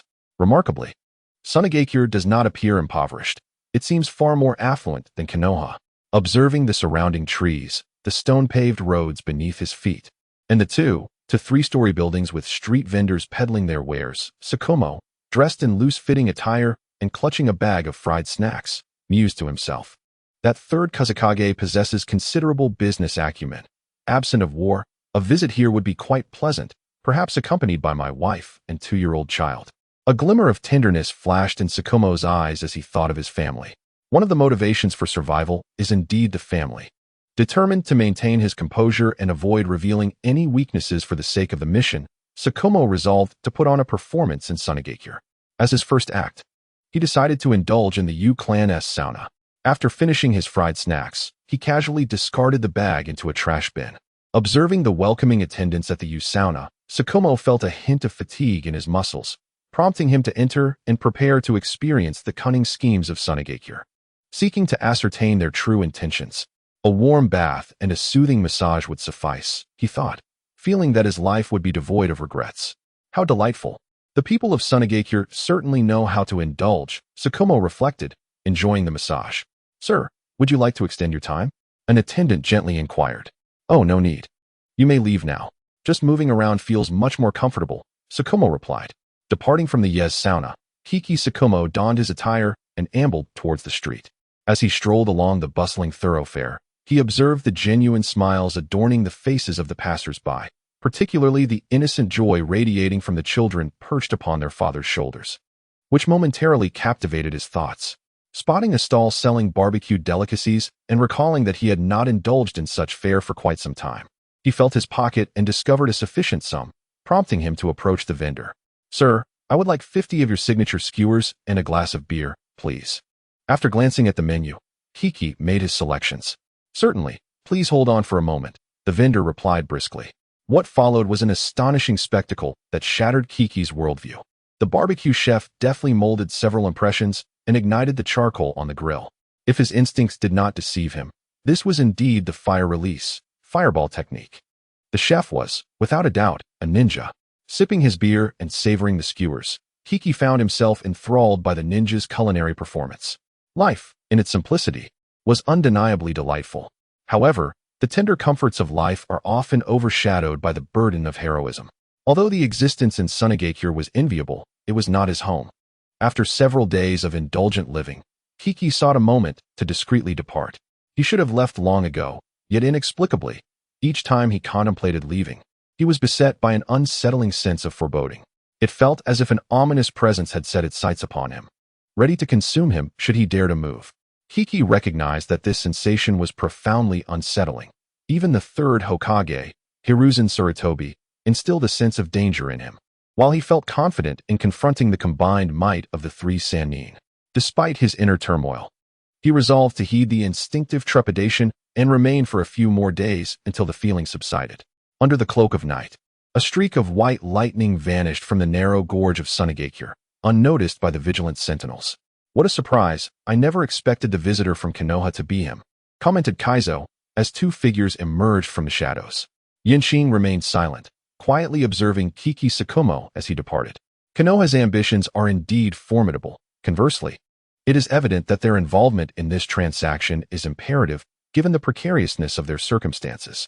Kaizo continued his analysis. It is indeed troubling. In the forthcoming days, reduce the trade volume with Iwagakure and Kumogakure, allowing Konoha to stabilize their position. Yinxing commanded decisively.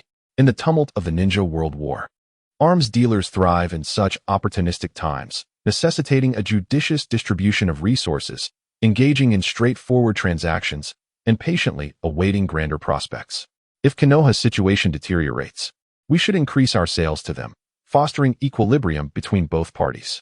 As for Kirigakure, we shall sell to them at a 10% reduction. Rumor has it that Hanzo of the Salamander is currently recruiting warriors. Thus, we shall supply them. Given the desolation of Amigakure, how many fighters can they muster? Hanzo has lost his clarity. He is no longer fit to play in our arena. Understood, Yinxing remarked with disdain towards the so-called demigod, Hanzo. A few years prior, they could still engage in playful banter, but now it is evident that he has failed to grasp the gravity of the situation, stirring trouble indiscriminately. Do you truly believe that merely acquiring the title of demigod brings you a mere step away from the legendary Hashirama Senju? Throughout the ninja world, those who have lived for an extended period possess a profound self-awareness, having survived against all odds. Those capable of fighting and those unable to endure have long since met their demise. The third Reikage, heralded as the mightiest of his kind, wielding the strongest spear and the most formidable shield, ultimately succumbed to the relentless onslaught of 1,000 rock shinobi. The notion of 1 against 1,000 may sound exhilarating. Yet the reality is that such circumstances arose from his own arrogance. During the Ninja World War, which Shadow didn't take to the battlefield accompanied by a throng. When acting alone, they were always flanked by an elite Shadow and a cadre of Jonin-level bodyguards.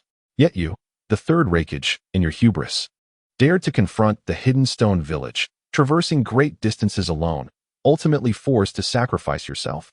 If not you, then who would perish? If the esteemed Inoki did not seize the opportunity to eliminate you, he would not be worthy of his title as Tsukikage. Successfully vanquishing a Shadow is no small feat, providing a tremendous boost to one's reputation. Consider, during the 5 Kage summit in the original narrative, aside from Danzo, who was a mere pauper, the remaining 4 Shadows were accompanied by candidates for the next generation. These candidates represent not only the future, but also a measure of Shadow-level combat prowess. Just as Sarutobi Hiruzen, wherever he ventured, was never without a potential successor or an elite ninja by his side. Such prudence is the very reason for their enduring longevity. At the border between the land of wind and the land of fire, within the encampment of Jiraiya and his comrades, a voice resonated. Lord Jiraiya. Lord Fumiko has departed from Sunagakure. He instructed me to inform you that he is prepared for your assistance. His cover may have been compromised. It was that same little dog, speaking in a youthful tone to Jiraiya. I understand. You should return swiftly. Remaining here poses a threat to your life. Exhaling a breath, Jiraiya felt an immense weight lifted from his shoulders. Prior to receiving news, he was fraught with anxiety, but upon its arrival, he found himself indifferent. The events had transpired, and acceptance was his only recourse. In the heart of the desert, Fumiko sat elegantly atop a mound of sand, as if awaiting a visitor. Waves of magnetic force emanated from him, altering the surrounding environment under his command. Had a Hyuga ninja been present, they would have observed profound changes in the atmosphere. Not merely superficial alterations, but deep-seated transformations. In a flash of white light, Kakashi Hitaki, wielding a short blade, stood before Fumiko. It seems we meet again, my friend. Fumiko remarked, his eyes opening with a smile. Indeed, I have been discovered. I am curious as to how you uncovered my presence. Having developed a camaraderie with Fumiko, Kakashi, who had previously been bested by him, inquired further. A commendable sealing technique that allows you to alter your appearance. This must be the work of Lord Mito. Fumiko astutely recognized Kakashi's disguise. To be honest, upon first sensing the distinctly altered presence of Kakashi, Fumiko was momentarily taken aback, almost believing that Konoha had produced yet another shadow-level ninja. Yet it was the one-tail, Shikaku, that reminded him this was merely a technique from the series of sealing arts. Temporarily solidifying the appearance of an individual, one employs the chakra of another to cloak the original chakra, facilitating a guise. Upon hearing Fumoku utter the name of Uzumaki Mito, Kakashi Shomo could only manage a wry smile as he formed hand seals to dispel the disguise. Azure chakra flowed, converging atop his head, culminating in the manifestation of a diamond-shaped mark. Observing the return of Kakashi Shomo's original visage, Fumoku smiled, relieved that it was merely an old friend rather than another shadow-level adversary. Although his strength had increased, it mattered little. The opportunity for a good fight was long overdue for Shikaku. It is said that after the first Hokage subdued the nine-tailed beasts, Princess Mito tended to them for a time. Shikaku, adept in sealing techniques, was the progenitor of Sunagakure's sealing arts. It was Shikaku who discerned the truth, wasn't it? Kakashi Shomo assumed a defensive posture and spoke suddenly. Fumoku paused, smiling knowingly, choosing not to elaborate. Indeed, it was Shikaku who perceived it here. As for the details concerning Kumogakure, he was uncertain. Recognizing Fumoku's silent acknowledgement, Kakashi Shomo understood that his deduction was correct, albeit only partially. It seemed this method could no longer be employed. It was perilous. Shikaku was a master of sealing techniques, likely rivaling even Lady Mito. A tumult of thoughts surged within Shomo's mind. In an instant, Fumoku and Shikaku exchanged their wills, with Shikaku opting to utilize Fumoku's form to engage directly. A tempest of sand erupted forth, initiating a trial of strength.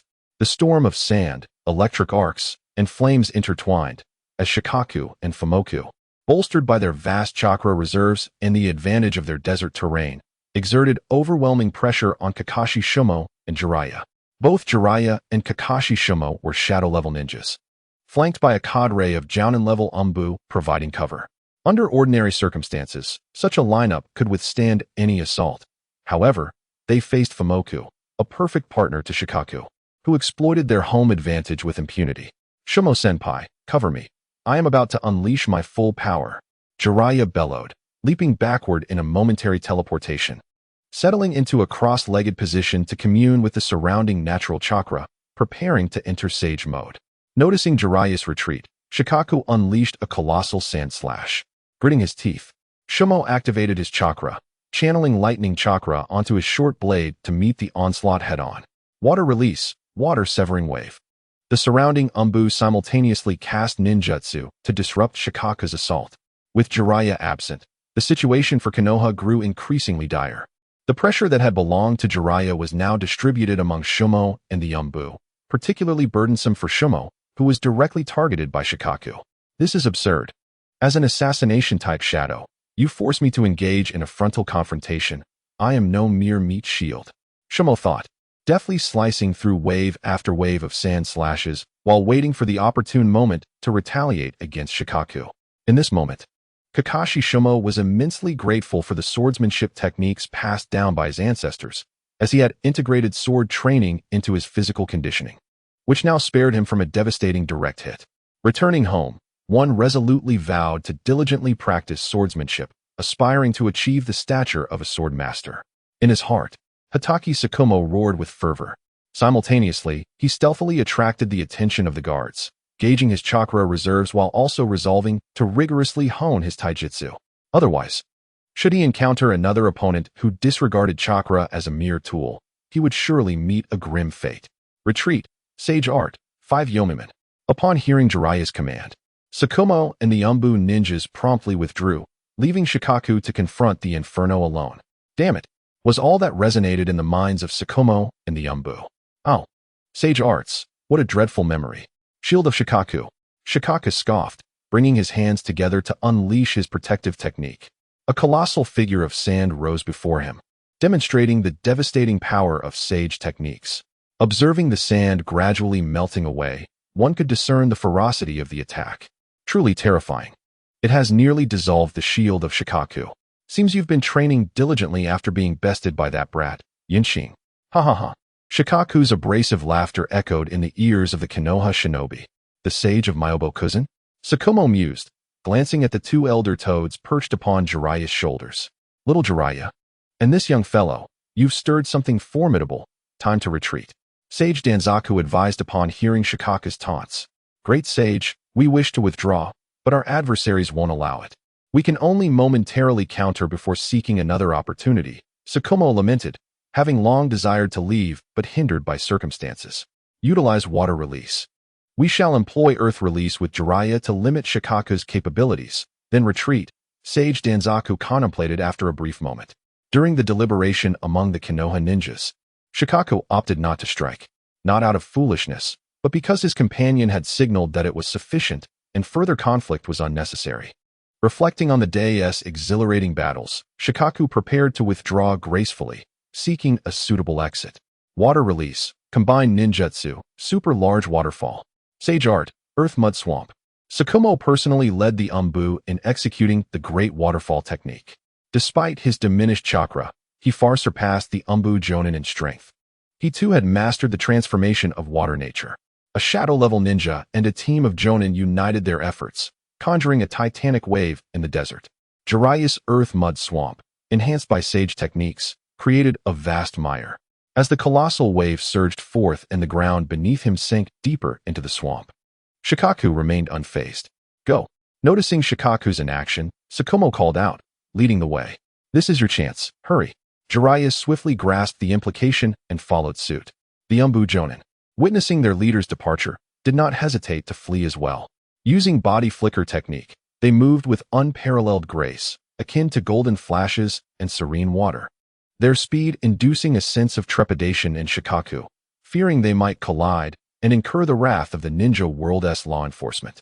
As he gazed down at the crackling lightning beneath his feet, Jiraiya felt a surge of frustration bubbling within, pondering whether it was appropriate to voice his sentiments. Oh, esteemed one, your facade has crumbled. Were you not the one lamenting a scarcity of chakra, claiming you would falter? Yet your current retreat is remarkably graceful. Sensing Jiraiya's scrutinizing gaze, Kakashi maintained his composure, gesturing towards the Umbu behind him. Jiraiya turned his head momentarily, only to swiftly redirect his attention. Each of them possessed their unique secret techniques, their escape speeds surpassing one another. Were it not for his sage mode, he doubted he could keep pace with them. I am still too inexperienced. There remains much for me to learn, Jiraiya mused, lamenting the vast chasm that separated him from these seasoned veterans of the ninja world. Meanwhile, Gaara calmly surveyed the offerings left by the Leaf Village. Magnet release, the sands began to churn. His voice, as steady as a king's decree, commanded the desert to rise. The arid grains surged forth, transforming the swamp into a desert in mere breaths, continuing to swell and merge with the colossal waves. In just a few more breaths, the moisture from the waves was entirely absorbed. The parched desert craved water. Alas, as its sovereign, Gaara did not share this affinity. He wore an expression of solitary mastery, a hint of amusement dancing in his eyes. Monk, what do you mean? Am I not the Desert King? Indeed, you are the Desert King. Yet this very king beseeches me to find a place with an underground water source to reside. What of needing water? I too relish a bath, Gaara retorted, asserting his identity as a cleanliness-loving tailed beast, unlike those who revel in filth. Yes, you cherish cleanliness. Just moments ago, this so-called Desert King claimed to despise moisture. Came the counter. Is that so? I wonder which counterfeit said such a thing. It infuriates me. Should I discover their identity, I shall surely put them to rest. Gaara, with unwavering composure, concluded his thoughts and exchanged control with Shikaku. Lord Windshadow, a message from Lord Shikaku has arrived. It is undoubtedly Kakashi, providing support to Jiraiya, who has ascended to the level of a shadow and mastered sage mode, reported Yukura to Yunking. Has there been a transformation? The sage arts, which should have been learned around the time of the Third Shinobi World War, are now being utilized, albeit with difficulty. Such terrifying talent. Destiny indeed favors the leaf. Reflecting on Yukura's report, Yunking couldn't help but marvel. Contemplating Jiraiya's progress inevitably led him to think of Orochimaru and Tsunade. In the original narrative, the trio rose to prominence during the Third Shinobi World War, with Sarutobi Hiruzen's limitations in top-tier strength and forces allowing his three beloved students to ascend to the historical stage ahead of schedule. However, there was still hope for him. For Sunagakure, the true uncertainty lay in how far the geniuses of Konoha would go. Clenching his fists, Yunking began to ponder. During this period, Konoha was undeniably brimming with talent, rivaling even the era of the 12 ninja warriors. The elder generation, including figures such as Sarutobi Hiruzen, followed by the likes of Hatake Tsukumo, then the legendary three Sannin, and subsequently Minato Namikaze along with the parents of Naruto Uzumaki, and finally the likes of Kakashi Hatake and Obito Uchiha, are all destined to gradually ascend the historical stage.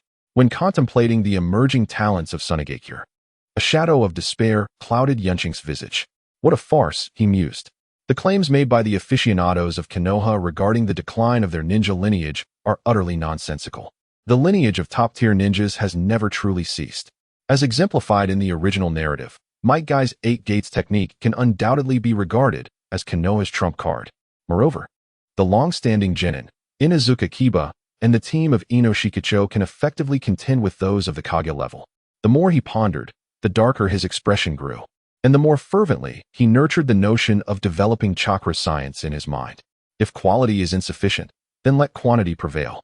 This was Yunqing's rationale. If all else fails, he would resort to a cannon-based approach, crafting lunar artillery and space-based weaponry, and those who dared to oppose would face obliteration. Taking a deep breath, Yunqing commanded, "Relay this message. Let Rasha and Kururo assume control of the scientific ninja corps and facilitate the transition with Lord Shaman, while concurrently overseeing the research department's protection. Rasha would serve as the leader, with Kururo as his deputy, and they must coexist harmoniously." "Understood, Lord Kazekage," responded Yakura promptly, straightening his posture. He then inquired, "Lord Kazekage, which unit does the scientific ninja corps belong to? I just recalled that the personnel required for the formation should be sourced by Rasha himself. I will grant him the authority. The initial headcount is set at 500, primarily tasked with safeguarding the research department and becoming proficient in the weaponry developed therein. Furthermore, this unit is solely mine. No one else holds the right to command them." Yunqing replied sternly, addressing Yakura's question. What transpired within Yunqing's mind remained inscrutable to all, as he preferred to keep his thoughts private.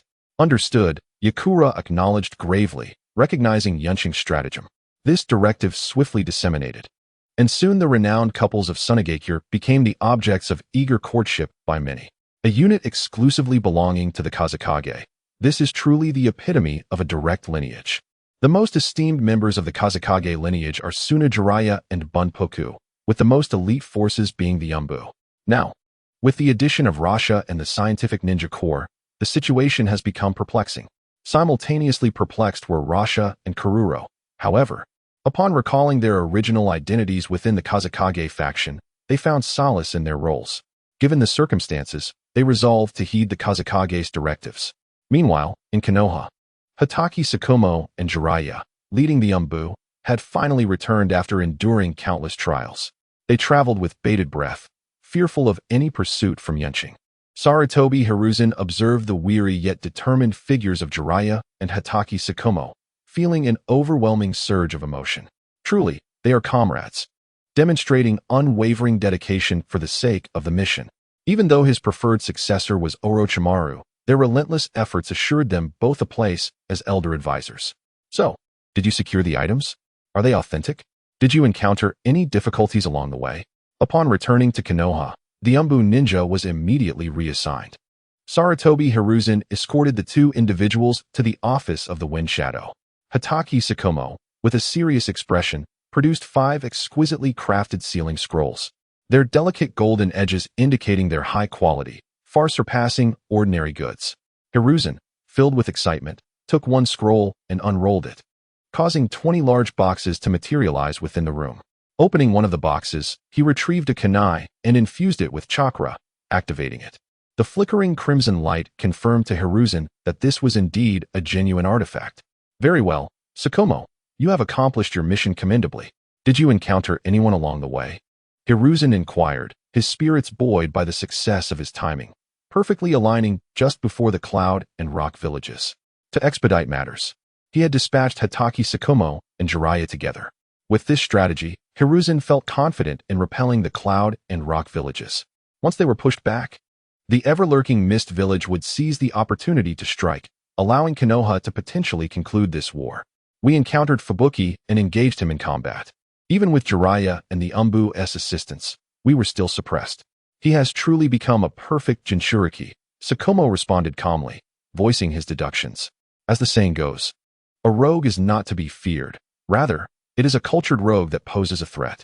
The same applies to tailed beasts. They are not formidable until they possess ninjutsu. The strength of a Jinchuriki lies not only in the tailed beast's chakra, but also in their ability to gain the beast's recognition and wield its chakra at will. With sufficient ninjutsu knowledge, one can forge their own unique tailed beast techniques, much like the subsequent Rasengan series crafted by Naruto, which combined orbs with tailed beast chakra to enhance their quality. The magma jutsu of the 4 tails, steam from the 5 tails, and sand from the 1 tail exemplify this notion. The overwhelming power of Jinchuriki, coupled with the nuclear-level threat of tailed beast bombs, poses an exceedingly challenging dilemma. Tsukumo, you must elevate your strength swiftly. We require a peak Hokage-level presence. My own influence alone is insufficient, Hiruzen gravely remarked after absorbing Tsukumo's insights regarding Fubuki's prowess, exhaling a smoke ring pensively. Hey, come on. Old man, what about me? I possess the sage mode akin to the first Hokage. The great toad sage should not fear a mere one tail. Jiraiya interjected, eager to assert his own capabilities. How presumptuous of you, Lord Jiraiya, to disregard someone who specializes in assassination. Hiruzen ignored Jiraiya's interruption, focusing intently on Tsukumo. Hiruzen understood that cultivating a peak Hokage from Konoha was a straightforward endeavor. Given enough time, his 3 disciples and Tsukumo would achieve it. However, to expedite the process, Tsukumo stood as the only viable candidate at present, as his disciples lacked the necessary time and experience. Give me a moment. There are still matters I have yet to contemplate, he concluded.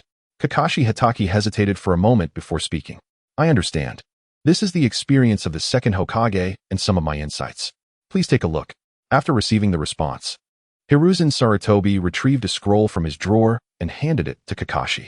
Throughout their conversation, Jiraiya remained in a state of astonishment, observing the exchange between the two. This is a bit excessive. I have spoken, so why not acknowledge me? Kakashi accepted the scroll and nodded firmly, affirming his determination. Old man, aren't you going to consider my abilities? In sage mode, I can challenge anyone.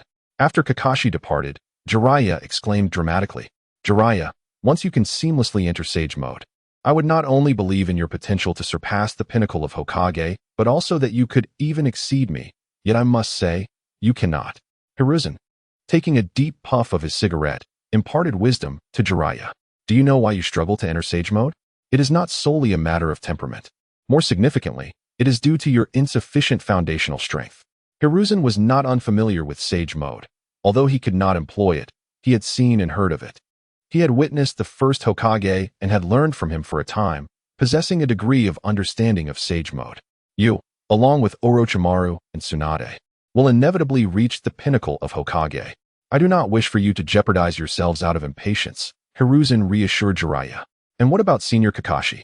Jiraiya, acknowledging Hiruzen's wisdom, felt compelled to inquire further. As Hokage, I lead all shinobi, yet I am still human, bound by personal connections. Ultimately, I strive for fairness to the best of my ability. Amidst the swirling smoke, Jiraiya found it difficult to discern Hiruzen's expression. At that moment, his emotions were a nebulous mix, even to himself. Hiruzen cared for the 3 of them as if they were his own children. Anything he possessed, he was willing to share with them. They could even command the Umbu on a small scale. In the original narrative, when Orochimaru's treachery was revealed, Hiruzen had the capability to eliminate him but chose instead to set him free. Moreover, after achieving his aspirations, Orochimaru's first thought was to showcase his success to his former teacher, along with granting a grand funeral to the fallen shinobi. How astute Orochimaru was. He was aware of the shortcomings of the Edo Tensei technique, understanding that the resurrected first Hokage and second Kazekage were not at their peak strength. He knew this, but he merely wished for the world to recognize that the third Hokage, Hiruzen Sarutobi, the embodiment of a shinobi, a master of ninjutsu, remained formidable even in his twilight years. He wanted the world to understand that a legendary warrior does not perish in slumber, but rather sacrifices for the sake of protection. This was all that Orochimaru, as a wayward disciple, could achieve. The bond between Hiruzen, Jiraiya, and Kakashi was genuinely intricate. After years of interaction, they were more like family than mere acquaintances. Thank you.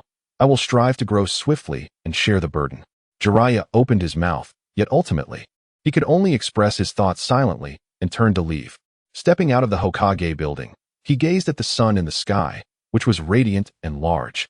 Yet he still felt an overwhelming chill. Oh, you're back, you fool. Let us go grab a drink together. As Jiraiya found himself lost in thought, a voice called out from behind him. Turning around, he spotted Tsunade and Orochimaru standing in the corner. Noticing the pristine state of their attire, Jiraiya's brow furrowed in confusion. "Have you just returned as well?"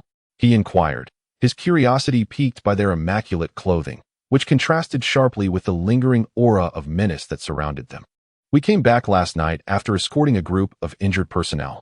The front line has ceased hostilities for now, and everyone is on rotation before we depart again in 2 days," Orochimaru replied, his voice raspy as he flicked his tongue. "Let us go for a drink.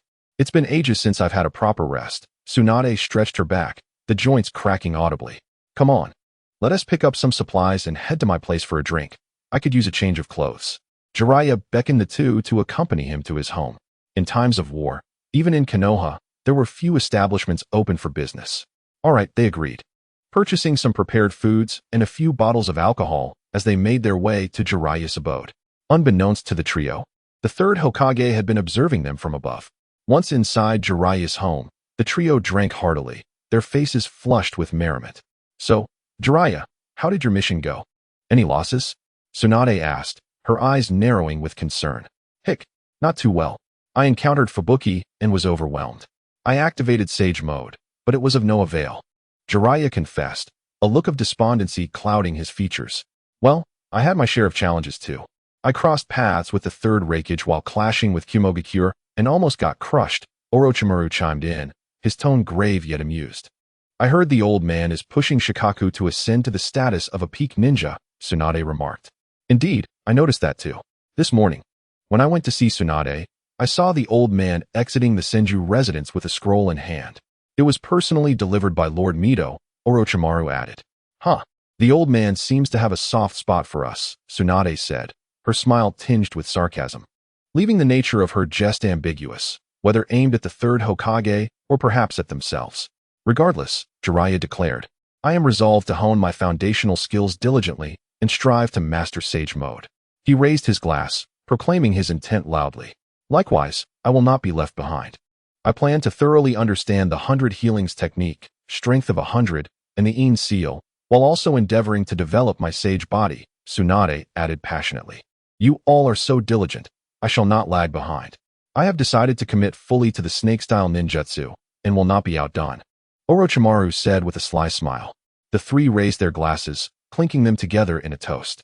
Each held their own aspirations, and in that moment, they reveled in drunken laughter and nostalgia, reminiscing about their shared past. Jiraiya jested about Tsunade's infatuation with Orochimaru, who retorted that Jiraiya was lazy in his training and had once been tied to a post. Tsunade chimed in with tales of how she had beaten Orochimaru when he pretended to be an abductor. From childhood to adulthood, they had not been inseparable, but had remained closely connected. It was a blissful existence, one that left them pondering how long such a life could endure. Through the art of telescopic vision, Sarutobi Hiruzen gazed at his three beloved disciples, indulging heartily in their revelries. "Grow swiftly, my young ones. I wonder how much longer this old body of mine can endure," he murmured softly. In the training grounds of the Hitaki clan, Kakashi Hitaki practiced diligently with a long sword in hand. Any master swordsman present would surely be entranced. With each stroke, Kakashi's movements flowed seamlessly, reminiscent of a grandmaster rather than a mere ninja. No wonder the second Hokage devoted himself to the study of swordsmanship. Once one attains a certain level of proficiency in both sword and body techniques, the synergy enhances one's power remarkably. After sheathing his blade, Kakashi sat serenely on the ground, closing his eyes to meditate. Upon his return, he had perused the scrolls bestowed upon him by Hiruzen. The second Hokage, Senju Tobirama, a genius in his own right, excelled in water-style ninjutsu, forbidden techniques, political acumen, and the art of swordsmanship, achieving mastery in all. Having absorbed the wisdom of the second Hokage, Kakashi then delved into the insights of the third Hokage. Hiruzen had not deceived him. He had meticulously documented his experiences. After studying the teachings of both Hokages, Kakashi felt an overwhelming sense of gratitude for having a mentor. In summary, the pinnacle of Hokage-level power is not insurmountable. It does not require chakra to be off the charts or various bloodline enhancements, only a profound understanding and integration of skills. The formidable prowess exhibited by these leaders, allowing them to dominate even the early stages of Hokage-level opponents, stems from their complete mastery and fluid application of their techniques. Centering his thoughts, Kakashi recognized that true breakthrough would come when he could contain all his sharpness and potential. He began to discern the direction of his journey. His brilliance had been too conspicuous, his power too rigid. Once he could wield his sword with calmness, when everything fell into tranquil harmony, success would naturally follow. Having comprehended these truths, Kakashi embarked on a meditative journey, seeking enlightenment through the sword. His lineage, steeped in the traditions of warriors who had transformed into ninjas, was rich with the teachings of sword mastery. Immersed in this pursuit, time seemed to slow, and all that occupied his mind were his own movements. Simultaneously, he reflected on his life, training, battles, the act of killing, breakthroughs in the heat of conflict, and ultimately attaining Hokage status, relishing in the glory. Everything appeared so effortless, as if he were a prodigy who had never faced obstacles in his training. While his father had devoted his entire life without breaking through to Hokage level, Kakashi had transcended it with ease. It all seemed so natural. Understanding the essence of life is indeed a path of cultivation. After deeply contemplating his existence, Kakashi opened his eyes. To a familiar observer, it would be evident that the sharpness in his gaze had significantly diminished. He no longer resembled a blade, but rather embodied the essence of humanity. Remarkable. Among those I have encountered, your talent ranks within the top 3. A gentle voice resonated in Kakashi's ear. At an indeterminate moment, a striking woman adorned in a red kimono made her entrance into the training grounds. Having met Lord Mito previously, she expressed her admiration and inquired about his purpose for visiting. Shikamaru promptly rose to greet her, performing a courteous bow without displaying any signs of embarrassment or pride. He sought information regarding the Uzumaki clan, noting that she was the only ninja who had recently visited Sunagakure. With a sigh, Mito acknowledged the necessity of being concerned for her native clan, despite the circumstances. Let us converse inside, Shikamaru suggested, guiding Mito into a more private setting. Certain matters warranted a more in-depth discussion, and ensuring Mito's peace of mind was a duty of the Leaf Ninja. During his time in Sunagakure, many prominent figures, including Sarutobi, had urged him to inquire about the Uzumaki clan situation. From what Shikamaru observed, the Uzumaki clan appeared to be thriving, enjoying a prosperous lifestyle. The clan leader had established a hospital staff predominantly by members of the Uzumaki lineage. Some had even taken Chio as their mentor, while others had formed unions with the Yuhi clan. During his stay, Shikamaru had gathered considerable insights about the Uzumaki clan. Have you visited their residence? Mito inquired, feeling reassured upon hearing about the clan's well-being. From a distance, she recalled that the Uzumaki initially resided in tower-like structures, but as their fortunes improved, they gradually moved out to purchase their own homes, featuring 3 rooms and a hall, complete with electricity and water supply. Honestly, aside from the daily water restrictions, Sunagakure is nearly perfect, Shikamaru mused. He reminisced about the luxury of constant electricity, eliminating the need for candles or oil lamps. After work, one could indulge in various culinary delights and enjoy leisure activities with friends. Shikamaru elaborated on his experiences in Sunagakure, emphasizing the convenience of integrating ninja skills into everyday life. The advent of chakra accessibility allowed ordinary citizens to live contentedly, fostering a sense of coexistence between ninjas and civilians. Mito contemplated Shikamaru's observations. She had never considered that medical ninjutsu could be accessible to common folk. While Konoha had hospitals, they were exclusively available to ninjas and their families. Are they not concerned about recovering costs? She pondered, given her belief that ordinary people had limited financial resources. In contrast, the inhabitants of Sunagakure were quite affluent, as the village offered numerous job opportunities that could yield substantial earnings with diligent effort, often matching the income of a chunin within a month. Moreover, illness was not a constant affliction for every household. Shikamaru reflected on these realities with a sense of wonder. Initially, he lacked understanding. But what can one expect from a genius? During his time with Inoue, he embraced the philosophy that truth emerges through practice and delved deeply into various subjects. Inoue was more than willing to elucidate matters for him, and over time, he acquired a considerable amount of knowledge. As Uzumaki Mizuho scrutinized Hatake Tsukumo, he was taken aback. This man, with his thick brows and large eyes, exuded an air of sincerity, yet possessed such extensive knowledge. What experiences have shaped you? In truth, there is much from Sunagakure that we can draw inspiration from. If we set aside the mystique of the ninja, the pace of our development in Konohagakure would not lag. After all, Our geographical position and environment are exceptionally favorable, abundant in resources. Hatake Tsukumo, reflecting on Sunagakure's efforts to enhance their environment and conserve water, could not help but marvel at the advantages enjoyed by Konoha. Adversity breeds transformation. Transformation leads to communication, and communication fosters longevity.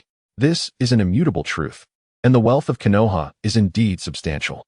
In the world of shinobi nations, while the systems may be similar, one must ponder why the land of fire flourishes. Why Konoha excels in battle. The answer lies in the diligent governance of the fire daimyo and the sagacious leadership of the Hokage. Yet, perhaps only these two truly believe in such sentiments. The overarching reason is simply the unique advantages bestowed upon them. The land of water, isolated overseas, suffers from inconvenient transportation. The land of wind is filled with foolishness. The land of earth is comprised of stone. The land of lightning is rugged and mountainous, making travel arduous. In contrast, the land of fire boasts lofty mountains and fertile lands. Claims of vast plains are not mere exaggerations. There are no arid deserts or barren rocky terrains. This is how prosperity is achieved. During the Great Shinobi Wars, as long as the conflict did not reach the land of fire, its inhabitants continued to thrive, unaffected by the turmoil. In remote regions of the land of fire, it is conceivable that the notion of a shinobi war is entirely unknown. In such an environment of abundance, persuading the elite to embrace change is nearly impossible. The feudal system, at its pinnacle, was akin to the early days of capitalism, far from a jest. Particularly in a smallholder economy, as long as the weather is favorable, life flourishes abundantly. Suggesting they seek employment elsewhere would likely be met with disdain. Moreover, within Konoha, there exists a multitude of ninja clans, both large and small, the exact number of which is difficult to ascertain. Merely selecting one ninja could lead to uncovering a once mighty clan in decline. Uzumaki Mizuho, reflecting on the years he has lived, addressed Hatake Tsukumo with a sense of lament. Regrettably, the circumstances of Sunagakure are unlikely to manifest in our Konoha. Unless Hiruzen possesses the audacity to rally all the Kage and 50% of the Jonin to his side in unwavering support, the situation of Sunagakure will remain their own. Uzumaki Mizuho understands while that Konoha's strength, bolstered by so many ninja clans, fundamentally stems from the unparalleled wealth of the land of fire, especially with his husband, Senju Hashirama, recklessly altering the environment through vigorous afforestation, clearing paths with immense strength. Everything has been transformed. The terrain was obstructed. Uchiha Madara unleashed his Susanoo, and with a single stroke, the path was cleared. The mountains threatened to collapse, but Senju Hashirama swiftly employed his wood release, restoring order. Subsequently, the feudal lord of the fire country dispatched individuals to fell trees, thereby carving out a passageway. The timber harvested would be utilized for constructing dwellings, establishing a village with a designated leader. As for the land, it could be cultivated at will. With diligence, sustenance was assured. Upon hearing this, Uzumaki Mido fell into contemplative silence, recognizing the truth in Mido's assertions, devoid of any flaws. The political landscape of Konoha was unpredictable, with an overwhelming number of clans. Had it not been for the support of a few comrades, the prowess of his 3 disciples, and the strength of his eldest son, Sarutobi Hiruzen, a scion of the prominent Sarutobi clan, would have found himself in a precarious position. Moreover, with the collaboration of the Inazuka, Nara, and Akimichi clans, and his status as the second Hokage's apprentice, having learned under the first Hokage, the intertwining of the Senju and Uchiha clans would render it impossible for him to secure the Hokage's position. In such nonsensical circumstances, one could only await the emergence of a true powerhouse from the Hokage lineage, someone formidable enough to command respect across the board.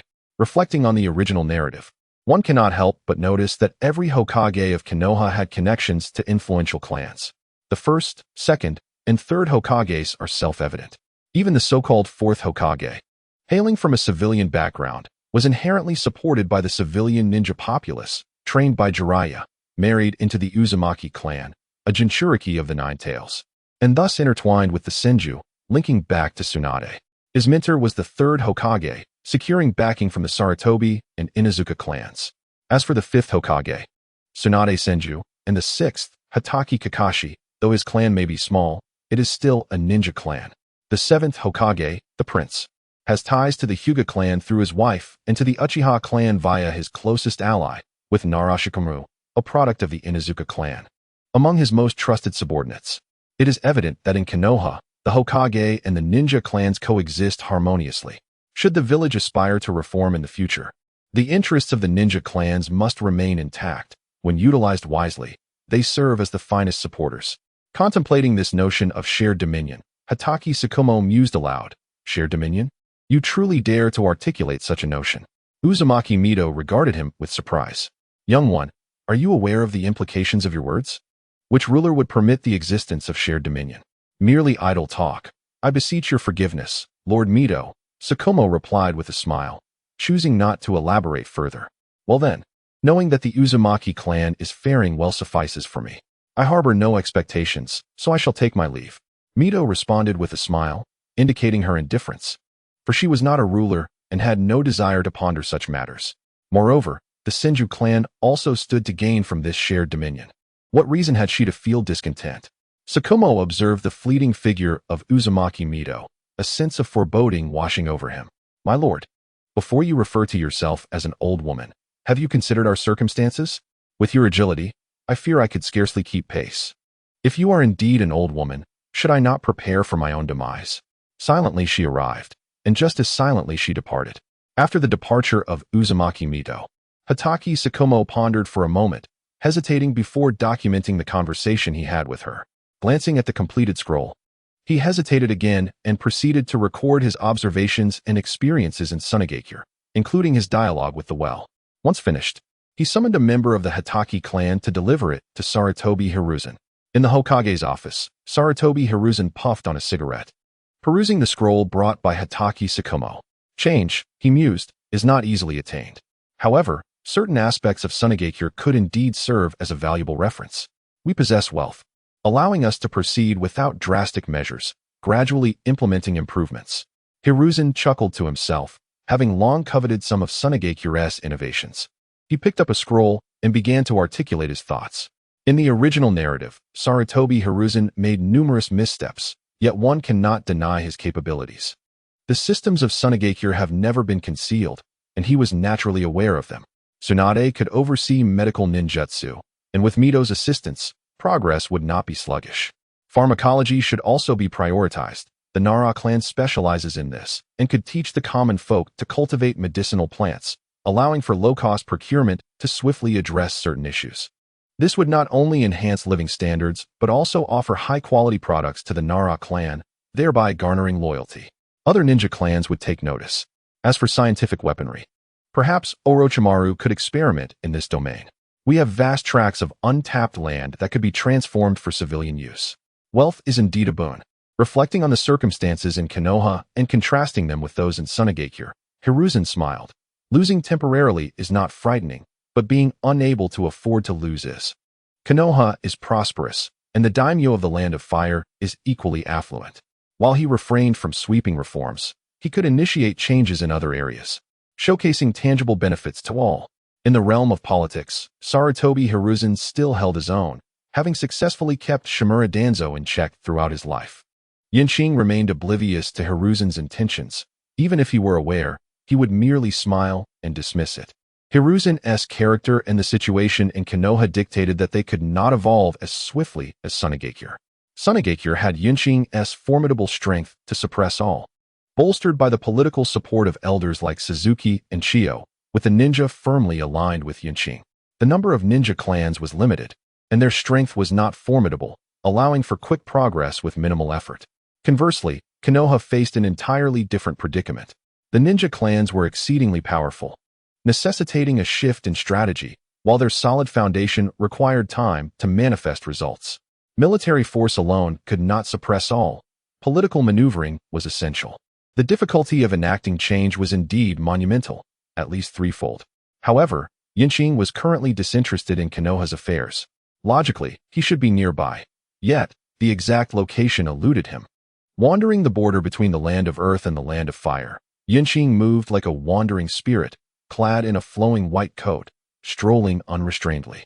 Contemplating the disruptive tendencies of Uchiha Madara and Kagaya's manifestation, Qing resolved that rather than remaining passively assaulted, it would be far more prudent to initiate a preemptive strike. instilling a sense of deterrence in both adversaries to temporarily dissuade them from action. Deep within an unfathomably profound cavern, Uchiha Madara and Kagaya were engaged in a discussion. "How has that brat from Sunagakure been faring lately?" Madara inquired, his expression darkening. A fleeting thrill comes from confrontation, yet the aftermath is akin to a funeral pyre. This aptly described Madara's current state, teetering on the brink of despair following a grievous defeat at Yunqing's hands.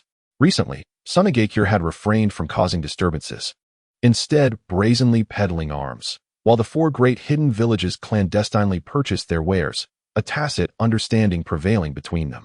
Kagaya's countenance grew even darker. What folly is this?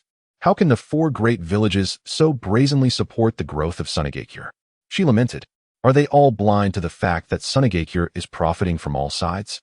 Both Madara and Kagaya shared the sentiment that the four villages were naive, allowing Sunagakure to fill its coffers unimpeded. Though the four villages were aware of the situation, they too had their own ulterior motives. What predicament did Sunagakure present? It was common knowledge. Engaging in a direct confrontation would yield minimal benefits, leading to mutual destruction. However, awakening the other ninja villages could lead to substantial gains. Collaboratively punishing Sunagakure afterward would be a delightful indulgence, and the profits earned by Sunagakure would merely filter back to them from other means, resulting in negligible losses. In the present, the four great villages were embroiled in conflict. While Sunagakure remained unscathed, Kagaya shook her head, expressing her own confusion. Go, tarnish Sunagakure's reputation, and with your strength, intercept a few merchant caravans. Surely that should be within your capabilities, Madara commanded, his face dark with frustration. He could no longer tolerate the impetuousness of the younger generation outside. They were far too reckless and required his intervention to diminish Sunagakure's influence. If it comes to that, I shall be forced to resort to Genjutsu, Madara muttered to himself. Though he wished to avoid such measures, if circumstances dictated, he would manipulate Yunqing through illusionary techniques to weaken Sunagakure. In his vision for the five great ninja villages, none were to become overly formidable. Fortunate it was that I sought you out, otherwise we would be in dire straits, Madara murmured just as a shadowy voice echoed ominously within the cavern. Yunqing emerged from the darkness, stepping in time with a rhythm. Brat, I didn't expect you to dare venture here. Do you truly not comprehend the peril you court?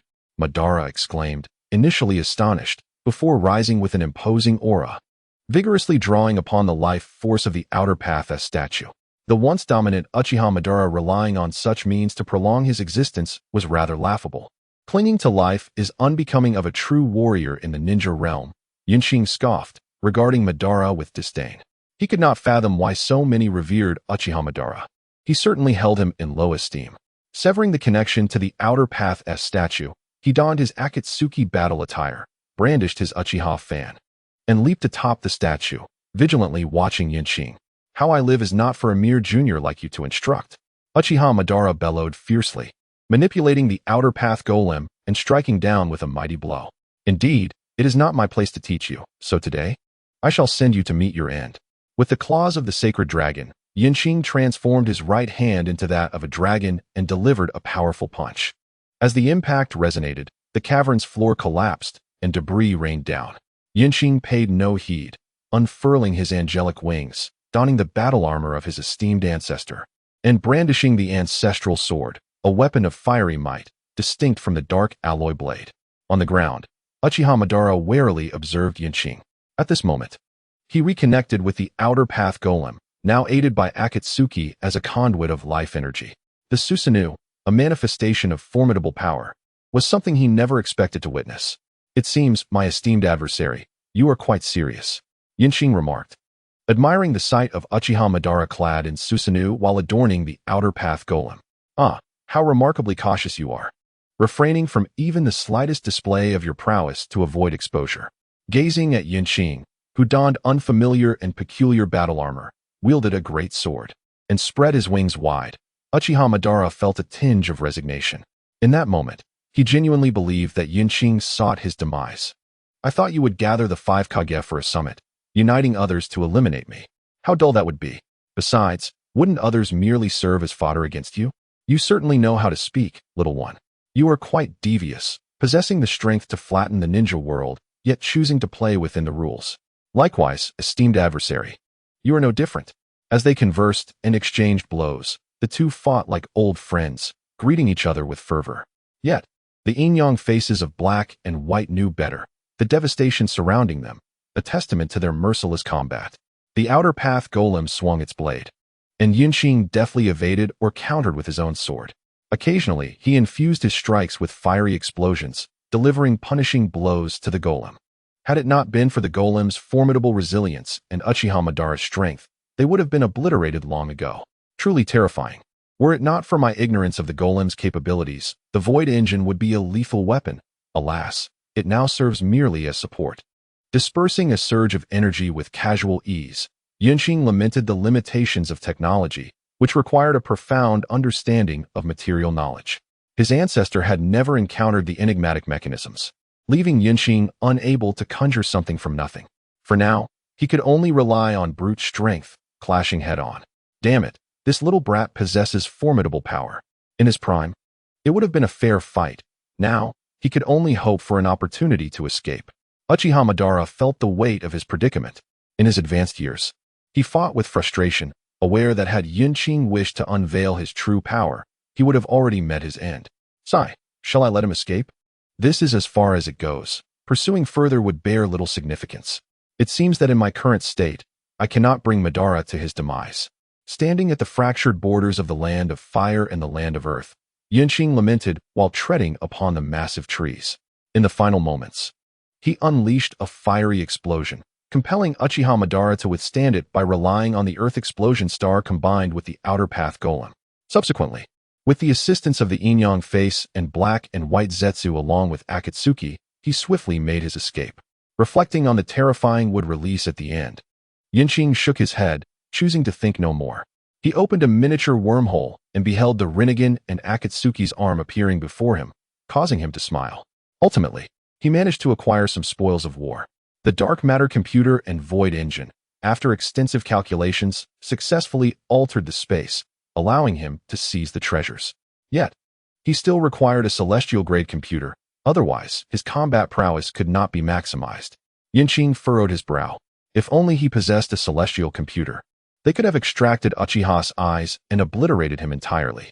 The dark matter computer was powerful, certainly far superior to a standard computer, yet it still could not support him in full-power combat. Yunqing felt quite frustrated. He had the capability to annihilate the entire shinobi world, yet he was unable to eliminate a single Uchiha Madara. If only he could fly into outer space and unleash a small black hole, obliterating the entire planet. Upon reflection, the Otsutsuki clan's ability to traverse the cosmos was indeed formidable. As Yunqing admired his spoils, he found himself lost in thought. In stark contrast to Yunqing's mild discontent, Uchiha Madara, yin-yang face, black Zetsu, and Akatsuki were genuinely distressed and frustrated. Lord Madara, are you alright? Akatsuki cautiously inquired, releasing Madara. By this point, the trio had arrived at their secret base. After all, a cunning rabbit has 3 burrows, and Uchiha Madara is no exception. Having multiple bases is merely standard practice. At this moment, Uchiha Madara was in a dire state. His left Rinnegan had vanished, his body bore multiple wounds, and his vitality was severely diminished, exuding an aura that suggested he could perish at any moment. Fortunately, he was not dead yet, but we must expedite our preparations, otherwise I shall truly have to meet Hashirama, Madara weakly remarked. Lord Madara, allow me to use white Zetsu to help restore your body, Akatsuki hastily suggested, extracting a white Zetsu from the outer path golem and quickly patching up Madara's wounds. Zetsu, scout around and tidy up, see if anything remains undamaged. We must proceed with Plan B, Madara instructed, regaining some strength. Yes, Lord Madara, Zetsu promptly replied, realizing he had hesitated earlier and missed the opportune moment to flatter Madara, allowing the foolish Akatsuki to seize the moment. However, Lord Madara, we currently have only one Rinnegan. What shall we do? White Zetsu asked foolishly. Black Zetsu applauded his counterpart. Copy it. Go gather our previous collectibles. I will create a clone. The effect may diminish, yet it will suffice, Madara replied, his heart aching. It truly pained him. The Rinnegan he had painstakingly cultivated was now reduced to a single eye. Space-time ninjutsu proved remarkably useful. and he resolved to cultivate a ninja proficient in such techniques. Next time, he would not allow himself to be at a disadvantage. At this moment, Uchiha Madara resolutely decided to cultivate ninjas adept in space ninjutsu.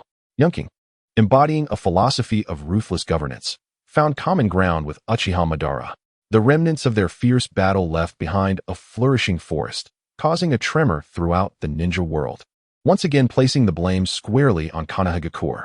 The upheaval in the ninja realm ignited fervent accusations from Iwagakure and Kumogakure against Konoha, branding them as treacherous and denying any affiliation with the wood-release ninjas.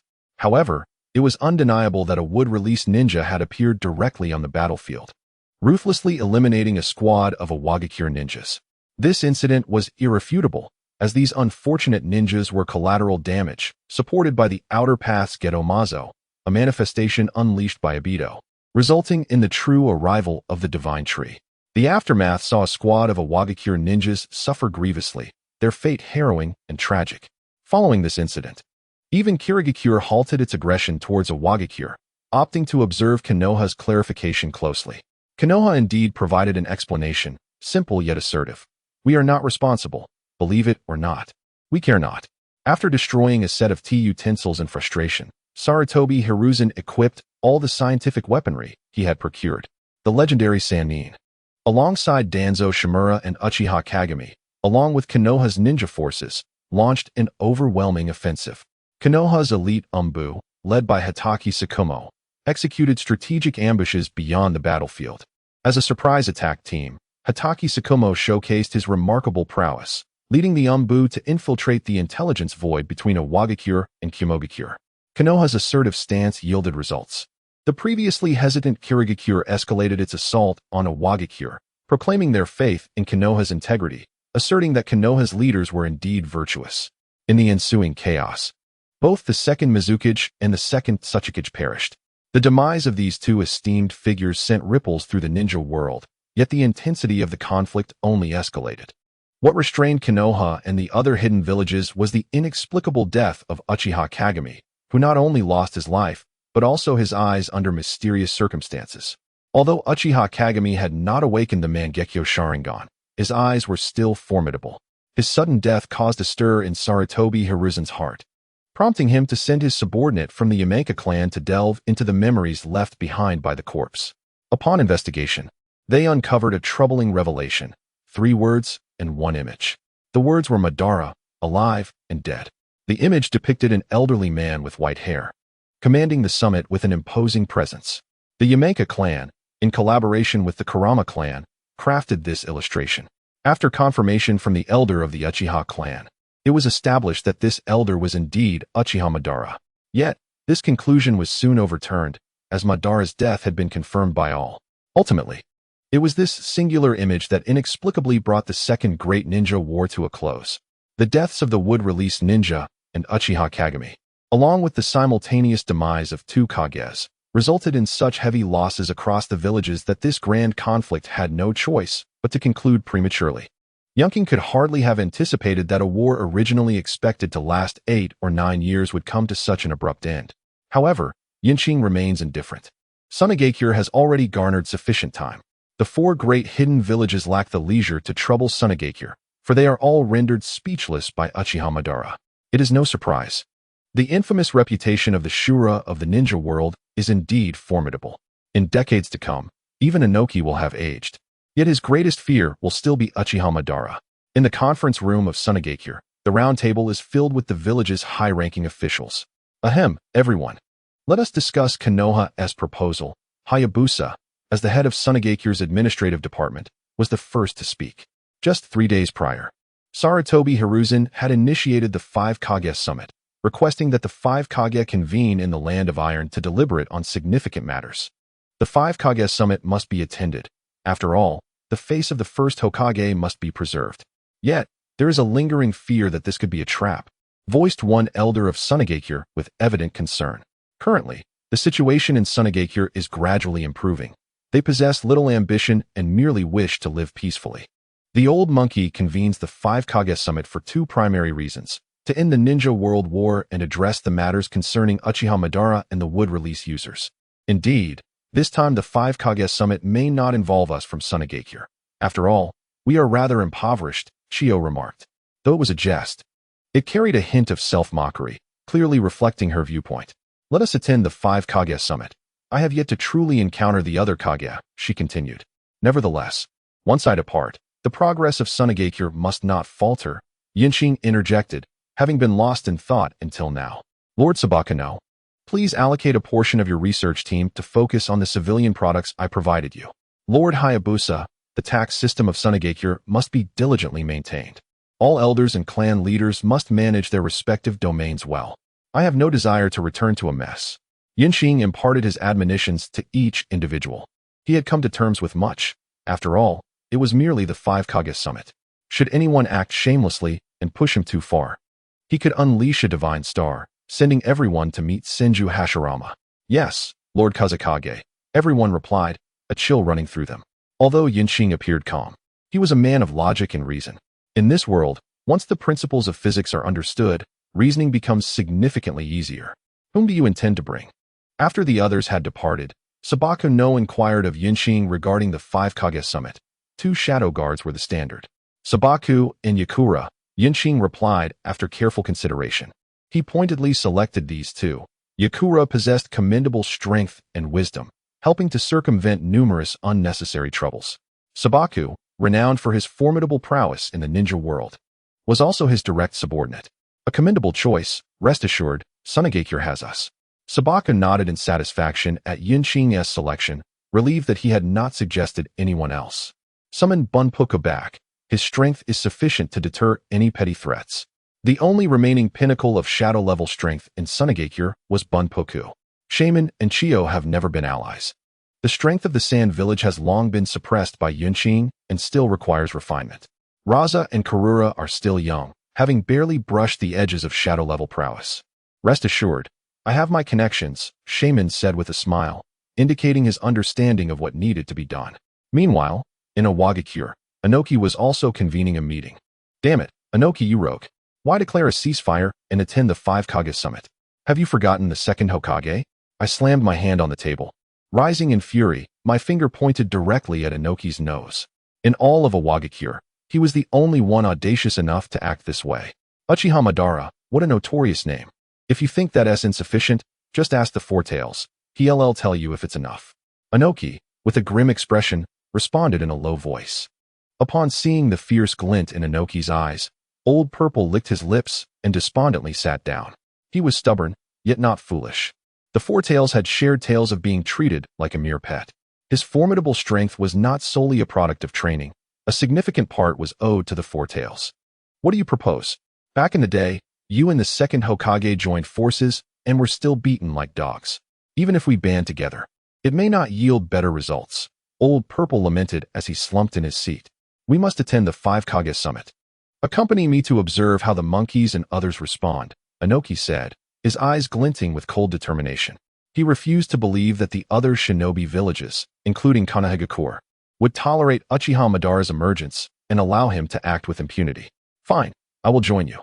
At the very least, it offers a guarantee. Together, we can escape if needed, Old Purple thought to himself, feeling utterly humiliated at the thought of a shadow-level shinobi contemplating retreat. Inoki did not contest Old Purple's sentiment.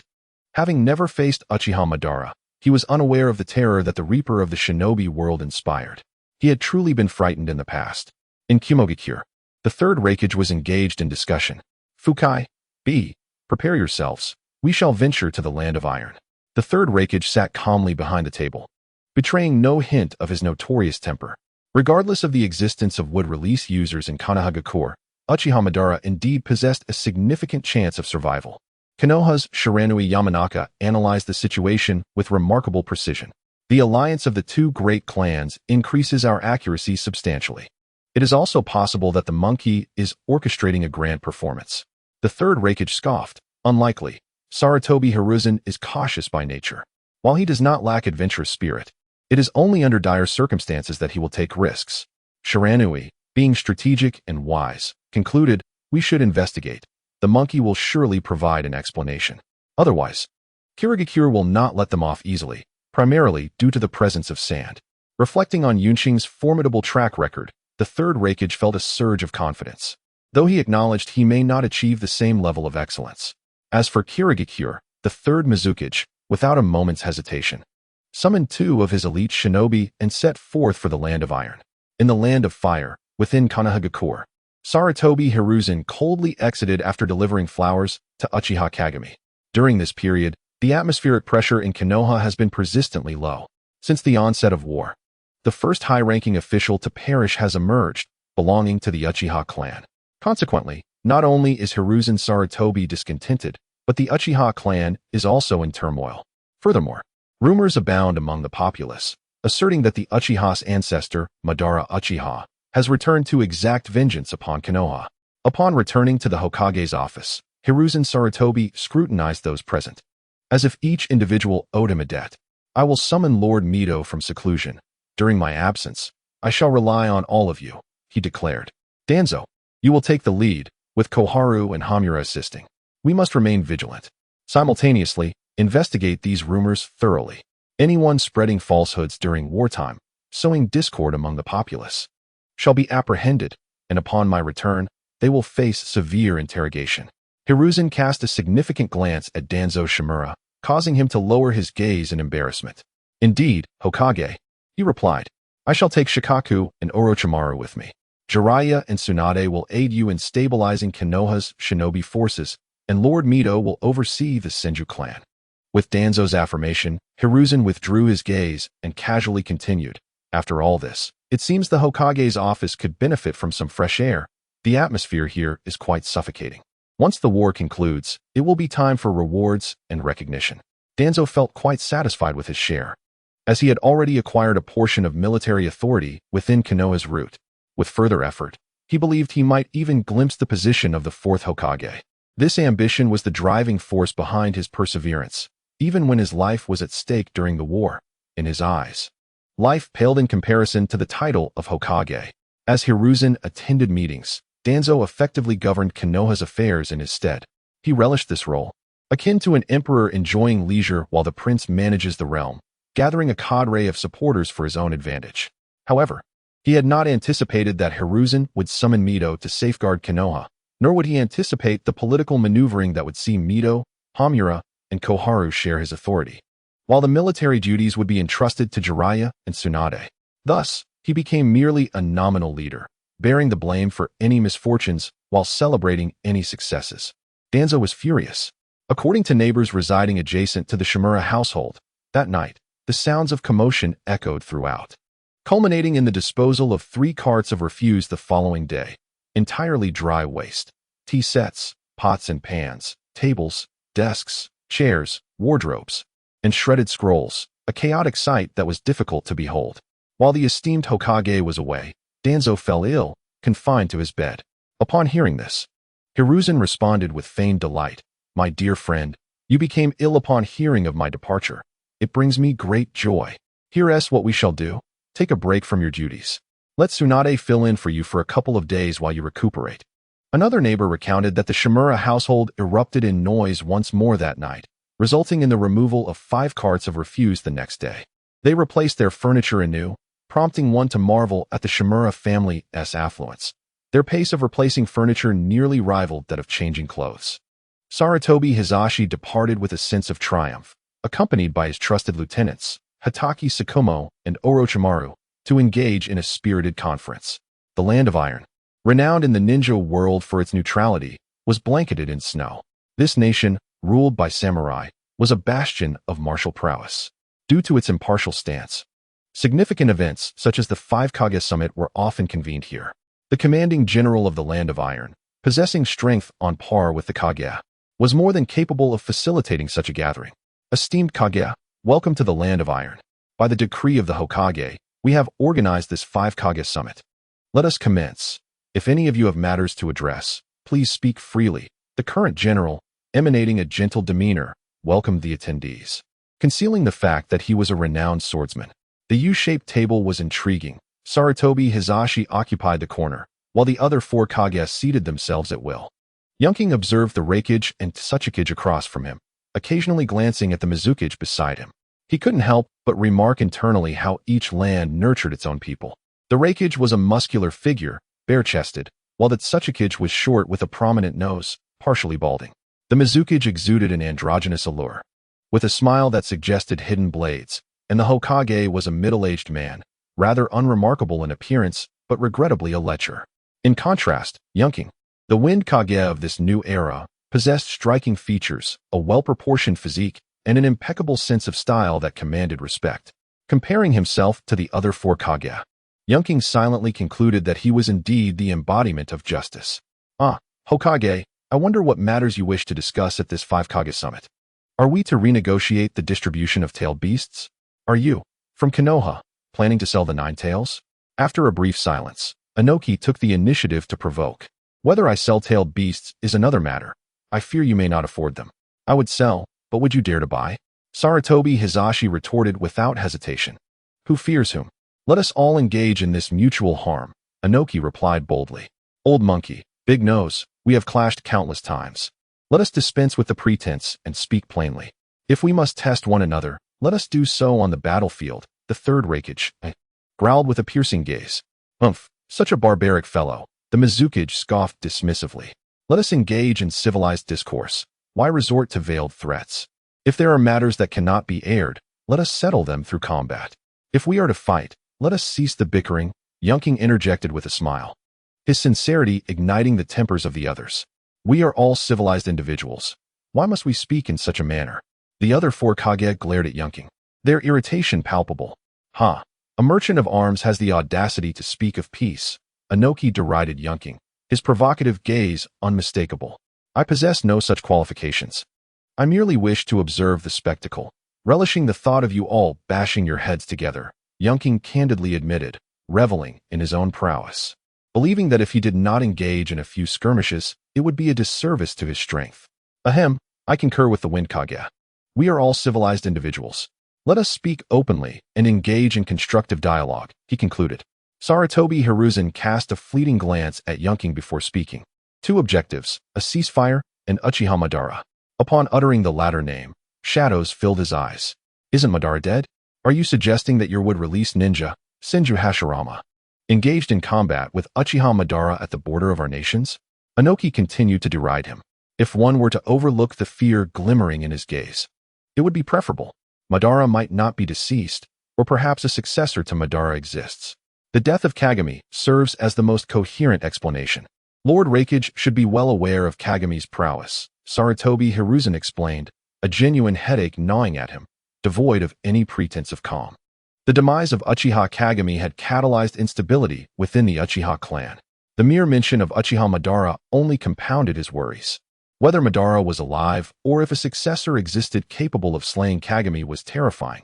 It equated to an instantaneous kill, at the very least indicative of peak shadow level strength. There are realms beyond the shadow level, the third Mizukage remarked solemnly. He maintained an alliance with Konoha. The inquiry of whether paths beyond the shadow level exist is easily answered. Indeed, there are paths, and they are extensive. Senju Hashirama and Uchiha Madara stand as prime examples. Each village's founding Kage has, to varying extents, transcended certain limits. Concurrently, every shadow possesses techniques that allow for such transcendence. Consequently, after absorbing the third Mizukage's analysis, a profound silence enveloped the room. They were not oblivious to the implications. They simply hesitated to acknowledge them. The Reikage's dust release, the Hokage's quintuple elemental techniques, and the Mizukage's ice shield secret art could all momentarily unleash power surpassing that of the shadows. However, over time, such feats would become unattainable. Lord Wind Shadow, might I inquire about the extent of your strength? Inoki, this time, refrained from being aggressive. Instead, he presented facts and reason, his eyes gleaming with anticipation as they fixed on Yunking. Upon Inoki's declaration, every individual present, including the shadow guards stationed on the second floor, turned their attention to Yunking, awaiting his response. Yunking cast a calm glance over Inoki and the others, replying serenely, "Indeed, as you suggested, I have transcended the shadow level. Unlike you, who can only momentarily wield powers beyond that threshold, I am capable of sustained, large-scale utilization." How terrifying, Saratobi Hiruzen murmured. However, no expression of fear marred his features. Oh, could you enlighten us about the circumstances beyond the shadow level? If you possess experience, it would be even more beneficial, the third Reikage inquired directly. His question lowered the atmospheric pressure in the room several degrees. The ambience grew icy, and those on the second floor braced themselves for action. The general of the Land of Iron also prepared to draw his sword. What sort of nonsense is this, approaching someone to inquire about their secrets? Yunqing coolly glanced at the third Reikage, then surveyed the other three shadows in the room. Instead of erupting in anger, he elucidated the 5 elemental ninjutsu body techniques. Dust release and ice release secret art can all be deemed foundational. With dedicated training and the integration of body techniques, transcending the shadow level is not an insurmountable challenge. After breaking through the shadow level, what should one do next? One must focus on refining their chakra attributes, ascending step by step. At this juncture, Yunqing paused, casting another glance at those present. We are all aware of what you have mentioned, and we have perused your treatise on the body of a ninja. Kindly elaborate on the next segment. Just as Yunqing was about to continue, a hoarse, ominous voice interrupted. The others, upon hearing this voice, changed their expressions and instantly sought to identify its source. My dear friend, please refrain from interjecting so hastily. Your urgency leaves me at a loss for how to respond. Yunqing shook his head and smiled, displaying no anger. He too was eager to discover the path that this generation's protagonists would traverse after illuminating part of the way. Perhaps it would bring a pleasant surprise to Uchiha Madara and Kaguya. Orochimaru swiftly positioned himself behind Sarutobi Hiruzen, bowing respectfully to the gathered shadows and speaking, I implore you, Lord Wind Shadow, forgive my impatience. No matter, Yunqing waved his hand dismissively. In the shadow level, to reach the pinnacle under normal circumstances primarily involves the fusion of ninjutsu. Much like the third Hokage. However, each individual practices differently, leading to various paths. In essence, it is a process of mutual exchange among the body of a ninja, achieving a state of seamless integration. The quantity of chakra remains a crucial issue. Finally, Yunqing added, the route to transcending the shadow level has already been embarked upon by everyone. It merely requires a slight furtherance. With a smile, he uttered a revelation that caused the attendees to dramatically alter their expressions. What if the Reikage's lightning release, when amplified, combined with a higher level of physical prowess, and the quality and quantity of chakra were enhanced? What kind of power would that yield? Similarly, if the Tsuchikage's dust release incorporated yin-yang release entailed beast chakra, what scene would unfold? The Fire Shadow's 5 elemental ninjutsu, when harmonized, should yield even greater potency, correct? And what about the Water Shadow's ice release when infused with Sage Mode chakra? Having spoken thus, Yunqing fell silent, believing he had conveyed enough. In his view, transcending the shadow level was not particularly challenging. It merely involved the enhancement of chakra in both quantity and quality. Sage chakra, yin-yang release, the fusion of the 5 elements, entailed beast chakra, all are viable avenues. Moreover, he added, regardless of the training regimen, one must possess a robust physique. Only with a formidable constitution can one reach the ultimate destination and even alter the genetic legacy of the next generation. Upon reflection, Yunqing further remarked, according to your assertion, surpassing the shadow level is indeed not arduous. It requires only an increase in chakra quantity or essence. Essentially, it is a transformation of quality and quantity. Orochimaru, his gaze flickering with intrigue, inquired, as expected from a researcher, your mind is astute, swiftly grasping the crux of the matter. Indeed, you are correct. Yunqing replied with a cheerful demeanor. Why then do you share this knowledge with us? You are destined to attain the prowess of Uchiha Madara and Senju Hashirama. At that point, unifying the ninja world should pose no challenge. Orochimaru, with his tongue flicking, once again uttered words that caused those present to spit blood. Are you toxic? Such deceit is unbearable. The unification of the ninja world, who shall govern it? The position of Hokage, in my eyes, is merely a title. Once my term concludes, I shall abdicate. My unification of the ninja world merely lays the groundwork for my successors. It's a thankless task, and besides, do you truly comprehend the vastness of this world? Without sufficient strength, one will never understand the expanse of existence. Yunqing chuckled at Orochimaru's musings. The world? Is there truly such magnitude? The remaining 4 Kage murmured, their eyes gleaming as they turned towards Yunqing. His words had opened a door they had never considered before. Although they were filled with excitement, as Kage, they subdued their inner doubts. In truth, alongside the esteemed generals, It would be more prudent to strengthen their own capabilities rather than fret over Uchiha Madara. No matter how numerous the ants, they could never devour an elephant. Yinqing smiled. Having already spoken enough for the day, he decided to elaborate further. Indeed, Lord Windshadow is correct. I share the same sentiment. The path lies clearly before us. Even if we were to find Uchiha Madara, what then? We would likely be defeated rather than victorious. It is far better to enhance our strength. Having 2 more Kaga-level ninjas within the village is worth more than anything else. Sarutobi Hiruzen's eyes glimmered with understanding, a sentiment echoed by the other Kage. They were all in their prime, vigorous and robust. This was indeed the best time for breakthroughs. Why not seize the opportunity?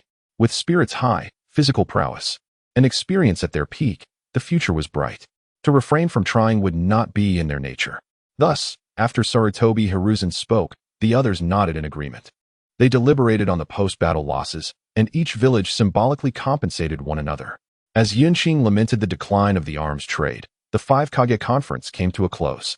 Everyone prepared to enjoy a couple of days in the Land of Iron before departing. Renowned for its samurai, the Land of Iron revered the sword as a symbol of life. Interconnected, its iron forging techniques were quite commendable. To speak frankly, it was also a marketplace for arms. Each village engaged in commerce here, and a short stay was hardly an issue. In the dead of night, within Yunqing's chamber, he conversed with his 2 guards, primarily addressing the rebuke from Yakura. Listening to Yakura's relentless admonishments, Yunqing could only shake his head in resignation. If no one intervened soon, he would be deemed a traitor to Sunagakure. It wasn't long before someone arrived. Impressive body flicker technique, Lord Hokage. Upon seeing Sarutobi Hiruzen suddenly appear before him, Yunqing teased, then turned his gaze aside. Orochimaru and Suna's envoy were locked in confrontation, while a short blade was poised at Yakura's throat. Kakashi Hitaki, although I found your earlier remark quite irksome, should that knife slip, I assure you, your displeasure will be far greater, Yunqing articulated, each word dripping with a feral intensity. Rest assured, Wind Shadow, our hands are steady, and there will be no mishaps. I have come here to converse with you. Sarutobi Hiruzen sat calmly opposite Yunqing, gesturing for Orochimaru and Hitaki Kakashi to retreat to his side. Yakura rubbed her neck and quietly returned to stand beside Yunqing, still shaken from the abruptness of the situation. Having been caught off guard, a knife pressed against her throat, posed with the question of fear. What shall we discuss? The toll of the war between Konoha and Sunagakure, or the division of Sunagakure's missions between Konoha and Iwagakure? Yunqing scrutinized Sarutobi Hiruzen without restraint. With a peaked shadow and another at his side, what were their intentions? If this is the attitude of the Wind Shadow, perhaps we should converse about how the bodyguards of the daimyo of the Wind Country met their demise. And perhaps also touch upon the current state of the Wind Country's daimyo. Are they living splendidly? Sarutobi Hiruzen poured himself a cup of tea, a smile gracing his face. Oh, you clever old fox, speak your mind. What is it that you wish to discuss? I adhere to the principle of equivalent exchange. Yunqing scoffed dismissively, shifting the topic. Who is the wood release ninja? Is Uchiha Madara still alive? What transpired during the battle at the border between the Land of Fire and the Land of Earth? Setting down his teacup, Sarutobi Hiruzen's smile faded, his expression growing grave as he inquired, Uchiha Madara? Yunqing chuckled softly, uttering 4 words before fixing a steady gaze on Sarutobi Hiruzen. The latter's pupils constricted. As a seasoned political strategist, he was acutely aware of many matters, possessing a profound understanding of human nature and rhetoric. Having posed 3 questions, he received a mere forward response from Yunqing. When pieced together, it suggested that Uchiha Madara was indeed alive, lingering at the border of the Fire and Earth countries, and had mastered wood release. The situation had escalated. The only solution, as Yunqing had indicated, was to bolster their own strength. Upon returning, he would seek out Lord Mido to study wood release, while Jiraiya would embark on mastering Sage Mode. Orochimaru and Tsunade would collaborate on researching the relationship between wood release and Sage Chakra. Damn it, I refuse to believe that a group of beings surpassing the level of shadows cannot bring down a single Uchiha Madara. With his mind racing under the threat to his life, Sarutobi Hiruzen cast aside all political considerations. After resolving himself, he dropped the scroll and turned to leave, wishing to linger not a moment longer. How rude, Yakura muttered, watching Sarutobi Hiruzen and his companions depart without a word. Politeness is a luxury of time. When one's life is at stake, who cares for such trivialities? Yinxing replied with a smile. That night, the borders of the land of iron lay desolate, as 4 groups, ignoring the patrolling guards, boldly breached the defenses and departed. Shikomo, upon our return, let us study the fusion of yin-yang release with the 5 elements, striving for a breakthrough as swiftly as possible.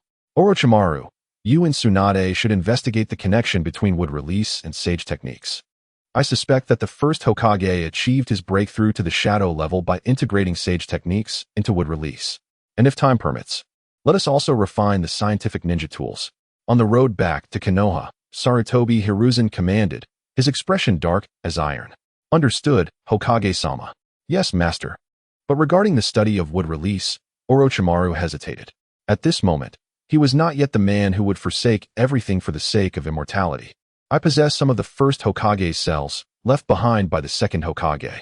You may take them for your research, along with the second Hokage's notes. I will hand them to you upon your return. By the way, upon your return, you will be responsible for guarding the Konoha prison, and I shall assign a team of Umbu to assist you. Sarutobi Hiruzen pondered for a moment and added, Master, does this involve forbidden matters? Curse the forbidden. If life is lost, what good are restrictions? Orochimaru understood.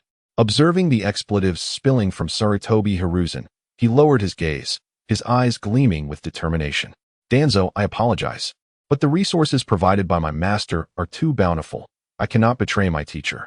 Yinxing smiled as he perused the scrolls in his hands. Today was a joyous occasion. He had sold a single answer to 4 different parties, receiving 4 rewards in return. The 4 scrolls consisted of Sarutobi Hiruzen's scroll containing a jutsu, the Flying Thunder God technique, the Raikage scroll detailing the physical training methods of the Cloud Village, the Tsuchikage scroll on the light and heavy rock technique, and the scroll from the Water Shadow, which was particularly impressive, filled with the low-level water release techniques of the Mist Village. While not particularly useful in battle, they would serve excellently for irrigation. At that moment, Yinxing was alone in the room. He contemplated using the dark matter computer to simulate his chakra theories. After confirming the authenticity of the 4 scrolls in his mind, he gazed out at the falling snow, lost in thought. With Uchiha Madara's early exposure and my presence as an obstacle, the 4 great hidden villages should remain subdued for a while, focusing on solving pressing issues and elevating their ranks. This should help avert the tragedies that befell the various hidden villages in the original narrative. I wonder if Madara will appreciate the surprises that lie ahead, Yinxing mused silently. As for the figures closer to him, Yinxing felt certain that the tragedy of Hatake Tsukumo could indeed be averted. The enmity between Konoha and Uchiha Madara was clearer to Sarutobi Hiruzen than anyone else. If one were to ask which hidden village Uchiha Madara yearned to annihilate most, Sarutobi Hiruzen would emphatically declare it to be Konoha. First, they snatched his dear friend Uzumaki Mido, and then they incited his brother to usurp his position as Hokage. Not to mention the countless times Senju Hashirama had undermined his beliefs, leaving him battered. Ultimately, the Uchiha clan's betrayal led to his expulsion as leader. In truth, the animosity between Konoha and Uchiha Madara had grown insurmountable. Sarutobi Hiruzen did not believe it could ever be resolved. If he were Uchiha Madara, he would surely seek to eradicate Konoha at the first opportunity, leaving no room for negotiation. Under such circumstances, Yinxing speculated that Sarutobi Hiruzen's first course of action would be to rally every possible ally. In this lifetime, Hatake Tsukumo had not slain the Uchiha couple, allowing the legendary 3 to rise to prominence earlier, thus strengthening Sarutobi Hiruzen's direct lineage. He was not overly concerned about eliminating Hatake Tsukumo at this time. With the emergence of this new development, Hatake Tsukumo had become the primary target for Sarutobi Hiruzen's efforts. The Uchiha clan would be the second target to pursue. The power of the Sharingan is best utilized by the Uchiha clan themselves. Posterity marks the end of the Second Shinobi World War and the 5 Kage Summit as the dividing line, referring to this period as the Shinobi Era. In the first year of the Shinobi Era, a significant event transpired. The news of Uchiha Madara's continued existence spread like wildfire. Surprisingly, no organization in the entire Shinobi world mobilized armies to confront the demon that is Uchiha Madara. Instead, the various hidden villages retreated into a period of stealth or chose to focus on their own affairs, showing no desire to intervene. Within the conference room of Sunagakure, the high-ranking officials, including Sarutobi Hiruzen, Uzumaki Mido, Shimura Danzo, Tsunade, and Mitarashi Anko, gathered for a meeting. With a thud, Danzo slammed his fist on the table and roared, "Hiruzen, why is it that Uchiha Madara is still alive? Where did this news originate?" Sarutobi opened his eyes, casting a calm glance around the room. The third Kazekage, Yunkai, has faced Uchiha Madara in battle. How can you trust the words of a defeated foe, even if Madara lives? Should we not be strategizing to confront him instead of meeting here? Hiruzen, you have grown weak, Danzo retorted, rising angrily as he pointed at Sarutobi. His words were merciless. Danzo, you have succumbed to despair. Your decline post-war has been astonishing. Tsunade observed the exchange with cold detachment, exchanging a knowing glance with Mito, both lowering their heads in silence. The clan leaders seated beneath them averted their eyes, reluctant to meddle in the quarrel between these two allies. Some Jonin, however, supported Danzo's sentiment, arguing that there was no reason to fear Uchiha Madara, a mere man. Sarutobi's cold gaze swept over the fervent Jonin, a flicker of disappointment crossing his features. These fools, having never lived through that era, could not grasp the magnitude of the threat posed by Madara. Lord Hokage, disregarding whether the third Kazekage is deceiving us, if Uchiha Madara truly exists, do we not outnumber him? Let us rally together and defeat him. A young Jonin in his 20s exclaimed passionately. Yes, yes, Lord Hokage, do not fear. We shall confront him together. Uchiha Madara is nothing to us. As the fervor escalated among the Jonin, Danzo felt a surge of excitement. He had supporters, and these individuals rallied behind him. Sarutobi, however, was incensed. For the first time outside the battlefield, he unleashed his full presence. At the pinnacle of shadow-level power, he momentarily transcended that tier, overwhelming some of the less stalwart shinobi, who fell to the ground. Everyone gazed at Sarutobi in terror, perceiving him as a natural disaster. The instinctive response to such calamity is to flee, and they too wished to escape, yet their legs felt weak. To confront Uchiha Madara, you must first attain my level, Orochimaru chimed in, bolstering Sarutobi's stance. With his pale, chilling smile and his serpentine tongue, Orochimaru accentuated Sarutobi's heightened aura, causing several individuals to faint on the spot. Shimura Danzo gazed at Sarutobi Hiruzen with a sense of terror, for the first time realizing that before his companion, he was utterly insignificant. Unbeknownst to him, his friend had surpassed him in strength by an overwhelming margin. Ladies and gentlemen, if anyone has dissenting opinions, feel free to voice them for collective discussion. The role of students is to offer support. After Orochimaru stepped back, Jiraiya spoke up to continue the encouragement. The third Kazekage disclosed several training methods that transcended the level of a Kage. I have resolved to study them meticulously to achieve a breakthrough. I believe the sole reason we fear the Uchiha clan is our own weakness. We are so feeble that even before the strong take notice of us, we tremble in trepidation. Sarutobi Hiruzen retracted his imposing aura and spoke deliberately. Haha, old man, I completely agree with you. If we were strong enough, we could directly challenge Uchiha Madara. Tsunade laughed unabashedly, her mocking expression unclear in its target. Jiraiya would venture to Mount Mayaboku to learn Sage Art Chakra and study the Sage Mode. Shikaku and I would co-lead an investigation into the fusion of the 5 nature transformations and the practice of yin-yang release. Orochimaru and Tsunade would delve into wood release, continuing the research of the second Hokage. Lord Mito would lead a study on tail beast chakra. Is there any significance in this? Sarutobi Hiruzen fixed his gaze upon the assembled crowd, speaking with a gravity that brooked no contradiction. It was evident to all present. The smaller ninja clans glanced towards the Senju and Uchiha clans, as well as the higher-ups like Shimura Danzo, eager to discern their stance. Danzo appeared utterly dazed, wearing an expression of bewilderment. The leaders of the Uchiha and Senju clans were engrossed in counting ants on the ground, each silent, observing the 5 Kage-level individuals surrounding Sarutobi. Including the Jinchuriki of the tailed beast, Uzumaki Mito, it became apparent that Sarutobi belonged to a prominent clan, supported by the Inazuka, Nara, and Akimichi families. With the Senju and Uchiha clans refraining from action, the matter was thus, rather perplexingly, passed through. Seeing no objections from the crowd, Sarutobi nodded with satisfaction and announced, "Since there are no dissenters, I shall reveal some good news. Through our research, we have discovered numerous errors in the foundational training within the hidden village. I, along with several esteemed individuals, including Orochimaru, have compiled a training guide to present to everyone. It encompasses the experiences of Kage-level training.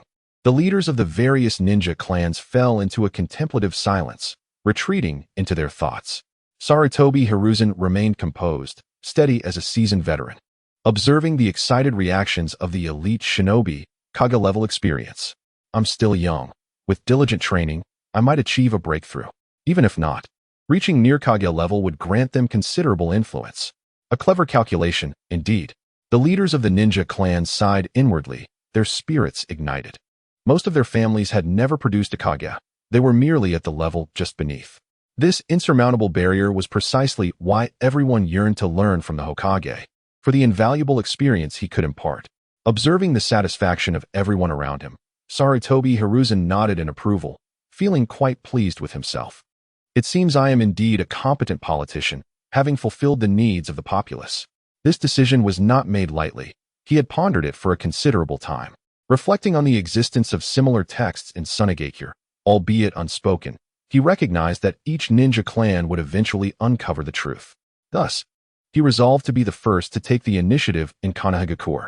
Furthermore, with the looming presence of Uchiha Madara, it was imperative to possess at least the foundational strength of a Kage. At such a juncture, every additional ounce of power enhances the odds of success. With another Kage, there would also be another individual capable of researching breakthroughs beyond that level. Upon the return of the Kage from each village, their foremost action was to convene their direct descendants, assign missions, and suppress any inappropriate dissent within the village.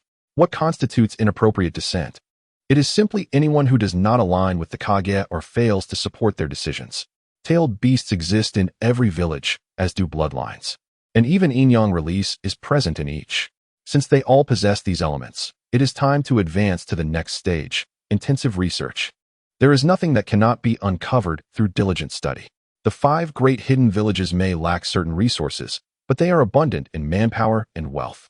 Upon hearing that Kumo had acquired some valuable research material, they dispatched an inquiry to negotiate a share.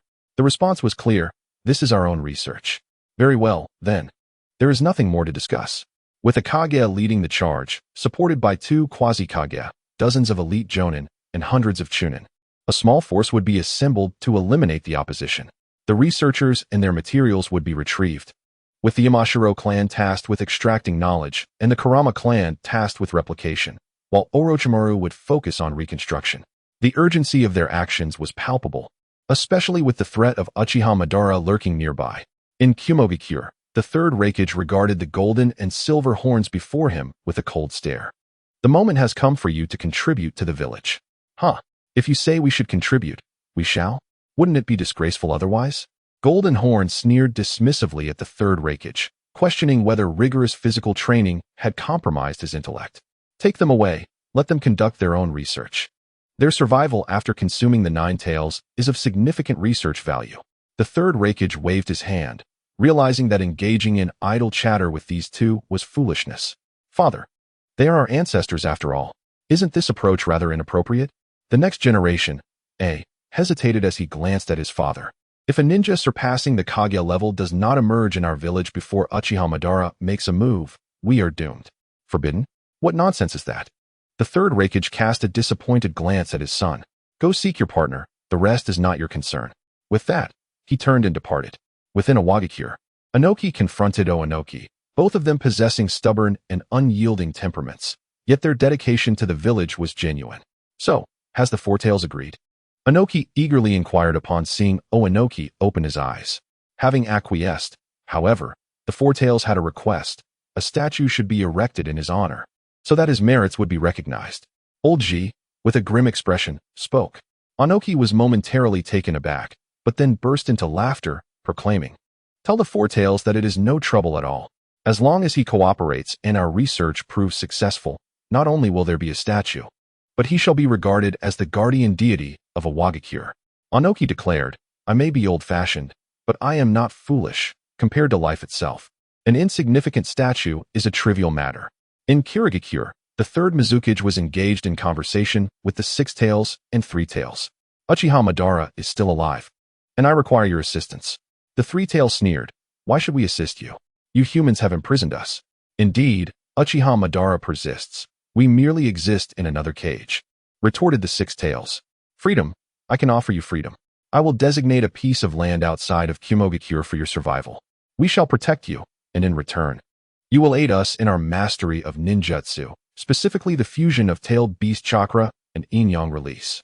The third Mizukage, a man of resolve, laid forth a substantial proposition. Silence enveloped the trio as they pondered the terms. The ninjas of Sunagakure were unaware of the content of the discussions between the Mizukage and the two-tailed beasts. However, they soon realized that the tailed beasts no longer harmed anyone. On the contrary, they diligently taught the ninjas water release and yin-yang release techniques. The bloodline ninjas of Sunagakure also received orders to commence their research on the fusion of bloodlines. In the original narrative, the fifth Mizukage, Terumi Mei, possessed two bloodlines.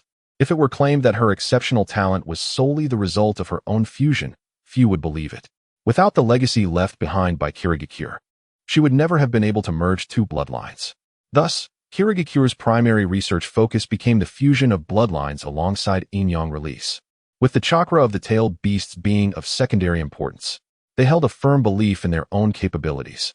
Sunagakure, unlike other hidden villages, was endowed with both talent and resources, necessitating exploration in multiple directions.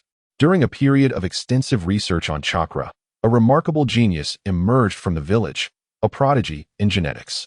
In the Hokage's office, Bailuwa, cease your antics. Do you truly believe you can manage that? Wood release is no trifling matter. Jiraiya gestured fervently at Bailuwa to refrain from reckless statements. Rest assured, Jiraiya, I possess confidence. Hokage-sama, please observe this. This is my research report, featuring my findings on bloodlines.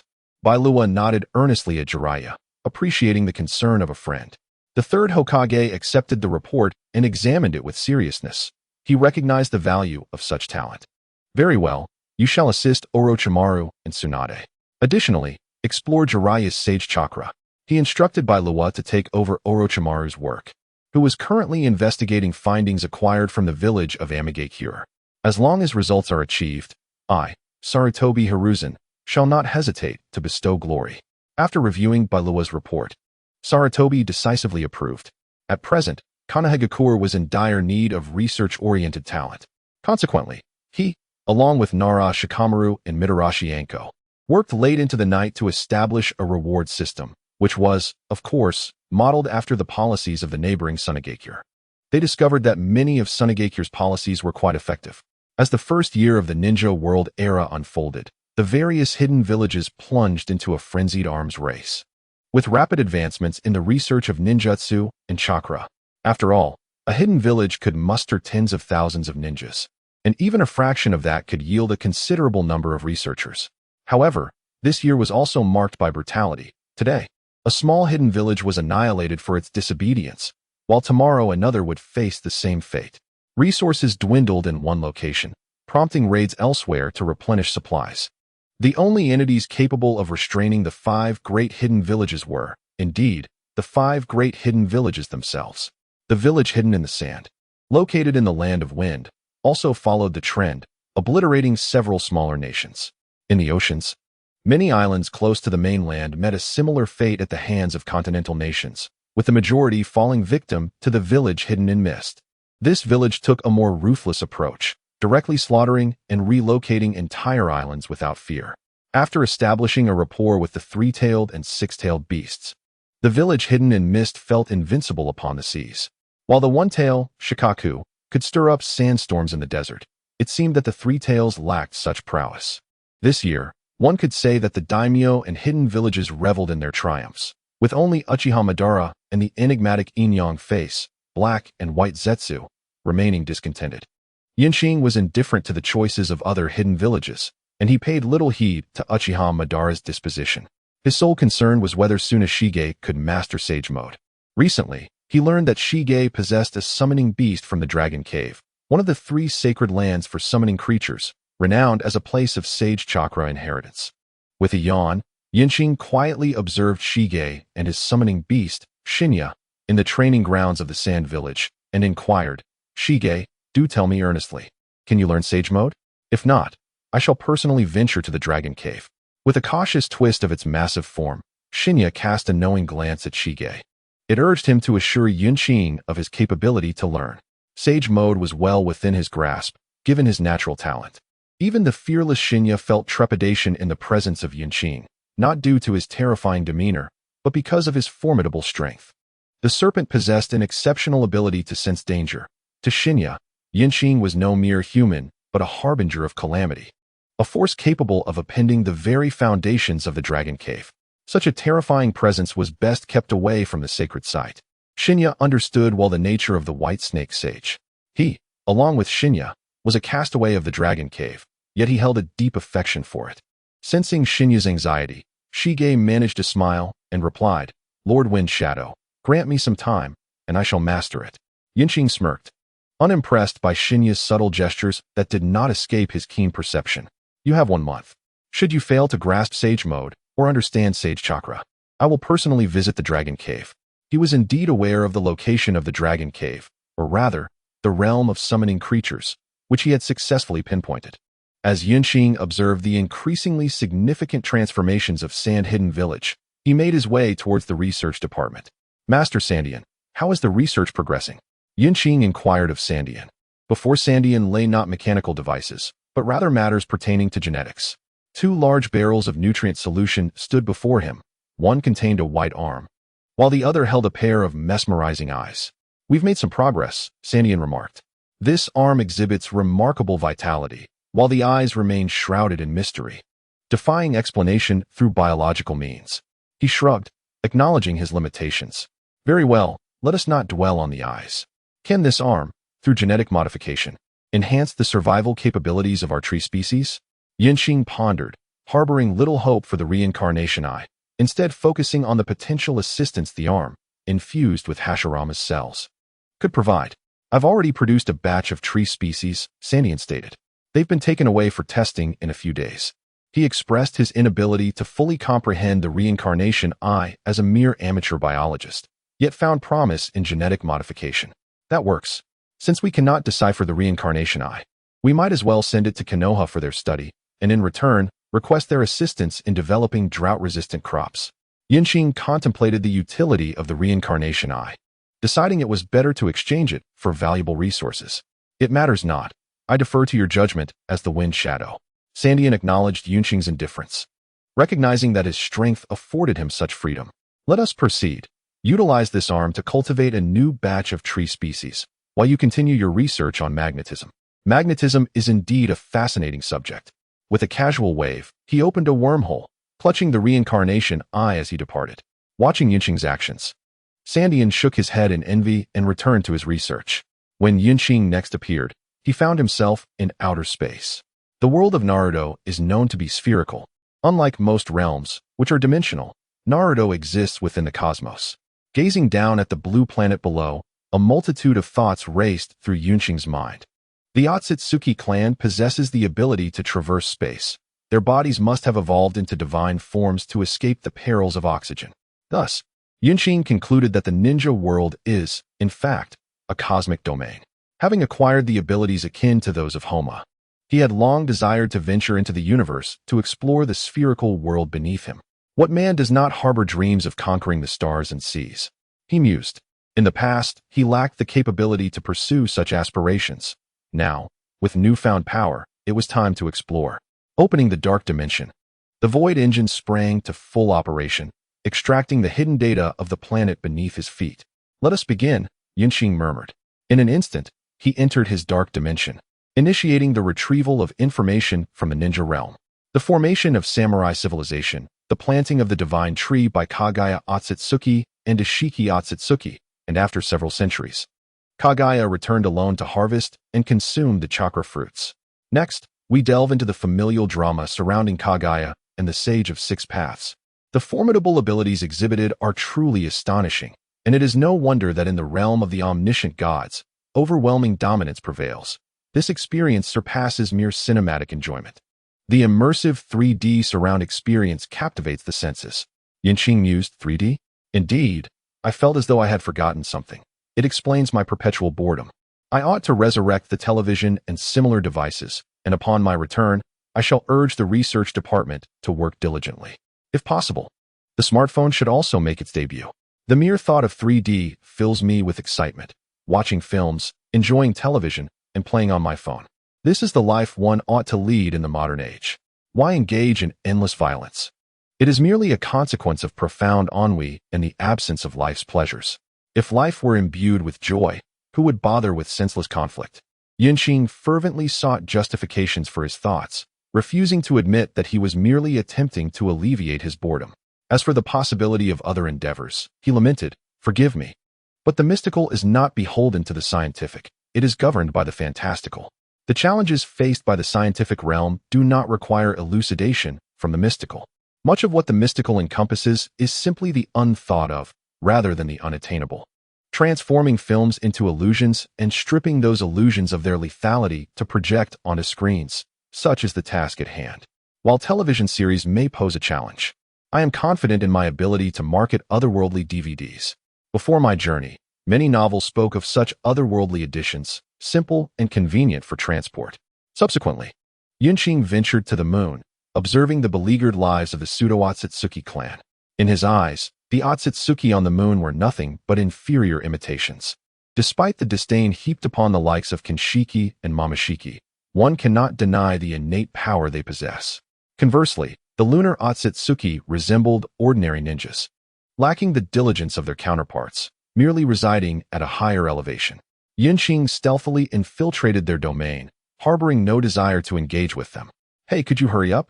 I have matters to attend to," Tsunade remarked with irritation, casting a disapproving glance at the meandering Qing. Her dissatisfaction was palpable as he dawdled. As time rewound, after observing the pseudo-Otsutsuki clan on the moon, Qing found himself at the gates of Konoha, fortuitously encountering Tsunade. Initially wary upon recognizing him, she soon inquired about his intentions. As a civilized individual, Qing candidly stated that he was there for trade.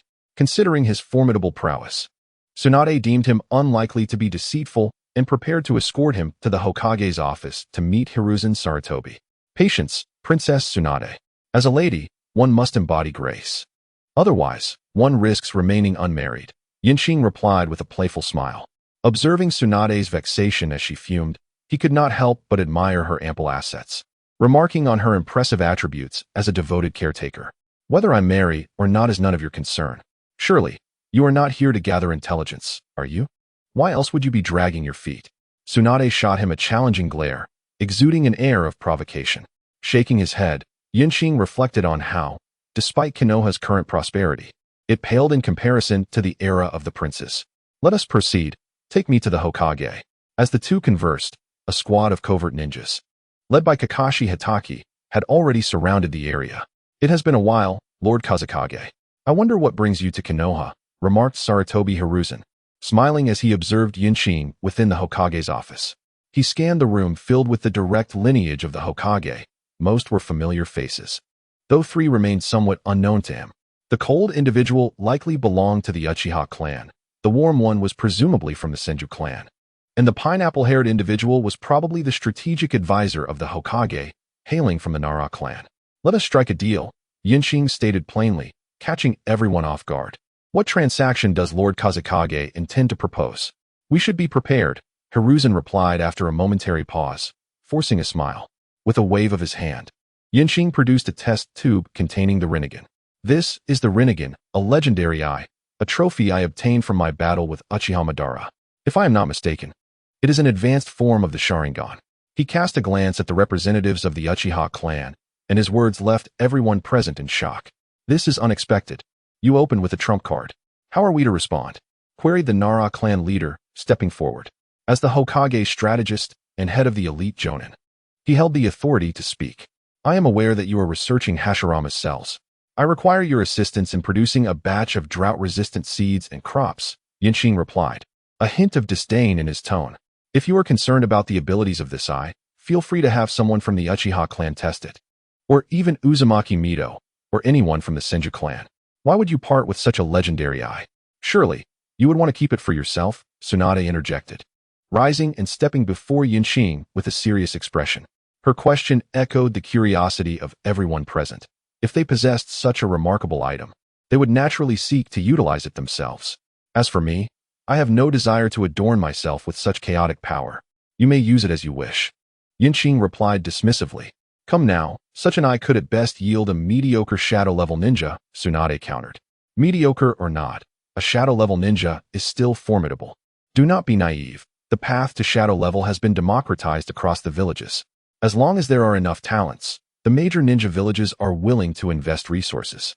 The era of shadow-level ninjas will soon be upon us. You have made your point, Tsunade conceded, returning to her seat, realizing that Yunqing's assertions were indeed valid and without flaw. According to Konoha's projections, such an era was imminent. Ahem, Lord Kazekage. You suggested that the Uchiha and Senju clans should test it. Is there any issue with that? Orochimaru inquired, approaching with an inquisitive demeanor.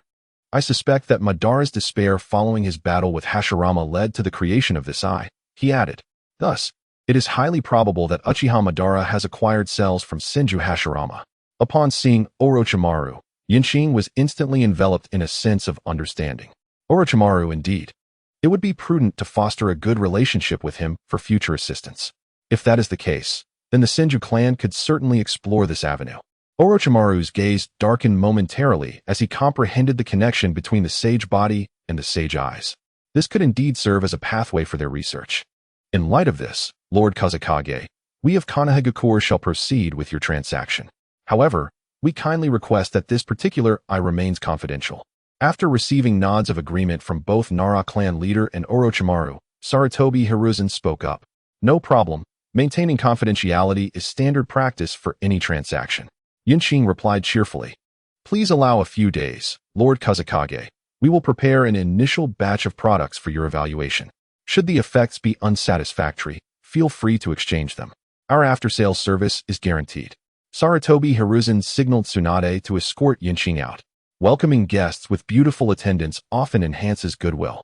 As Yunqing followed Tsunade toward the exit, he abruptly halted and turned to address the Hokage. If you manage to develop wood release, you are welcome to come to Sunagakure for tree planting. We will provide food, lodging, and even wages. His words left everyone present momentarily stunned. Once Yunqing departed, all eyes were fixated on the eye resting on the table. Even through the test tube and nutrient solution, its captivating hue was unmistakable. Lord Hokage, grant us this eye. We Uchiha can offer a trade. The Uchiha clan leader swallowed hard, excitement evident in his voice. Sarutobi Hiruzen cast a sidelong glance at him, bemused by his audacity. You think we can simply hand it over? It will be preserved for now. Let Orochimaru and his team conduct their research. Should they achieve a significant breakthrough or produce a genius, then it may be rewarded. Hiruzen's gaze quelled the restless desires of those present, establishing a clear tone regarding the eye's future.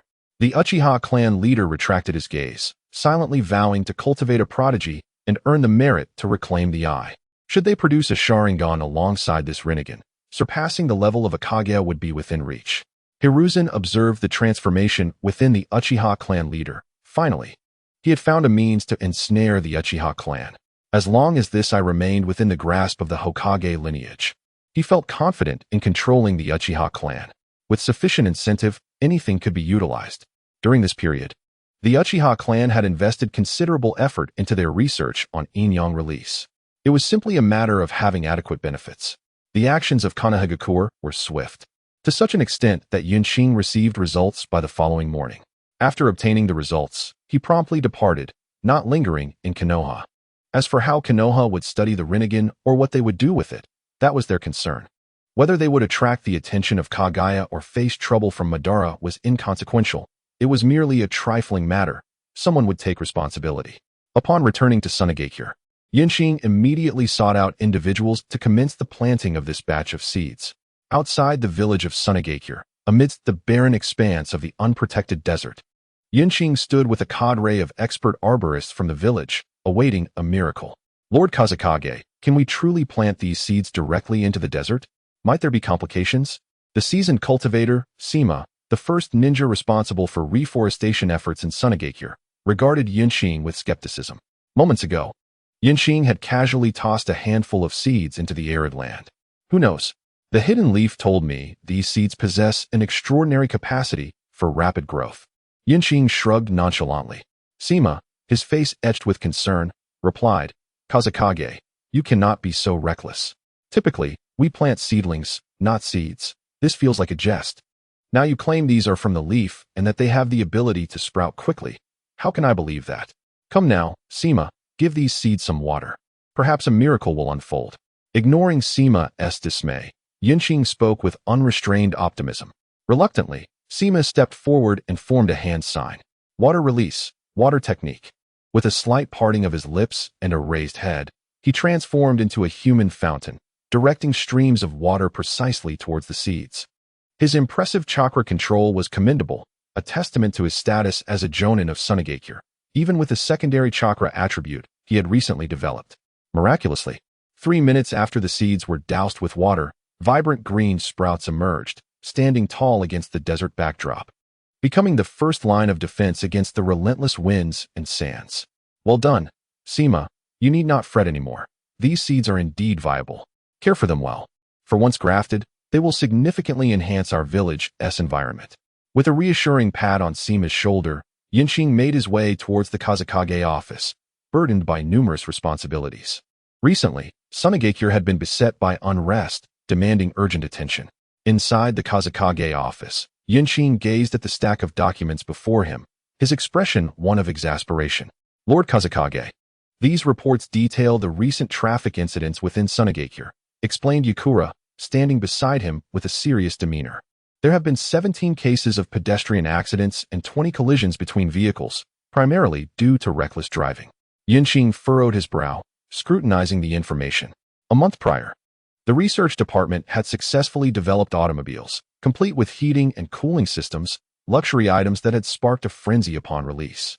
The residents of the ninja world, particularly the villagers of Sunagakure, had never encountered such opulence. Nobles and wealthy merchants, envisioning a future without the jarring discomfort of travel and with significantly increased speed, were eager to embrace this innovation. The efficiency in transporting goods was set to soar, and as the adage goes, time is money, something universally acknowledged. The ability to save time translated into substantial financial gain. However, with fortune comes misfortune. The advent of automobiles had ushered in a host of challenges. Primarily the absence of traffic regulations. In the ninja world, there were no established rules of the road for the military-comprised ninjas, who typically traversed by leaping rather than walking. The remaining interactions consist solely of nobles and merchants, while ordinary individuals may never stray far from their own towns. In such circumstances, where are the traffic regulations? In the village of Sunagakure alone, dozens of traffic accidents have occurred within a mere month. One can hardly imagine the situation in other regions. We must establish traffic regulations, create a traffic bureau, and study monitoring techniques, Yinqing remarked, pressing his temples in frustration. Yes, Lord Kazakage, replied Yetsong promptly. He was aware that Sunagakure possessed unique investigative ninjutsu that could be researched and disseminated. However, he inquired, but, Lord Kazakage, how should we implement the traffic regulations and the traffic bureau? I will draft an initial set of traffic regulations, and you can adjust any inappropriate aspects upon your return. As for the traffic bureau, let Shajia withdraw some personnel from the military to form its foundation, and then recruit a group from the civilian population, Yinqing casually instructed. Sunagakure could not afford to have every aspect managed by prominent figures. Understood, Lord Kazakage. Yinqing felt grateful once more for having drawn the character template of Hua Leoi. Although Hua Leoi might lack personal integrity, he was undeniably adept at governance. Judging by Liangbing's evaluation of him, he could summon 1,000,000 soldiers at will. Therefore, overall, Hua Leoi was a figure of considerable capability. Yinqing rifled through his memories, unearthing a wealth of pre-nuclear legal statutes buried deep within. Based on his impressions, the Hua Leoi template would serve him well for an extended period, with 30,000 years of memories.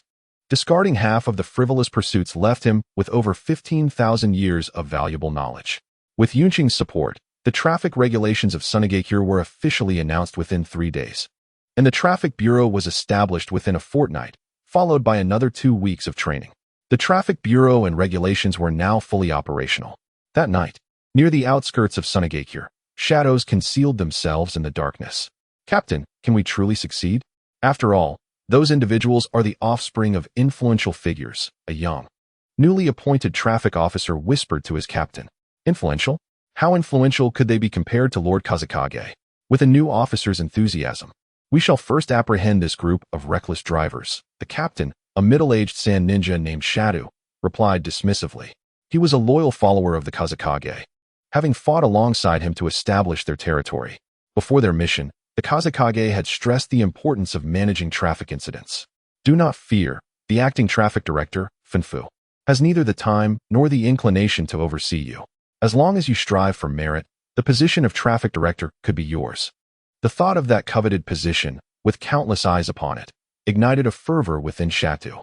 What have I fought for alongside the Kazakage? To endure the storms and shield against blades and ninjutsu. All I seek now is a stable job to secure my future. Now, the Kazakage had assured him, just do your job well, and should any issues arise, I shall take the blame. If he could earnestly achieve some merit, perhaps he could rise in rank and secure a more substantial pension for his retirement. After all, he was only human. The esteemed words of Lord Wind Shadow resonate profoundly. In a single position, two individuals vie for supremacy, their abilities nearly equal. Why would I not choose my own kin? I am Ling Tian, the son of the left minister of the Land of Wind, and I am a member of the street racing fraternity. Throughout my life, I have harbored but one passion, the thrill of speed. Initially, I reveled in driving horse-drawn carriages, the exhilarating velocity akin to the wind itself. Once I grew weary of carriages, I took to riding horses, feeling the breeze caress my face. In that moment, I truly comprehended the essence of speed. Presently, I navigate a chakra-powered vehicle, its energy derived from chakra, providing immense power. The resonant roar from the rear of the car, the steering wheel's responsive motion. And beside me sits a beautiful lady, her hair flowing wildly in the wind, one hand on the wheel, the other caressing her thigh. I find myself once again at the mercy of my limited vocabulary, invoking your name. Only a chakra vehicle can honor your legacy. This narrative reflects Ling Tian's past sentiments. Yet today he finds himself apprehended. Just moments ago, while racing with friends, a figure emerged, compelling him to halt his vehicle, followed by a group that, amidst a chorus of shrill screams from onlookers, seized both him and his companions. The first enforcement team of the Sunagakure Traffic Bureau, led by Sabaku, made their arrest on the very first night of his tenure, capturing the largest nocturnal racing gang in Sunagakure. Do you know who I am? I am Ling Tian, the son of the left minister of the Land of Wind. You have apprehended me, and my father will not let this go unpunished. Ling Tian shouted defiantly at Sabaku. His proclamation had immediate effect. At the very least, the traffic officers paused momentarily. Wait, the son of the left minister of the Land of Wind? This identity is rather uncomfortable. It seems we may be overstepping, one officer thought. Sabaku, growing impatient, swiftly reprimanded. Do not assume that the left minister of the Land of Wind can shield you. Look over there at those racing alongside you. Some are even the grandchildren of elders from Sunagakure. Have they not been reckless?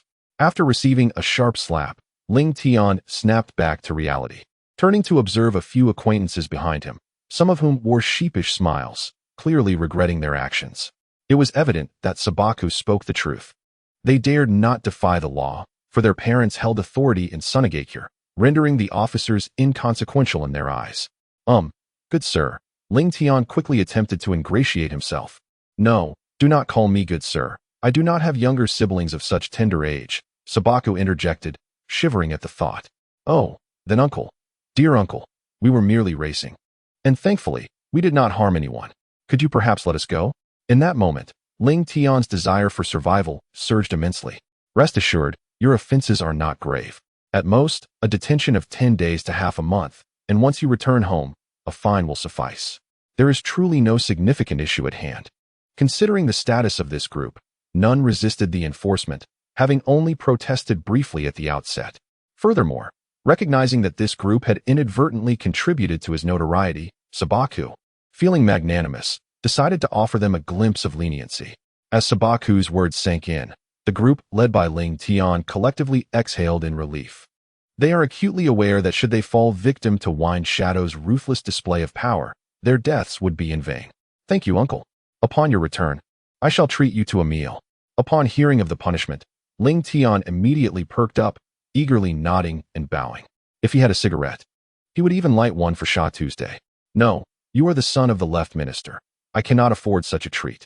Sha Tu waved his hand dismissively, indicating that his life held little value and he could not bear the expense of such a meal. Oh, uncle, do not say that. I attend the Ninja Academy. Who knows?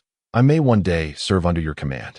Furthermore, as a member of the Speedster Gang, I have a profound understanding of their inclinations. If you require assistance, I would be more than capable. As the son of the left minister of the Land of Wind, Ling Tian was no stranger to the battlefield.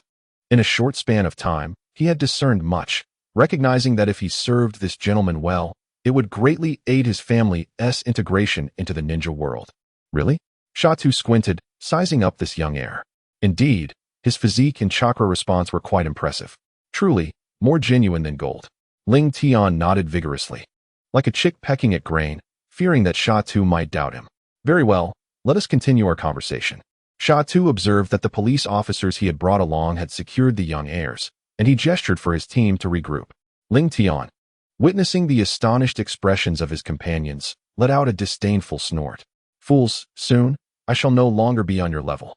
He intended to align himself with influential figures and carve a path in Sunagakure. Ling Tian was confident that his instincts and foresight had never faltered. A department that dared to target their group of heirs must possess remarkable clout. He understood this well. As Sha Tu had mentioned, among them were descendants of Sunaгаkure's elders, noble lineage, and merchants. Those who managed to enter were all from illustrious backgrounds. Regardless of the effectiveness of their actions, targeting them would surely incur the wrath of many. Yet, they persisted, fully aware of the dangers ahead, boldly confronting them. Only the foolish or those emboldened by confidence would proceed in such a manner. The following day, Sunagakure announced a significant development. The newly established Traffic Bureau, under the leadership of Director Fanfu, had just been formally inaugurated. The night prior, the largest speedster gang in Sunagakure, under the ideological guidance of Lord Wind Shadow and the astute command of Director Fanfu, along with the diligent efforts of Captain Sha Tu, had successfully apprehended a group of notable heirs. As this news spread, it sent shockwaves throughout Sunagakure. Wow, this newly formed Traffic Bureau is remarkably assertive, commencing operations by arresting a group of young heirs. This assembly comprised not only the sons of ninjas, but also those of officials, aristocrats, and merchants, an unknown multitude of privileged individuals. Despite the small size of this circle, the worth of its members was substantial. The announcement served as a clarion call, instilling fear and demonstrating the Bureau's authority. The entire Sunagakure fell silent. The implementation of traffic regulations faced no obstacles. There were no foolish individuals challenging authority. Those who dared to oppose the Traffic Bureau would find themselves detained, perhaps for 10 days to a fortnight, and those who remained disobedient would face labor reformation. As for parents causing a ruckus, they would first engage in a discussion with Director Fanfu regarding the nuances of Buddhist philosophy. Feeling unsatisfied, you might consider discussing the intricacies of ninjutsu with Lord Kazekage. Should you persist in your protests, you would become the paramount authority in Sunagakure, the very essence of its existence. However, there are far too many astute individuals. The realm is devoid of simpletons, as the youth adhere strictly to the law. Under the stringent oversight of the Transportation Bureau, the public safety of Sunagakure has been revitalized, invigorating even the transportation security of the Land of Wind. The residents of the Land of Wind have discerned that since the right minister's visit to Sunagakure and the maintenance of the battle relics by the Kazekage, the rapport between the Land of Wind and Sunagakure has grown increasingly harmonious. Any changes occurring in Sunagakure are swiftly mirrored by the Land of Wind. The lives of the common folk are improving steadily. The advent of chakra-powered vehicles has propelled the economic development of Sunagakure into a period of unprecedented expansion. Qing has commissioned the research department to produce a series of heavy-duty trucks, known as the Little Overlord, which has further stimulated commercial growth on a grand scale. The limitations imposed by the desert terrain and the capacity of horse-drawn carts have reached their zenith. In contrast, the Little Overlord trucks from the Chakra Vehicle series do not encounter such obstacles. Should the wheels become ensnared in the sand, it is of no consequence. We possess the light and heavy rock technique to alleviate the burden, complemented by magnetic traction, ensuring no apprehensions arise. Regarding cargo capacity, a single truck can carry the equivalent of a dozen horse-drawn carts. The question remains, is that sufficient? Indeed, it is more than adequate. Consequently, Sunagakure, which was previously dominated by large merchants and nobility, has witnessed a surge of small to medium-sized vendors. While the affluent merchants and aristocrats possess wealth, these smaller enterprises contribute volume. The amalgamation of quality and quantity has elevated the population, real estate prices, and resources of Sunagakure to new heights. Such transformations necessitate significant changes within the village.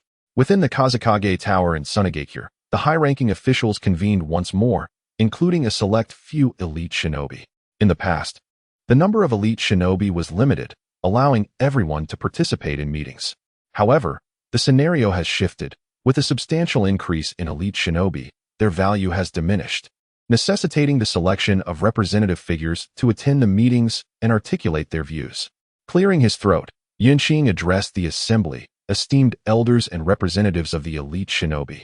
Let us engage in open dialogue regarding the future trajectory of Sunagakure. Casting a glance at the somber meeting room, Qing broke the silence, yet no one responded.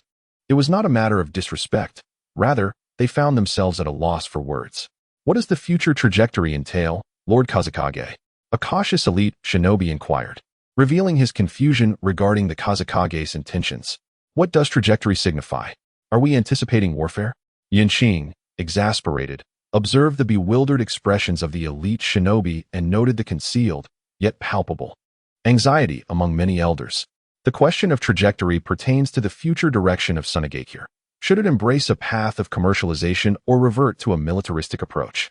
Will it pursue prosperity through technological advancement or through plunder? Although Qing lamented the educational standards of Sunagakure, he endeavored to elucidate the matter. Upon hearing Qing's words, an enveloping silence fell over the assembly, including the shaman. Their political acumen was entirely reliant on experience, revealing a startlingly low level of genuine knowledge. These matters should not concern Lord Fengying. They were of no relevance to us. Another elder rose to speak, his earnest gaze inciting a desire in Qing to retort. Momentarily, Qing found himself at a loss for words, and the atmosphere grew increasingly awkward. Qing, perhaps you could elucidate for us, as our scholarly pursuits have been somewhat lacking. Shaman finally broke the tense silence. The military plunder strategy involves a reckless expansion akin to the past, where we would seize resources from others. With Sunagakure's limited resources, we either become powerful enough to amass sufficient wealth or sacrifice some of our ninjas. The technological and commercial path, on the other hand, entails continually enlarging our economic base. Forsaking the dignity of our past as ninjas and engaging in endeavors we once deemed unworthy. Reflecting on this, Qing meticulously expounded further. Let us consider, should we opt for military plunder, we could prepare to eradicate the foreign populace currently residing in Sunagakure, a lucrative endeavor. Conversely, should we choose the second route, we must implement substantial reforms and undertake broader developments within the village. An oppressive silence lingered in the air. Lord Fengying, if we pursue the military plunder strategy, will my son still be able to attend school? Will he still get to enjoy sweets? Will my shop remain operational? A middle-aged jonin inquired, his voice laced with concern. He was a veteran ninja of Sunagakure, a man Qing recognized, having risen from humble beginnings after more than 2 decades of toil. Now possessing the strength and stature of a quasi-kage, he represented a significant portion of the populace. Military plunder will undoubtedly lead to casualties. The front lines will be strained. And I cannot guarantee your son will complete his education. Without external merchants, Sunagakure cannot sustain such a commercial landscape. 80% of your shop's viability would be jeopardized. You must return to the battlefield, with task funding at stake. It is impossible to ensure your son enjoys adequate nourishment, Qing retorted, lifting his gaze to confront him. Let us speak plainly. There is nothing to conceal. The militaristic approach demands hardship and resilience. In that moment, a palpable wave of dread emanated from the middle-aged ninja. Were it not for the esteemed company present, where even the weakest among them were jonin, there would surely have been chaos. I am willing to relinquish the dignity of a ninja and choose the technological and commercial path, the middle-aged ninja declared, raising his head, his eyes reddened with emotion. His voice, strained with determination, resonated with every individual present, evoking a shared sense of anguish.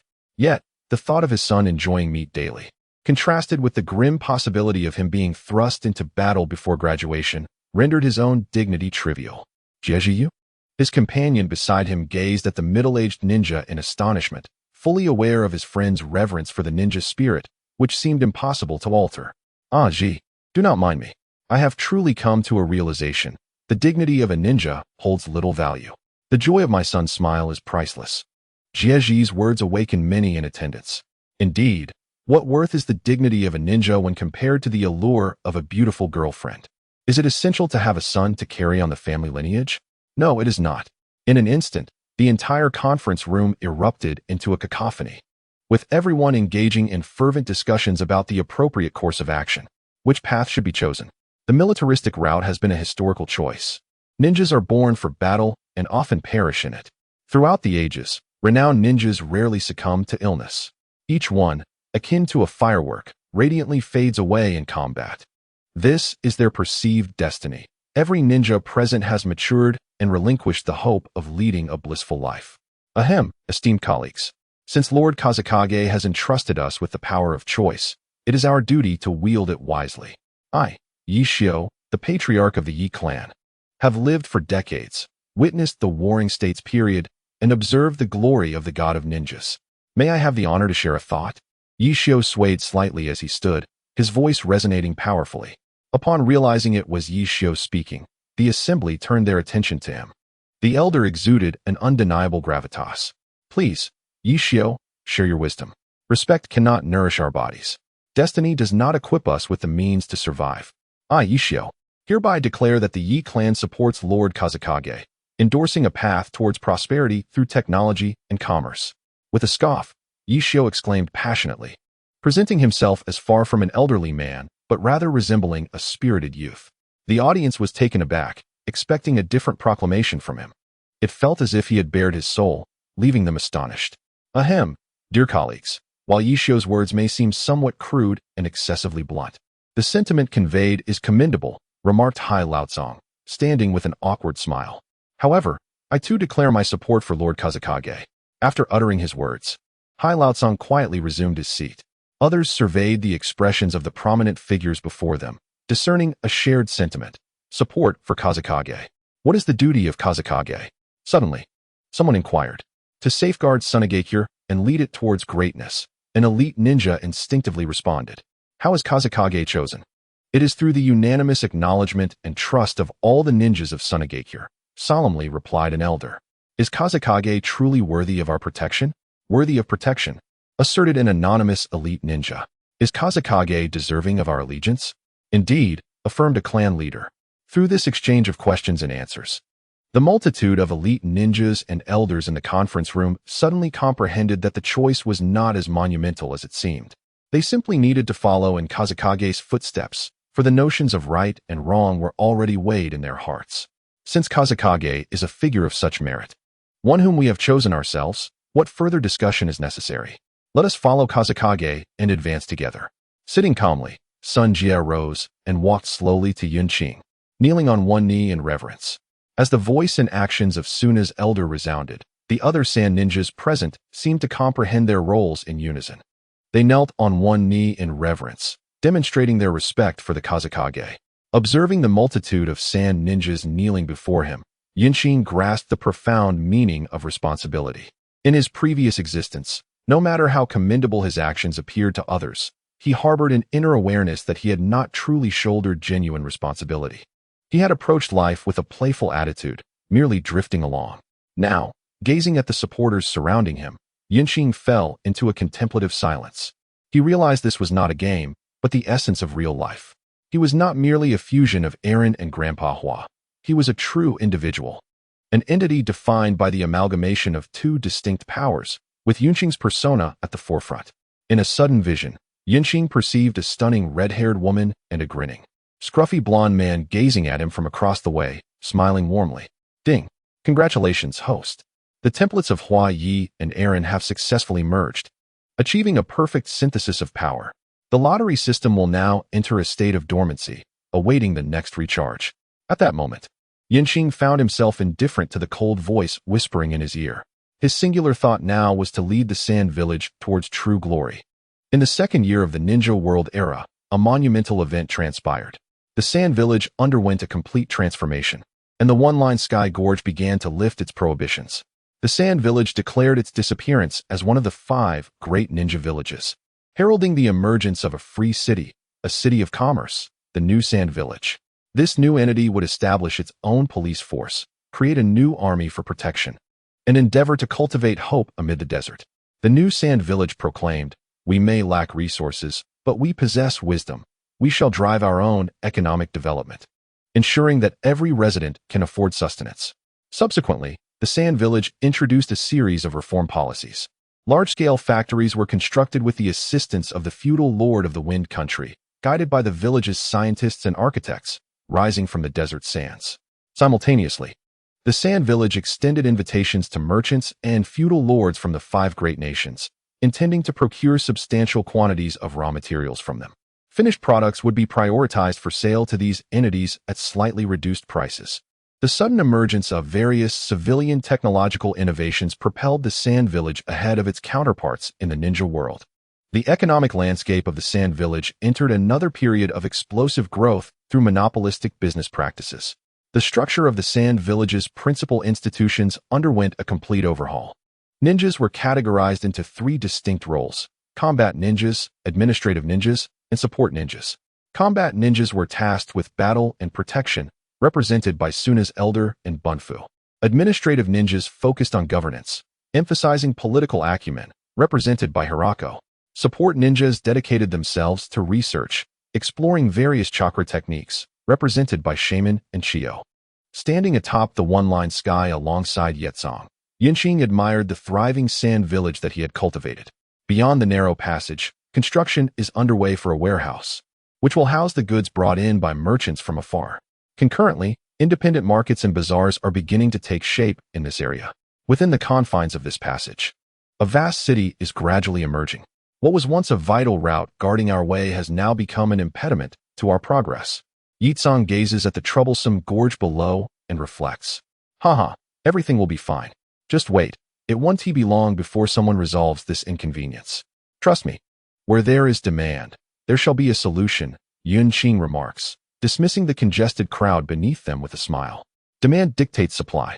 The potential of humanity is boundless. As long as there is need, solutions will inevitably arise to create that supply. It's hard to fathom. Yitsong replies with a shrug, seemingly indifferent. Difficult to imagine. Yet one must envision it.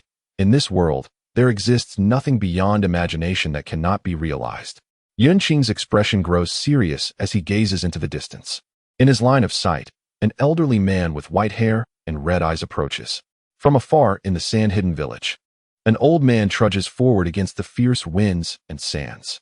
Interesting, a visitor approaches. It's time to return, Yunqing smiles, never expecting that someone who should be nursing wounds would arrive here.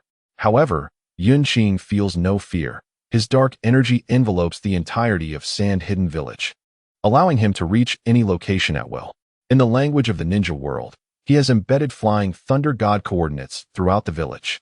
The tremendous changes occurring in sand-hidden village have stirred great waves within the ninja world, prompting each hidden village to consider their stance. Ultimately, they decide to observe first. If the results are favorable, they will deliberate further. After all, cautiously navigating the waters is preferable to mere imitation. When it comes to imitation, they are experts. There is nothing within a vast hidden village that cannot be replicated. The chapter title reads, The Educated Uchiha Madara. The foundation is too weak, despite extensive construction. The base remains inadequate. Walking through the desert, Uchiha Madara calmly recalls all that he has witnessed along his journey. Even one as proud as he cannot help but commend Yunqing's efforts in improving the welfare of the people. Standing atop a sand dune, Uchiha Madara gazes at a distant oasis city, hesitating whether to enter. By arriving here, he has already transgressed a significant taboo. Beep, beep, beep. The incessant honking interrupts Madara's reverie. Sir, do you need a ride? Following the voice, Uchiha Madara encounters a massive vehicle, rumored to be called the Little Overlord, capable of transporting several tons of cargo at once. Where are you headed? Uchiha Madara, who once would have scoffed at such a question, finds himself responding this time, considering the kind-heartedness of the inquiry. To Sand-Hidden Village. Where should I deliver the goods? Do you wish to ride? It is easy to lose one's way walking alone in the desert. My vehicle is equipped with a navigation system. The truck driver gazed at the elderly figure of the silver-haired man, concern etched upon his face. How terrifying. What could this elder have endured? Why was he alone here? Where were his family? Such negligence. The village of Suna lay just ahead. I could reach it on foot, pointing toward the distant greenery. Uchiha Obito replied with an expressionless demeanor. This fellow is deceiving him. It's not far at all. Alas, old man, I understand your words. That is not what you think. It is merely a mirage. Suna village has issued a warning regarding recent sightings of such phenomena, so one must exercise caution. The navigation also indicates that the distance is quite substantial. The truck driver anticipated what Uchiha Obito was about to say and called out loudly. Upon hearing the driver's words, Uchiha Obito abruptly turned his head, his Sharingan swirling, instantly entering the eternal kaleidoscope as he gazed at the mirage. Layers of mist enveloped the area, reminiscent of that boy's ghostly lantern technique. Uchiha Obito mused inwardly. "Old man, do you still wish to hitch a ride? I must be on my way." The truck driver inquired once more, suspecting that this elder was visiting for the first time. Yes, considering the foolish days he had endured recently, Uchiha Obito slowly began to descend. After all, he too deserved to indulge. Settling into the passenger seat of the truck, Uchiha Obito felt a refreshing coolness and the softness of the cushion, and as he gazed through the glass, he observed two entirely different worlds. He was somewhat astonished. "Old man, what brings you to Suna village, and why are you alone?" The truck driver, perhaps bored from the long journey, directly asked. "I wish to see this so-called city of commerce, the city of freedom, and if the opportunity arises, to exact vengeance." Thoughts of his stolen eyes and Akatsuki's severed arm surged through Uchiha Obito, igniting a flicker of murderous intent within him. Vengeance is a perilous pursuit. However, I would advise you against causing any disturbances in Suna village. There are troops stationed there, and police patrols are quite vigilant. By the way, pull down that handle in front of you. There are snacks inside which you may partake to replenish your energy for your quest of retribution. The truck driver, seemingly unfazed, continued to jest and even offered advice to Uchiha Obito. "Why do you intend to go to Suna village while driving this truck?" Uchiha Obito queried, perplexed. This truck driver did not strike him as a man of meager means, as evidenced by the fine provisions he carried. There's no choice. I have many children at home who need to eat. I venture out for 7 or 8 days to earn a few thousand, making 2 or 3 trips a month, which suffices for my family's expenses. I am grateful to Suna village. Had it not been for them, I shudder to think of what life I would be leading. The truck driver rambled on, indifferent, sharing tales of his family and discussing how businesses in Suna village generate profit. He even mentioned that once he had sufficient funds, he would purchase several more trucks to form a fleet, specifically to contract the transportation of merchants' goods. You see, many small traders within Suna village cannot manage the transportation of goods on their own. Suna village itself can only barely handle the transportation of its own raw materials. This represents a golden opportunity. Those who seize it shall reap great wealth. It is said that a teacher in Sand Hidden Village is currently seeking funds, preparing to undertake a significant venture, and I intend to join him, the truck driver excitedly stated to Uchiha Madara. What good is an abundance of wealth if it merely invites oppression from the shinobi?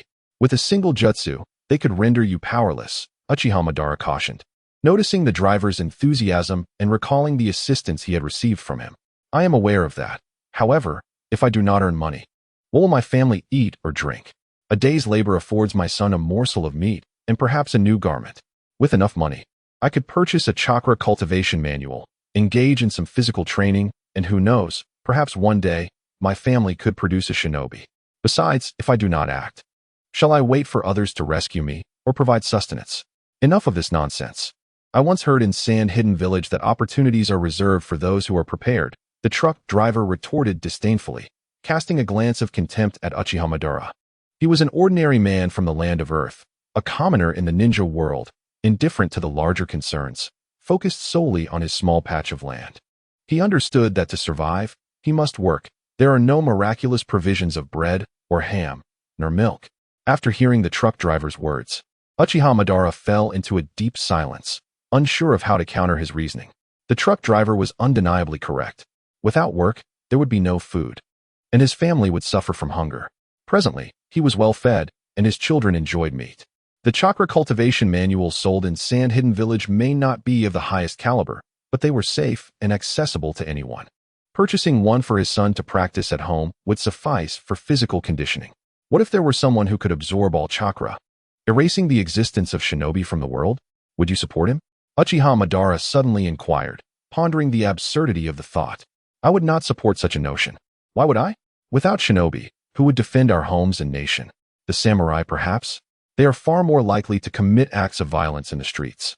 They protect the daimyo, not us common folk. Moreover, without chakra, how could I operate this truck? I would be confined to a small town for life. capable of accomplishing nothing, reliant solely on fate. Chakra itself is not inherently evil. It is the individuals who wield it who are at fault. The truck driver firmly denied Uchiha Madara's perspective and proceeded to enlighten him. Old man, you have succumbed too deeply to hatred and lead a life of too much leisure. Here's an idea. When we reach Sand-Hidden Village, I will assist you in finding a job. Work diligently for a few days, work up a sweat, and you will find yourself free from such troubling thoughts, the truck driver said with a triumphant tone, pleased with himself for rescuing an elder from a misguided path. Please rest here for a moment. I will unload the cargo. The truck driver gestured towards the nearby resting area, smiling at Uchiha Madara. Given the profound animosity harbored by Uchiha Madara, coupled with the terrifying theory of chakra elimination, the truck driver incessantly engaged in a discourse of ideological persuasion with him throughout the journey. Remarkably, Madara absorbed these words, perhaps because no one had ever articulated such thoughts to him before, making them seem novel. Upon learning that Madara had no acquaintances in Sunagakure, the truck driver became even more animated, promptly asserting that since he needed to stay for a few days, he would take Madara around to explore the area. No need. I shall accompany you, Madara replied with an expressionless demeanor. It was a rare opportunity to encounter a simpleton. He could not simply let it slip away. What if he fled? The truck driver, upon hearing Madara's reluctance, shook his head, deciding that it was of no consequence, and thus took Madara along with him. As they passed by numerous warehouses and the heaps of goods being unloaded, they noticed the specially constructed parking lanes at the warehouse entrances. Soon, the truck arrived at a grand gate where a striking young woman with golden hair approached to intercept them. Upon seeing this captivating beauty, a glimmer of intrigue flashed in Madara's eyes. The intense chakra and the demeanor she exhibited led him to speculate that she was at least a chunin. Greetings, Miss Yinan. I am Tu Hua from the land of Earth, delivering a shipment for the Song Yuan family, the driver said with a broad smile directed at the lady. Yinan perused her records and confirmed that indeed, there was an entry for a delivery scheduled for that day. Very well, you may enter. The Song Yuan family's warehouse is the one inside. They have a specific emblem, and there will be personnel to unload the goods shortly. The resting area for large vehicles is outside. You may park wherever you like and take a break, Yinan instructed after verifying the information. Thank you, Lady Yinan. Please, do carry on with your duties. I shall proceed with the delivery, Tu Hua said, bowing with a sycophantic demeanor. You seem quite intimidated by her, Madara remarked, raising an eyebrow, for he held a disdainful view of those who grovel. Old man, you do not understand. She is Yinan, one of the 5 deputy heads here.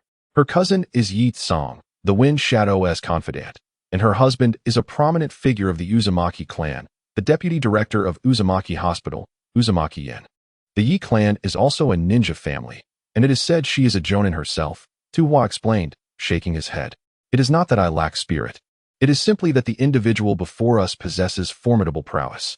With such a distinguished background, high status, and an impressive spouse, she is undoubtedly hard-working, Tu Hua added. After hearing Tu Hua's words, Madara couldn't help but glance back at her a couple more times. A true victor in life is worthy of a second look.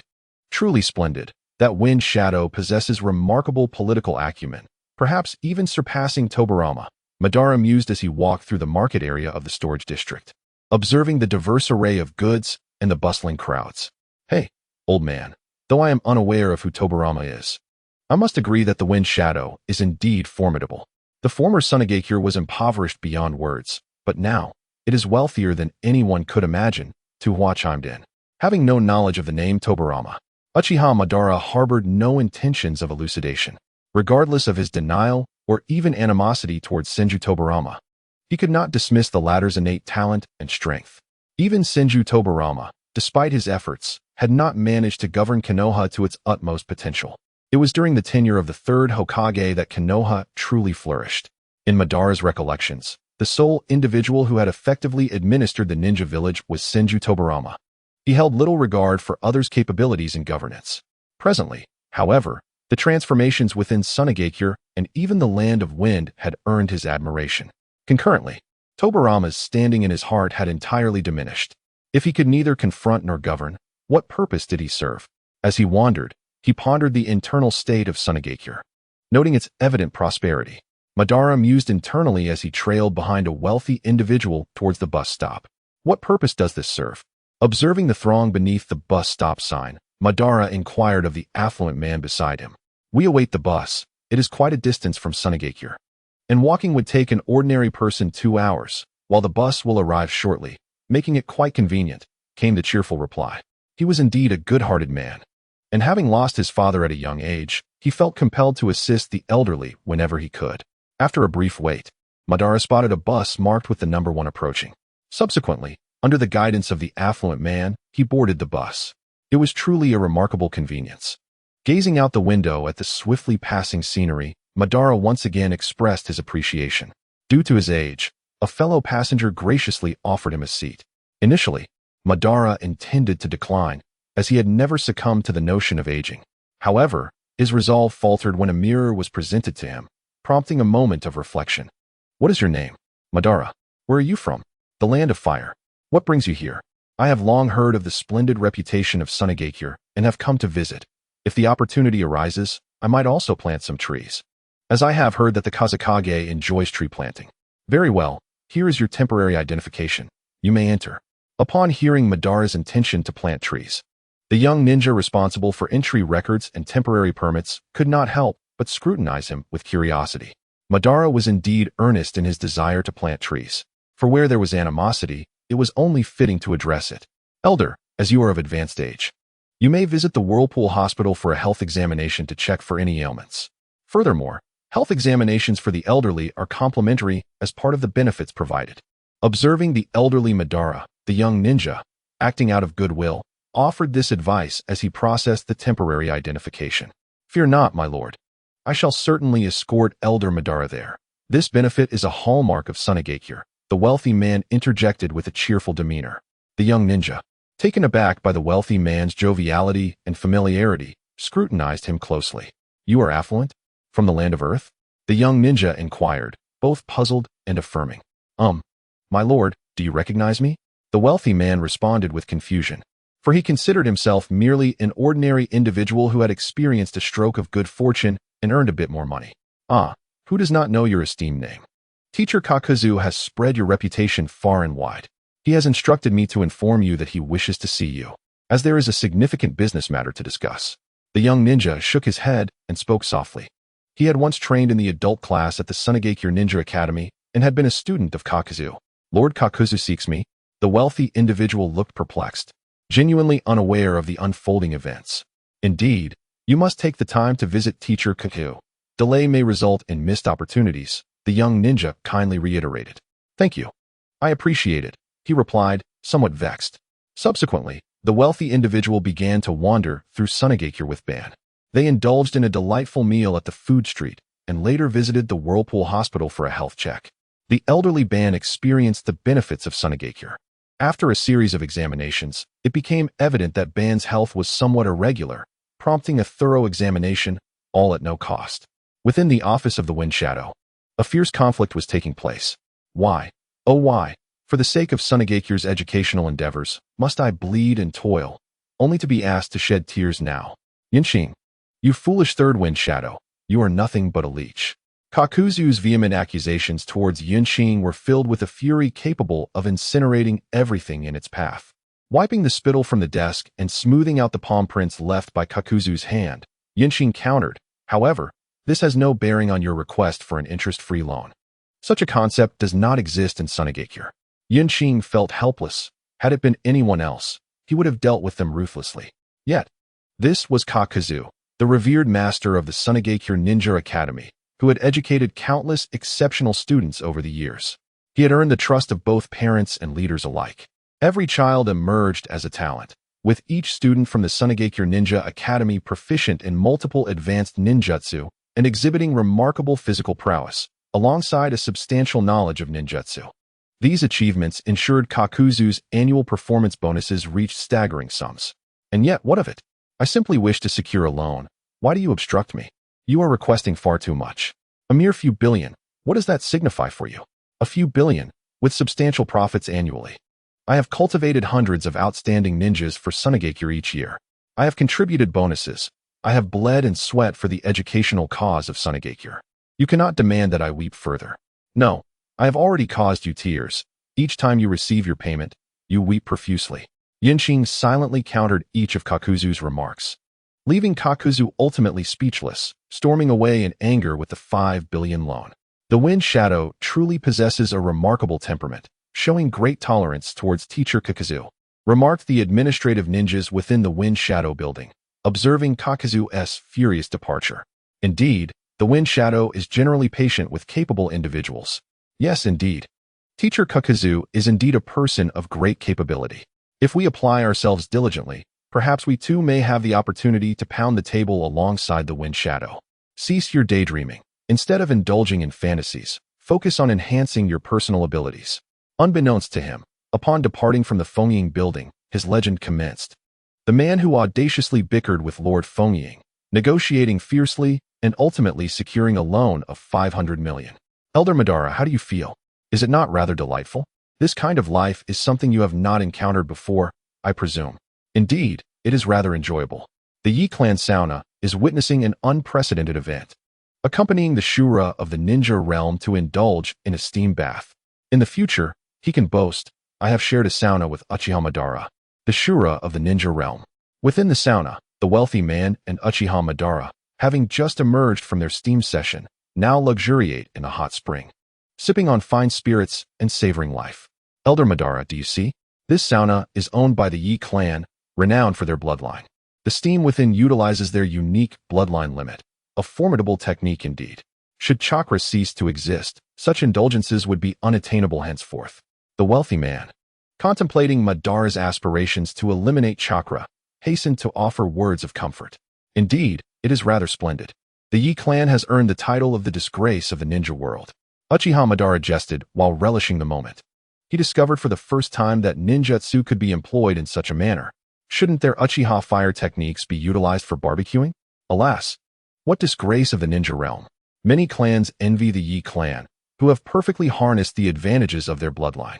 It is said that the Kamizukuri clan from the land of Earth has commenced selling honey, while the Uchiha clan of Konoha has embarked on a modeling career, leveraging their good looks to grace magazine covers, and the Hyuga clan offers gentle fist massages. The wealthy man, a truck driver who traverses the land, has encountered much and gained extensive knowledge, thus naturally possessing much to say. Matters unknown to many in other regions of the ninja world, he is well aware of. Modeling. Magazine covers, what do these entail? Uchiha Madara pondered, curious about the pursuits of his clan members. It is indeed peculiar that they can set aside their pride. Magazines are merely ephemeral compilations of various peculiarities and odd news. To bolster sales, manufacturers invite individuals to feature their images prominently, capturing the attention of a broad audience. The wealthy man explained with a smile. Very well, I shall procure a copy to peruse later. Uchiha Madara resolved to return and investigate, adhering to the principle that practice reveals truth. In Konoha, an assembly of handsome men and beautiful women awaited their turn for a photo shoot.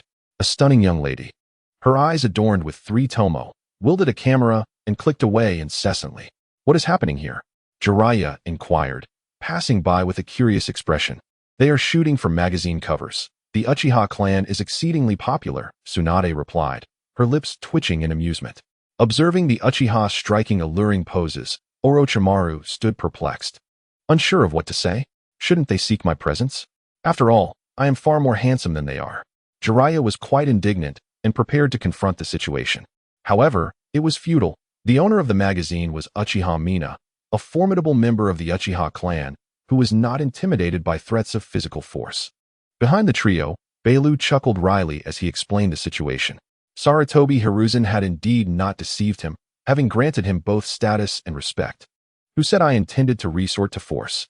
I merely wished to showcase my charisma. Jiraiya's voice faltered slightly. The lineage of Hokage harbored biases against the Uchiha clan, and he was no exception. The other 3 shot him disapproving glances, reminding him that the Uchiha clan was not easily cowed by displays of strength. At this juncture, the Uchiha were far more powerful than they would be in later generations. It was not a realm where a mere shadow-level ninja could act recklessly. The Uchiha clan, devoid of traitors, might not have many shadow-level ninjas left, and it was uncertain if even 1 or 2 remained. The status of a quasi-shadow was ambiguous within the Uchiha clan. During the Warring States period, the 2 most formidable clans, the Uchiha and the Senju, held secrets that few could articulate. Ah, esteemed guests, would you care to take a group photo? I am preparing for a special edition, Uchiha Mina remarked, her eyes sparkling as she noticed Orochimaru and his companions nearby. We? A group? Tsunade remained silent while Beilu stepped forward to respond.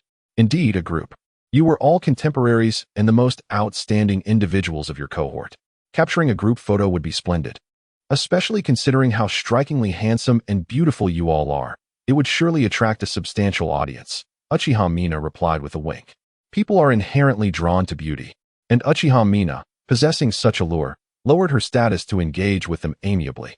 Before long, the atmosphere became convivial, with everyone enjoying the conversation, even Tsunade joining in. Is the Uchiha clan preparing for a transformation? No longer wishing to be ninjas? Tsunade inquired, observing the back where a small room was constructed using earth release techniques, with individuals changing clothes and others filming the Uchiha members. Her question was somewhat impolite, causing Uchiha Mina to pause momentarily, considering Tsunade's status. She rolled her eyes slightly before replying. Indeed, we are experimenting to see if we can sustain our clan members. As long as they can thrive, a transformation should follow. Uchiha Mina and the current clan leader had their own considerations. They intended to gauge whether the public would accept the Uchiha clan. If acceptance was achieved, their transformation would not pose a problem. They could retain some members who enjoyed combat while allowing the others, each possessing striking beauty, to transition without detriment. A transformation, you say? How is your current sales performance in Konoha? Jiraiya inquired, contemplating the magazine and books. Transformations require financial sustenance as well. It's manageable. We can barely support the transformation. We have already begun exporting to Sunagakure and other nations, Uchiha Mina exclaimed with enthusiasm. It was precisely because they had amassed considerable wealth that the Uchiha clan leader endorsed this shift. The newly appointed leader was neutral, harboring no aversion to either approaching or distancing from Konoha. As long as it benefits the Uchiha clan, he is willing to make any choice. This is also the reason why Sarutobi Hiruzen supports his rise to power. In the ensuing days, Tsunade and her companions continued to take a series of photographs. After all, who does not relish fame? Although they are already quite renowned, the name of the legendary three ninjas of Konoha resonates profoundly within the shinobi world. Bairu's reputation in Konoha has also soared. While researching tree species and food supplies for Sunagakure, he simultaneously experimented with high-yield crops, which yielded promising results. Konoha's standing in the land of fire skyrocketed, and Bairu's status ascended correspondingly. In warfare, logistics are paramount. By resolving logistical issues and addressing food supplies, one fundamentally enhances national strength. Within Sunagakure, after Uchiha Madara and the affluent gentleman finished their bathing and sauna, they stepped outside and chanced upon a bookshop selling magazines, where Madara casually purchased one. Good sir, at your age, you still read magazines? Remarked the young vendor, eyeing Madara with a mixture of curiosity and disbelief. Oh, I do like one featuring the Uchiha clan, Madara replied, uninterested in the content but motivated by a desire to observe the descendants of his clan. Upon hearing Madara's request, the young vendor's demeanor shifted to one of excitement, as he presented a magazine with a sly grin, whispering, "Esteemed elder, this is a special edition featuring the beauties of the Uchiha clan, a treasure you must cherish. It is exclusive to my shop. Each time it hits the shelves, it sells out immediately. This is my prized collection." Madara felt a wave of melancholy wash over him. As a man who had once known youth, he understood the implications of the vendor's words. It could only be said that men are fundamentally the same. As he accepted the magazine and gazed at the beautiful women adorned in traditional kimonos, he could only utter, "Indeed, the Uchiha clan possesses extraordinary beauty."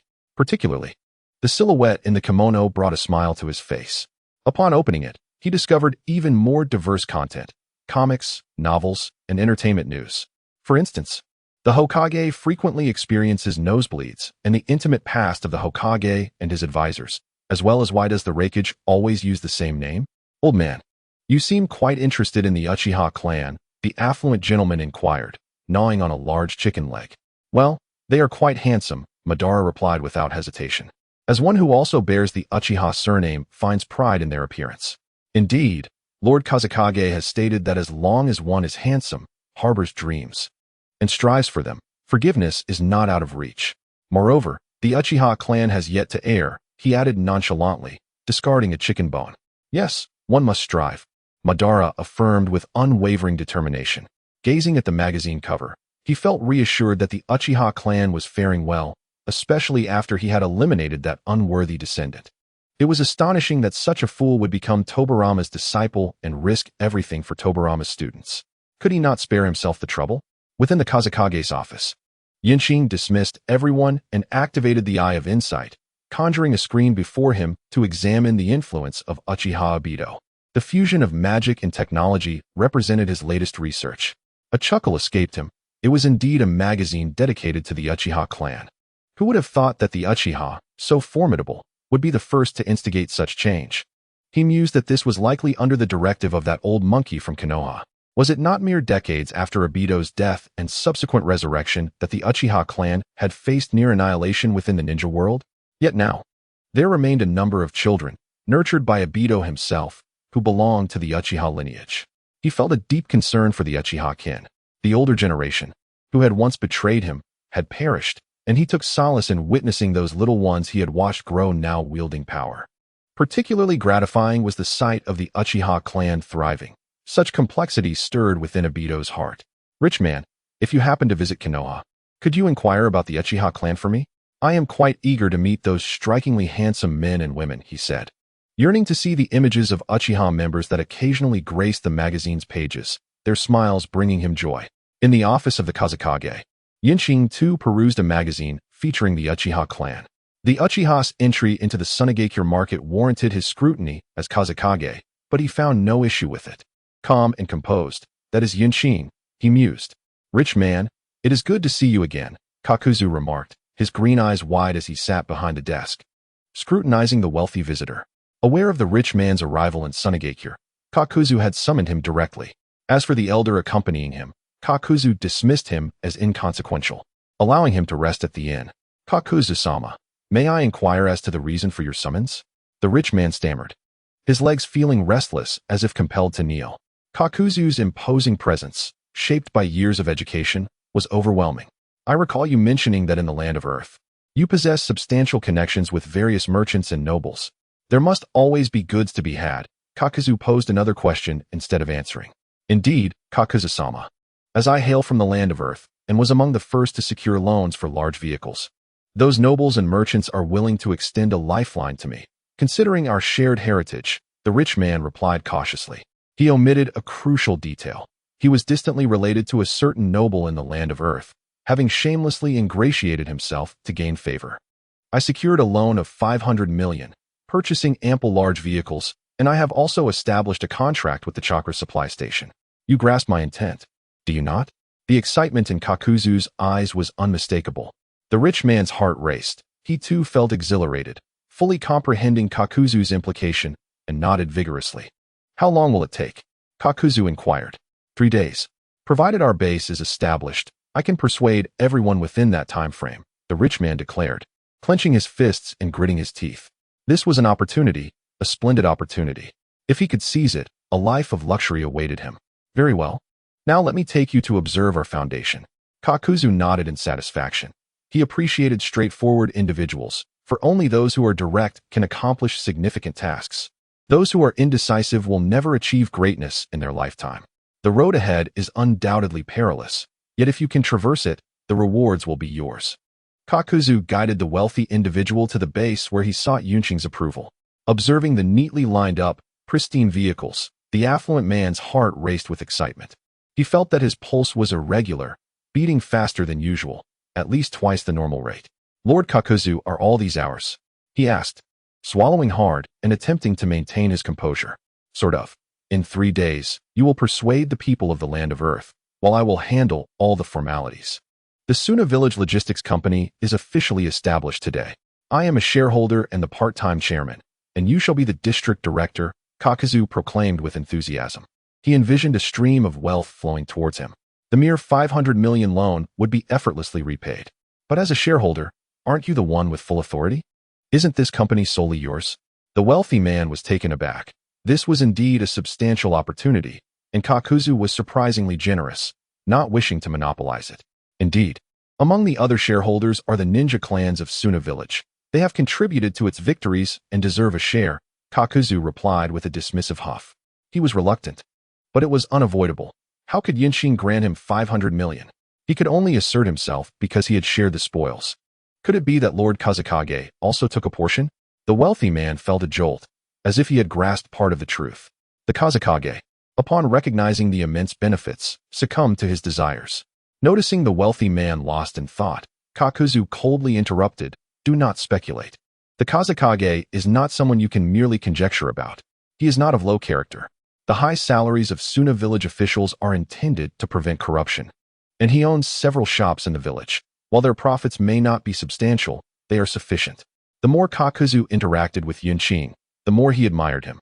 In his lifetime, few had earned his respect, only Hashirama Senju and Madara Uchiha, alongside Yinxing. He respected Hashirama and Madara for their strength, but he admired Yinxing for his intellect. Yinxing, in a true sense, transformed Suna village through his own efforts. Which shop does Lord Kazekage own? Should we go show our support? After being schooled by Kaku, the wealthy man tentatively inquired. "There is no need for your support. I know of a small tavern that sells various fruit wines and grain liquors. The taste is quite good," Kakuzu replied, casting a scornful glance. He genuinely felt disdain. Yunqing's establishment did not require patronage. Isn't Suna village known for its low agricultural output? The wealthy man questioned, perplexed. As for grains and fruits, Suna village is not underproducing, but rather overproducing, Kakuzu clarified. The capabilities of the Wind Shadow are indeed formidable. He advocates for self-reliance. Those who aspire to thrive must exert effort.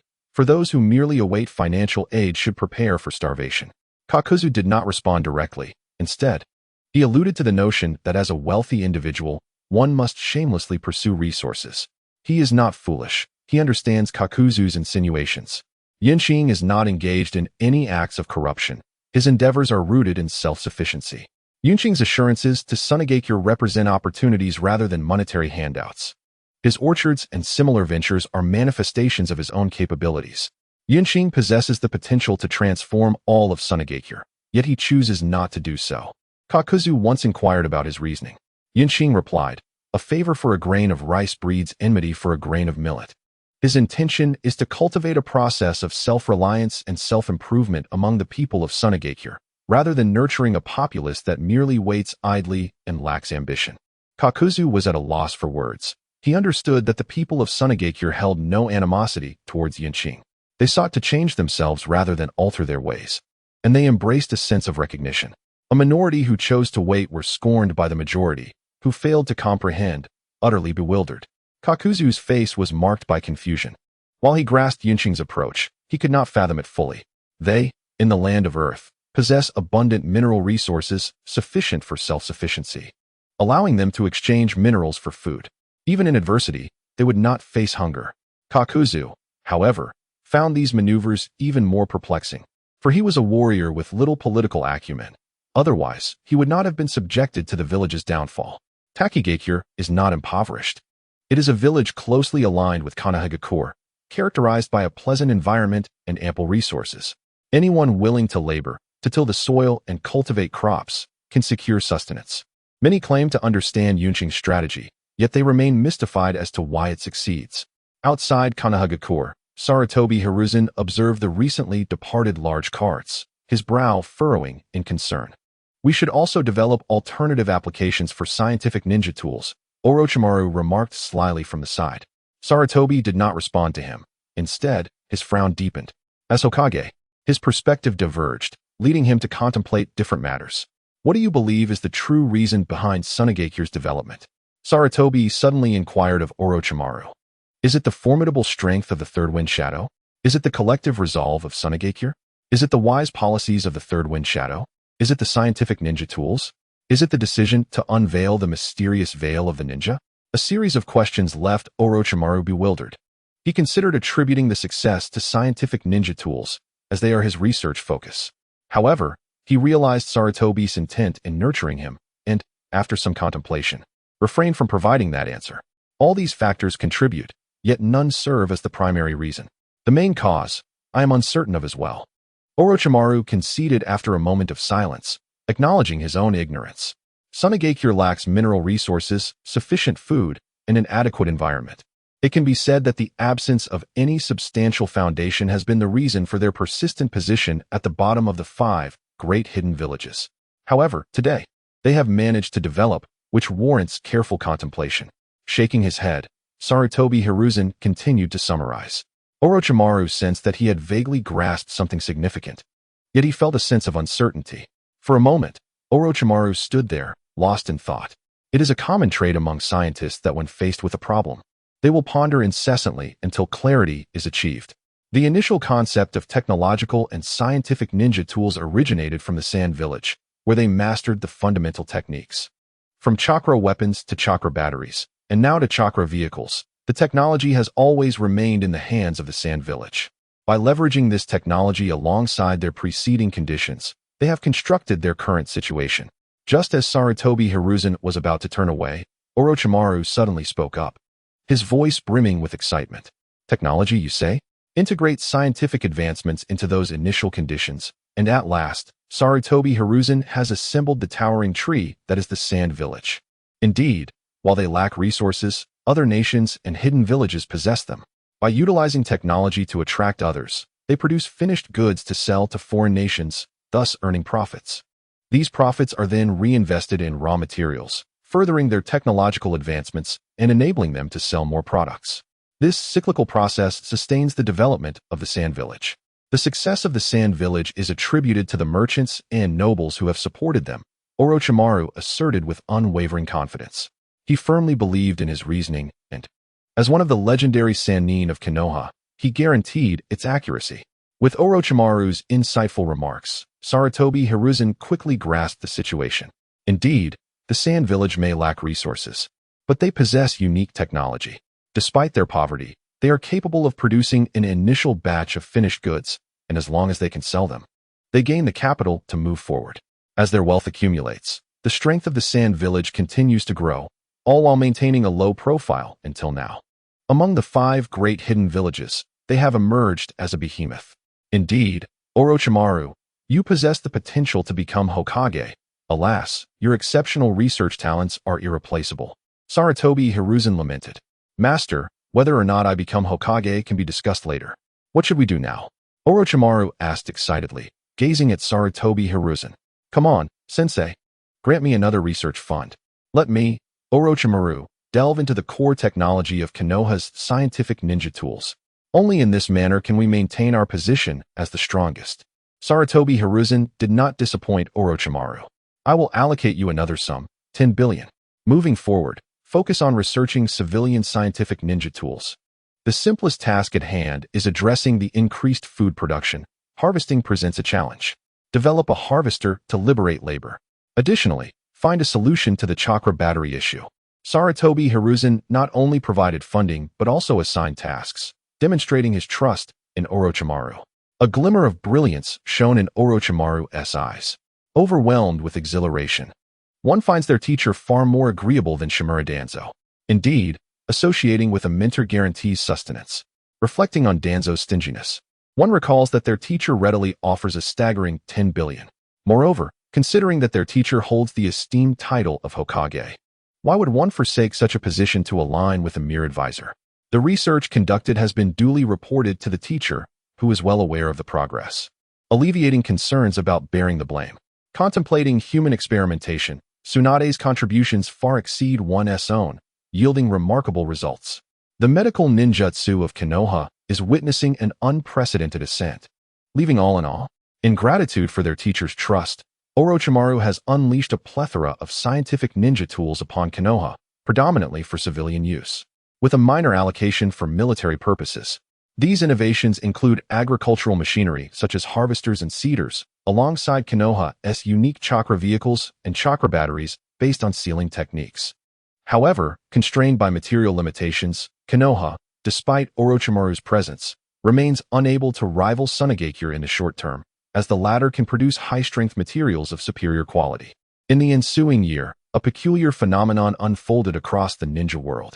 Konoha began to gradually open its doors, prompting various ninja clans to transition into new roles and develop secondary industries.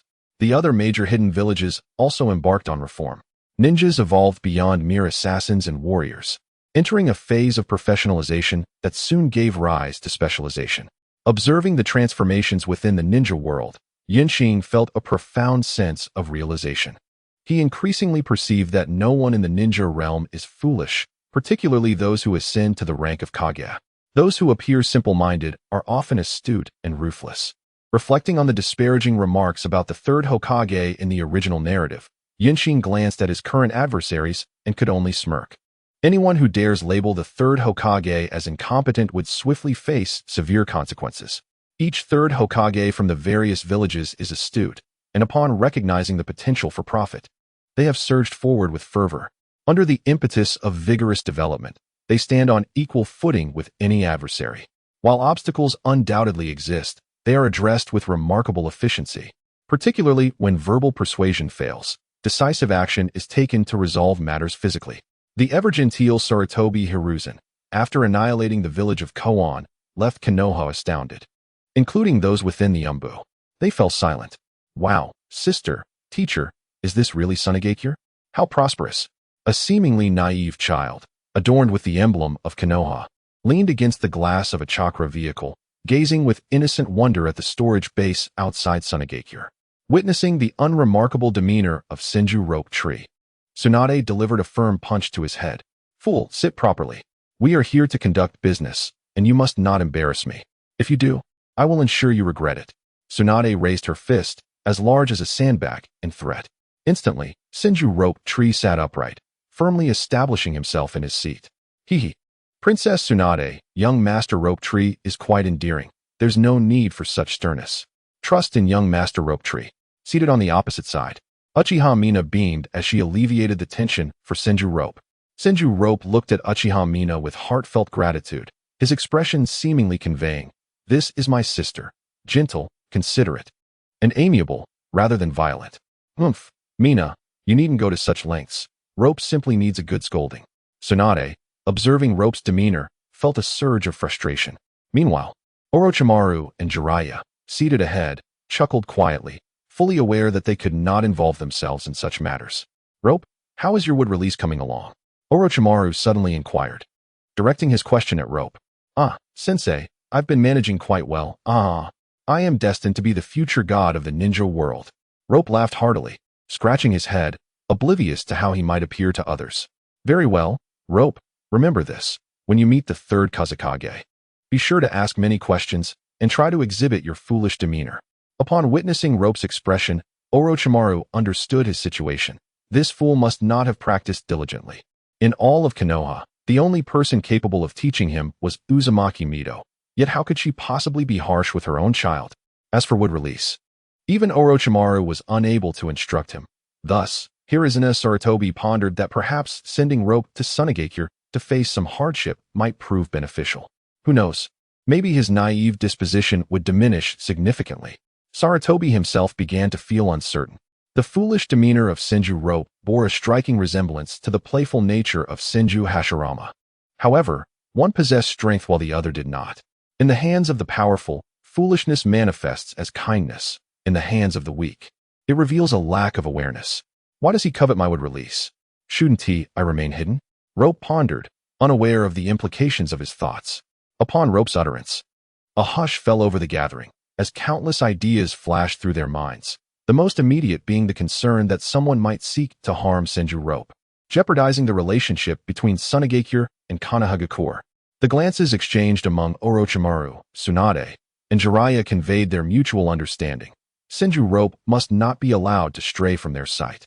Rope, come tell your brother Jiraiya who said they wanted to harm you, Jiraiya said with a jovial smile, his face mirroring Rope's own foolishness. It was the teacher from the academy. He warned me to be cautious, or I might end up dead. I don't really believe him, though. After all, I have my teachers, my sister, and you, uncle. Rope scratched the back of his head, grinning broadly. This time, Tsunade refrained from reprimanding Rope. Instead, she prepared to send a message to Hiruzen Sarutobi upon their arrival in Sunagakure. Rope's teacher ought to be held accountable. In this ninja world, anyone could pose a threat to Senju Rope, except for Sunagakure. They would go to great lengths to support Senju Rope, ensuring he had the energy to contribute daily. Improving Sunagakure and alleviating the burdens of the Wind Country would greatly benefit from the wood release, potentially saving 2 decades of effort. With those 20 years, much could be accomplished. Unbeknownst to them, the distance from the storage base to the entrance of Sunagakure dwindled as their conversations flowed effortlessly. In ordinary times, the bustling entrance to the line of heaven is a constant flurry of activity, but now it stands impeccably cleared, denying entry to any individual. This operation commenced 3 days prior.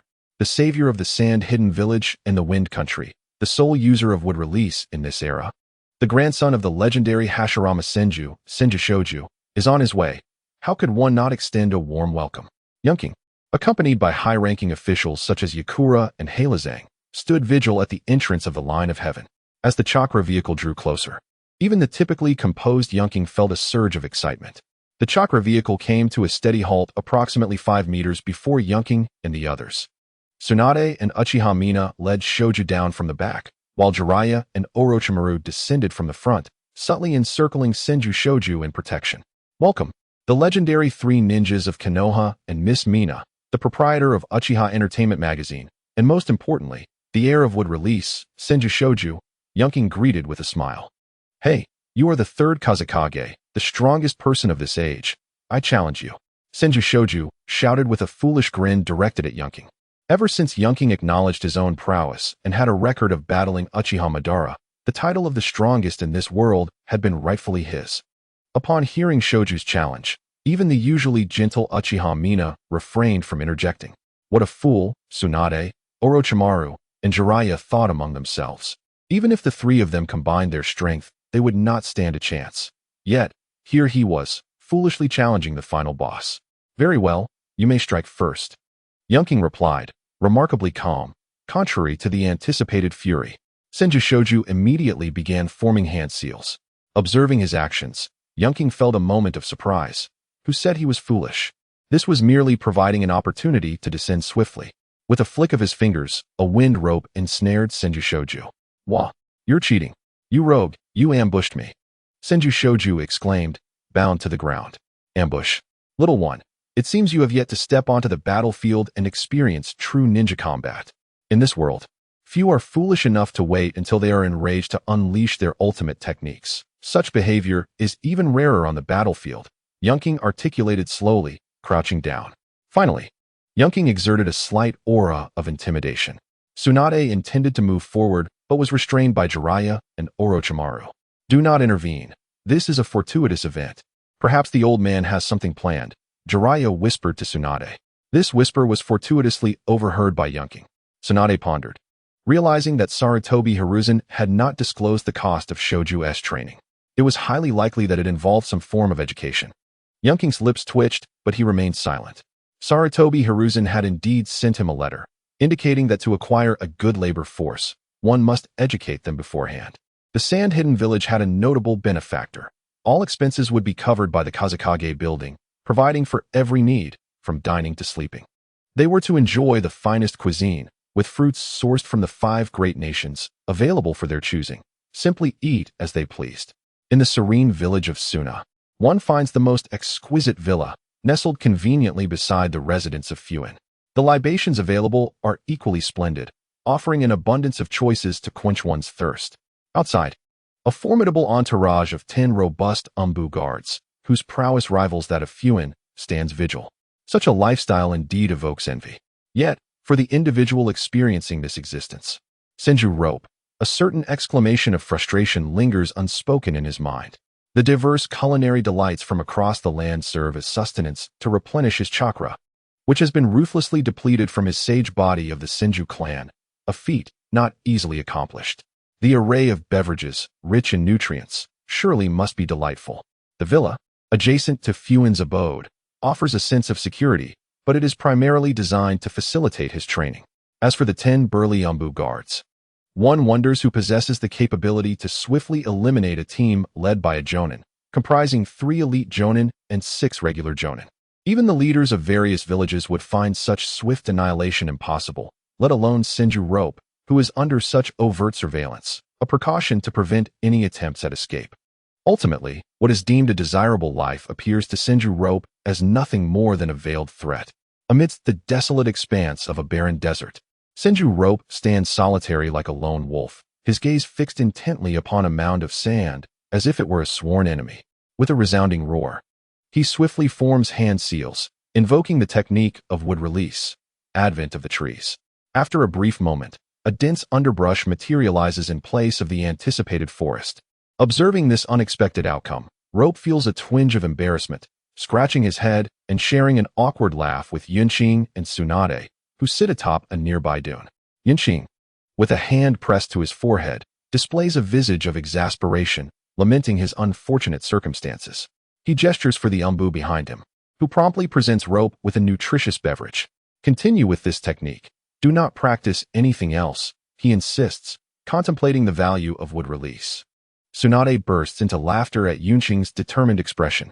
Upon hearing Yunqing's directive and surveying the umbu around him, Rope selects another dune to accumulate his strength, preparing to unleash the formidable technique once more. Why do you restrict him to this single technique? I recall that the wood release series encompasses numerous powerful techniques. The trees left behind could significantly enhance the environment of Tsunade inquires, her curiosity piqued by Yunqing's approach. Through their time spent together, she has discerned that Yunqing possesses a commendable temperament, willing to clarify any inquiries as long as they do not breach any taboos. This technique is foundational, serving as a bridge to more advanced skills. Mastering it will greatly facilitate the learning of subsequent techniques, Yunqing explains, casting a sidelong glance at the swaying bovine. Feeling a wave of dizziness wash over him, he yearns to continue observing, yet reason compels him to refocus. Yakura, witnessing Yunqing's actions, lowers his head, directing his gaze to his own toes, before glancing at Tsunade, who stands proudly against the windswept sands. He feels a sense of melancholy akin to that of a scorned lover. In stark contrast, Tsunade stands tall and dignified, her balanced demeanor a source of pride. Isn't it supposed to be a gradual learning process, ascending step by step? She questions, voicing her uncertainty. No, that is not the case. Pioneers indeed must navigate their paths through exploration, step by step. However, those who follow should not adopt the same approach. The trailblazers will establish a comprehensive system, within which there exists a pivotal section that bridges the past and the future. Mastering this section will facilitate the understanding of all else.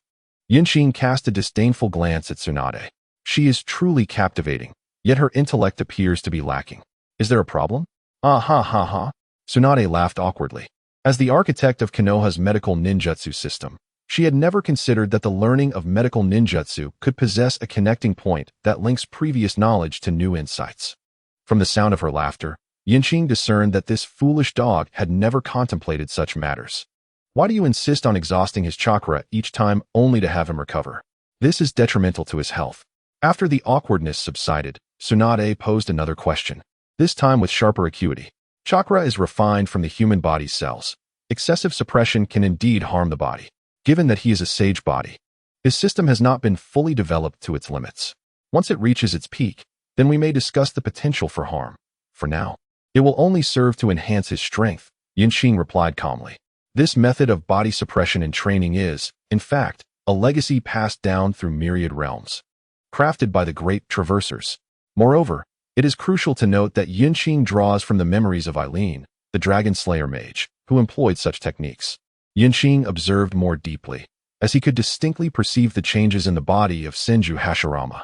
Each time the chakra was depleted, Hashirama's body would automatically absorb the natural chakra from the surroundings, and this natural chakra was also altering his constitution. An impressive physique indeed, aside from his intellectual shortcomings.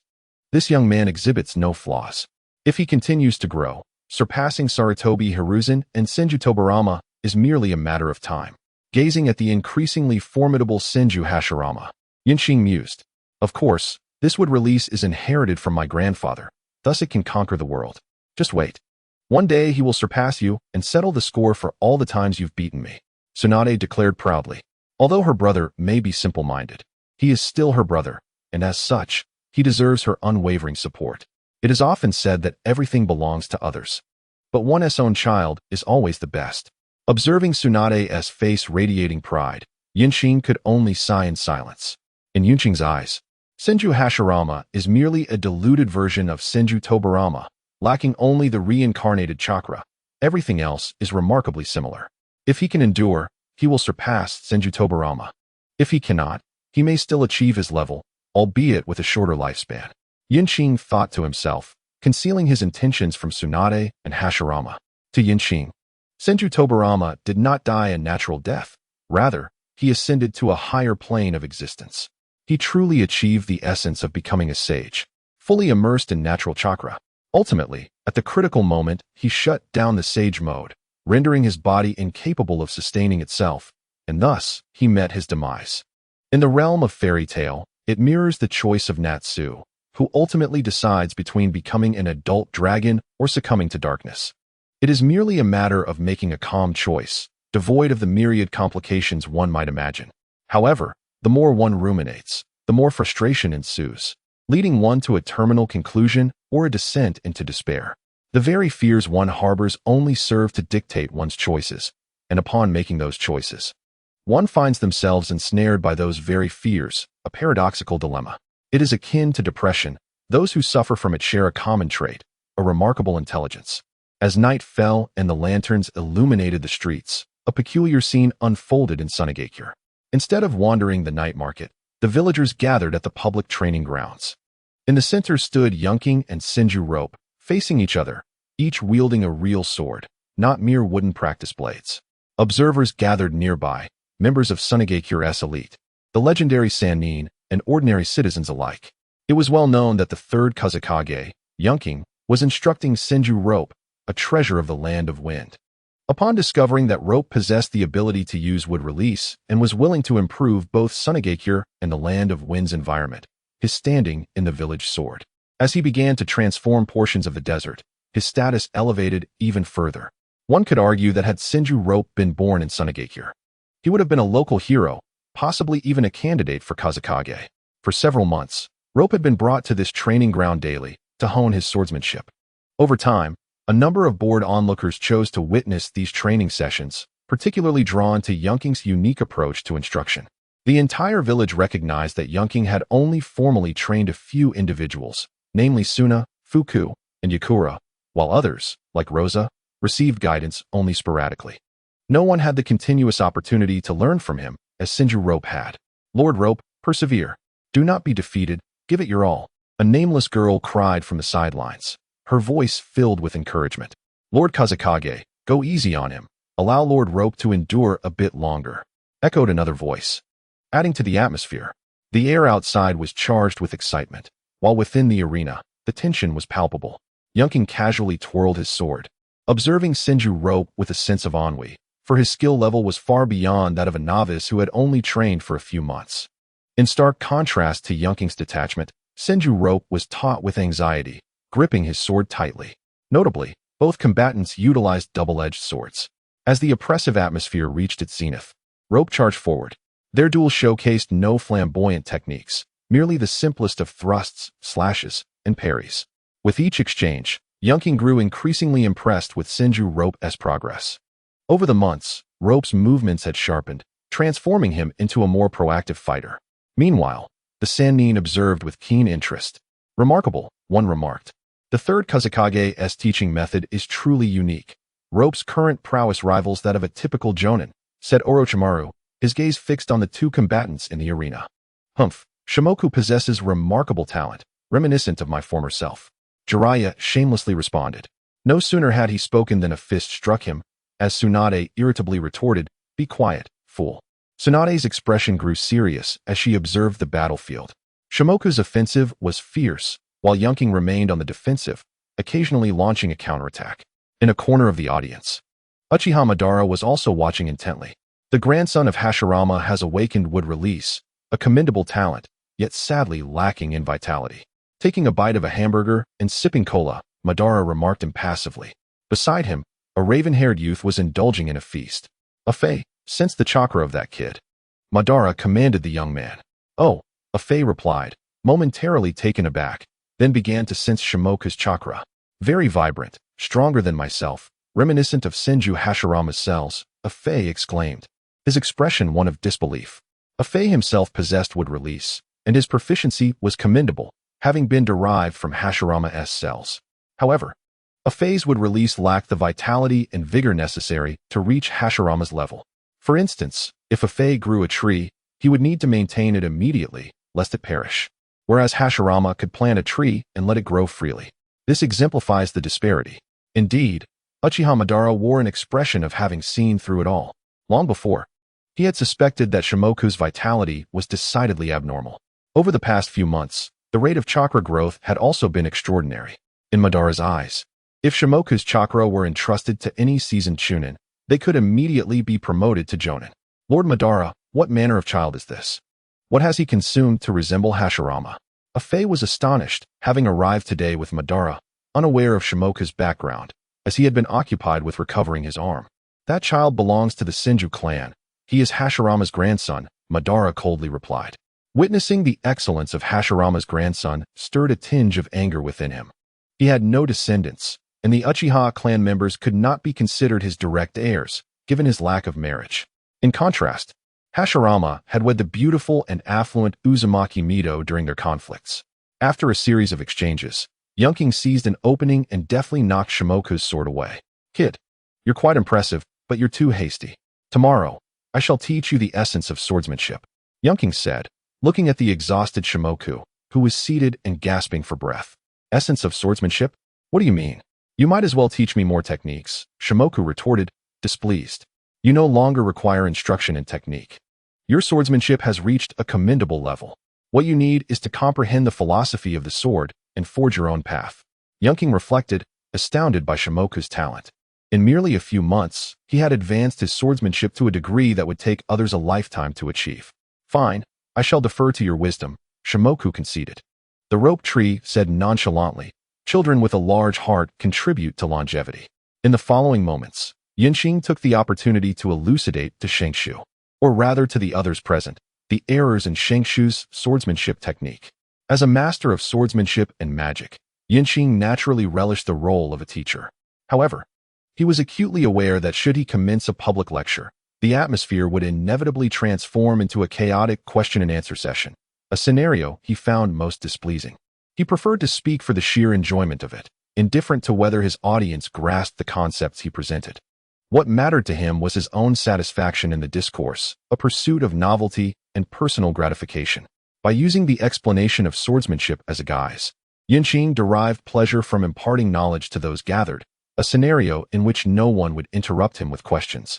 As for Shengshu, he remained silent, having comprehended everything. And what of the others who might struggle to understand? Regrettably, one must ponder how many instructors are overly concerned with the feelings of their listeners. As Qing began to delve into the intricacies of swordsmanship, all onlookers promptly retrieved their notebooks. It mattered not if they understood, they could certainly take notes. Of course, there were 3 exceptions who neither took notes nor listened, instead observing their surroundings. Afei was indulging in a feast, munching away with no regard for moderation. Uchiha Madara, in stark contrast, surveyed his surroundings with apparent boredom. Qing's teachings were mere background noise to him. After all, his own mastery of body techniques was formidable. With a deep understanding of various disciplines, he found little difficulty in grasping the fundamentals being discussed. Furthermore, Qing was merely addressing sword techniques, not delving into divine swordsmanship. Nonetheless, even such basic sword techniques incited fervent note-taking from Tsunade and her companions. The 4th individual, Uchiha Meina, was preoccupied with another task. In an unoccupied corner of the venue, she operated a chakra camera, diligently documenting everything within the space while simultaneously managing audio recording duties. Uchiha Madara, scanning the area with his eternal Mangekyo Sharingan, inadvertently caught sight of Meina, who was recording with an unfamiliar device. Intrigued, he instinctively approached her. Curse it, managing 2 tasks simultaneously is exceedingly challenging. A sense of frustration welled up within Meina as she realized the difficulty of achieving perfection in her dual duties. However, she was the sole member of the Uchiha clan present here. Immersed in her recording, she failed to notice an elder approaching her from the shadows. Observing her with keen interest, "Do you require assistance?" Madara inquired, somewhat perplexed by Meina's flustered demeanor. Upon hearing a voice, Meina instinctively turned, only to find Madara standing behind her. She paused for a moment, then, almost reflexively, queried, "Do you know how to do this?" After a brief observation, it seemed that the primary focus was on capturing both motion and sound, and I felt confident in my abilities. Uchiha Madara answered with a smile. and anyone familiar with him would surely be taken aback. When had the infamous shinobi world Azura become so courteous? All right, I'll leave the recording task to you. Strangely compelled, Uchiha Mina instinctively trusted Madara and handed him the camera. Where are we going? Madara inquired, gazing at Uchiha Mina with curiosity. At that moment, the special training lecture in the training ground had concluded, and both Uchiha Madara and Uchiha Mina had wrapped up their recording endeavors. Returning to their quarters, they prepared to edit the footage, which was fraught with noise and unclear segments that required refinement. Stretching her back, Uchiha Mina sighed wearily. 2 hours of recording has left me utterly exhausted. Do you need assistance? I believe I can help, Madara continued, unexpectedly persistent in his offer. It requires a certain level of Jinjutsu proficiency. I believe I can manage that, he replied. Then come along.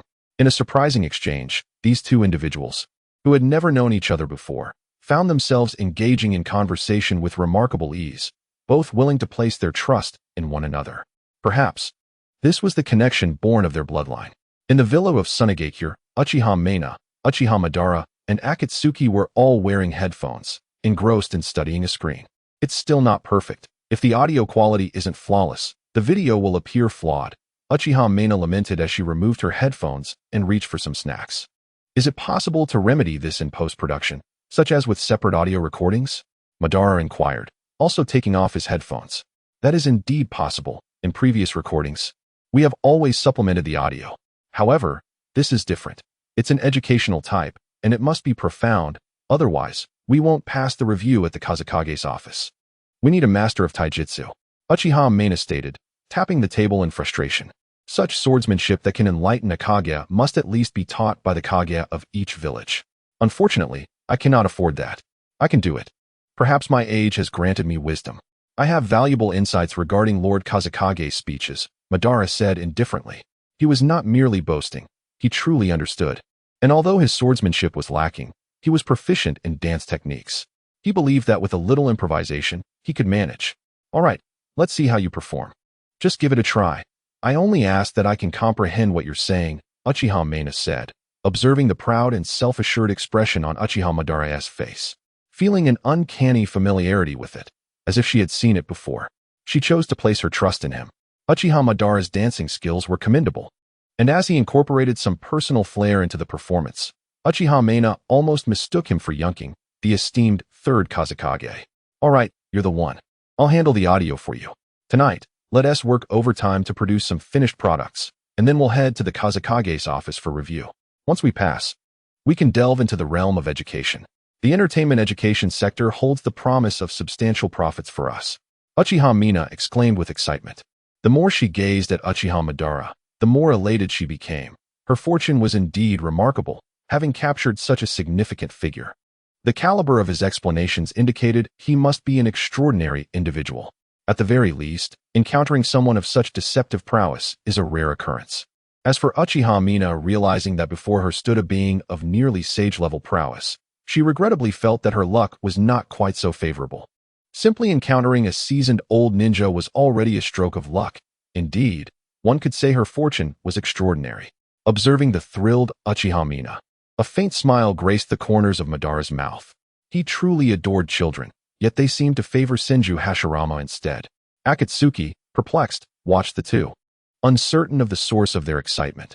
Nevertheless, he didn't mind, for Madara's happiness brought him joy as well. Whoever dared to upset Madara would find themselves equally unhappy. Madara, you are truly remarkable. How do you manage it? I believe, if you were younger, you would at least be a near Kage-level master, Uchiha Mina remarked, admiring Madara's swift and knowledgeable movements. Upon hearing Mina's words, Madara momentarily froze before continuing, responding nonchalantly. Near Kage level? I'm not sure. I've merely survived time and again, outliving many old friends. Do you not have any descendants? She inquired. None. However, my brother and uncle's descendants are still alive. Where are they? Why do you not seek them out? They likely do not wish to see me, Madara replied, lifting his gaze to the sky, his expression laden with meaning.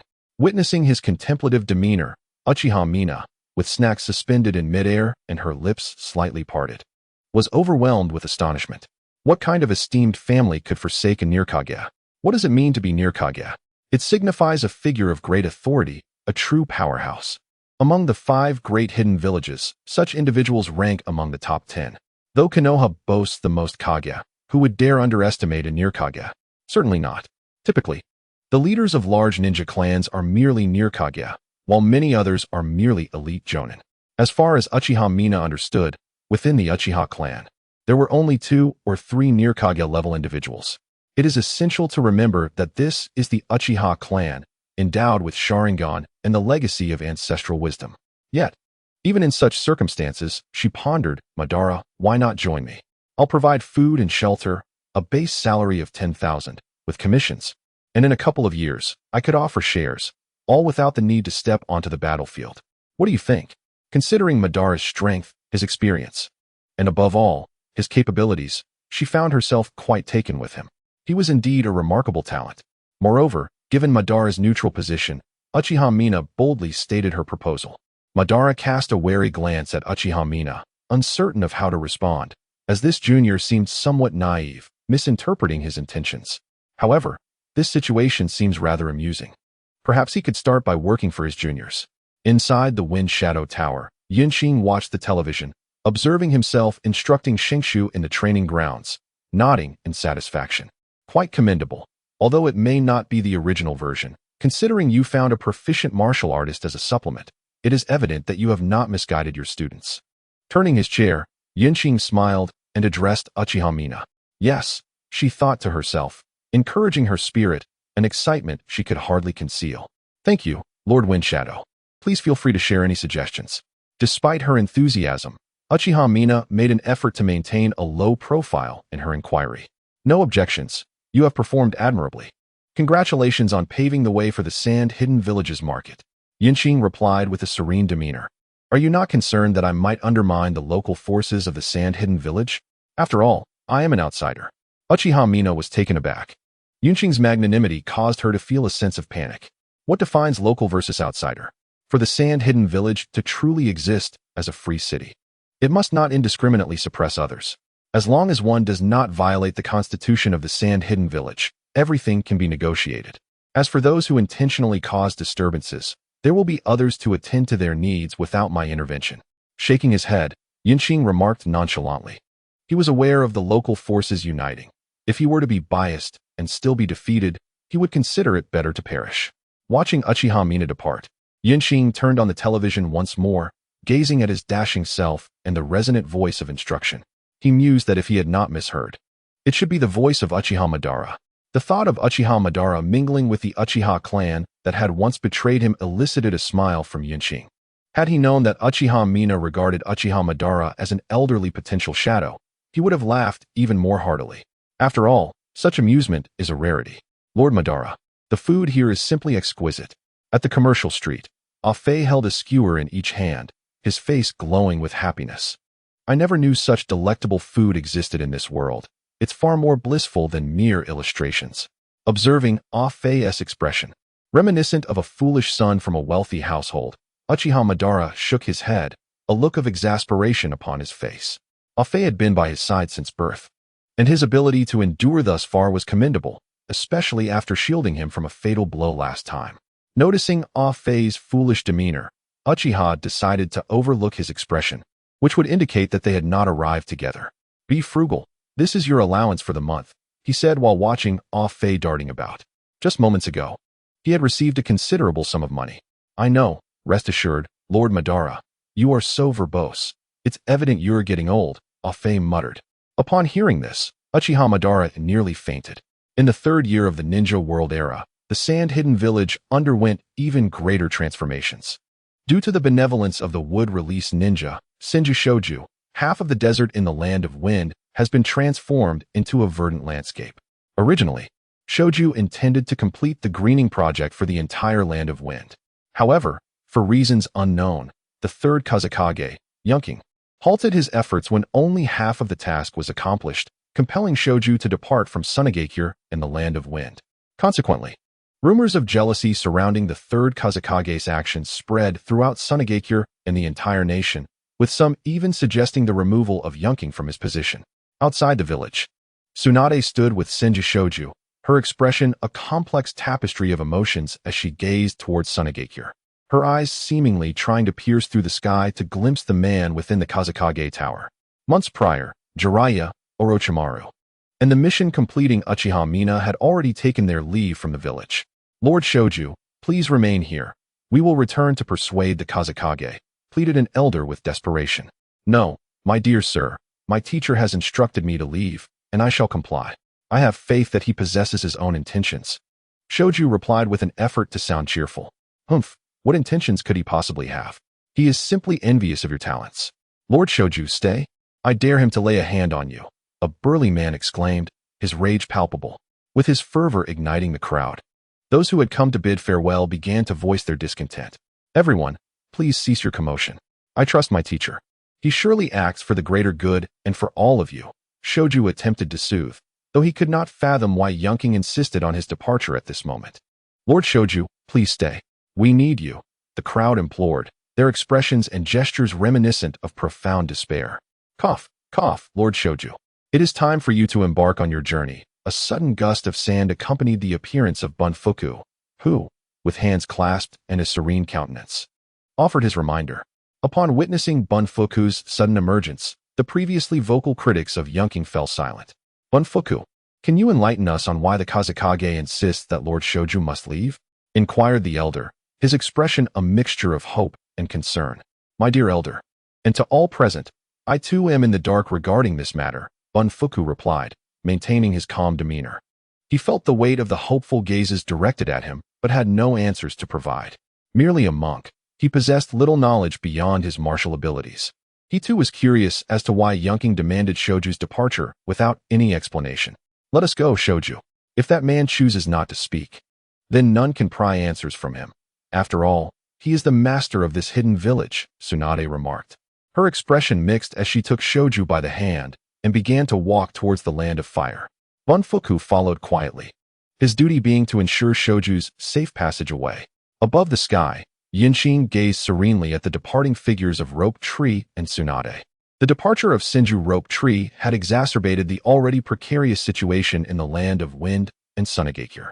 Whispers of discontent grew increasingly fervent, with some even venturing to petition the daimyo for intervention, beseeching him to halt Yunqing's actions. There were even suggestions to politically delegitimize Yunqing's authority. Within the daimyo's residence, where the air was fragrant with the songs of birds and the scent of blossoms, the daimyo and his prime minister sat across from one another, calmly sipping tea, seemingly unmoved by the swirling rumors outside. What is your perspective on this matter, my esteemed prime minister? The daimyo inquired with a jovial tone. In response to your inquiry, my lord, I intend to observe from the sidelines, the prime minister replied with a smile, embodying a clever disposition. Observe from the sidelines? How do you propose to do that? There are throngs of petitioners outside. Should we disregard them, we would be forever branded as villains, the daimyo retorted, his lips curling in a sardonic smile. It was unclear whom he mocked. Was it himself, the prime minister, Qing, or perhaps those orchestrating the rumors behind the scenes? I am gravely ill, confined to my bed, relying on miraculous remedies to sustain my life, the prime minister responded with a placid demeanor. Ah, splendid excuse. Illness to the extent that the daimyo must seek a replacement. The daimyo's sarcasm deepened. The daimyo already had his conclusions, rendering further inquiry pointless. Indeed, asking you is futile. At this juncture, who cares for whom? My generation is destined to be labeled as criminals. Power is paramount. We can only hope that future generations will prosper. With a sigh, both men released their breath in unison, resignedly sipping their tea. Apart from this, they were at a loss for what else they could do. The leadership of the Land of Wind was gravely ill, to such an extent that the daimyo summoned all his sons to remain by his side, forbidding their departure. The prime minister summoned his son to his sickbed, imparting careful instructions, even consulting a master regarding a suitable burial place for after his demise. The third most influential figure in the Land of Wind, the right minister, upon hearing of the illnesses of his two longtime companions, rushed to visit the ailing prime minister. Upon witnessing his old friend's dire condition, tears streamed down his face uncontrollably. He then proceeded to visit the daimyo, where he wept bitterly through the night, lamenting the preciousness of life and the brevity of existence, urging to seize joy while one can. Soon after, rumors spread that the right minister, overcome with grief from his nocturnal weeping, had suffered a stroke, rendering him incapable of participating in governance. The sudden incapacitation of the three most formidable figures in the political landscape of the Land of Wind left those who had come to denounce Yunqing utterly dumbfounded. Those with even a modicum of sense understood that the three were evading the unfolding crisis. Yet, as ordinary individuals, they were acutely aware that the status and position of these three men were among the most esteemed in the entire ninja world. Typically surrounded by sumptuous feasts, attended by a throng of physicians and even medical ninjas, how could they suddenly fall ill, and to the point of being bedridden, teetering on the brink of death, yet clinging to life for over a month? How deeply they must cherish the beauty of the world. As the tempest subsides, a miraculous healer must surely emerge to mend your wounds. Within an obscure base in the Land of Wind, a scarred visage, in a fit of rage, shatters a collection of inconsequential items. Useless, they are nothing but a band of ineptitude, now silenced. This is the opportune moment, yet they have chosen to relinquish it. The echoes of furious roars reverberate throughout the clandestine facility, causing others to instinctively recoil. Summon Lord Wind Shadow. We demand an explanation. Why was Lord Rope Tree allowed to depart? Yes, let Lord Wind Shadow appear. Why was Lord Rope Tree permitted to leave? Why? An account must be rendered. Indeed. We seek answers. Outside the Wind Shadow building, throngs of youthful ninjas and civilians congregate, expressing their indignation and protest. Meanwhile, the interior of the Wind Shadow building remains eerily tranquil. Each office is occupied by a prominent figure, showing no signs of unrest. Inside the Wind Shadow's office, Yunqing, Shajia, and Yekong stand by the window, composed as they observe the scene below. Lord Wind Shadow, you ought to descend and provide an explanation, Yekong implores Yunqing earnestly. She too is perplexed by Yunqing's actions. What could be the rationale behind expelling Lord Rope Tree? Is there any commotion within the building? Yunqing inquires abruptly. At her query, Yekong hesitates before responding. No, Lord Hai Lao Zong and several elders are maintaining order inside. Everyone has faith in you. Very well. Shajia, discreetly investigate this matter. There must be instigators at play. Do not inquire within Sand Hidden Village. Conduct your search externally and mobilize the Sand Hidden Village's forces.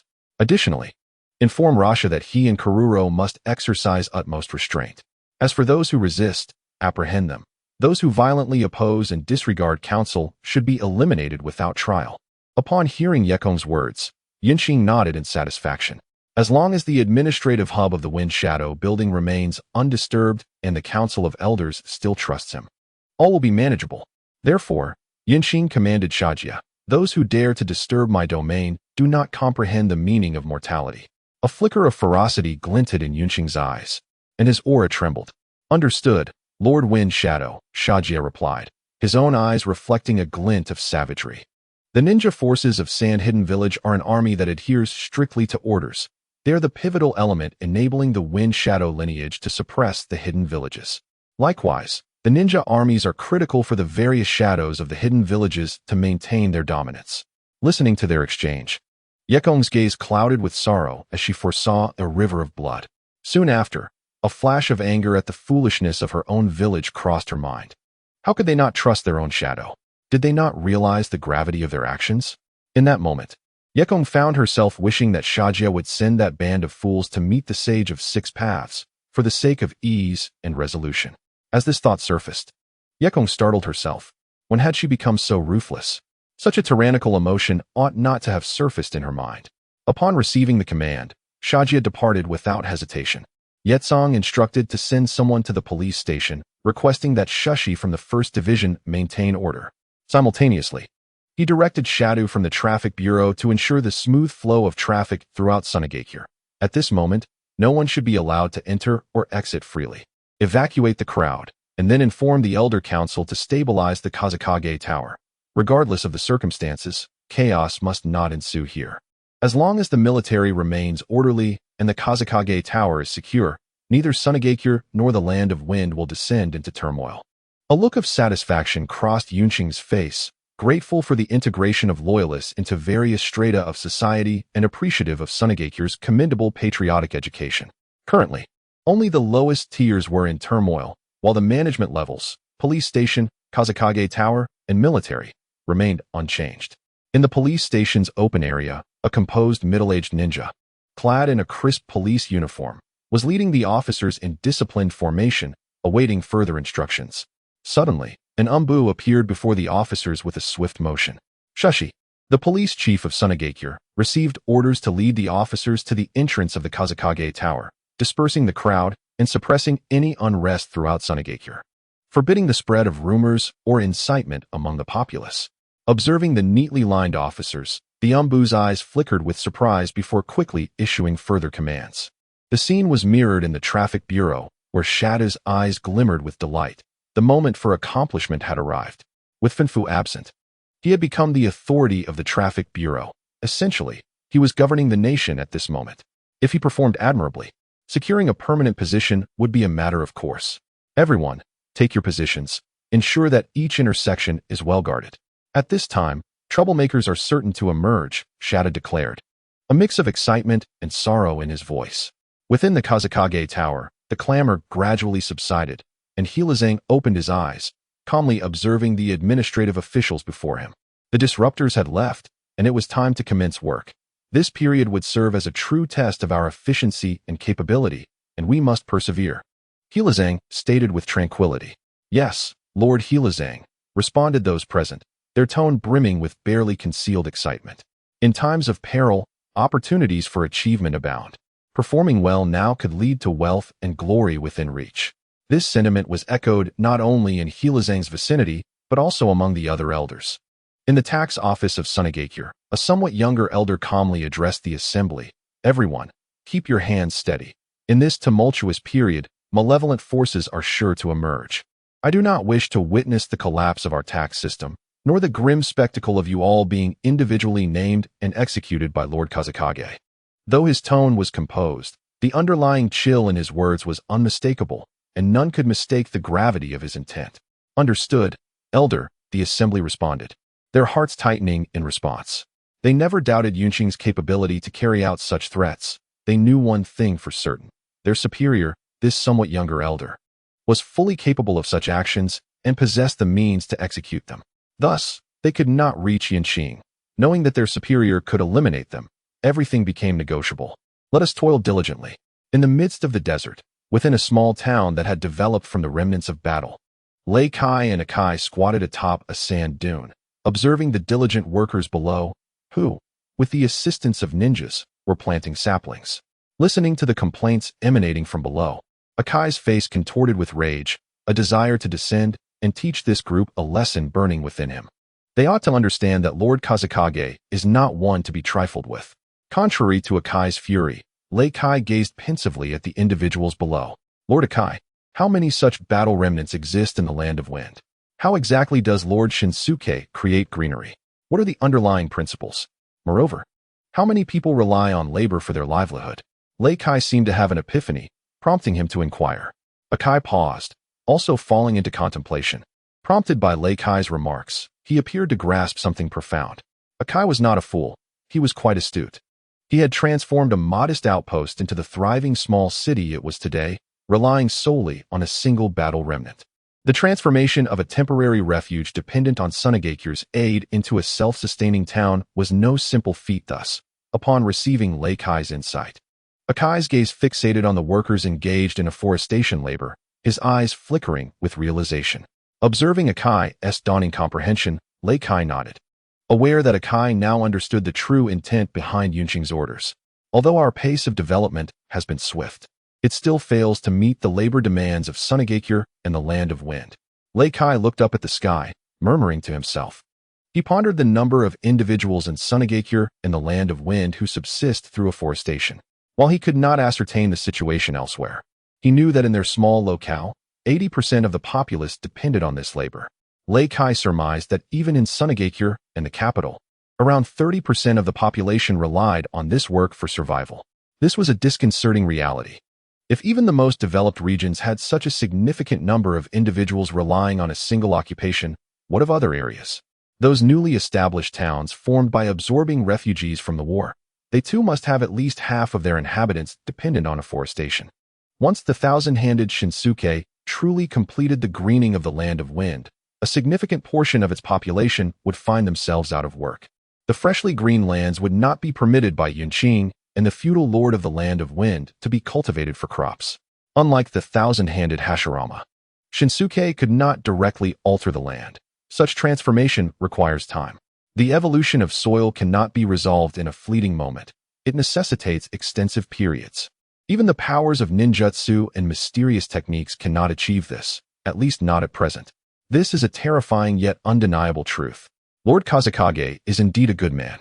Akai's eyes flickered with a hint of resolution as he murmured something and turned to leave. It is said that Lord Windshadow expelled Lord Shoju out of fear that, upon the completion of desert greening, at least half of the populace would face unemployment. I have heard this. Yet do we not possess large factories where we may find employment? No, I inquired through a contact, and many factories have ceased hiring. Oh dear. My cousin is a greening worker. If the factories do not employ, he will surely be out of work. He has several children to support. Indeed, indeed. We must thank Lord Windshadow for his farsightedness. Yes, gratitude is owed to Lord Windshadow. Sometimes, the distortion of reputation is but a fleeting affair, and its restoration is equally transient. A rumor has circulated, claiming that upon the completion of the greening in the land of wind, half the population will be unable to afford food and will lose their jobs, reverting to the days of subsisting on sand. Humanity inherently fears the unknown and finds it arduous to transition from abundance to scarcity. Once one has tasted the fullness of a meal, who would willingly embrace hunger? In a clandestine base within the land of wind, a scarred man once disrupted the organization as supplies, rendering their financial reports unsightly. He continued to spread rumors, asserting that with the completion of greening, land could be cultivated, and those without work could grow their own food and live as landlords. Deep within the base, a pair of eyes, ablaze with fury, glared menacingly. Yes, leader, replied a subordinate hastily, darting away as if pursued by some monstrous entity. On that day, as Lei Kai finished work and returned home, he passed by a quaint tea house, where he entered for a sip of tea and overheard whispers that should not have reached his ears. Alas, my friends, did you know that after greening, not only will we retain our jobs, but we shall also acquire vast tracts of land and become landlords? Impossible. Look at me. I have already planted several acres of trees and have yet to become a landlord. How can it be impossible? Once Lord Shoju completes the greening, vast lands will be available, and without work, how shall we survive? Thus, it was suggested that Lord Windshadow harbors jealousy towards the capable. Upon hearing this, others exclaimed in agreement, realizing that indeed, Lord Windshadow ought to allocate land to these valiant contributors. Refugees who had previously only rented noble land were stirred with excitement at the prospect of owning their own land. This rumor had successfully struck at their vulnerabilities, inciting their anger. As they listened to the gossip, sipping their tea and witnessing the rising indignation in the eyes of the common folk, whose fury could ignite the heavens, Lei Kai's brow furrowed deeply. He sensed something amiss. He could not believe that Qing, the shadow of the village, would be unaware of such a solution. If he knew, yet chose not to act, it could only imply that this method was flawed, fraught with the potential for irreversible calamity. Thus, with a troubled brow, Lei Kai made his way towards Akai. He needed to consult with his specialist. In a quaint tea house, a middle-aged man with a scar at the corner of his eye beamed with pride as he surveyed the fervent crowd around him. Ha! I've accomplished something monumental. Upon my return, I shall certainly partake in a feast, and it fills me with joy. Unbeknownst to him, in a shadowy corner, a small sand viper was observing intently, its inverted triangular eyes fixated on him, ready to remain a silent witness to his every movement, merely relaying information back if necessary. As for committing acts of violence, he was but a mere minion, lacking the prowess for such endeavors. Within the Windshadow building, Yi Tsang perused the latest reports of rumors that had once again taken an unexpected turn. She was unequivocally certain that someone was orchestrating chaos behind the scenes, opposing their efforts.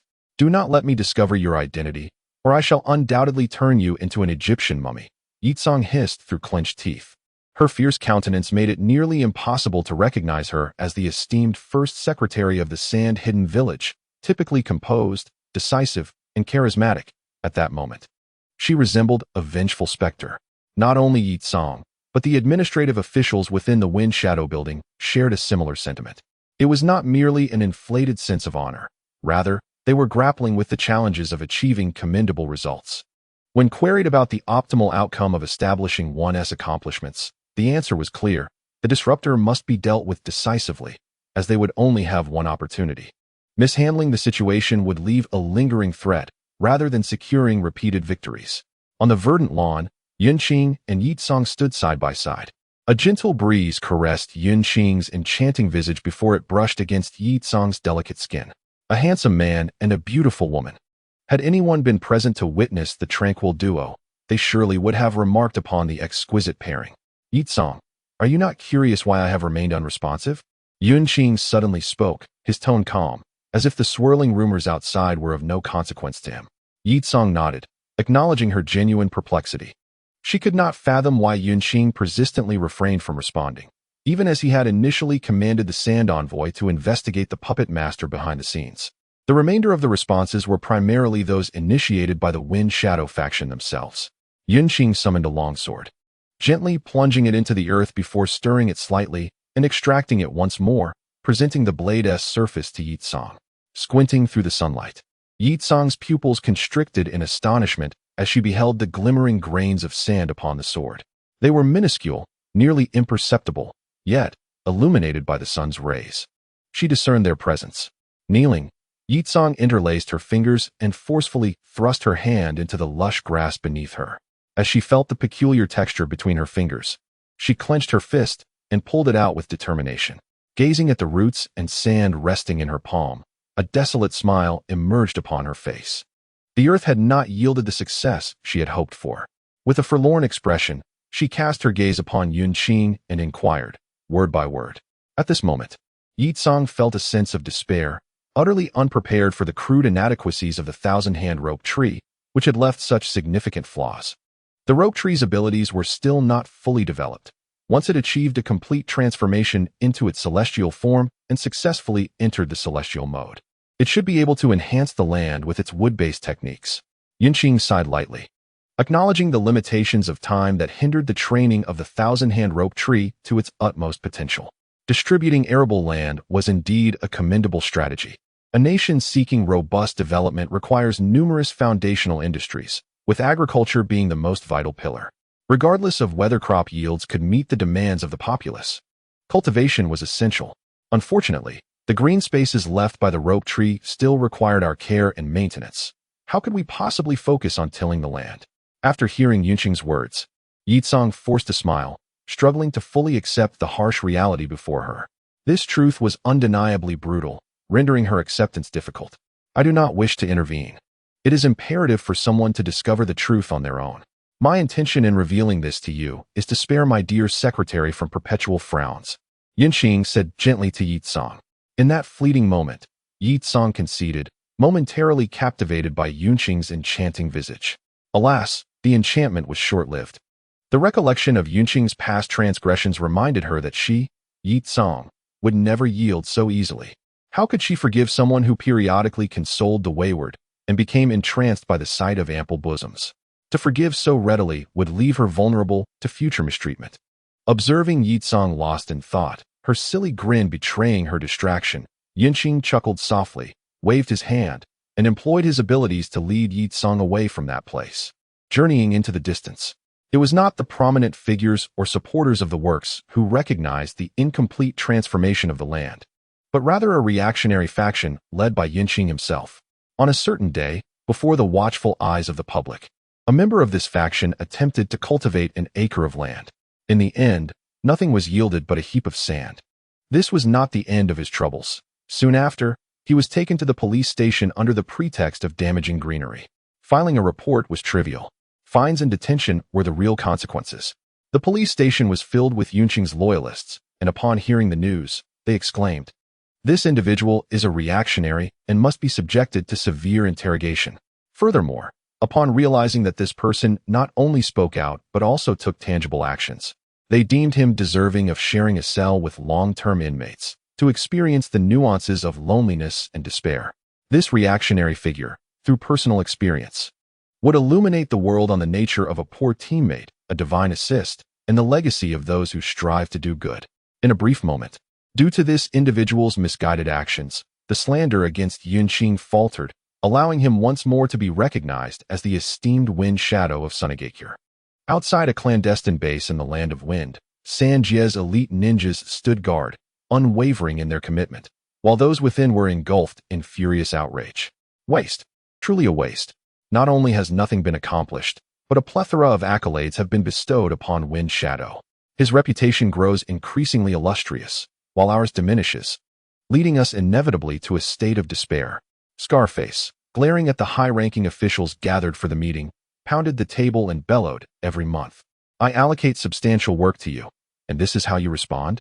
The subordinates silently bowed their heads, refraining from uttering a word.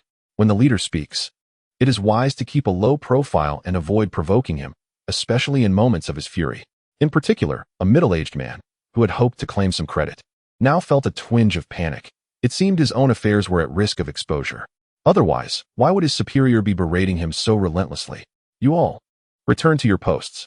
Every region, from top to bottom, must set an example within the month. Pay attention. Scarface seethed with rage. No need for further examples. Today concludes here. Shajia entered, stepping in rhythm, a smile gracing his face as he observed the meeting. Shajia, what brings you here? We are a legitimate establishment. There should be no need for inspection, Scarface said, his pupils constricting as he spoke with difficulty. By the command of Lord Wind Shadow. I am here to eliminate you dissenters, Shajia coldly replied. It was indeed this loathsome group that spread malicious rumors, forcing him to wander the desert day after day, with little time left to find a partner at his age. Make your move, Scarface shouted, witnessing Shajia's sudden change in demeanor. Wind release, great breakthrough. Wind release, cutting gale. Wind release, wind blade. Scarface launched the first attack without a moment's hesitation. Regardless of their past performances, the others instinctively followed Scarface's lead. Magnet release, sand iron rain. Magnet release, sand iron funeral. Shajia shook his head and activated his jutsu, beginning to shake the very foundations of the secret base. Having grasped the situation, Shajia had little desire for further conversation.